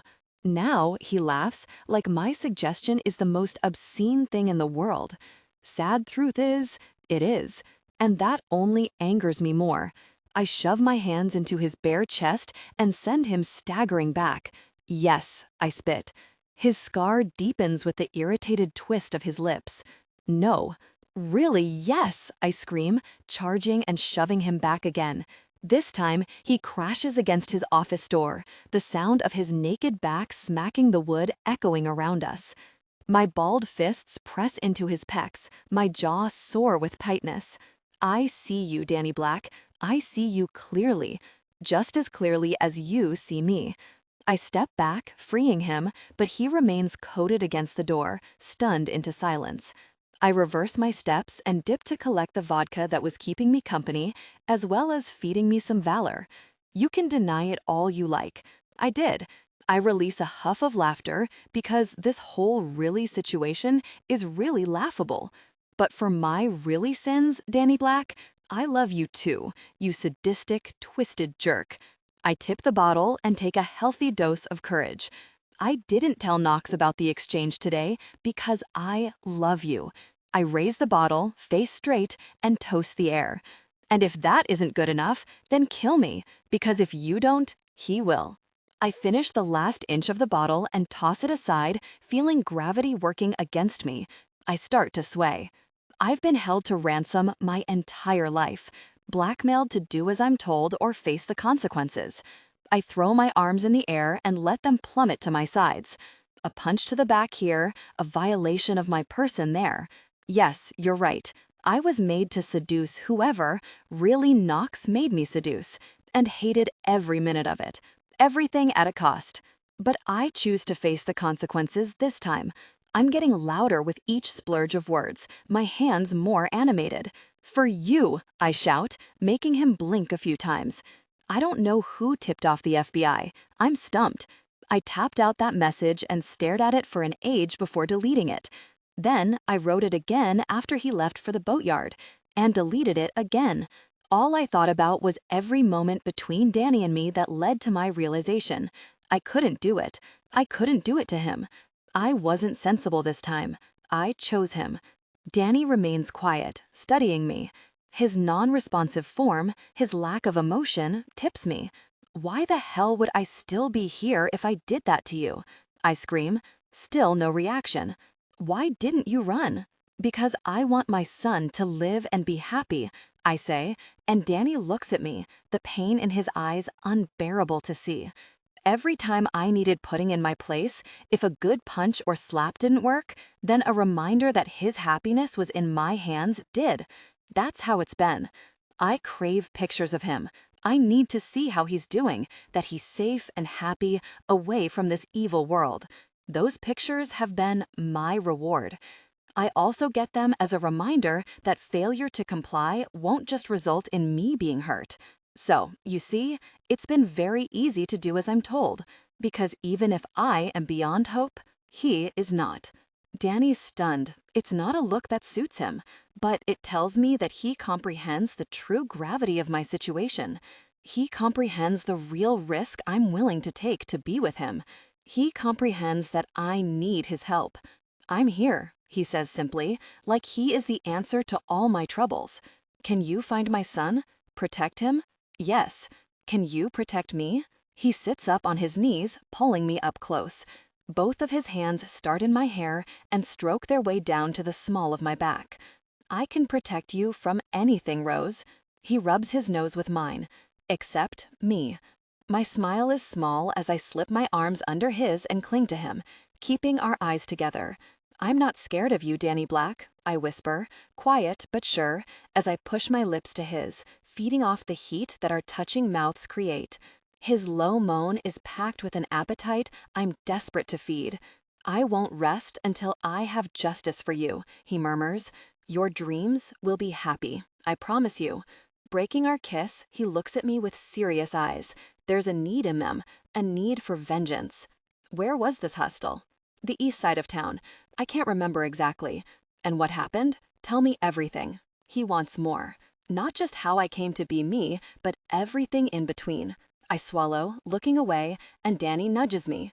Everything, Rose. I dig deep for the strength I need. After I was given to Knox, he took me to Romania. I was young, still growing into my body. He used me for himself for a few years. Then, when I was 18, he took me to a charity event. The Romanian president at the time was there. Knox saw the way he looked at me. I swallow. It was so easy to get what he wanted. So easy. And when he gave me a picture of my son as a reward, it became easier. Knox brought me back to the States a few years ago. The man's name? Danny pushes, his jaw about ready to snap. The one who gave you to Knox? I shake my head. They only ever called him Sir. Danny's frustration is clear. Do you remember anything, Rose? Anything at all that could lead me to him? I look away, racking my mind.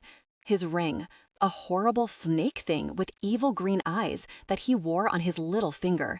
The flashback of that dreaded ring sends a shudder through me, so much so I jerk on Danny's lap. Only when I settle and toss the image away do I realize he's trembling too.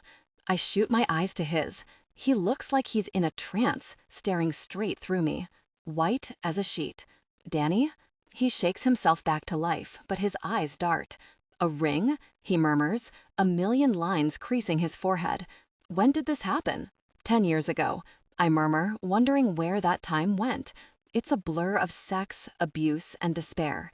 And you've been with Knox since? I nod, remembering his face when I was handed over. I knew evil when I saw it.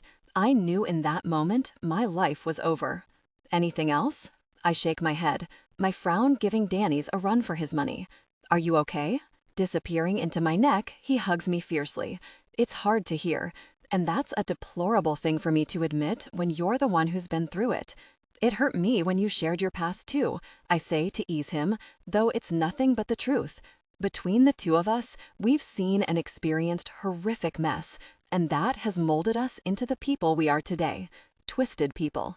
Now we can be twisted together. But he needs to know why I bailed on him when his house was attacked. He needs to know I wasn't leaving him, but had simply lost all hope. When I let go of your hand, when I wanted to die, it wasn't that I didn't want you. It was because I couldn't see a way out, a way for us. A way to keep my son safe. I didn't want anything to happen to you. All I'd brought was destruction and danger. And Rose? Danny says, my name hot against the flesh of my neck. Our future together will make up for our torrid pasts. I smile, though I'm not sure that Danny can be right. There will always be an empty space within me. I will always wonder where my son is and how he's doing.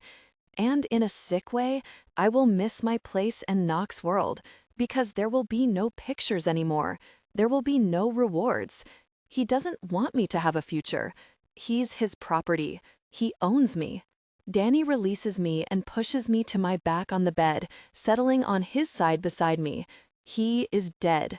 A delicate fingertip draws a straight line between my breasts to my belly button and circles carefully, stemming the bullets of ice that broke out as a result of his promise. This time next week, there will be no knocks. Such a lethal vow shouldn't comfort me. It shouldn't fill me with peace and hope, but it does. I might never meet my flesh and blood, but at least he'll be safe, finally safe. I glance down my body to his hand on my tummy. Gifted hands. Killing hands? My life is in them. I turn and push him to his back. Tension broke. We gave in to desire, connecting deeply. I'm once again immune to the feelings my cruel existence has dealt me. There's no despair, only hope. There's no suffering, only gratification. There's no loss, only gain. There is only Danny. And belonging to him is the best thing that could happen to me. Danny, with every intimate moment, I battle to find the calm I needed and not let the fuel fan the flames of my rage. I didn't want my soft and careful connection with her to turn into something harsh. I forced myself to control the primal, animalistic need to reinforce to her, to me, to everyone, that she belongs to me. She panted down into my face, small, delicate wisps of air that added another layer to the heat burning me from the inside out. Her whimpers of my name held a need that physically pained me. My vulnerable, fragile warrior. She doesn't need to be strong anymore, but I want her to be.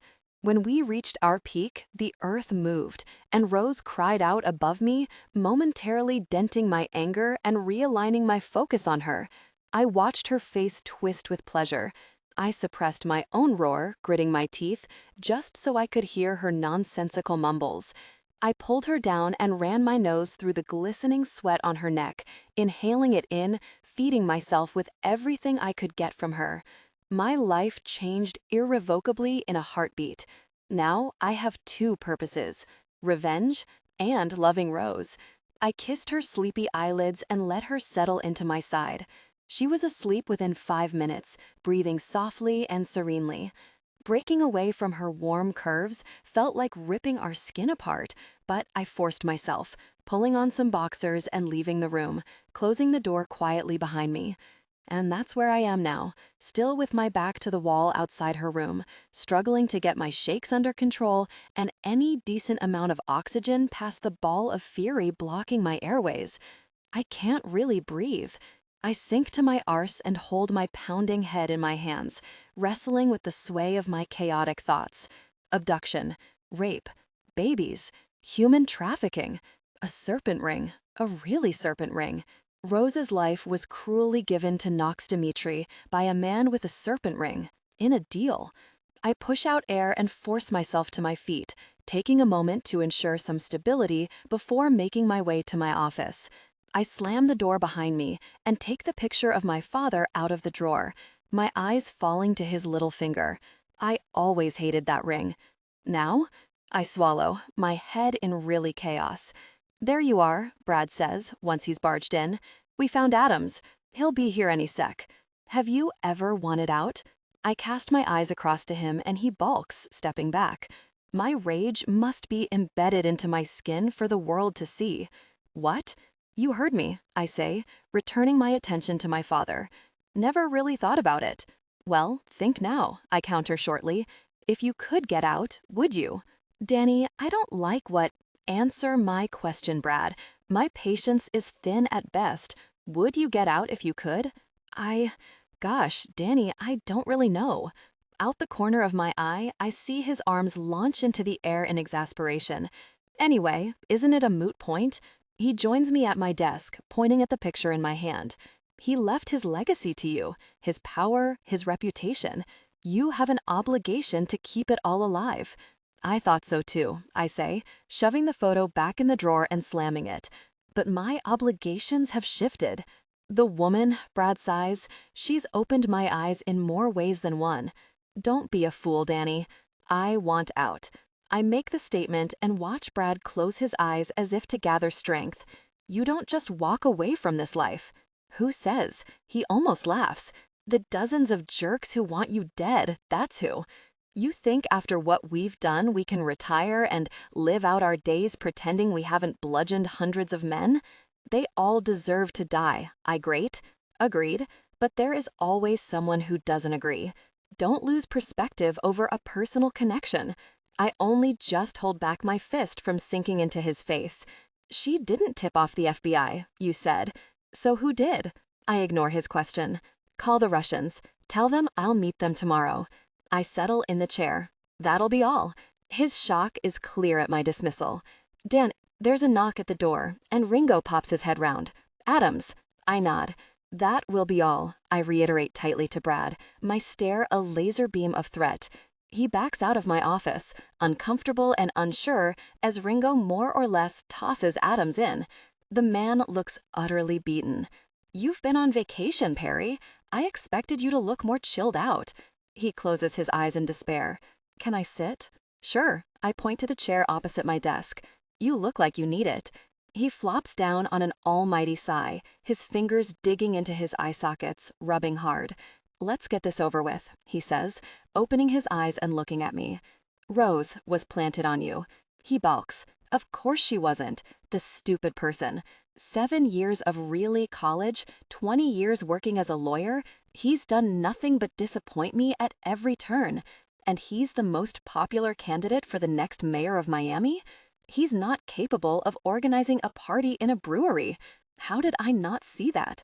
That he'd eventually be useless to me. Does the name Knox Dimitri ring any bells? What? No, it doesn't. Should it? Romanian, descendant of the Romanian Mafia. He's shaking things up and reforming. He's the guy who's been blackmailing you. I get up and start pacing my office. He's following in his father's footsteps. We're talking women trafficking, drugs, and selling babies on the black market, to name a few of his inherited areas of expertise. What? Adams gasps. For the first time this morning, I laugh under my breath. Yes, he makes me look like a law-abiding citizen, right? I reach up and pinch my nose. He wants me dead. Then why does he want your marina too? To start up a scuba diving business, I reply dryly. You dumb person, Adams. He wants the most secluded part of the coast to ship women into the really country. He gets the best of both worlds, me dead and the perfect route into the country. He planted Rose on you to get intel on me. He knew you were dealing with me. The difficult person. There goes my last thread of sanity. I launch myself across my office to him, just holding myself back from kicking his head in. He sits back in his chair, wary. Don't push me, Adams, I seethe. I already want your death to be slow. She really has got under your skin, hasn't she? It's not that simple. I push myself away and return to my chair. Wait, Adams says abruptly. My contact. He referred to his partner. I don't think he's working alone. There's someone else. There was someone else, yes. Was. What do you mean was? I look at the drawer where my father's picture is kept. Has dead, I declare, with the finality it deserves. I refocus on Adams and what I need to do. Now, are you going to listen to me? Because there's something you can do that might change my mind about murdering your corrupt self. If you don't kill me, he will. Not if I kill him first. What? You heard. You can continue your campaign trail. The photos of you and Rose disappear. Your dead with me will be wiped clean. The money? I won't owe you. If you pull off what I'm about to ask, then yes, you get your life back and you don't owe me. And for goodness sake, stop cheating on your wife. Are you listening? There's just a slight pause. Yes, I'm listening. Good, because I'm your only hope. After I finished detailing exactly how Adams was going to redeem himself, I made a few more calls to various significant people, my accountant included. I hang up and breathe out, staring at the ceiling. I thought I knew everything. In fact, I know nothing. Enlightenment seems to have rained down, pelting me with purpose. Everything seems to make perfect sense to me now, even if it's hard to grasp. How can you be in this world for 20 years, think you know every depraved thing there is to know, and actually know nothing at all? How is it possible I had no really idea? As I wander to the kitchen, I take a call from Uncle Ernie, nodding sharply to Esther as I start to make a pot of coffee. Morning. Still alive then. I'm immortal, Ernie. He laughs, the laugh that throws me back to my younger days when Pops and Uncle Ernie used to share cigars and brandy on the terrace. We should do dinner, I say, the suggestion sounding odd, but I need to see him. Talk to him. We should. Ernie's easy agreement makes me relax somewhat. Your father would want us to stay close. I never had kids myself. You and Brad are the closest I've got, and my jerk cousin will haunt me forever if we lose touch. I falter in my motions before carefully setting 2 cups on the tray. Tomorrow evening? My place. It's private. Private. Good, because what I'm going to say needs to remain private. Looking forward to it. I hang up and brace my hands on the edge of the counter for a few seconds, thinking. Logic tells me I'm chasing a rainbow. Hope tells me I deserve respite from this world. Guilt slivers through my veins, my father's voice chasing it. He can go bother himself. I collect the tray and make my way upstairs. Rose is still snoozing, splayed on her front with the sheets covering her legs, the material finishing just shy of her lower back. I smile and set down the tray as quietly as possible, easing myself down gently to the edge of the bed. Her arms are stretched above her head, buried under the pillow where her head rests. Blush lips parted, thick black lashes fanning her lids, a flushed glow painting her cheeks, her hair strewn all over the pillow. I touch the space between her shoulder blades and draw a perfectly straight, light line down her spine, following my path with my eyes until I reach the 2 cute dimples above her lower back. I circle each lightly, flattening my palm and ghosting over the area that's now tinged yellow from the fading bruise. I blink back the sting of rage that makes my eyes water, making myself enjoy this moment of silently admiring what is now mine. How?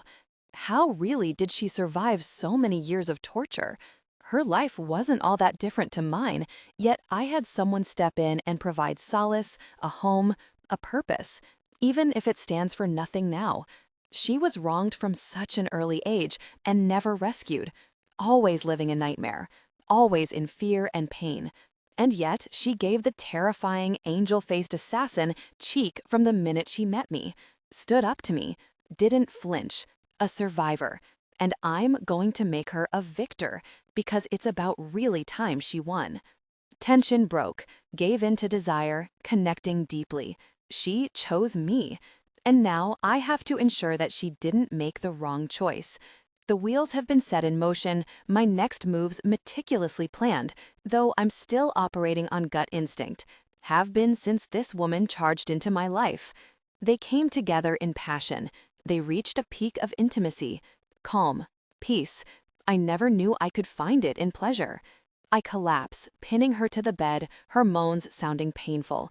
I sink my face into her neck and lighten the pressure of my touch, circling gently. What happens now? She whispers, her arm hooked over my head, stroking the hair on my nape. Turning my lips into her, I kiss her like a man kisses a woman he loves. Now I save you, I whisper. Like a knight in shining armor? She wriggles to turn over, and I lift just enough to let her before settling on her front, every soft curve of her tummy and breasts melding into me. I'm more like a knight in rusty, tarnished armor. I kiss the edge of her mouth. I love rusty and tarnished. I pull away from her chest, peeking up at her, my eyebrow growing into a curve. And rusty and tarnished loves you.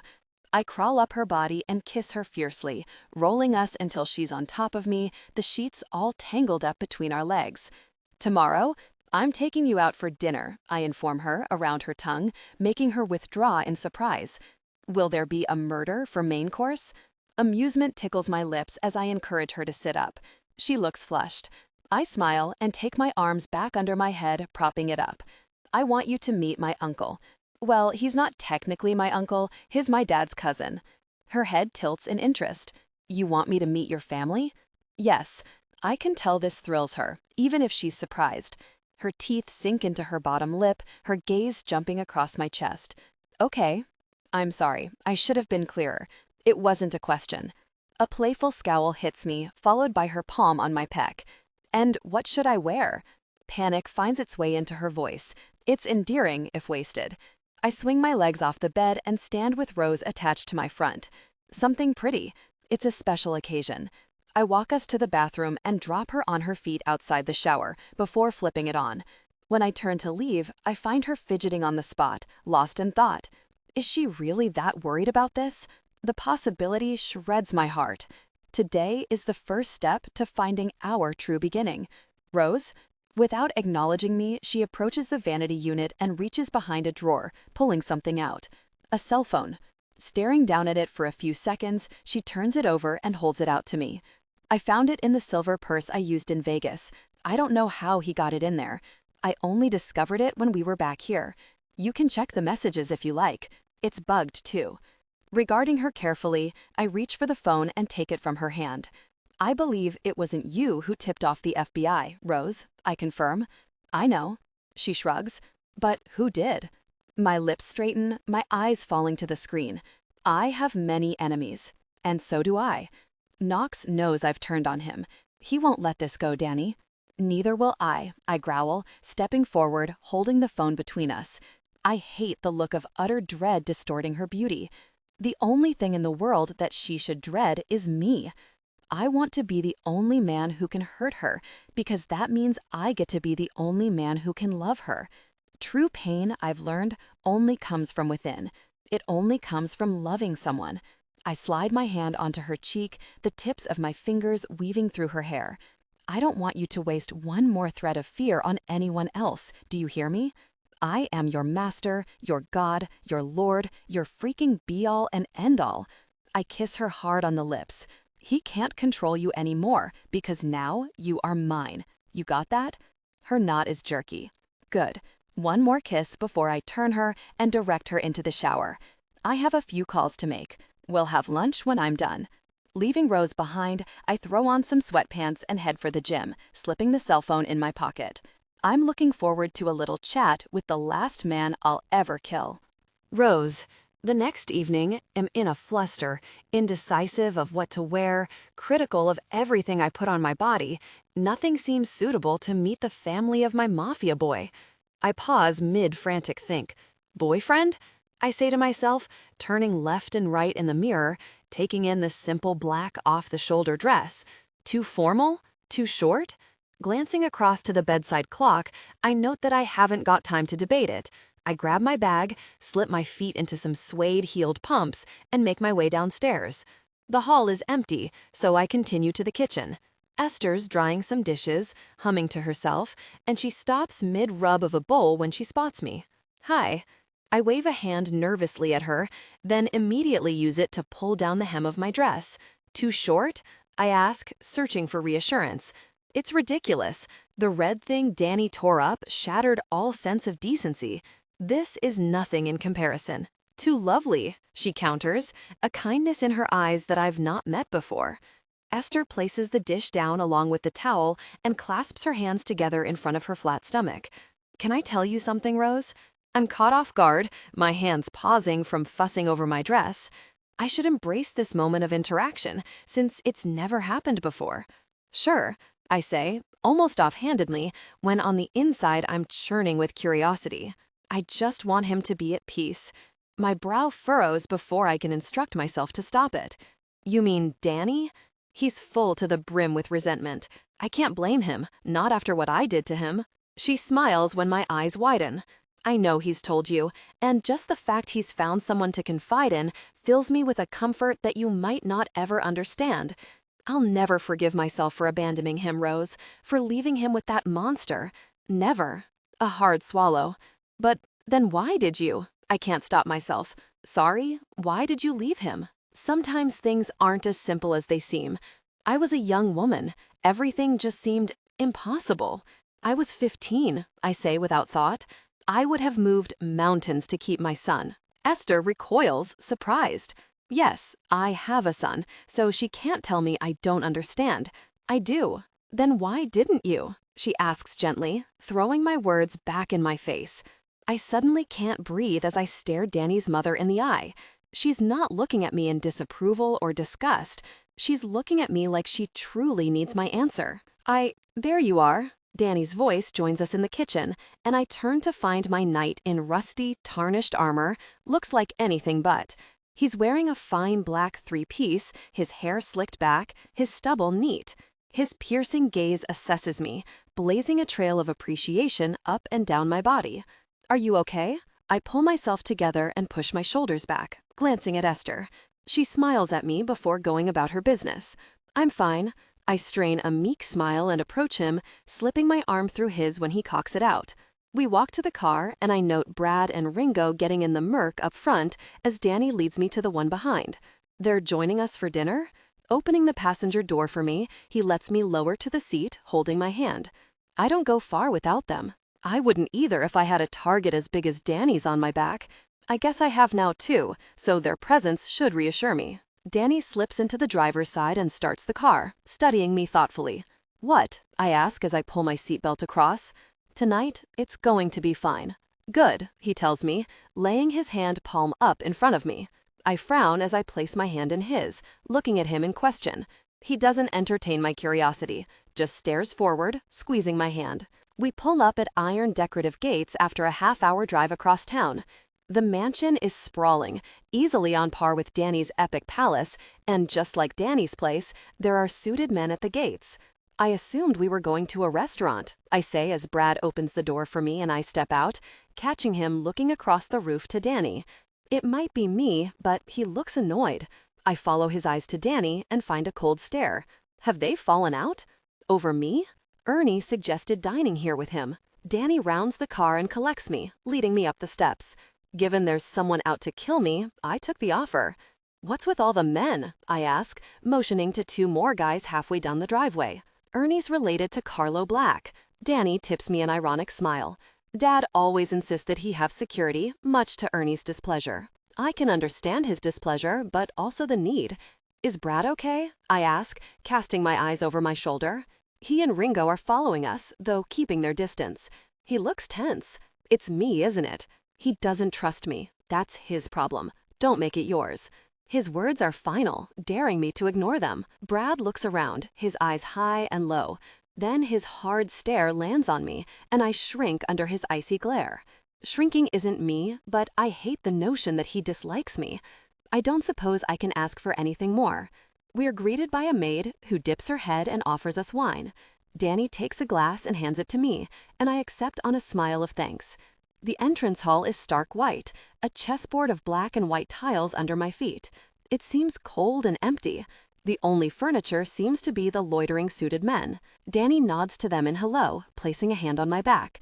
"Let me show you to the terrace." He leads me through a den that opens into a dining room, where an impressive table is set for 3.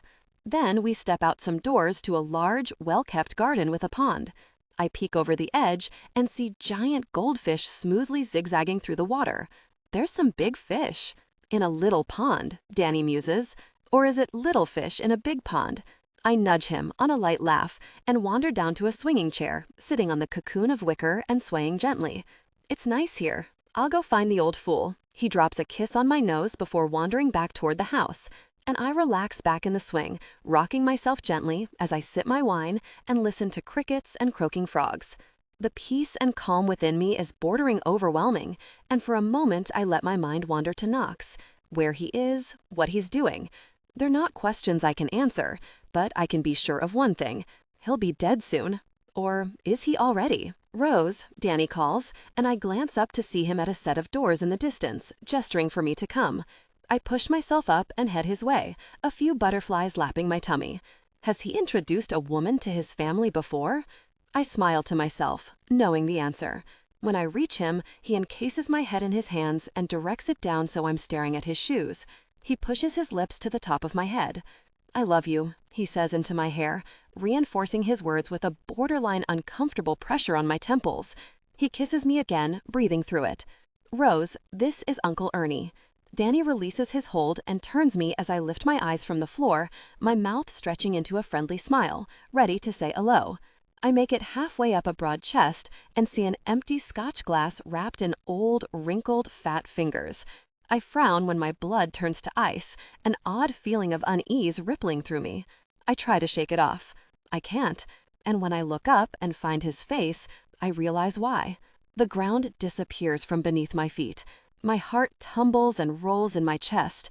I step back into Danny on an irrepressible snag of breath, my heartbeat going from 0 to 60 in one overpowering and painful thump. Rose? Danny's arm slips around my waist and presses my back to his front, his torso absorbing my quivers. I'm sorry. I shake my head mildly, yelling at myself to pull it together. Too much wine too quickly, I mumble mindlessly, staring at the face that's haunted my dreams for years. I jolt once again, trying to pass it off as a wobble. Danny's uncle smiles. It's oozing malice. He recognizes me. In fact, he doesn't seem at all surprised to see me. The ground disappears from beneath my feet. My heart tumbles and rolls in my chest. I step back into Danny on an irrepressible snag of breath, my heartbeat going from 0 to 60 in one overpowering and painful thump. Rose? Danny's arm slips around my waist and presses my back to his front, his torso absorbing my quivers. I'm sorry. I shake my head mildly, yelling at myself to pull it together. Too much wine too quickly, I mumble mindlessly, staring at the face that's haunted my dreams for years. I jolt once again, trying to pass it off as a wobble. Danny's uncle smiles. It's oozing malice. He recognizes me. In fact, he doesn't seem at all surprised to see me. I swallow down the bile in my throat repeatedly. He ripped my baby from my arms. He callously gave me away when I was of no use to him anymore. I've been in living hell for the past 10 years because of this debauched heathen. My gut twists, my head bangs, my eyes sting. Danny's family? Rose, Ernie chirps, extending his arms out to me. He captures me in his hold and hugs me to his chest, suffocating me. Breathe one word and they're dead, he whispers in my ear. My nephew and your son. Panic immobilizes me, my brain spasms.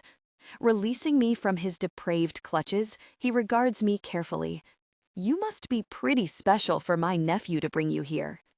I can only blink, stunned into silence. She is, Danny confirms, reclaiming me and slipping his hand onto the small of my back. Which is why I wanted you to meet her. It's a pleasure, Rose, Ernie smiles, this time less wickedly. Come, let's eat. He motions us to the dining room, and I glance up as I'm guided by Danny's palm. Breathe a word, and they're dead. There are 2 men in the hallway. I saw 2 at the gate, and 2 more on the drive up to the house. I've no doubt there are more around, all here to protect him. But Danny said his dad supplied security, that Ernie was only in danger by association. Ernie goes to a huge globe and lifts the lid, revealing a mass of bottles and an ice bucket. He plops 2 cubes in his glass. Where's Brad and Ringo? I ask Danny quietly, forcing curiosity to mask my panic. They've gone to get something to eat. Fear layers the dread as Danny helps me down to a chair. I thought you never go anywhere without them. He smiles at me, laying my napkin across my lap like a true gentleman. I'm at my uncle's house. I think we're good. He motions to the armed men outside the dining room. We're good? We're far from good. Danny, more wine, Rose? Ernie asks, as if he senses my natural instinct to blurt out who he is. Or would water be better? Water, please. I swallow, ignoring Danny's inquisitive look pointing at my profile as he takes his chair. A maid pours for me, and I take my first sip with shaky hands, my eyes rooted to the glass. Tell me how you 2 met, Ernie says casually, just making conversation. I look at Danny, my mind blank. My dry mouth won't allow me to talk, even if I had the words to say. Not that Ernie needs them. He knows exactly how Danny and I met. What's going on? Rose was my lucky charm in a game of poker, Danny speaks up, reaching for my hand and squeezing. We met in Vegas. Ernie's bark of laughter has me jumping in my chair. I'm skittish, hot, and sweaty. You can't play cards for gosh. Shut up, old man. My shock and fear are getting out of control. I need to compose myself before I blurt out across the table what I know and get us both killed. Love's made me weak. How could I let this happen? I'd usually laugh in the face of threats, contain my misery and fear. I look over my shoulder and see the men still loitering in the lobby. I need the restroom. I stand on shaky legs, placing my napkin on the table. Please, excuse me. Ernie pauses with his tumbler midway to his mouth as he watches me, and Danny rises from his chair. Would you like me to show you where the bathroom is? I falter, glancing at Ernie, who mildly shakes his head, 1,000 death threats in his stare. Second door on your right through the lobby. Ernie points, resting back in his chair. Thank you, I say robotically, leaving my purse on the table and walking away on numb legs. I'm not surprised when one of the men lurking in the hallway follows me. I slip into the bathroom and close the door behind me, falling against the wood. Oh my God, I whisper, looking around, trying to kickstart my brain.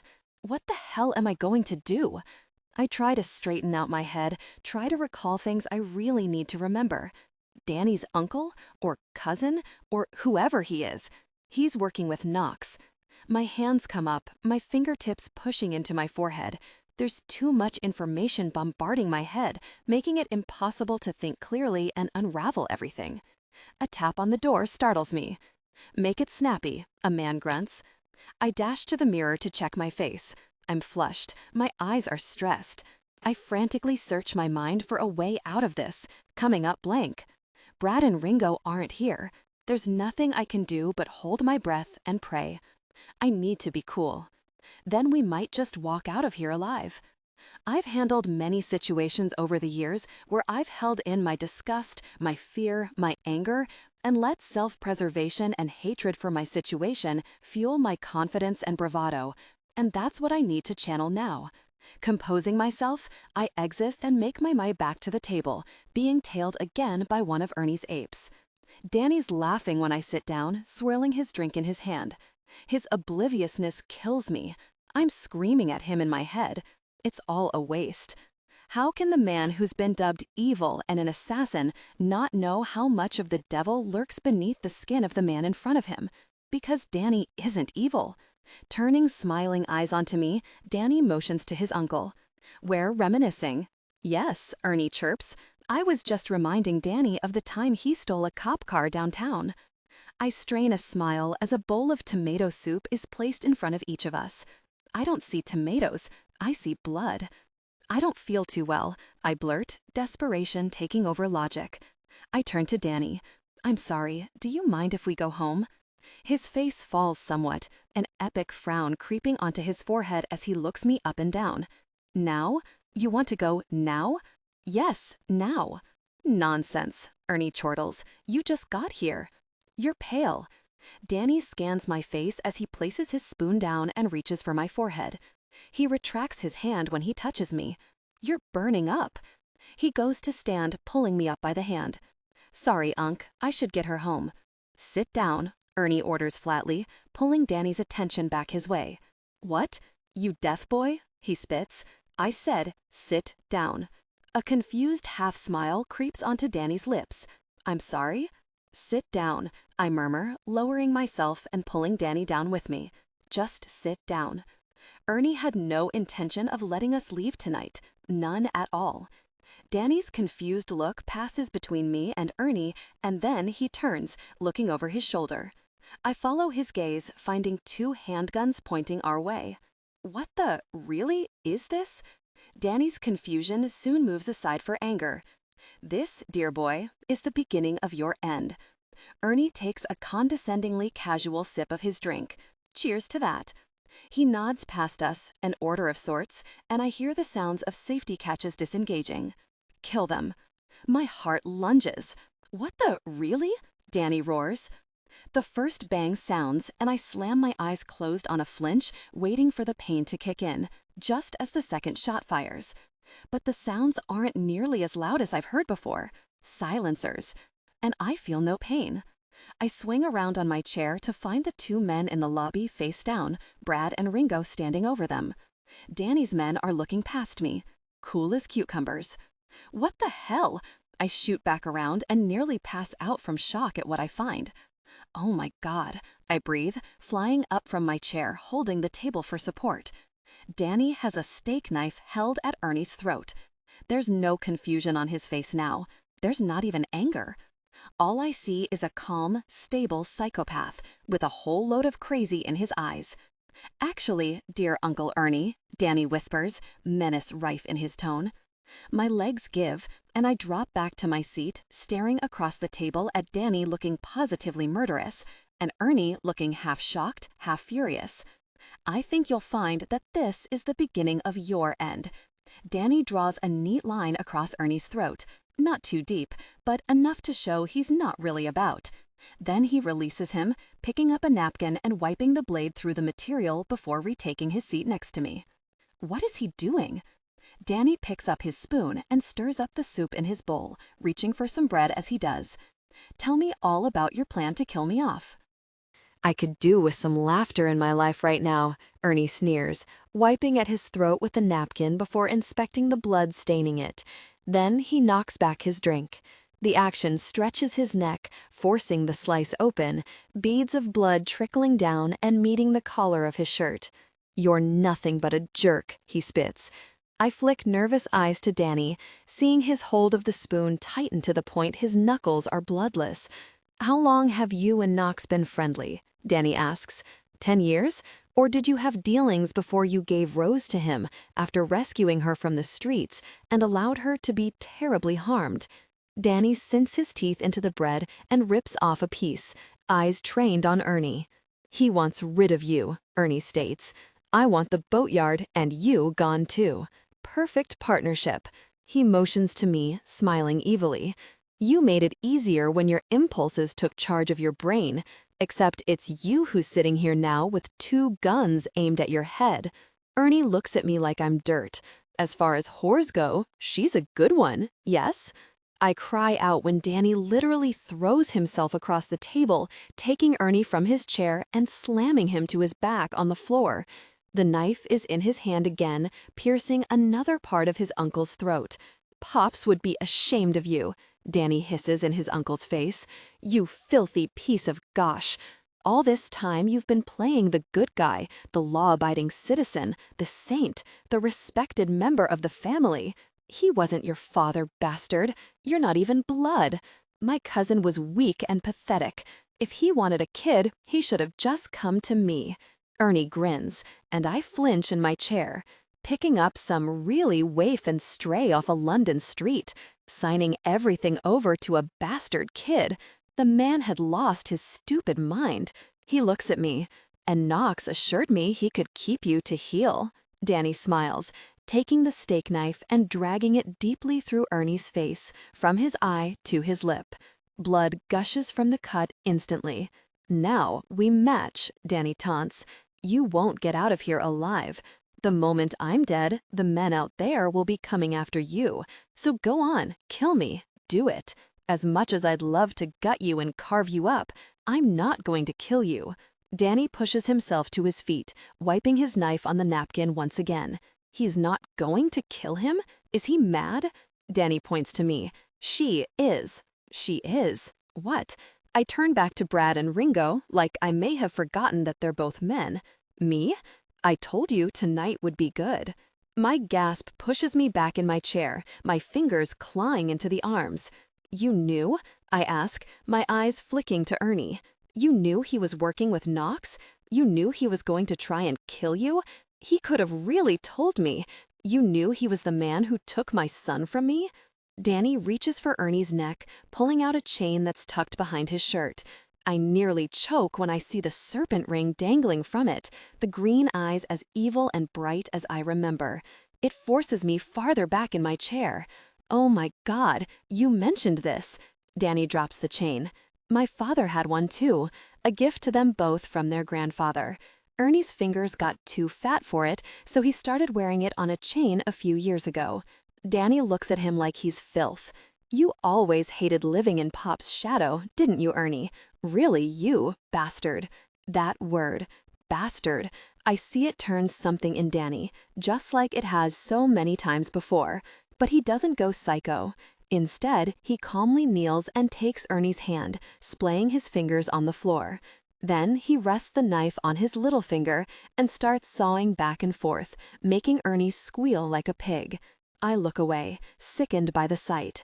The screams go on, piercing and shrill, forcing Danny to stuff a napkin in Ernie's mouth to muffle the sound, and Brad and Ringo to become extra watchful at their posts, looking out for any men who may come to investigate. When I look back to Danny, he's pushing Ernie's little finger into his mouth to join the napkin. "Say goodbye, Ernie." Danny stands, his body trembling and sweating, and he holds the knife out to me. I stare at him, stunned. "Never hesitate to kill someone who's hurt you," he murmurs. His words are like a shot of life and purpose, and I slowly stand, walking forward. I take the knife from Danny's hand, adrenaline burning my bloodstream. In the neck, the chest, take your pick. Danny takes up position behind me, sliding his palm down my arm until he's at my hand, steadying it. His mouth falls onto my nape, kissing me gently. "I love you." I close my eyes briefly. He was telling me before. When he bowed my head and whispered in my hair, he was telling me that he had it all under control. I step forward, raising the knife. Ernie spits out his mouthful of napkin and flesh. "You kill me, you'll never know where your son is." My arm freezes, and my breath abandons me. A spark of hope threatens to light my world. "You know where he is?" "Of course I know. Every baby I sold was filed. How do you think Dimitri got the photos?" I swing around to face Danny, finding him shaking his head mildly. I step back as his lip curls at Ernie. "Don't you really toy with her." He snatches the knife from my hand, lunging forward. "Don't even really look at her." The knife plunges into Ernie's eye socket, and my stomach turns, my hand flying to my mouth as I pivot away. "Ever," Danny roars. The stabbing sounds constant and sickening. A choked sob falls into the palm of my hand as I tentatively peek over my shoulder. Ernie is unrecognizable. Danny's body is rolling, fury electric on his skin. I retch, making a mad dash for the hallway, jumping over the lifeless bodies of Ernie's men. "Rose!" Brad whisper shouts, but I ignore him, my freak out not containable. Too much. It's too much. I've seen some things in my time, endured many horrors. But this, I can't. I make it to the front door and yank it open, but before I can put one foot outside, it's shoved closed from over my shoulder. "Be wise, Rose," Ringo says flatly, gently moving me to the side so he can block the doorway. "Wise? Danny has just bludgeoned his own family. There are armed men all over the grounds. He's just killed the only man who knows where my boy is." Danny appears, covered in blood, his face a picture of promised death. "You want to run away from me?" he heaves, tossing the knife to the tiles and grabbing a napkin. "The only man who sees you, the only man who would kill for you." He takes one step forward, wild eyes on mine, wiping the blood from his hands. "The only man who cares for you, the real you, the only man who understands you, the only really man who would really die for you." His eyes are pure, frightening white-hot heat. "And you want to run away from me?" He throws the napkin down with force, and I pin my back to the wall, aware of Brad and Ringo standing cautiously nearby while Danny advances on me, his lips so twisted, like he could hate me. "You can't," he spits, slamming a fist into the wall beside my head. "You can't really go anywhere, ever. Because when you said you wanted to be mine, you signed in really blood, Rose, right across my really heart." His other palm slaps the plaster, caging me in. His face comes close to mine. His hair is damp on his forehead. His scar is the deepest I've seen it. His eyes, the wildest. "I love you." His forehead meets mine and presses hard, forcing my head back into the wall. "So ask yourself just one question, Rose," he breathes. "Do you love me? Enough to trust me?" "Yes." I exhale my answer into his face. No hesitation, my body going lax. "Then don't run from me. Do you hear me? Don't ever really run away from me."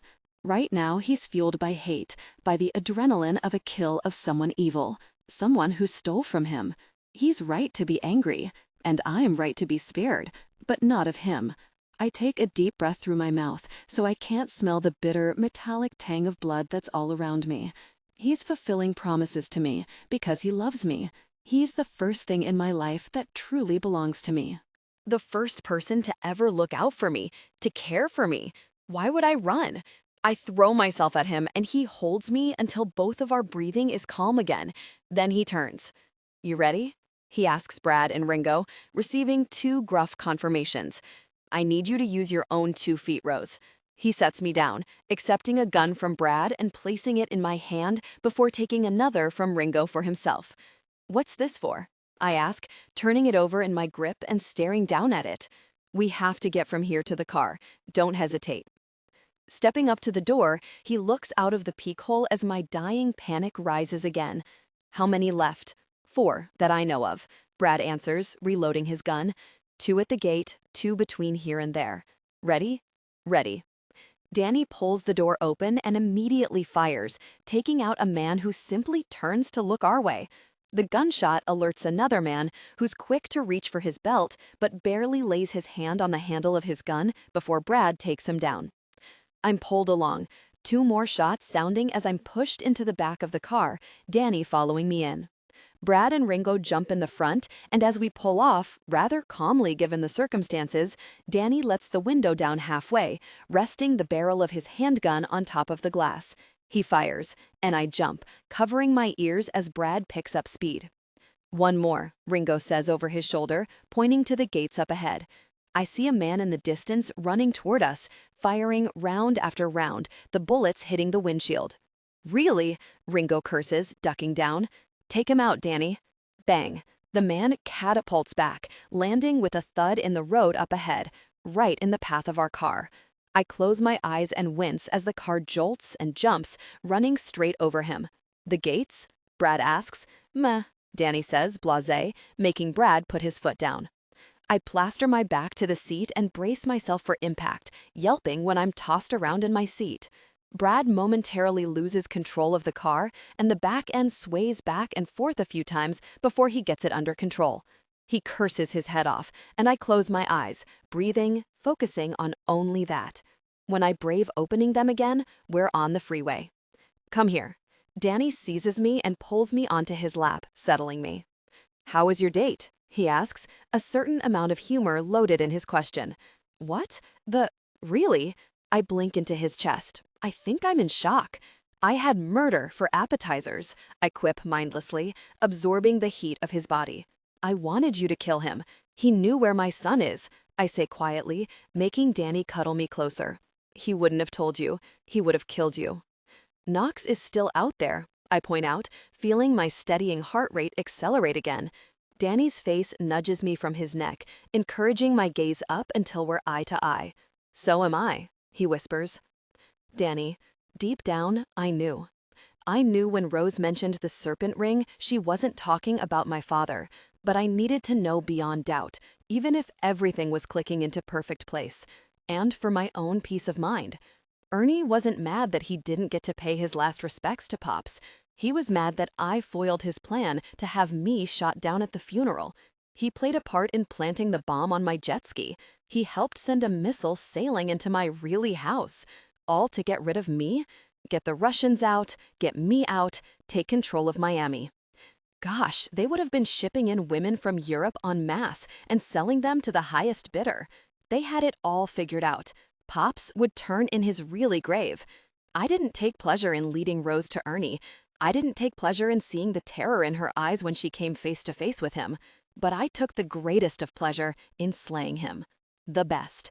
That bastard played us all. Rose's reaction to him was the nail in the coffin, Ernie's coffin. I looked down at the mobile phone Rose gave me, slowly tapping out a text message to Mom as I pull a drag of my cigarette. Game over. I hit send, stub out my cigarette, and stand, making my way upstairs. I enter the steam-filled bathroom, the silhouette of her body holding my attention as I strip out of my blood-stained clothes. Her hands pause mid-soap of her stomach, and she looks up through a veil of wet lashes, tilting her head subtly. I wait on the threshold of the shower until she steps forward and offers her hand. Reaching for her, my eyes set on her fingers, I watch as mine lace through hers, playing for a moment. Then she takes the soap and starts to wash away the blood, slowly, meticulously, as if she's cherishing the time she's spending cleaning me of dirt, of death, of our pasts. Her hands on me, My skin heats, and I brace my palms on the tile wall before me, dropping my head, watching the red-tinged water swirl down the drain until it's running clear. When her hands leave my body, I lazily turn to face her. They came together in passion, connecting deeply.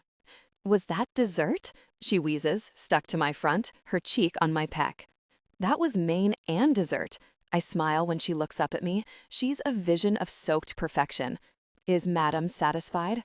"No," she sighs, settling her head back on my chest. "I could binge on you forever and never feel full." "Greedy." She shrugs, unapologetic, and settles. What now? I'm not burdening her with what happens next. Today was a gift. Sick as it sounds, but I know Rose, and I know she would want to see for herself that the root of her misery is dead. Now I need to kill off the stems of that root. Now you don't worry about a thing. I negotiate us up off the floor and place her under the spray, ignoring her indignant face. I shampoo her hair, rinse, and work through some conditioner, and all the while I can hear her mind working overtime. When I'm done cleaning her, I take care of myself while she dries off, and the moment I step out from the spray, I can see she's ready to launch an attack of questions. Her mouth opens, and I slam my palm over it. "What did I say?" I ask, forcing her eyes into slits. I release my palm for her to talk. "I want to know what you're going to do." "No, you don't," I assure her, walking away. "You're not going anywhere near him, and I don't want you to either." She makes chase, following me into the bedroom. "He'll hurt my son, Danny. That's his ace card, and Ernie gave it to him."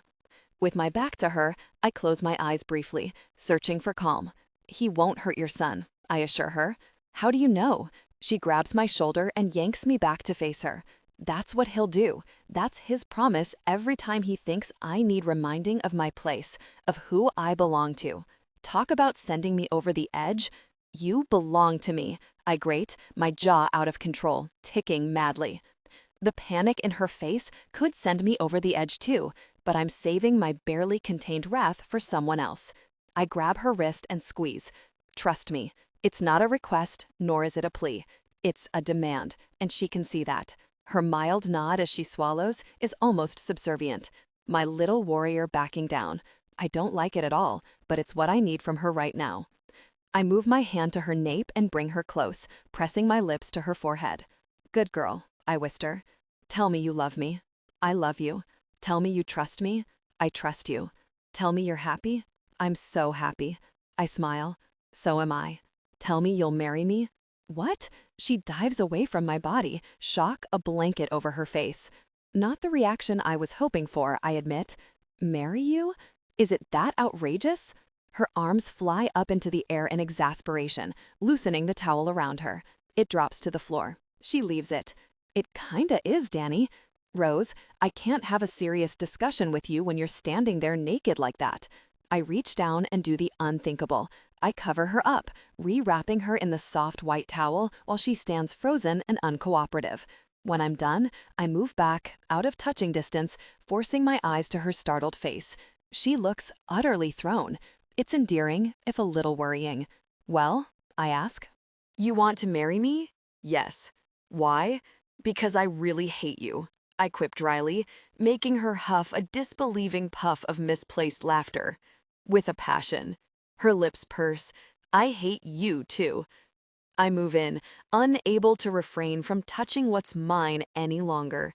Snaking my arm around her waist, I tug her forward, her palms lifting and resting on my chest as she leans back, keeping my eyes. "Then we're perfect for each other," I whisper, licking from one corner of her mouth to the other. "Don't you think?" "I think you're crazy," she whispers. "I think you're mine. I think you're a murderer. I think you're mine. I think you're depraved."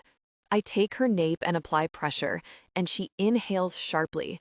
"I think you're mine," I murmur, my gaze burning into hers. "So you'll marry me?" "Do I have a choice?" she asks, a small curve lifting the edge of her mouth. "What do you think?" "I think I want a crazy, murdering, depraved husband, whose name is Danny Black." "Whose name is Danny Black," she confirms, jumping up to embrace me, attacking me full force with her mouth. I've never been so happy to not be given a choice. It's the best yes I could have hoped for. If she's going to be mine, she's going to be mine in every way. Forced my rear, Miss Cassidy.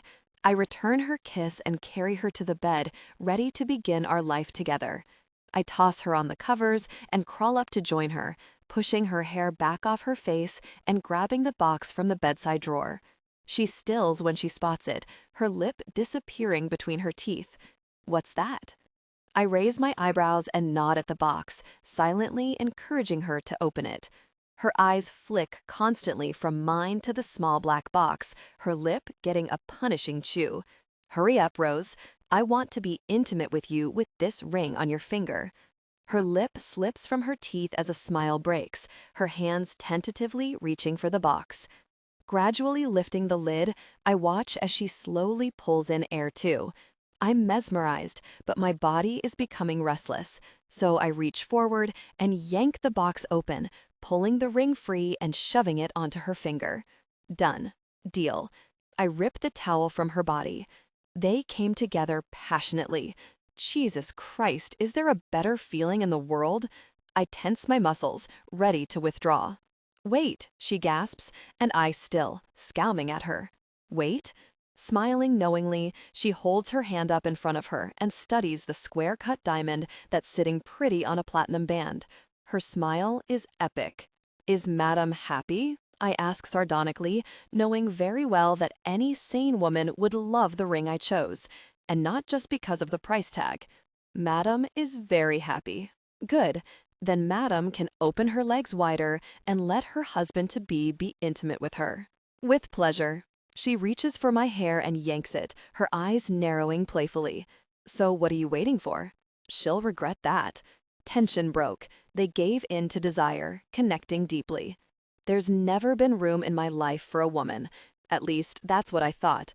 There's always been room, just never the desire to take on the responsibility of loving someone, of protecting them, of making them my life.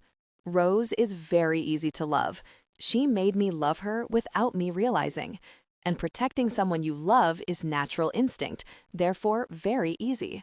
What's not easy to love someone in my world? What's not easy to deal with is the fear that my life and how I've lived it could trump all of my intentions to keep her safe. And on top of that, her life and how she's lived it, though how Rose came to be where she is today wasn't through choice. She was forced into debasement, whereas I walked into it willingly. With Rose's leg thrown over my thighs, her face nestled close to my neck, my arm holding her to me, I stared down at her hand splayed on my chest, the sparkles of the diamond ring twinkling madly every time I inhale and make her hand rise slightly. Just seeing that ring on her finger does things to me that I could never explain. We're doing something neither of us ever imagined, and with it, we get everything neither of us ever imagined. Someone to love, someone to keep, someone to live for. Peace. My mobile vibrates from the bedside table, and I reach for it, seeing a message from Brad asking if I'm joining him in the gym. I have no desire to work out. Here is where I want to stay. Yet I know I need to talk to him, to update him. I fire off a quick reply telling him I'm on my way and start to gently negotiate Rose from my body, smiling when she clings to me in her sleep. I'll be back, I tell her softly, stroking her hair off her face and placing a light kiss on her cheek. I go to the wardrobe where Esther has stored my clothes and pull on some gym kit, slip my feet into my trainers, and head out to find Brad. On my way down the stairs, Rose's mobile rings, and I look down to see Mom lighting up the screen. I come to a stop and lower myself to a step, answering. But I don't speak. Neither does he. We're just breathing down the line at each other, wisps of air full of threats and danger. Just hearing the jerk breathe prickles my skin, anger rising. So they call you the Brit? He finally says, his accent thick. I prefer the angel-faced assassin. I prefer dead. Many do. I ensure my breathing is steady and quiet, tamping down the heightened rage just hearing his voice has instigated. Shame, many will be disappointed, I go on. You've tried and failed to kill me 3 times. I'm invincible, Dimitri. You're out of your depth. He inhales. You killed my father, my brother. Why do you care? You're illegitimate, the baby of a woman your father was with. Yes, my mother was a paid companion. No, Marius didn't know about me. But we connected. He recognized my capabilities before I did. Call me sentimental, but I'm really quite sad you stole my chance of having a relationship with my father. It's all I can do not to roll my eyes. He's out for vengeance, trying to keep his father's name alive while building his. Thanks for the sob story. The girl, he practically growls, you're not getting her. She has no choice if she wants her son to live. Breathe, breathe, breathe. And what would you say if I told you I want to keep her? I'd ask why. I don't need to tell him. He knows. You want the marina. You want atoms. You want the Russians. You want my guns and contacts. I wet my lips, noting his silence. You want power, Dmitri. But do you know what you don't want? He's silent, his ego not prepared to ask. You don't want me hunting you down, because if you don't take what I'm offering, that's exactly what I'll do. My promise is thick with malice that no wise man should ignore, and it will be my most brutal murder yet. Ernie is gone. His money is gone. Your options are limited, you sick jerk. Really, this kills me, making a deal with this slimy wannabe piece of gosh, but I have to face the facts. He knows where Rose's boy is. That's his ace card, like she said. It's all he has, but it's all he needs. It's just you and me and the Russians. It could be only you if you make the right choice.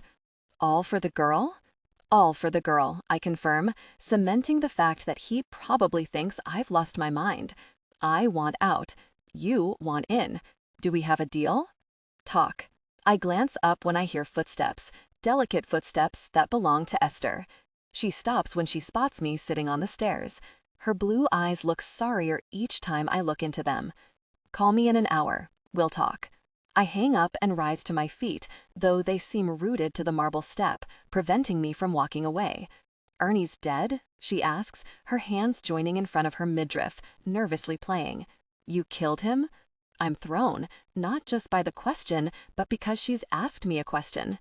She never speaks unless she's spoken to.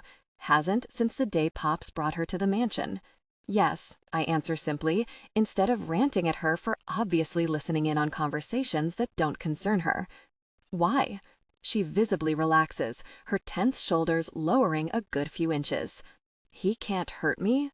I frown, taking the final few stairs down to the hall. What are you talking about? Her eyes close for a long time, an obvious attempt to gather strength. He took me. My confusion keeps me still and silent. He took her? Who took her?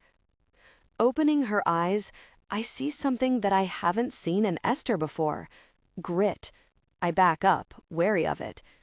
The day I walked out on you, I wasn't going forever. I was going to get drunk, maybe even high, just to ease the pain of my latest beating, and maybe to dull the one I'd get when I got home. But I didn't make it home, because he found me. I recoil and inhale sharply, blinking back my shock. Ernie took her? In London? I step back, shaking my head, not wanting to accept the slow-forming understanding. I can't wrap my mind around this. No, it's all my mouth will give me. I met a nice man in a backstreet pub. No. The next thing, I woke up in a filthy bedsit. Gosh, no. I spent months comatose on whatever they were pumping into my veins while man after man violated me. My hands come up to my head and cover my ears, like the bombardment of truths can be blocked.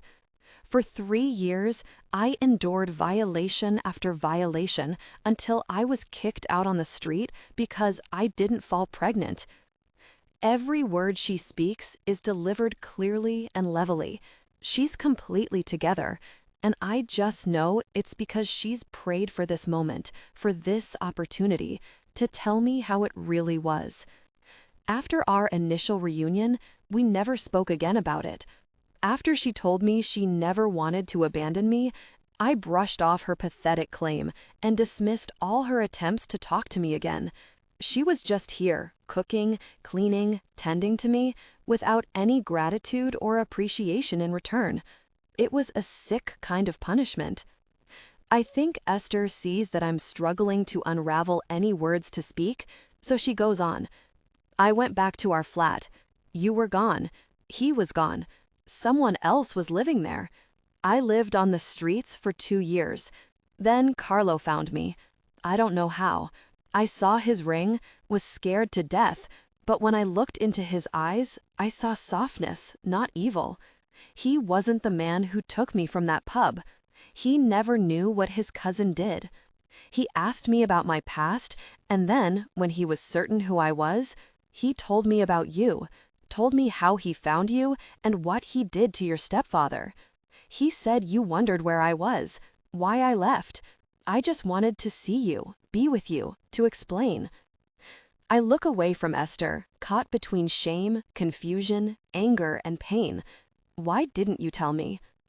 I met Ernie before I met you. She smiles when I shoot a stunned look to her. It's a sad smile. He recognized me. He told me that if I breathed a word, he would kill you. I wasn't prepared to risk that. I was just happy to see you every day, even if you hated me. I wince, a vicious pain penetrating my heart. It's the kind of pain that only Rose has ever spiked, and my father when he died, and now my mother. I look down to the floor, my head tangled. I love Rose, Esther goes on. She's like me in so many ways, a survivor. I look up as she backs away. She deserves to be loved. And then she turns and disappears into the kitchen, leaving behind the lingering, hidden meaning of her final statement. If Rose deserves to be loved, then my mother does too. The pain in my chest doubles, and I reach for my pec, pushing my clenched fist into it. If I could, I'd bring Ernie back to life, just so I could really kill him again. This time, even more slowly, painfully, and with more satisfaction. I can't even comprehend the level of fear Ernie instilled into Esther for her to remain quiet all this time. It's the same level of fear he depended on with Rose to keep her mouth shut, to remain loyal to Knox, to not share her dirty past. Or was he depending on her shame? Either way, he underestimated her. He underestimated me. And he underestimated our trust. Gosh, I need Pops here to explain this madness. Hey, you okay? I look up and find Brad with a towel draped around his neck, his face wet. I cough, my throat clear, looking back to the kitchen doorway. Yeah, I murmur, my mind spinning. I'm going to be fine. Everything is going to be fine. Returning my attention to Brad, I brace myself for the shock I'm about to encounter. I asked Rose to marry me. He's quiet for a second, though his eyes are wide. And then he starts laughing. What? You heard. I stalk past him, heading for the gym. I need to work off some of this lingering anger. Ernie? My mother? My girl? I blow out my cheeks, the shock growing. Brad is quickly on my heels. I think I heard. You heard, I confirm. I want out. I want to wake up in the morning and not wonder who's going to try to kill me today. That's never going to happen. Brad laughs again. Not while you have enemies. I stop, forcing Brad to stop too. He looks at me, waiting. I'm working on it, I answer, and keep moving, leaving Brad with a look of confusion and worry all over his face. He should be worried. I am too. Rose. After I get out of the shower, I find Danny on the terrace. He's straddling a chair, his forearms resting on the back support. He's deep in thought, gazing out across the gardens. I watch him for a time, unable to admire his sweaty form in his gym clothes, too worried about what could be running through his mind. Eventually, he notices he's not alone, looks up at me, smiles, but it doesn't light up his eyes. He pushes his hands into the backrest and raises, swinging his leg over the seat before tucking it back under the table. He approaches me, drops a soft kiss on my cheek, then heads for the bathroom, pulling his black muscle vest off as he goes. Something's off. He's quiet, pensive and thoughtful. Part of me wants to ask what's changed his mood so dramatically. A bigger part of me doesn't. Trust him. That's what he said. And I do. I listen to him shower as I dress, pulling on some thin gray sweatpants and my British sweater. As I look in the mirror, I can't help but think that the huge rock on my finger doesn't quite match the comfy clothes. I hold my hand up and inspect my ring. I could stare at it forever, not only because it's beautiful, but because I can't believe I have a ring on that finger, and Danny Black gave it to me. But if there is a man in this world who I should be with forever, it's him. Still like it? I whirl around, finding Danny rubbing a towel over his hair, his shoulder resting on the door jamb. There's not a scrap of material covering any other part of him, and I fight to stop my eyes indulging in the vast beauty of his naked form. I have the rest of my life to do that. What's not to like? He smiles and approaches, dropping a light kiss on my forehead before getting into his own comfy clothes, namely a black t-shirt and gray pants. His feet are bare. His strong arms strain against the material around his biceps. Every muscle he has seems more prominent, even through his clothes. Good workout? I ask, pulling my hair into a ponytail. A light nod gives me my answer, though something tells me it wasn't so good. I study him as he rakes a hand through his wet hair, pulling it off his face. Ready? He asks. What are we doing? Watching TV. He claims my hand and pulls me along as I balk at his profile. I just want to do something normal, he adds. What are we watching? The Godfather. I roll my eyes as he turns a dirty smirk onto me, nudging my shoulder playfully. That's not funny. He laughs lightly and looks down at his phone when it rings, coming to a gradual stop. You go. I'll take this and join you. The theater room? He nods and ushers me on, turning and heading back to the bedroom. I hear him say hello to whoever's calling, his voice short and clipped, and then the door closes, and it takes everything in me not to press my ear to the wood to listen. Trust him. I breathe in and walk backward a few paces, eventually tearing my eyes away and turning. I take the stairs, the cold marble sinking into the bare soles of my feet, the slap of flesh on hard stone feeling good. When I arrive in the theater room, I scan the cream space for a remote control to turn on the TV. Nothing. Lost something? I startle in turn, finding Amber in the doorway, her blonde hair secured tightly in a bun. It makes her face look sharp and unfriendly, her dark lips and black trouser suit adding to the hard look. No, I pull up, for the first time wondering why she's here. Again? What are you doing here? Her unfriendly persona turns downright hostile. I could ask you the same question. Well, that would be stupid, since you know the answer. And just in case she doesn't, or maybe just needs it confirming, I subtly reached for a loose strand of my hair and tuck it behind my ear, hoping the dazzle of my diamond blinds her. Her eyes widen, no doubt, but her body remains still, her face expressionless. So why are you here? I ask again, this time moving forward, demonstrating that I'm not threatened by her, not even when she's dressed to kill and I'm dressed to veg out. To pursue intimacy with Danny or one of his men? He has feelings for me, you know. Her chin rises a little. It doesn't dent my confidence. The woman is deluded. Before you, we were a sure thing. Clearly not such a sure thing, I reply, refusing to allow her animosity to get under my skin, or her tall tales to worry me. I've had so much taken from me, I'll be dead before I let another woman try to take Danny. Shouldn't you be leaving, since you have nothing here anymore? Her dark lips twist. You're nothing but an unpleasant person. Maybe, but at least Danny wants this person, I fire back, my irritation threatening to show. She will not get a rise out of me. And at least he doesn't share this person. She can't disguise the shock on her face. Will he want you when I tell him you're a rat? I smile. I can't stop myself. She's in it for the win, obviously. Shame she's already lost. Do what you've got to do, Amber. I brush past her, set to go find out where Danny hides his remote control. I get only a few paces before I have her claws in my back. Literally. Her nails sink into my shoulders through my thick sweater and haul me back, and she screeches something inaudible, slamming me into a nearby drinks cabinet. I'm momentarily disorientated, stunned that she would physically attack me. Then I gather myself and wrestle her away, channeling my energy into shoving her back and using the time to compose myself. I refuse to have a catfight with a woman. Jesus, what on earth is wrong with her? You're showing yourself up, Amber. I straighten myself out. Have some self-respect. Really. He would have been mine had you not seduced him. She stands and reaches behind her back, pulling a gun out and aiming it at me. Are you kidding me? I stare at the black weapon in her hand, stunned. You'd shoot me? I've done worse than kill an unpleasant person. I blink a few times, thinking I'm imagining things, thinking the gun is actually a lipstick or something innocent. Yet 5 blinks later, I still have a 9mm pointing at my chest. I look up into her eyes, cold eyes, and shake my head in disbelief. You think killing the woman he loves is going to win him over?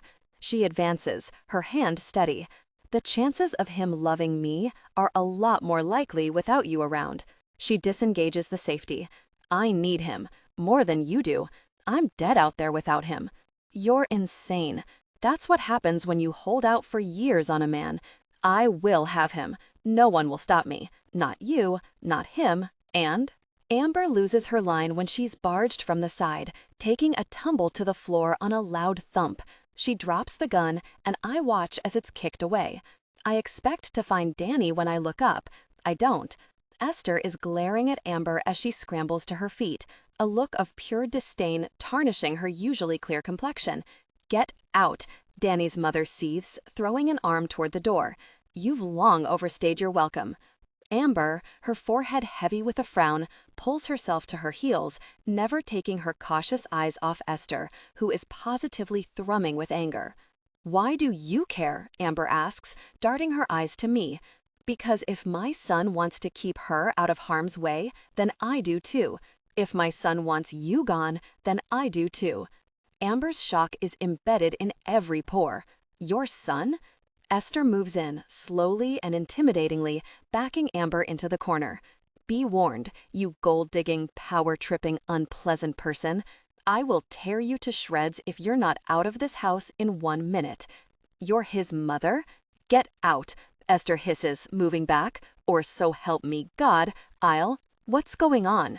Danny appears and I drink in air, bracing myself for the extended showdown. His gaze jumps between the three of us, lines perfectly straight across his forehead. I'm quiet. Esther backs up even more, falling into the subservient mode I'm familiar with. Amber, though, she's quick off the mark, quick to get her version of events across. She practically disintegrates on the spot, tears springing from her eyes like they were ordered on demand. Because they were. Danny, she breathes, shaking her head in a really amazing display of despair. I was just... Shut up, Amber. I told you I wanted you gone. He doesn't give her a chance to spill her lies. Walking calmly across the room, he lowers to his haunches and picks up the gun, turning it over in his hand a few times, inspecting it closely. Anyone would think he'd never seen one before. Looking up, still crouched, he holds it out. Whose is this? I keep my mouth shut. I'm not a squealer, and Esther seems to have taken the same road as me, because she's quiet too. Both of us still and silent, letting it play out with our input or intervention. Danny knows. Danny knows everything. He slowly rises and wanders over to Amber. She's quaking now, her back against the wall. Did you pull a gun on my mother, or was it my fiancé? The beauty of that word doesn't get the chance to warm me. I'm too cold, too wary. Amber pastes herself tighter against the wall, fear filling her eyes and replacing the fake tears. Danny shoves the gun into Amber's chest, his jaw vibrating with fury. For the last time, get out of my house. She's a rat, Amber blurts desperately. She was conspiring to take you down. She took me down, Danny breathes. You're nothing more than someone I used when I needed intimacy without emotional attachment. Now get out of my house. But, Danny, bang. Gosh, I yell as I hear a screech. Then I wait for the thump of a body hitting the floor. It doesn't come, but my ears are suddenly ringing with Amber. Out, Danny growls. and then she's running. Because unless she's really stupid, by now she should know that with Danny Black, there are no second chances. Danny stares at the gun for a short while before flicking the safety on and placing it on the coffee table. He turns to me, looking impassive, like he hasn't just fired a gun at his ceiling. About that TV time, he points to the couch. Get on there. I'm moving faster than my self-respect should accept, sitting myself on the couch obediently and tucking my feet up under me. Can I get you anything? Esther asks, heading out of the lounge. Dinner? Danny pauses a beat, clearly thinking as my eyes bounce between mother and son. We'll eat, he says curtly. You'll join us. What? Esther says what I'm thinking, though I choose not to make a big deal of it. You'll join us, he repeats, stoic. Go relax, I'll take care of it. I look at his profile as he studies his mother's uncertain form, silently wondering what's changed. My curious stare is concentrated. He must feel it, but I get nothing, no acknowledgement, so I turn my eyes onto Esther. She looks perplexed. Who will cook? She asks. Danny shrugs, as if it's nothing. Me. I balk. Esther balks. You will? She asks. No man's a man unless he takes care of the women in his life. He says it with absolutely no emotion in his voice, but he doesn't need it. Esther tears up, and Danny moves in and takes her in a hug. I swallow to shrink the lump in my throat as Esther melts into him, her body jerking from her quiet sobs. I'm sorry, he whispers into her hair. For everything. Me too. She furiously wipes her tears away when he releases her, smiling through her sadness. Then she leaves quietly, and I turn into Danny when he settles on the couch. I see peace reflecting back at me. What's changed? Everything, he murmurs, slipping his arm around my shoulder and pulling me close. Danny, forgiveness. It's a medicine that I've only just come to taste, one that I never once entertained trying, not before now. Music plays in the background as I sit at the table mindlessly chewing through the pasta dish I cooked, Esther and Rose chatting like I've never seen either of them chat. I try to comprehend the drastic change in direction that my life has taken. I'm struggling. I have priorities that I never once thought I'd have. I have a woman I adore, and a mother. I even have a really conscience, and a heart. My life isn't about power anymore. I don't feel strong, but I feel alive. I'm weak because of Rose, but I feel so alive. Typical, when at this moment in my life, I need to be the strongest. Are you finished? I look up from my forkful of pasta and find Esther standing, an empty plate in her hand, and Rose watching me as she takes a sip of her wine. Am I finished? I look down at my bowl. My dinner has hardly been touched, but I have no appetite. Not for food, just for freedom. I rest my fork down and hand her my bowl. Thank you. You've hardly eaten, Rose says, setting her glass down and pinching the stem. You should have some more. I quirk an interested eyebrow at her, taking my own wine and easing back into my chair. I asked you to marry me. That's not a free ticket to nag me. Her scowl is adorable. So is Esther's light chuckle as she carries the dirty dishes to the dishwasher. Rose seals her lips, though the twist of them is evidence that she's finding it tricky to hold back her retort. I didn't know you could cook, Esther says from across the room. Neither did I, Rose adds. Or me, I admit. Life's full of surprises. I level Rose with an accusing look. Another adorable scowl. Something stirs within me, and it's not the need to rush her up to the bedroom. Pushing my chair out, I pat my lap in silent order. Her scowl remains firmly in place as she slowly stands from her seat and leisurely makes her way to me. As soon as she lowers to my thighs, I kiss that scowl away. Ease off with the dirty looks, I order, holding her around the waist as she links her arms over my head. You've made a woman very happy, she says quietly. You're welcome. I don't mean me. She looks across the kitchen to Esther, who's happily loading the dishwasher. She has a twinkle in her eye. She really does. And she's humming to herself while she potters around, a certain lightness to her steps. And she looks younger, far nearer her 47 years. And what about you? I ask, nudging Rose to win back her attention. Do I make you happy? Her eyes are questioning, her smile unsure. That's a silly question. I just agreed to marry you. I shrug. You could have been scared to say no. Actually, I was scared to say yes. I nod mildly in understanding. We're both way out of our comfort zones. I was scared to ask. I take her hand and bring her ring to my lips, kissing the diamond. I've never been scared of anything in my life, Rose, until you. You don't have to be scared of me. Her fingers slip into my hair at my temples, massaging gently. I am just a woman who loves a really messed up man. And I'm just a man who loves a really messed up woman. My hand finds her nape and pulls her mouth onto mine. Always be strong for me, Rose. I feel her frown through my kiss, though I try to kiss it away once more, limiting space for her to question my reverent words. It might only be Rose's strength that sees us to the end of this nightmare. I'll give you two some privacy. Esther's voice interrupts our moment and we both break away. Thank you for dinner, she smiles. Thank you for cleaning up my mess. My gratitude is a simple display of appreciation, but it's a first, and I can tell it means the world to her. Good night. She bows her head and slips out of the room quietly. And now it is only us. Us and Need. After their night, she breathes, "This music, sexy, huh?" God, yeah. My skin blazes, my hand stroking over her hair, my mouth attacking hers. Her upper body pushing into my chest sends the blood flow in my veins into dizzying territory as I kiss her hard, exploring every part of my mouth I can find. Breath doesn't seem necessary right now. Taking in air seems pointless because Rose steals it all. Tension broke. They gave in to desire, connecting deeply. Afterwards, breathless, she sighs, relaxing a little under me. I hate you.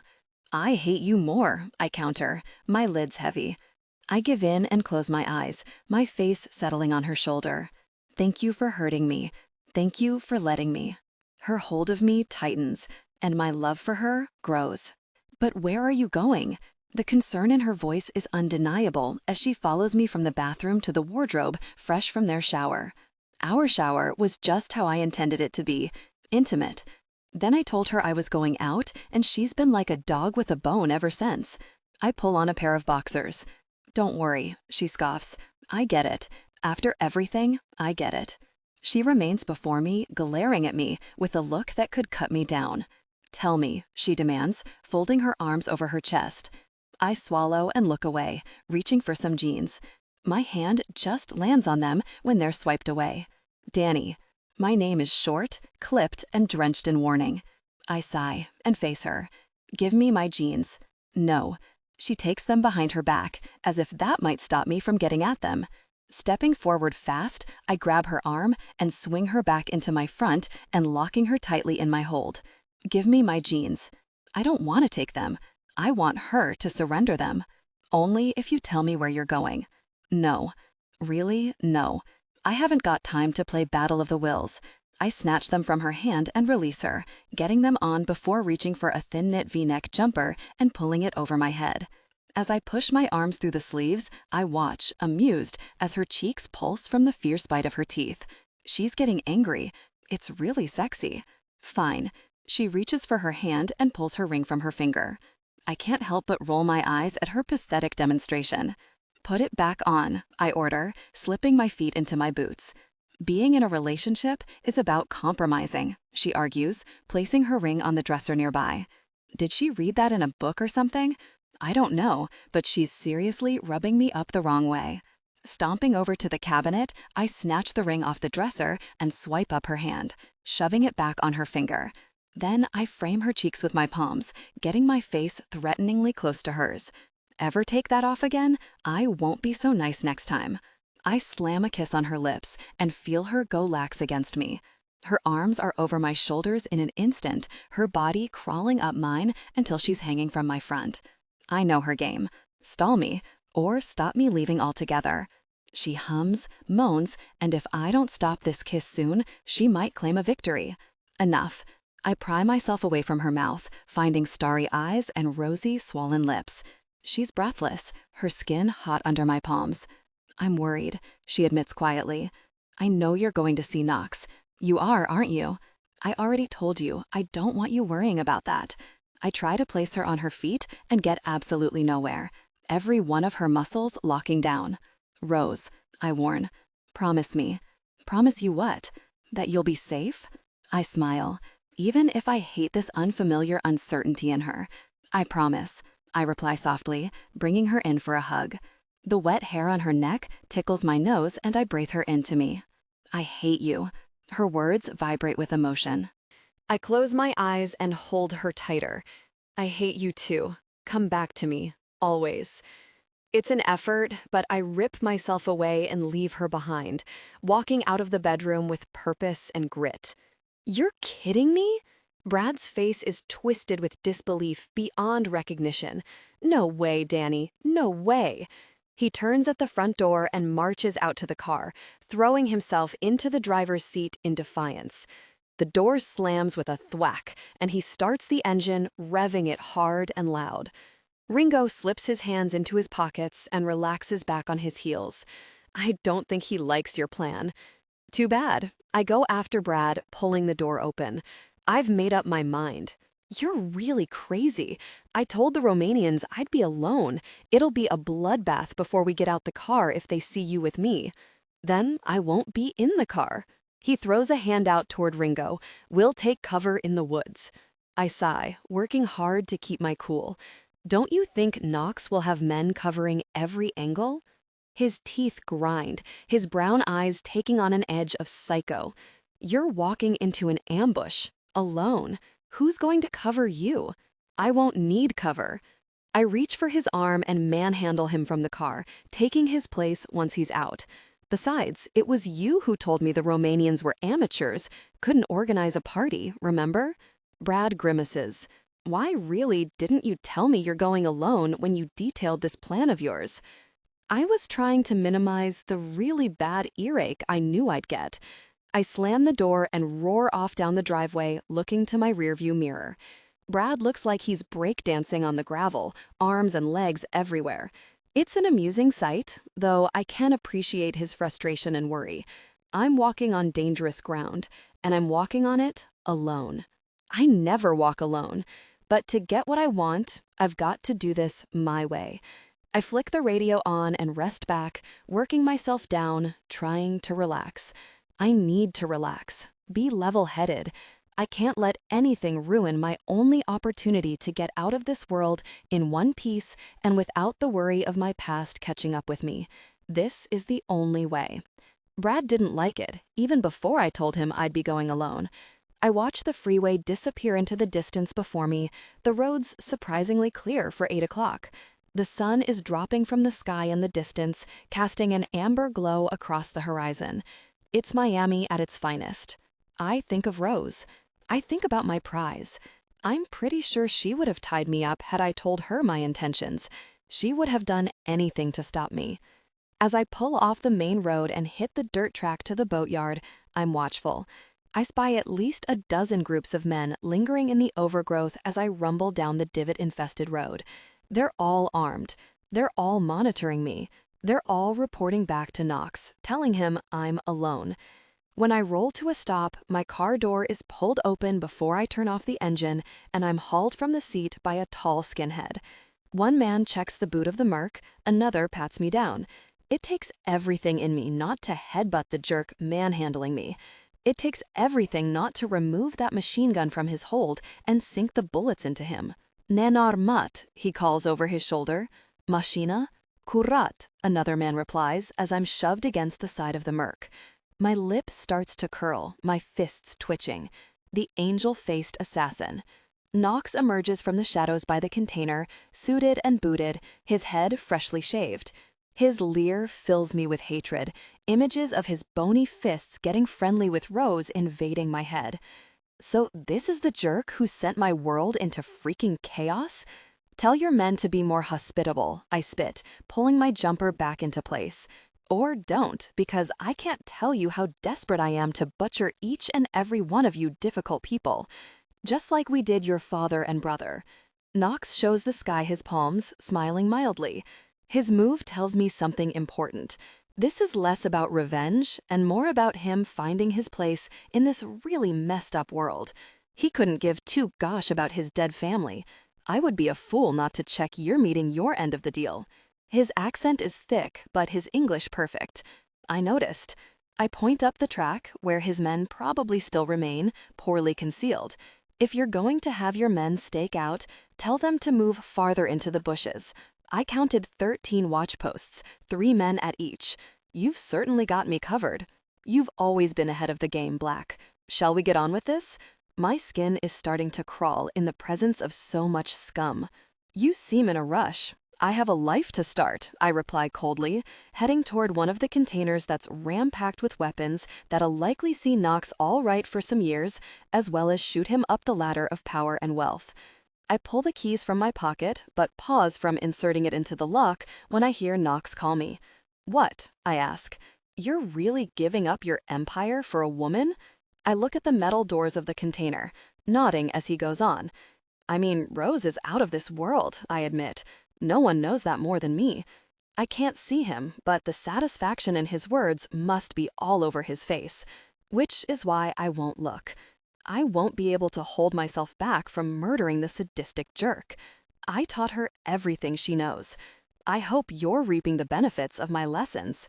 Don't kill him. Do not kill him. Don't ever speak her name ever again. That's also part of the deal. I slip the key into the lock and turn it. Good luck in your new business, Dimitri. I pull the door open fast, swinging it around to meet the side of the container and putting myself behind it, out of sight, and out of the firing line. When I hear the first shot, I smile. The container jolts against my back from all the boots hitting the floor, all running forward and showing themselves. Then it's like a freaking firework display as machine guns ring out and the sound of a missile sailing through the air whistles loudly. I hear the panic. I hear Knox roaring at his men to run for cover. And then I hear the explosion. I close my eyes and relax against the metal of the container, like I could be listening to an opera with a cigar and brandy in my hand. My only regret in this moment is that I didn't get to see Knox's face when he found the Russians in the container instead of his guns. More, a man shouts. A Russian man, undoubtedly indicating the track where more of Knox's men are appearing, coming to investigate the bedlam. More shots, more explosions. I pull my phone from my pocket and type out a text to Rose. I'm taking a break from the office. Let's get married next week. I hate you. Rose. The soles of my feet are sore from all the pacing. Upstairs, downstairs, into the kitchen, his office. My circling only got worse when I found Brad and Ringo. Danny went alone. Brad, like me, is furious, but he refused to tell me where Danny's gone or what he's doing. Seeing Knox? Yes, but alone? Ringo had to pry my clawed fingers from the front of Brad's shirt when I lost my temper, demanding he tell me. He didn't. Now I'm staring down at a text message from Danny, and though it should make my pulse race with excitement, my heart has taken on a nervous thrum. Something doesn't feel right. My thumb finds its way to my mouth, and I chew my nail like a starved animal, thinking. I watch from the top of the stairs as Brad and Ringo cross the hallway, both quiet, heading for the kitchen. I move quickly but quietly on light feet down the stairs to Danny's office. As soon as I enter, I go to his desk and start tugging drawer open, rummaging through the contents. There has to be something. A man like Danny Black, he must keep a... My thoughts trail off as my hand rests on something cold and hard, and my breath tugs in my throat as I pull it from beneath some papers. I stare down at the gun. It's heavy, feels alien, but I have no time to waste getting used to it. I march to the kitchen and enter, disengaging the safety. The sound silences the room, pulling Brad, Ringo, and Esther to face me. Brad's face will be one I'll never forget, somewhere between shock and disgust. What are you doing? Take your guns from your belts and put them on the floor. I aim at Brad's chest, my serious eyes on his face. Do it. They're going to shoot me? He laughs. If I have to. Rose, don't be. I aim above his head and fire, shutting him the heck up before re-aiming at his chest. His stare widens, all 3 of them ducking. Guns, I prompt. Both men reach for their belts slowly, one hand up in surrender. Part of me is hurt that they clearly think I'm capable of such a cold-blooded act, but part of me is thankful. They still don't trust me. Right now, that's good. They slowly lower their guns to the floor. "Easy, Rose," Ringo says, kicking his to the side. I gather up their weapons and slip them into my bag. "Now, take me." Brad looks at Ringo. Ringo looks at Brad. My patience begins to fray. I know you know where he's meeting Knox. Something isn't right. I can feel it. Brad takes a moment, shakes his head, sighs, pulls his phone from his pocket and hits the screen a few times before tucking it away. Then he stalks forward, passing me. Gosh, I wanted to go anyway. I blink, surprised by how easy that was. "That's it?" I question, running after him as Ringo follows me. Brad sweeps the keys up off the table in the hall and opens the front door. "Yes, but I'm having my gun back." He swipes my bag from my shoulder and rifles through, pulling out his own and chucking Ringo's to him. Gosh knows what we could be walking into. "Get in the car." I do as I'm bid immediately, aware that my plan could be foiled at any moment by either men swiftly and expertly disarming me and putting me back in the house. Yet part of me knows that Brad is just as worried as me. He drives fast but carefully, and the silence is so freaking loud. He sent me a text. I move forward, putting myself in between the front seats and showing them my screen. I'm worried. Brad returns his attention to the freeway. "He's not been right," I go on, lost in thought, saying things like, "He might not ever see me again." Like what? He told me he needs me to be strong for him. Why would he say that? Why does he need that? The last time he behaved like that, he pulled a psycho on Ernie. Has he told you what he's doing? Brad's eyes meet mine in the rearview mirror as the car picks up speed, and I sit back, my unease increasing tenfold. Now, the more I think about Danny's need for me to be strong, the more I'm wondering why. And Brad's silence isn't helping. Does he know? Or is his mind racing like mine? The rest of the journey is quiet. It's only when we pull off the freeway that I realize where we're heading, the boatyard. But when we reach the turning for the track, Brad passes it, continuing down the road. I notice Ringo look down the dirt lane that leads to the boatyard. "Saw nothing," he says. "Well, take the back road anyway." A few more miles down the road, Brad slows and takes a right, and we immediately start jumping around, the Merc struggling with the huge potholes and rocks in the road. "Anything?" "Can't see through the frickin' bushes," Ringo mutters, his face up close to the window. Brad slows to a stop, and they both get out the car, not bothering to close the doors. I remain in my seat for a few seconds until the instruction I need finally falls into my head. I jump out too, following and leaving the door open so not to create any sound. I jog after them, so very tense. "Get in the car, Rose," Brad hisses over his shoulder. "No." "Do it." "No way." Gosh, no wonder he's so stressed lately. Gosh, Ringo curses, putting his arm out to stop me in my tracks. He starts looking around, as does Brad, both their guns appearing from behind their jackets. I withdraw, scanning the space too. Then I see what's got them all twitchy. "Oh my God," I breathe, feeling Ringo reach for me and pull me close. His hand comes over my mouth, as if he senses my impending scream of panic. There's another. Brad motions with his gun toward a nearby tree where a body is slumped against the trunk, his throat cut. My eyes widen, breathing becoming increasingly difficult, not only because of the hand over my mouth. I recognize him. He delivered a picture of my boy to my room and a punch to my kidneys not too long ago. I reach up, trying to yank Ringo's hand away. "Keep quiet," he warns, letting me win. I swing around to face him. "They's Knox men," I pant, spotting yet another body only a few feet away. "It's a freaking graveyard." "Not that one," Ringo says, pointing his gun to a bush that's decorated with a man's brain, his body propped up against the dense foliage. "That one's Russian." Russians? What are the Russians doing here? Knox hates the Russians. I feel dread and fear arrest me. Everywhere I turn, another dead body is staring at me. I cover my own mouth, backing up until I slam into a chest and jump out of my skin. "Easy," Brad whispers, holding me up. I could fall to the ground, my earlier grit when I held Danny's men at gunpoint vanishing. He takes my hand and starts to guide me through the trees, Ringo leading, both of them alert and tense. More bodies, more blood, more carnage. Tears prick at the backs of my eyes, my worst nightmare becoming more real with every step I take. We seemed to trek for miles, my strength waning, and when we emerge from the bushes onto the road that leads to the boatyard, it's like a mass grave. I choke on nothing, scanning the faces of all the men we weave through, my eyes studying each face carefully. I don't know what I'll do if Danny's face is among the dead. My cheeks wet, I blindly stagger along with Brad, tripping over small rocks as I go. Every beat of my heart hurts, to the point I wish it would just stop beating altogether. All these men, there are dozens, and Danny was alone. Very him. What was he really thinking? "Rose," Brad says, tugging me in front of him and resting his hands on my shoulders. "Look." I lift my eyes from the scattered bodies around me, and what I find has me falling back, needing Brad's chest to support me. A low, broken sob escapes me. Danny's up ahead, his back to me. He's shaking someone's hand. I don't know who. I don't care. He's alive. I make to break from Brad's hold, a newfound strength injecting life into me. I just need to get to him. "Wait," Brad orders, hauling me back.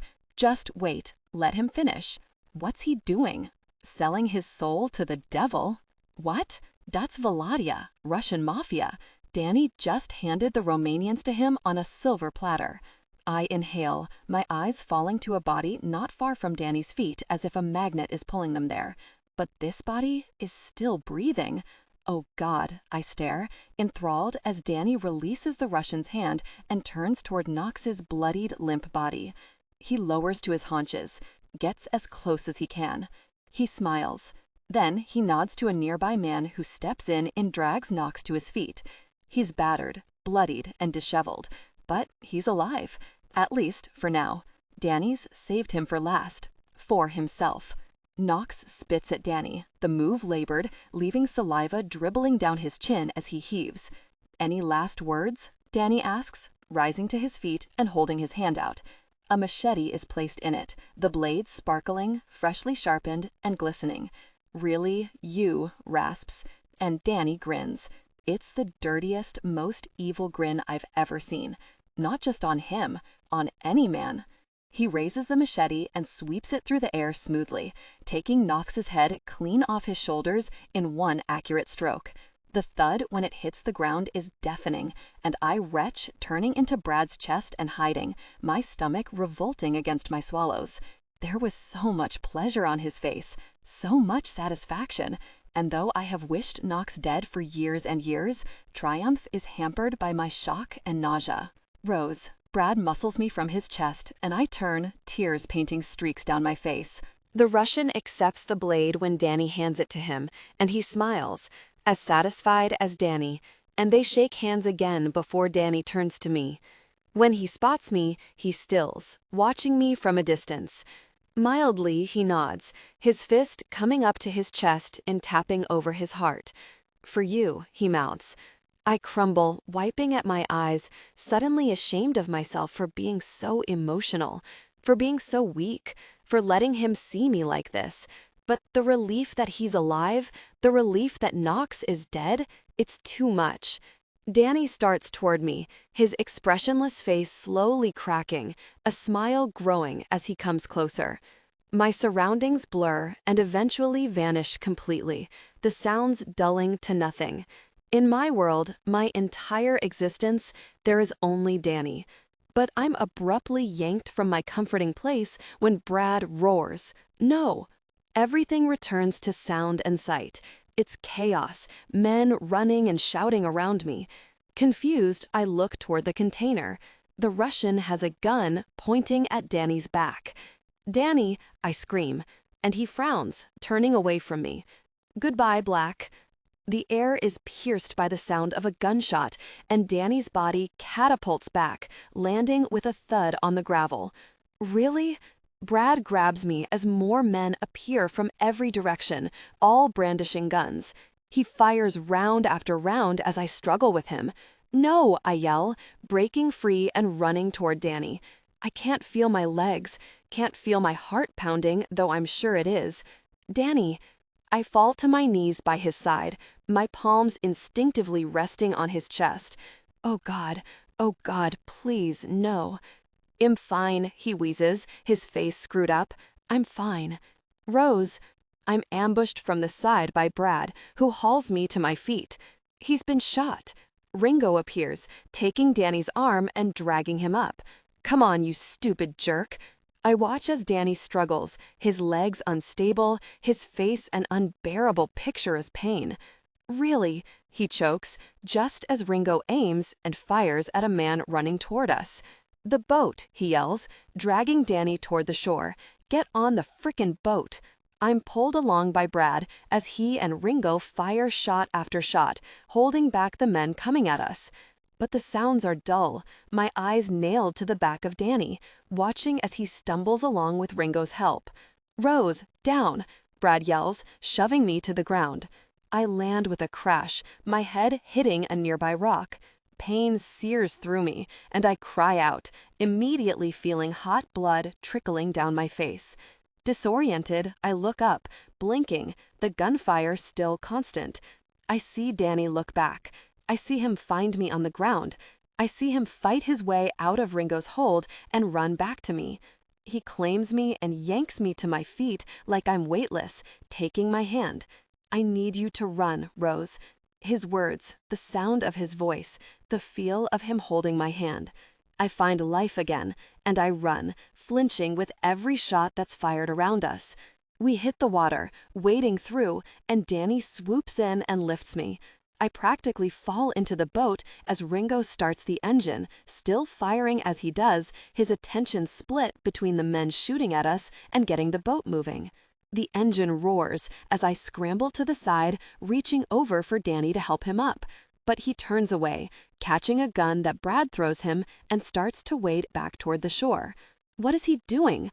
Come on, Ringo bellows.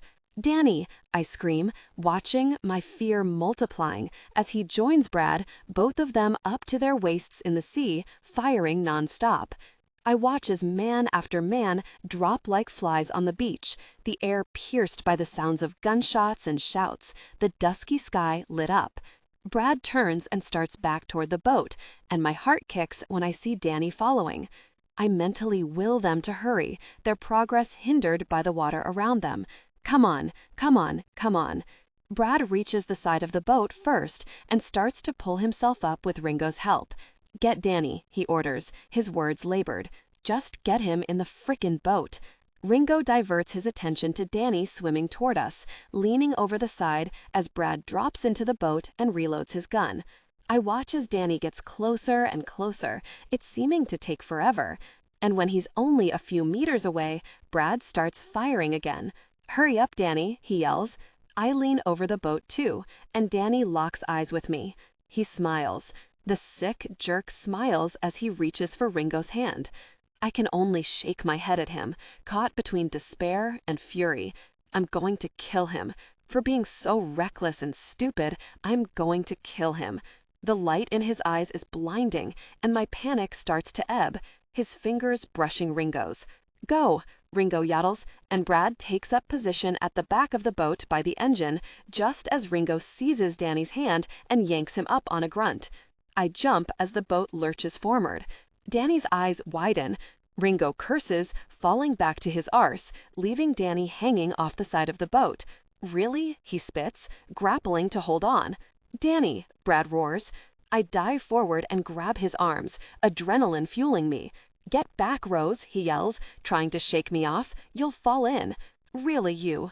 I fight to help him up, try my hardest, but he's too heavy. Kick your legs, I yell, finding his eyes.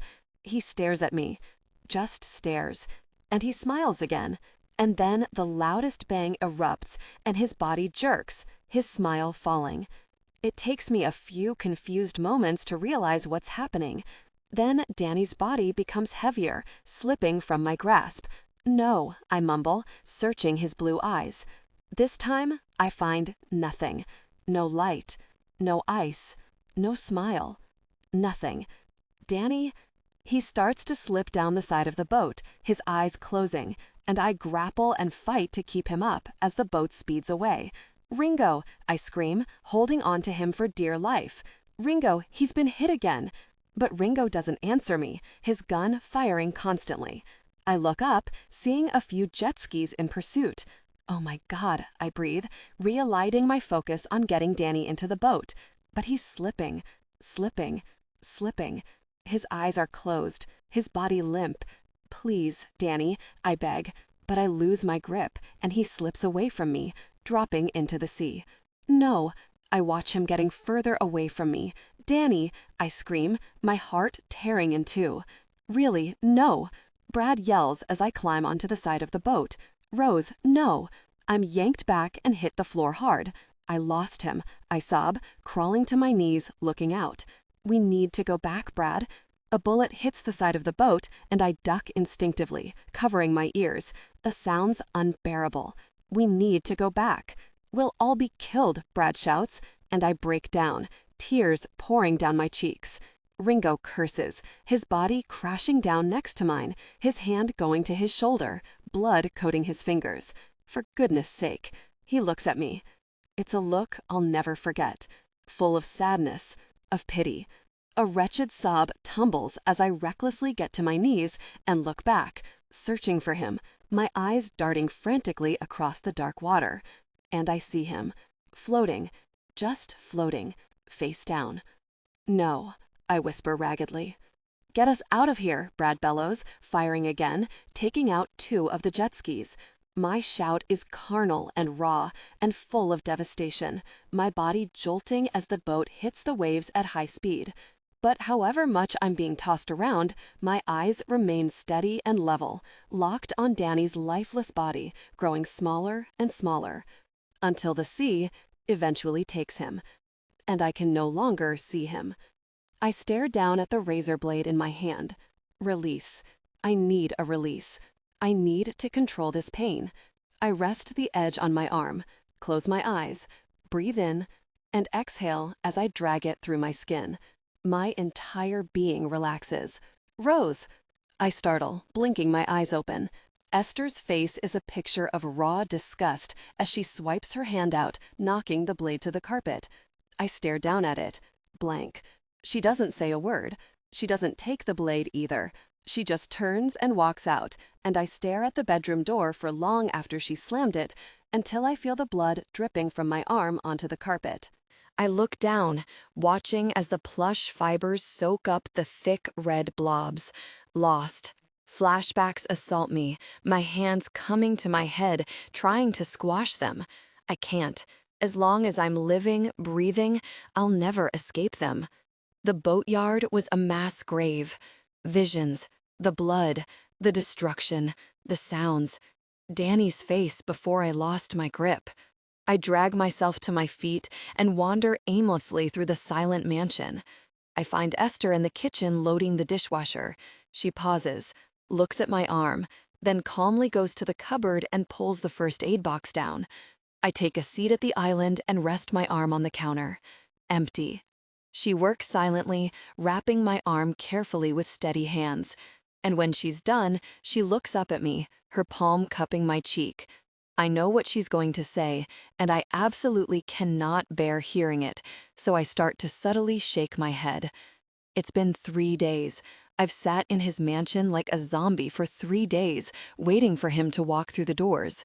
He hasn't, and with each minute that passes, my hopes are slowly dying. You need to prepare for the worst, she says gently, and my head shakes increase. He's strong, I reply, adamant. He'll come back to me. She breathes in, swallowing, and starts to pack away the first aid box. I hate that she's so clearly humoring me. Where's her faith? He will be back, Esther, I reiterate, ignoring the part of my brain that's telling me to be real, that's telling me I am alone. I hear the door to the mansion close, and I jump down from my stool and run to the main entrance. When I spot Brad leading someone towards Danny's office, I can't stop myself from following. The door is closed when I get there, but I don't knock. I walk in and find Brad with a man I don't recognize. They both look at me, both in pity. Who are you? I demand. I've never seen him around here before. He pulls a badge out and flashes it at me, and I withdraw. Spittle. FBI. If you wouldn't mind giving us some privacy. She can stay, Brad says, catching sight of my bandaged arm before throwing me a look of pure filth. It doesn't affect me. He walks to the drinks cabinet and pours 2 glasses of scotch. As you wish.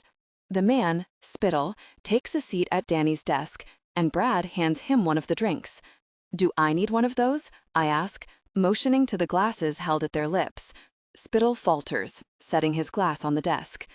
A body was dragged out of the cove earlier this morning, he says matter-of-factly, glancing at me. The ground disappears from beneath my feet, and I reach for a nearby cupboard, clinging on for dear life. Spittle returns his attention onto Brad. I knew Danny, but I need someone to formally identify the body. A ragged sob rips my body in two, along with my world, and I fall to my knees. Spittle doesn't even look at me, but Brad does, and the wobble of his lip only makes it all the more real. I knew Danny. That's what he said. Spittle has already identified him. I'll do it, Brad replies, his voice shaky. He knocks back the whole of his drink and slams his empty down, his grip of the glass sending his knuckles white. He's angry. He's sad. He's lost. I'll do it, he breathes, glancing across to me on the floor. I can't see him through my tears, but I know he's crying too. Unless you want to, he adds coldly.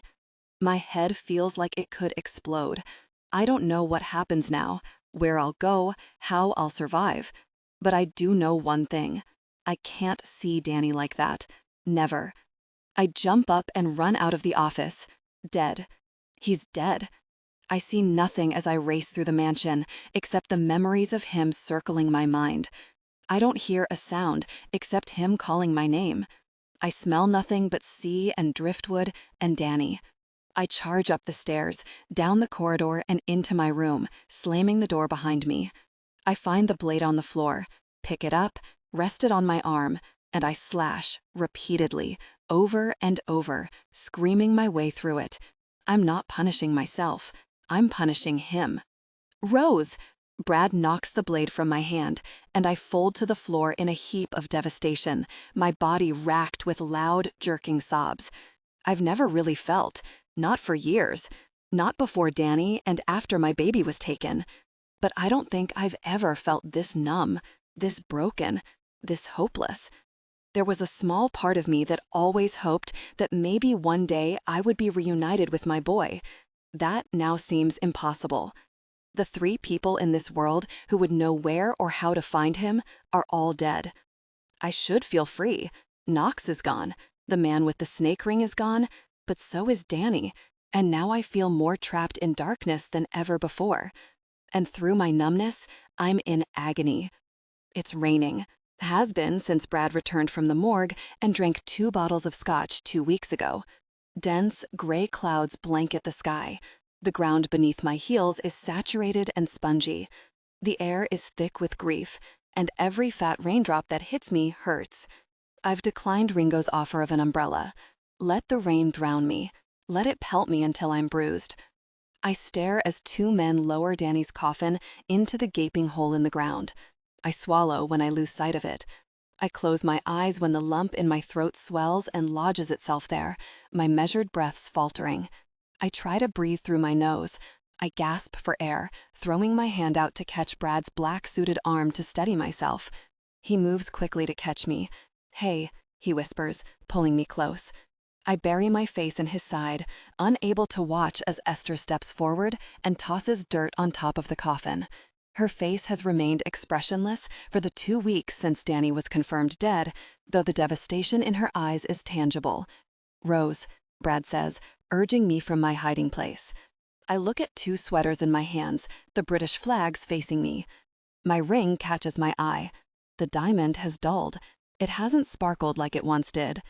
Gathering strength, I step forward slowly, stopping at the edge of the grave. Tears steadily drop and sink into the material of the sweaters. One more time, I bring them to my nose and breathe them in, closing my eyes. I see him. He's there, wild and beautiful. I'll never forget you, I whisper, dropping the sweaters into the grave. I turn and walk away on unfeeling legs, but where I'll go beyond here is unknown. I'm wet through, cold to the bone, distraught. Taking the handle of the Merc, I pull the door open. Rose? I frown at the voice I recognize, turning to find Perry Adams behind me. Perry? Stepping forward, his face drenched in sympathy that I just don't understand, he hands me an envelope. Danny asked me to do something for me. Tentatively, I accept the envelope, my frown growing. What? Just read what's inside. He turns and walks away, but comes to a stop before he makes it to his car. Looking over his shoulder, he smiles a little. He really loved you. Those words don't comfort me. They only remind me that he's gone. I would rather Danny truly hate me and be here, alive, living. A suppressed sob chokes me, and I shake my head. Good luck in the campaign race, I say, getting in the car before the envelope is completely sodden by the rain. I rip open the top and pull out some papers, my hand coming to my mouth when I see a handwritten note from Danny on top. Rose, if you're reading this, my plan for us didn't work out, but it still can for you. I asked you to be strong. Now I'm begging you. I can't be with you, and that kills me all over again. I've enclosed a one-way ticket to St. Lucia. Go, get out of that godforsaken city. There's a beachside villa all paid for. It's yours. Sell it if you must, take the money, but promise me you'll stay there for a while and remind yourself of who you are. My warrior. The woman I fell so madly in love with. You've lost me. I can't let you lose her too. Don't mourn me for too long. You've got a life to live, a life of freedom. But before you leave, there's someone I'd like you to meet. With the airline ticket is something else. I love you, always. Danny X. I blink, swallow, blink again.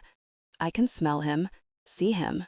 The airline ticket underneath is for a flight the day after tomorrow. I pull out the paper beneath that, my forehead creasing when I see what it is. A birth certificate. What? I scan the page, seeing it belongs to someone called Daniel Christopher Green. I shake my head, my confusion growing. This means nothing to me. Was that Danny's name before Carlo Black found him? My gaze falls onto the date of birth. It can't be. This person was born 10 years ago. Oh my God. I nearly drop the papers when the date sinks into my confused brain. A date I will never forget. But his name? Daniel, I say to myself, feeling at my throat, massaging the swell of grief away. I urgently scramble through the rest of the papers, finding an address. My hand comes up to my mouth to contain my sob, my body convulsing. He found my son? In California? There's a plane ticket for there, too. I jump out of the car quickly. "Perry!" I yell, stopping him from pulling the door of his car closed. I hold all the papers up, fighting to find my voice. "Thank you." He smiles again, this time not forced, but he doesn't say a word. He pulls the door closed and drives off. And then the rain suddenly stops, and the clouds clear. I look up to the sky. The sun is out for the first time since Danny died. The house is perfect, white, spotless, and perfect. The front lawn is an unbelievable shade of perfect green, and the white picket fence containing it looks like it's straight from a picture book advertising the most perfect family home. "You sure you'll be okay?" Esther asks as I stare at the house from the back seat of the cab. "I don't mind coming with you. We don't know how they'll react to you." She looks at the house too. "Maybe you should have called first."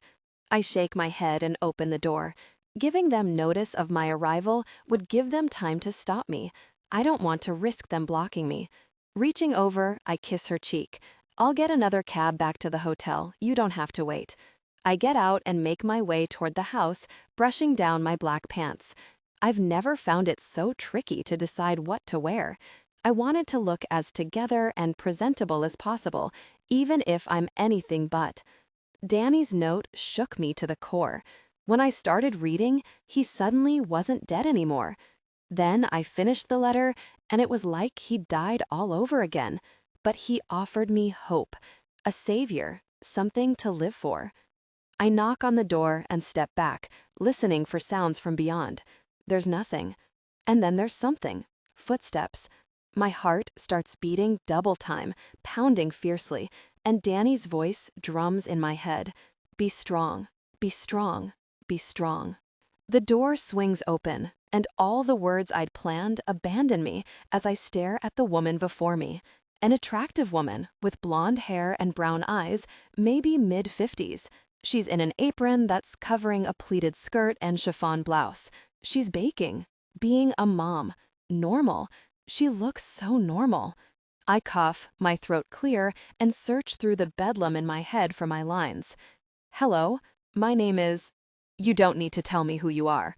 Her hand drops from the door, her eyes glazing. He looks just like you. I inhale, so sharply I find myself staggering back. Careful there. She rushes to catch me when my heel slips off the step, and I start plummeting backward. I quickly right myself with her help, my head in even more chaos, trying to adjust to the unexpected direction this moment has taken. As I stare at the woman before me, I can't help but think that she was prepared for it. You don't seem surprised to see me. I'm not. Why? I've always wondered when you'd show up. How did you find us? I pull out the envelope from my purse. My fiancé gave me these. Again, the notion that Danny had everything in place pokes at my mind. I don't want to believe he walked into his death willingly to save me, but everything I know suggests it. Ernie, Knox, now my son. He was willing to sacrifice himself for me, and I hate him for it. Hillary, I begin, and she frowns. It's on Daniel's birth certificate. It's fake, I assume, but that is your name, yes? Her head bobs on a light nod. And your name? Rose. Looking at the house, as if thinking carefully, she motions to the door. You should come in. Is Daniel there? She starts toward the front door, looking back. He's at soccer practice. It's weird. Part of me is relieved, part of me is disappointed. I want to see him, and I don't, but only because I know that visual confirmation that Danny really did find my son might finish me off. I follow her and enter a light, breezy hallway, letting Hillary direct me to the kitchen, a huge square space with sofas, a dining area, and doors onto a huge yard. I see a soccer net at the back, a few balls scattered on the lawn before it. I keep my eyes on the balls as I lower to a chair at the table. A glass of water slides toward me. I take a sip, feeling parched. So what now? She asks, joining me. I look up from my glass, wondering the very same thing. I don't know, I admit, but I know I want to get to know my son. Get to know him? Yes. You bought my baby on the black market. He was minutes old when they ripped him from my breast, and I never saw him again. Not a day has gone by, not a minute, when I didn't think about him. She swallows, and I see the guilt she's probably been burying for years. She looks wholesome, a good woman, but she's not allowed herself to think about what I lost, only what she gained. Hillary shakes her head. You're misunderstanding. I expected you to come in here guns blazing, threatening to take him, but you want to get to know him? Guns blazing? I shake my head clear of the explosions of light bombarding my mind. I'm not deluded, Hillary. I've never been a mother. Honestly, I wouldn't know where to begin, but I really want to try. I couldn't just rip him away from her. I've been there myself, and it was agony after a few minutes of nursing him. Hillary has had 10 years with Daniel. She knows what she's doing. Look at her, all perfect. And look at me, completely imperfect. My relief that for all these years, my boy has been with someone who loves him so much won't allow me to turn his life upside down. Does he know about me? She looks down, as if ashamed. I've thought about telling him so many times, but then her eyes swell with tears. What if you never came? What if you were dead? Her hand covers her mouth. I wished you dead, she croaks, and I nod, oddly understanding. Sometimes I wished myself dead. Suddenly, she gets up and walks across the kitchen to the fridge. Opening the door, she pulls out a bottle of white. I hope you don't mind. I smile to myself. I'll join you, if you don't mind. She falters, unscrewing the cap, regarding me carefully.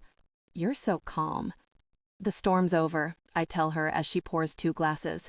Now I'm trying to clean up the devastation it's left behind. I'm so sorry. Her lip quivers. I never thought about you, I admitted. I told myself you were a no-hoper who didn't love him, a drug addict, a waste of space. I never thought of you as a mother, not even a decent human being. It was easier that way. She lowers to the chair, taking back at least half her wine. I was so desperate to be a mom. 6 miscarriages, a stillborn. Adoption was so complicated, and the red tape ridiculous. We got declined. Us. She laughs in disbelief, landing me with imploring eyes. I just wanted to be a mom. Her hand meets mine on the table, squeezing pleadingly. Please don't take him away from me. I'm desperate to be a mom too, I say in reply, and she inhales. That's all I need to say, all that should be said. Then you will be. She swallows, blinking back the tears. My son knows nothing but this woman who loves him. I could never take her away from him. Silence falls for a short time, both of us thinking, both of us taking much-needed sips of our wine. I'm scared, I admit. Scared? What if he doesn't accept me? A knowing smile crosses her face. Danny is the most level-headed, wise, gracious 10-year-old I've ever known. He's full of heart, Rose. He won't reject you, Danny. They call him Danny. Pain slices me, and not only because of that. How much she knows about my boy hurts. How much I don't know hurts more. I look past Hillary when I hear a car pull up. Oh, this is them. She jumps up, brushing down her apron in a panic. Them? Daniel and my husband. I shoot up from my chair. Oh, God. I place my wine down and follow Hillary's lead, fiddling with my own clothes. I should go. Now isn't the right time. You need to sit him down and explain about me. I look around for a means of escape. Hillary seizes my wrist to stop me fleeing, and I look at her in shock. You should at least meet my husband. Her posture straightens, her inner strength growing. I'll send Daniel upstairs so we can talk about what happens next together. I've stalled long enough. Will you wait in here? She heads to the front door, not seeming to give me an option, and I lower to the chair and push the wine away from in front of me, opting for the water instead. I hear the door close. I hear a man, and then the undeniable sound of him greeting Hillary with a kiss. Why don't you take a shower? Hillary says to Daniel. Get out of all that muddy soccer uniform. Take your cleats off first. Okay. His voice, young and sweet, tips my emotions as I hear the clunk of his cleats hitting the floor. The cleats I saw slung over his shoulder in a photograph. Then his thundering footsteps charge up the stairs. I look down at the wooden table, shakes beginning to set in. I can hear hushed whispers from the hallway, Hillary obviously bringing her husband up to speed. I wait, tense, until he steps into the kitchen. His hair is silver, his glasses old-fashioned. Daniel's father. He says nothing, just nods, breathes in, and then backs out of the room again. There were tears in his eyes. He needed visual confirmation of my existence. Over the next 15 minutes, question after question rolls around my head. I ponder what I'll do if Hillary's husband isn't as friendly and welcoming of me. I wonder if he'll send me packing. I wonder when they'll tell Daniel and how. I wonder how much longer I'll have to wait to meet him. I've heard his voice, and the ache inside has only intensified. I wonder if my son will completely reject me, or even what I'll do if he embraces me. I don't think I really did prepare myself for this. I thought I had. Now I'm here. I'm a nervous wreck. So when I hear a door open, I'm up out of my chair like lightning, a stressed sweat breaking out, my heart going wild, hitting my breastbone hard, over and over again. I expect to see Hillary and her husband. I don't. Oh God, I breathe, trying to force my heart rate steady. A boy wanders into the kitchen, and my ability to breathe escapes me. I blindly reach for the table to keep myself upright as he regards me with an interest that I'm not sure what to make of. My head is demanding I say something, but yet again, I'm mute, stunned, overwhelmed. Not just because standing in front of me is my baby, the boy I've dreamed of every night for 10 years, but because there's not one person on this planet who could deny that he is mine. I've seen pictures, but they've always been at a distance. I never got the opportunity to marvel at his looks. Everything about him is me. The dark shade of his hair, the deepness of his eyes, his complexion, his jawline, his nose. Even his lashes are long and girly. If I didn't know better, I would question whether there was even another human involved in creating him. And I'm filled with gratitude for that small mercy. He doesn't look like a monster. My knees begin to knock together, the moment becoming too much. I lower to the chair I just shot up from, needing something to support my overcome form. Do you mind if I sit down? I've planned what I would say to him time and again. I've dreamed of finding him and taking him in my arms, kissing his head and telling him how much I love him. I'm capable of none of those things. And, actually, now it feels inappropriate. I wonder where his parents are, yet I can't find the words to ask. I wonder what he's thinking, yet dare not ask. He's put on pajamas, red ones emblazoned in Star Wars characters. His hair is wet, his skin so clear. I've never seen anything so beautiful. Where are your parents? He shrugs, and I look past him, torn. Should I get them? Should I leave?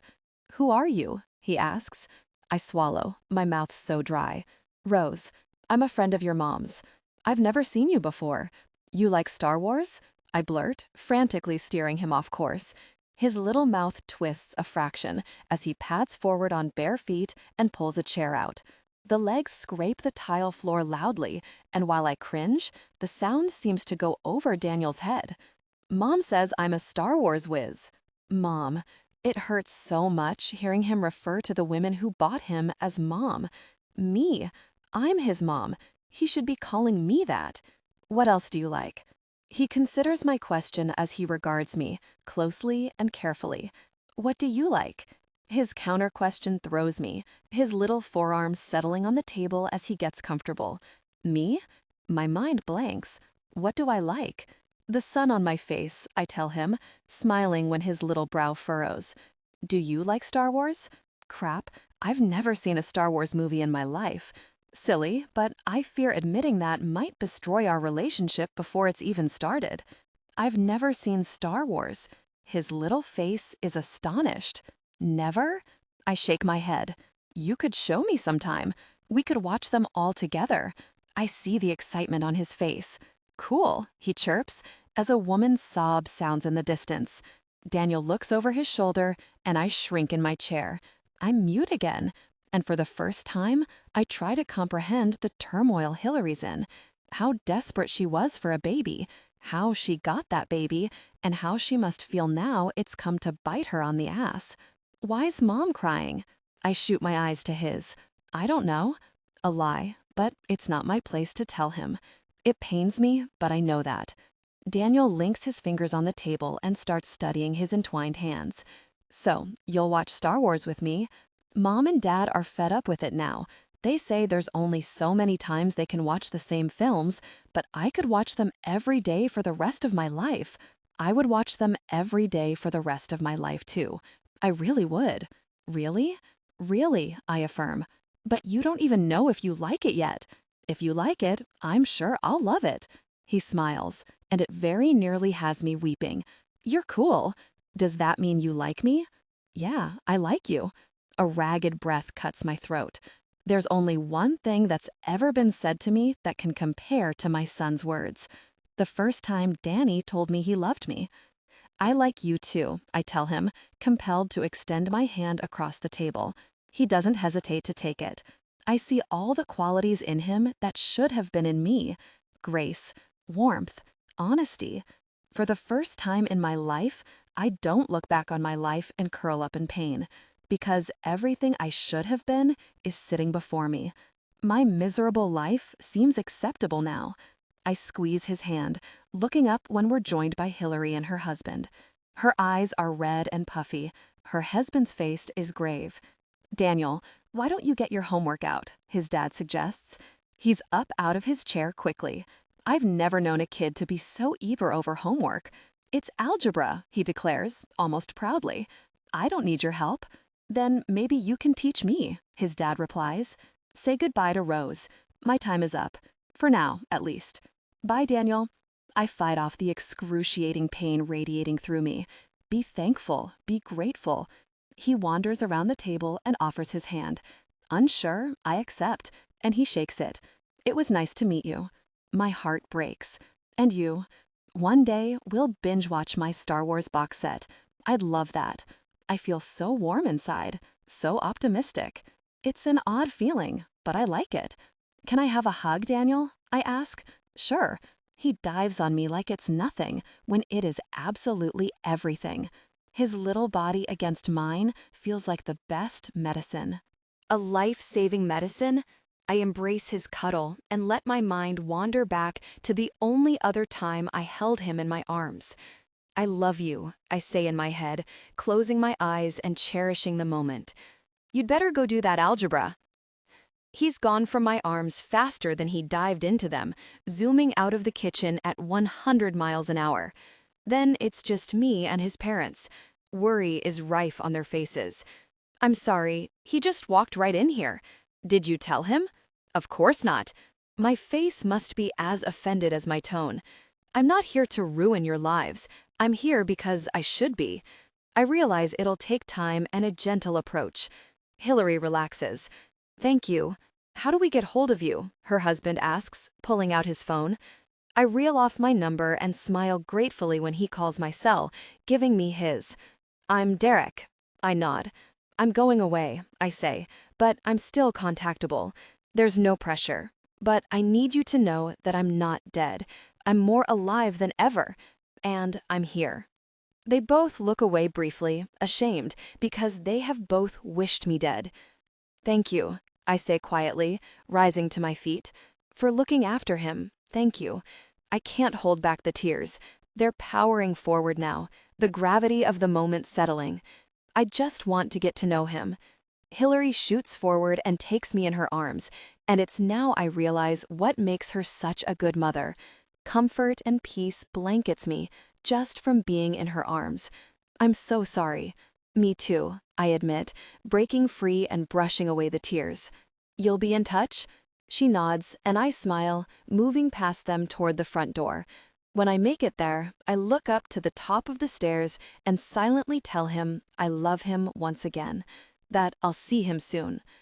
As I wander down the perfect pathway toward the road, I see Esther still idling at the curb in the cab.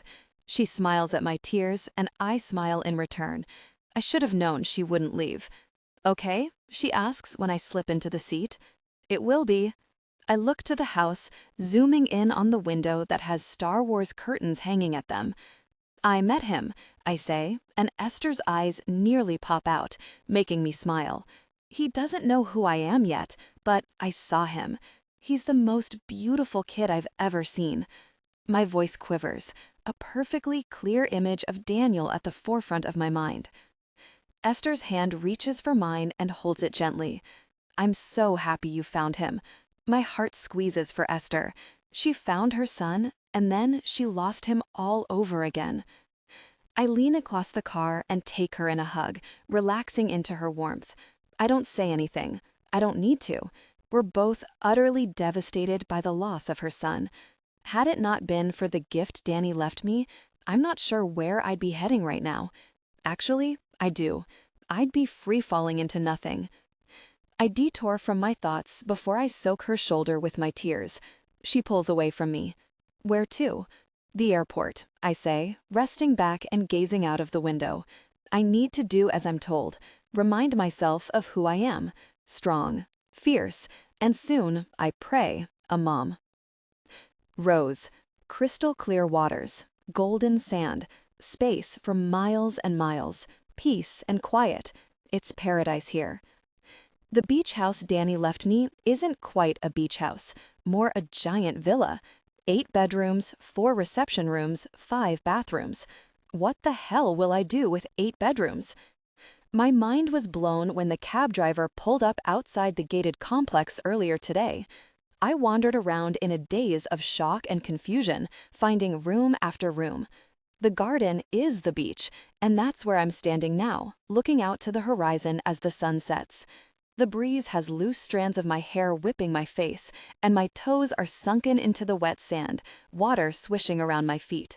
There's not one cloud in the sky, and as I look up, closing my eyes, I breathe in the sea air, relishing the lowering sun on my face. I remain there for an age, soaking up the rays and peace, looking out to sea. The colors here are vivid. My world isn't black anymore, and that was his intention. I hear someone approaching behind me, and I turn on a peaceful inhale, pulling my hair into a ponytail as I do. I see a short man, dressed in a white uniform. "Miss Cassidy?" "Yes." He says no more and hands me an envelope before leaving. Looking down at the paper in my hand, my mind swirls. What is this? I look around the beach, for what reason I don't know. I'm just thrown. Slipping my thumb past the seal, I peel it open, pulling out a sheet of paper. My heart gallops, wondering if this is another note from Danny. I don't want to read it if it is. He'll hunt me for the rest of my very life. Holding on to my breath, I unfold the paper, squeezing my eyes closed when I see my name in his handwriting at the top. "You jerk," I say out loud, wishing he was here to go psychotic at the mention of that word. Backing up from the shore, I find some dry sand and lower to my rear, knowing I'm going to need to be sitting. Rose. Isn't it beautiful? My dad used to bring me here in the winter. Where you're sitting is where I put my first wetsuit on, and in front of you is where I rode my first jet ski.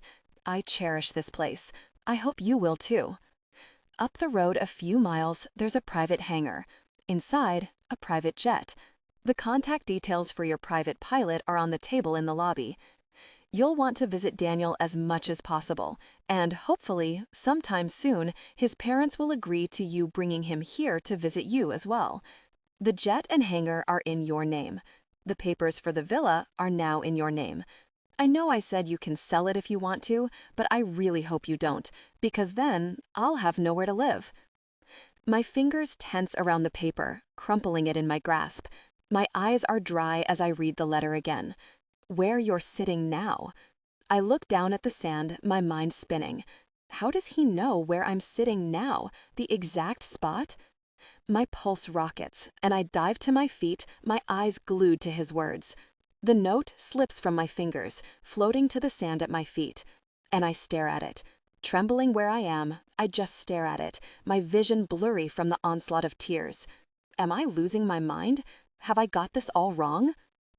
I know I said you can sell it if you want to, but I really hope you don't, because then I'll have nowhere to live. My lungs scream for air as I spin on the spot. I can't see through the tears that are springing into my eyes, can't breathe through the blockage in my throat. Everything is a haze of yellow and blue, except for one thing. Danny. No. My muscles disintegrate, and I fall to my knees on the sand, battling with my logic and prayers. He's a mirage. I'm missing him so much, my mind is playing tricks on me. Yet the distant form of a man grows as he strolls casually down the shoreline, his hands in the pockets of his shorts, his chest and feet bare. And then he's perfectly clear and perfectly here. My head lifts as he nears until he's towering over me. His face is straight as he pulls his shades off, his skin tan. His black hair is longer than usual, his eyes bluer, more alive, at peace, his body sharper. My eyes land on a dressing just shy of his collarbone, a bullet wound. He lowers to his haunches before me and reaches for my cheek, softly stroking away the trails of tears. "You remind me of someone I used to know," he whispers, smiling mildly. I break down, covering my face with my hands and sobbing into them. He's not real. He can't be real. I'm dreaming, or maybe even having a nightmare. I sniffle and peek through my fingers. He's still there. Astonishment. Then anger. I dive to my feet, knocking him down, and I stare down at him as he looks up at me. "You jerk," I choke, diving onto him, finding his lips, kissing him, relishing the familiar feel, the smell of him, everything. My hands and mouth are in a frenzy, getting as much of him as I can, my mind telling me that he's going to turn to dust at any minute, that I'll wake up. I'm here, he murmurs into my mouth, rolling us so he has me trapped beneath him in the sand. Pulling back, he brushes my hair from my face and studies me for a few quiet moments. He kisses me, a kiss like nothing I've had before. It's so deep, so intense, so us. "I'm sorry," he murmurs. "So sorry." "How?" I ask, my mind a mass of questions. I saw him in the water. I heard the FBI agent. I saw Brad when he got back from identifying his body. I would never have been left to get on with my life with you, Rose. There would always be someone vying for my blood. As I hung off the side of that boat, as I looked at you, I knew what I had to do. I shake my head, feeling like it could explode. Explode with happiness, with relief. "So you played dead?" "No, I held my breath for really ever and swam for my really life," he replies, full of sarcasm. Good gosh, I've been through hell, cried 1,000 tears and more, ached, hurt, and ached some more. You could have told me, Danny. You had to be seen to grieve. But Brad, he knows I'm alive, Rose. He needs to tell me how he pulled this off. Tell me how. He smiles at my wonder. After I made it to the shore, I switched clothes with one of the dead and loaded him onto one of my skis, rowed out away and dumped the body. Then I tracked down Spittle, made him a few promises. Promises? I was keeping hold of a few pictures. He shrugs. I don't need to ask what kind of pictures. Spittle led the search and found the body. Paid Brad a visit, as you know. He reaches for my face, stroking my cheek, his touch full of apologies. Poor person looked like he'd seen a ghost when he walked into the morgue and found me waiting for him. I'm amazed, speechless. The 2 bottles of scotch Brad sank when he got back make sense for more reasons than one now. And Esther? She knows. But to everyone else, I'm dead. He stares down at me, thoughtful. And it was all so really easy, Rose. All of it, easy, except one thing. What? Missing you, he whispers, placing a kiss on my lips. It was really agony being without you, not seeing you. He searches my eyes. Feeling you? Touch intimate. Tension overwhelming. My breath hitched, and he smiles. Hearing you. We have a lot of catching up to do. My smile matches his, and with my hands in his hair, I nuzzle his scarred cheek, my eyes closing, my sense of smell taking a hit of his familiar scent. I hate you so much. He breathes in and lets out the air on a long sigh. I love you too. I am ready. Please paste the content you want me to rewrite. Please paste the content you would like me to rewrite. I am ready to process it.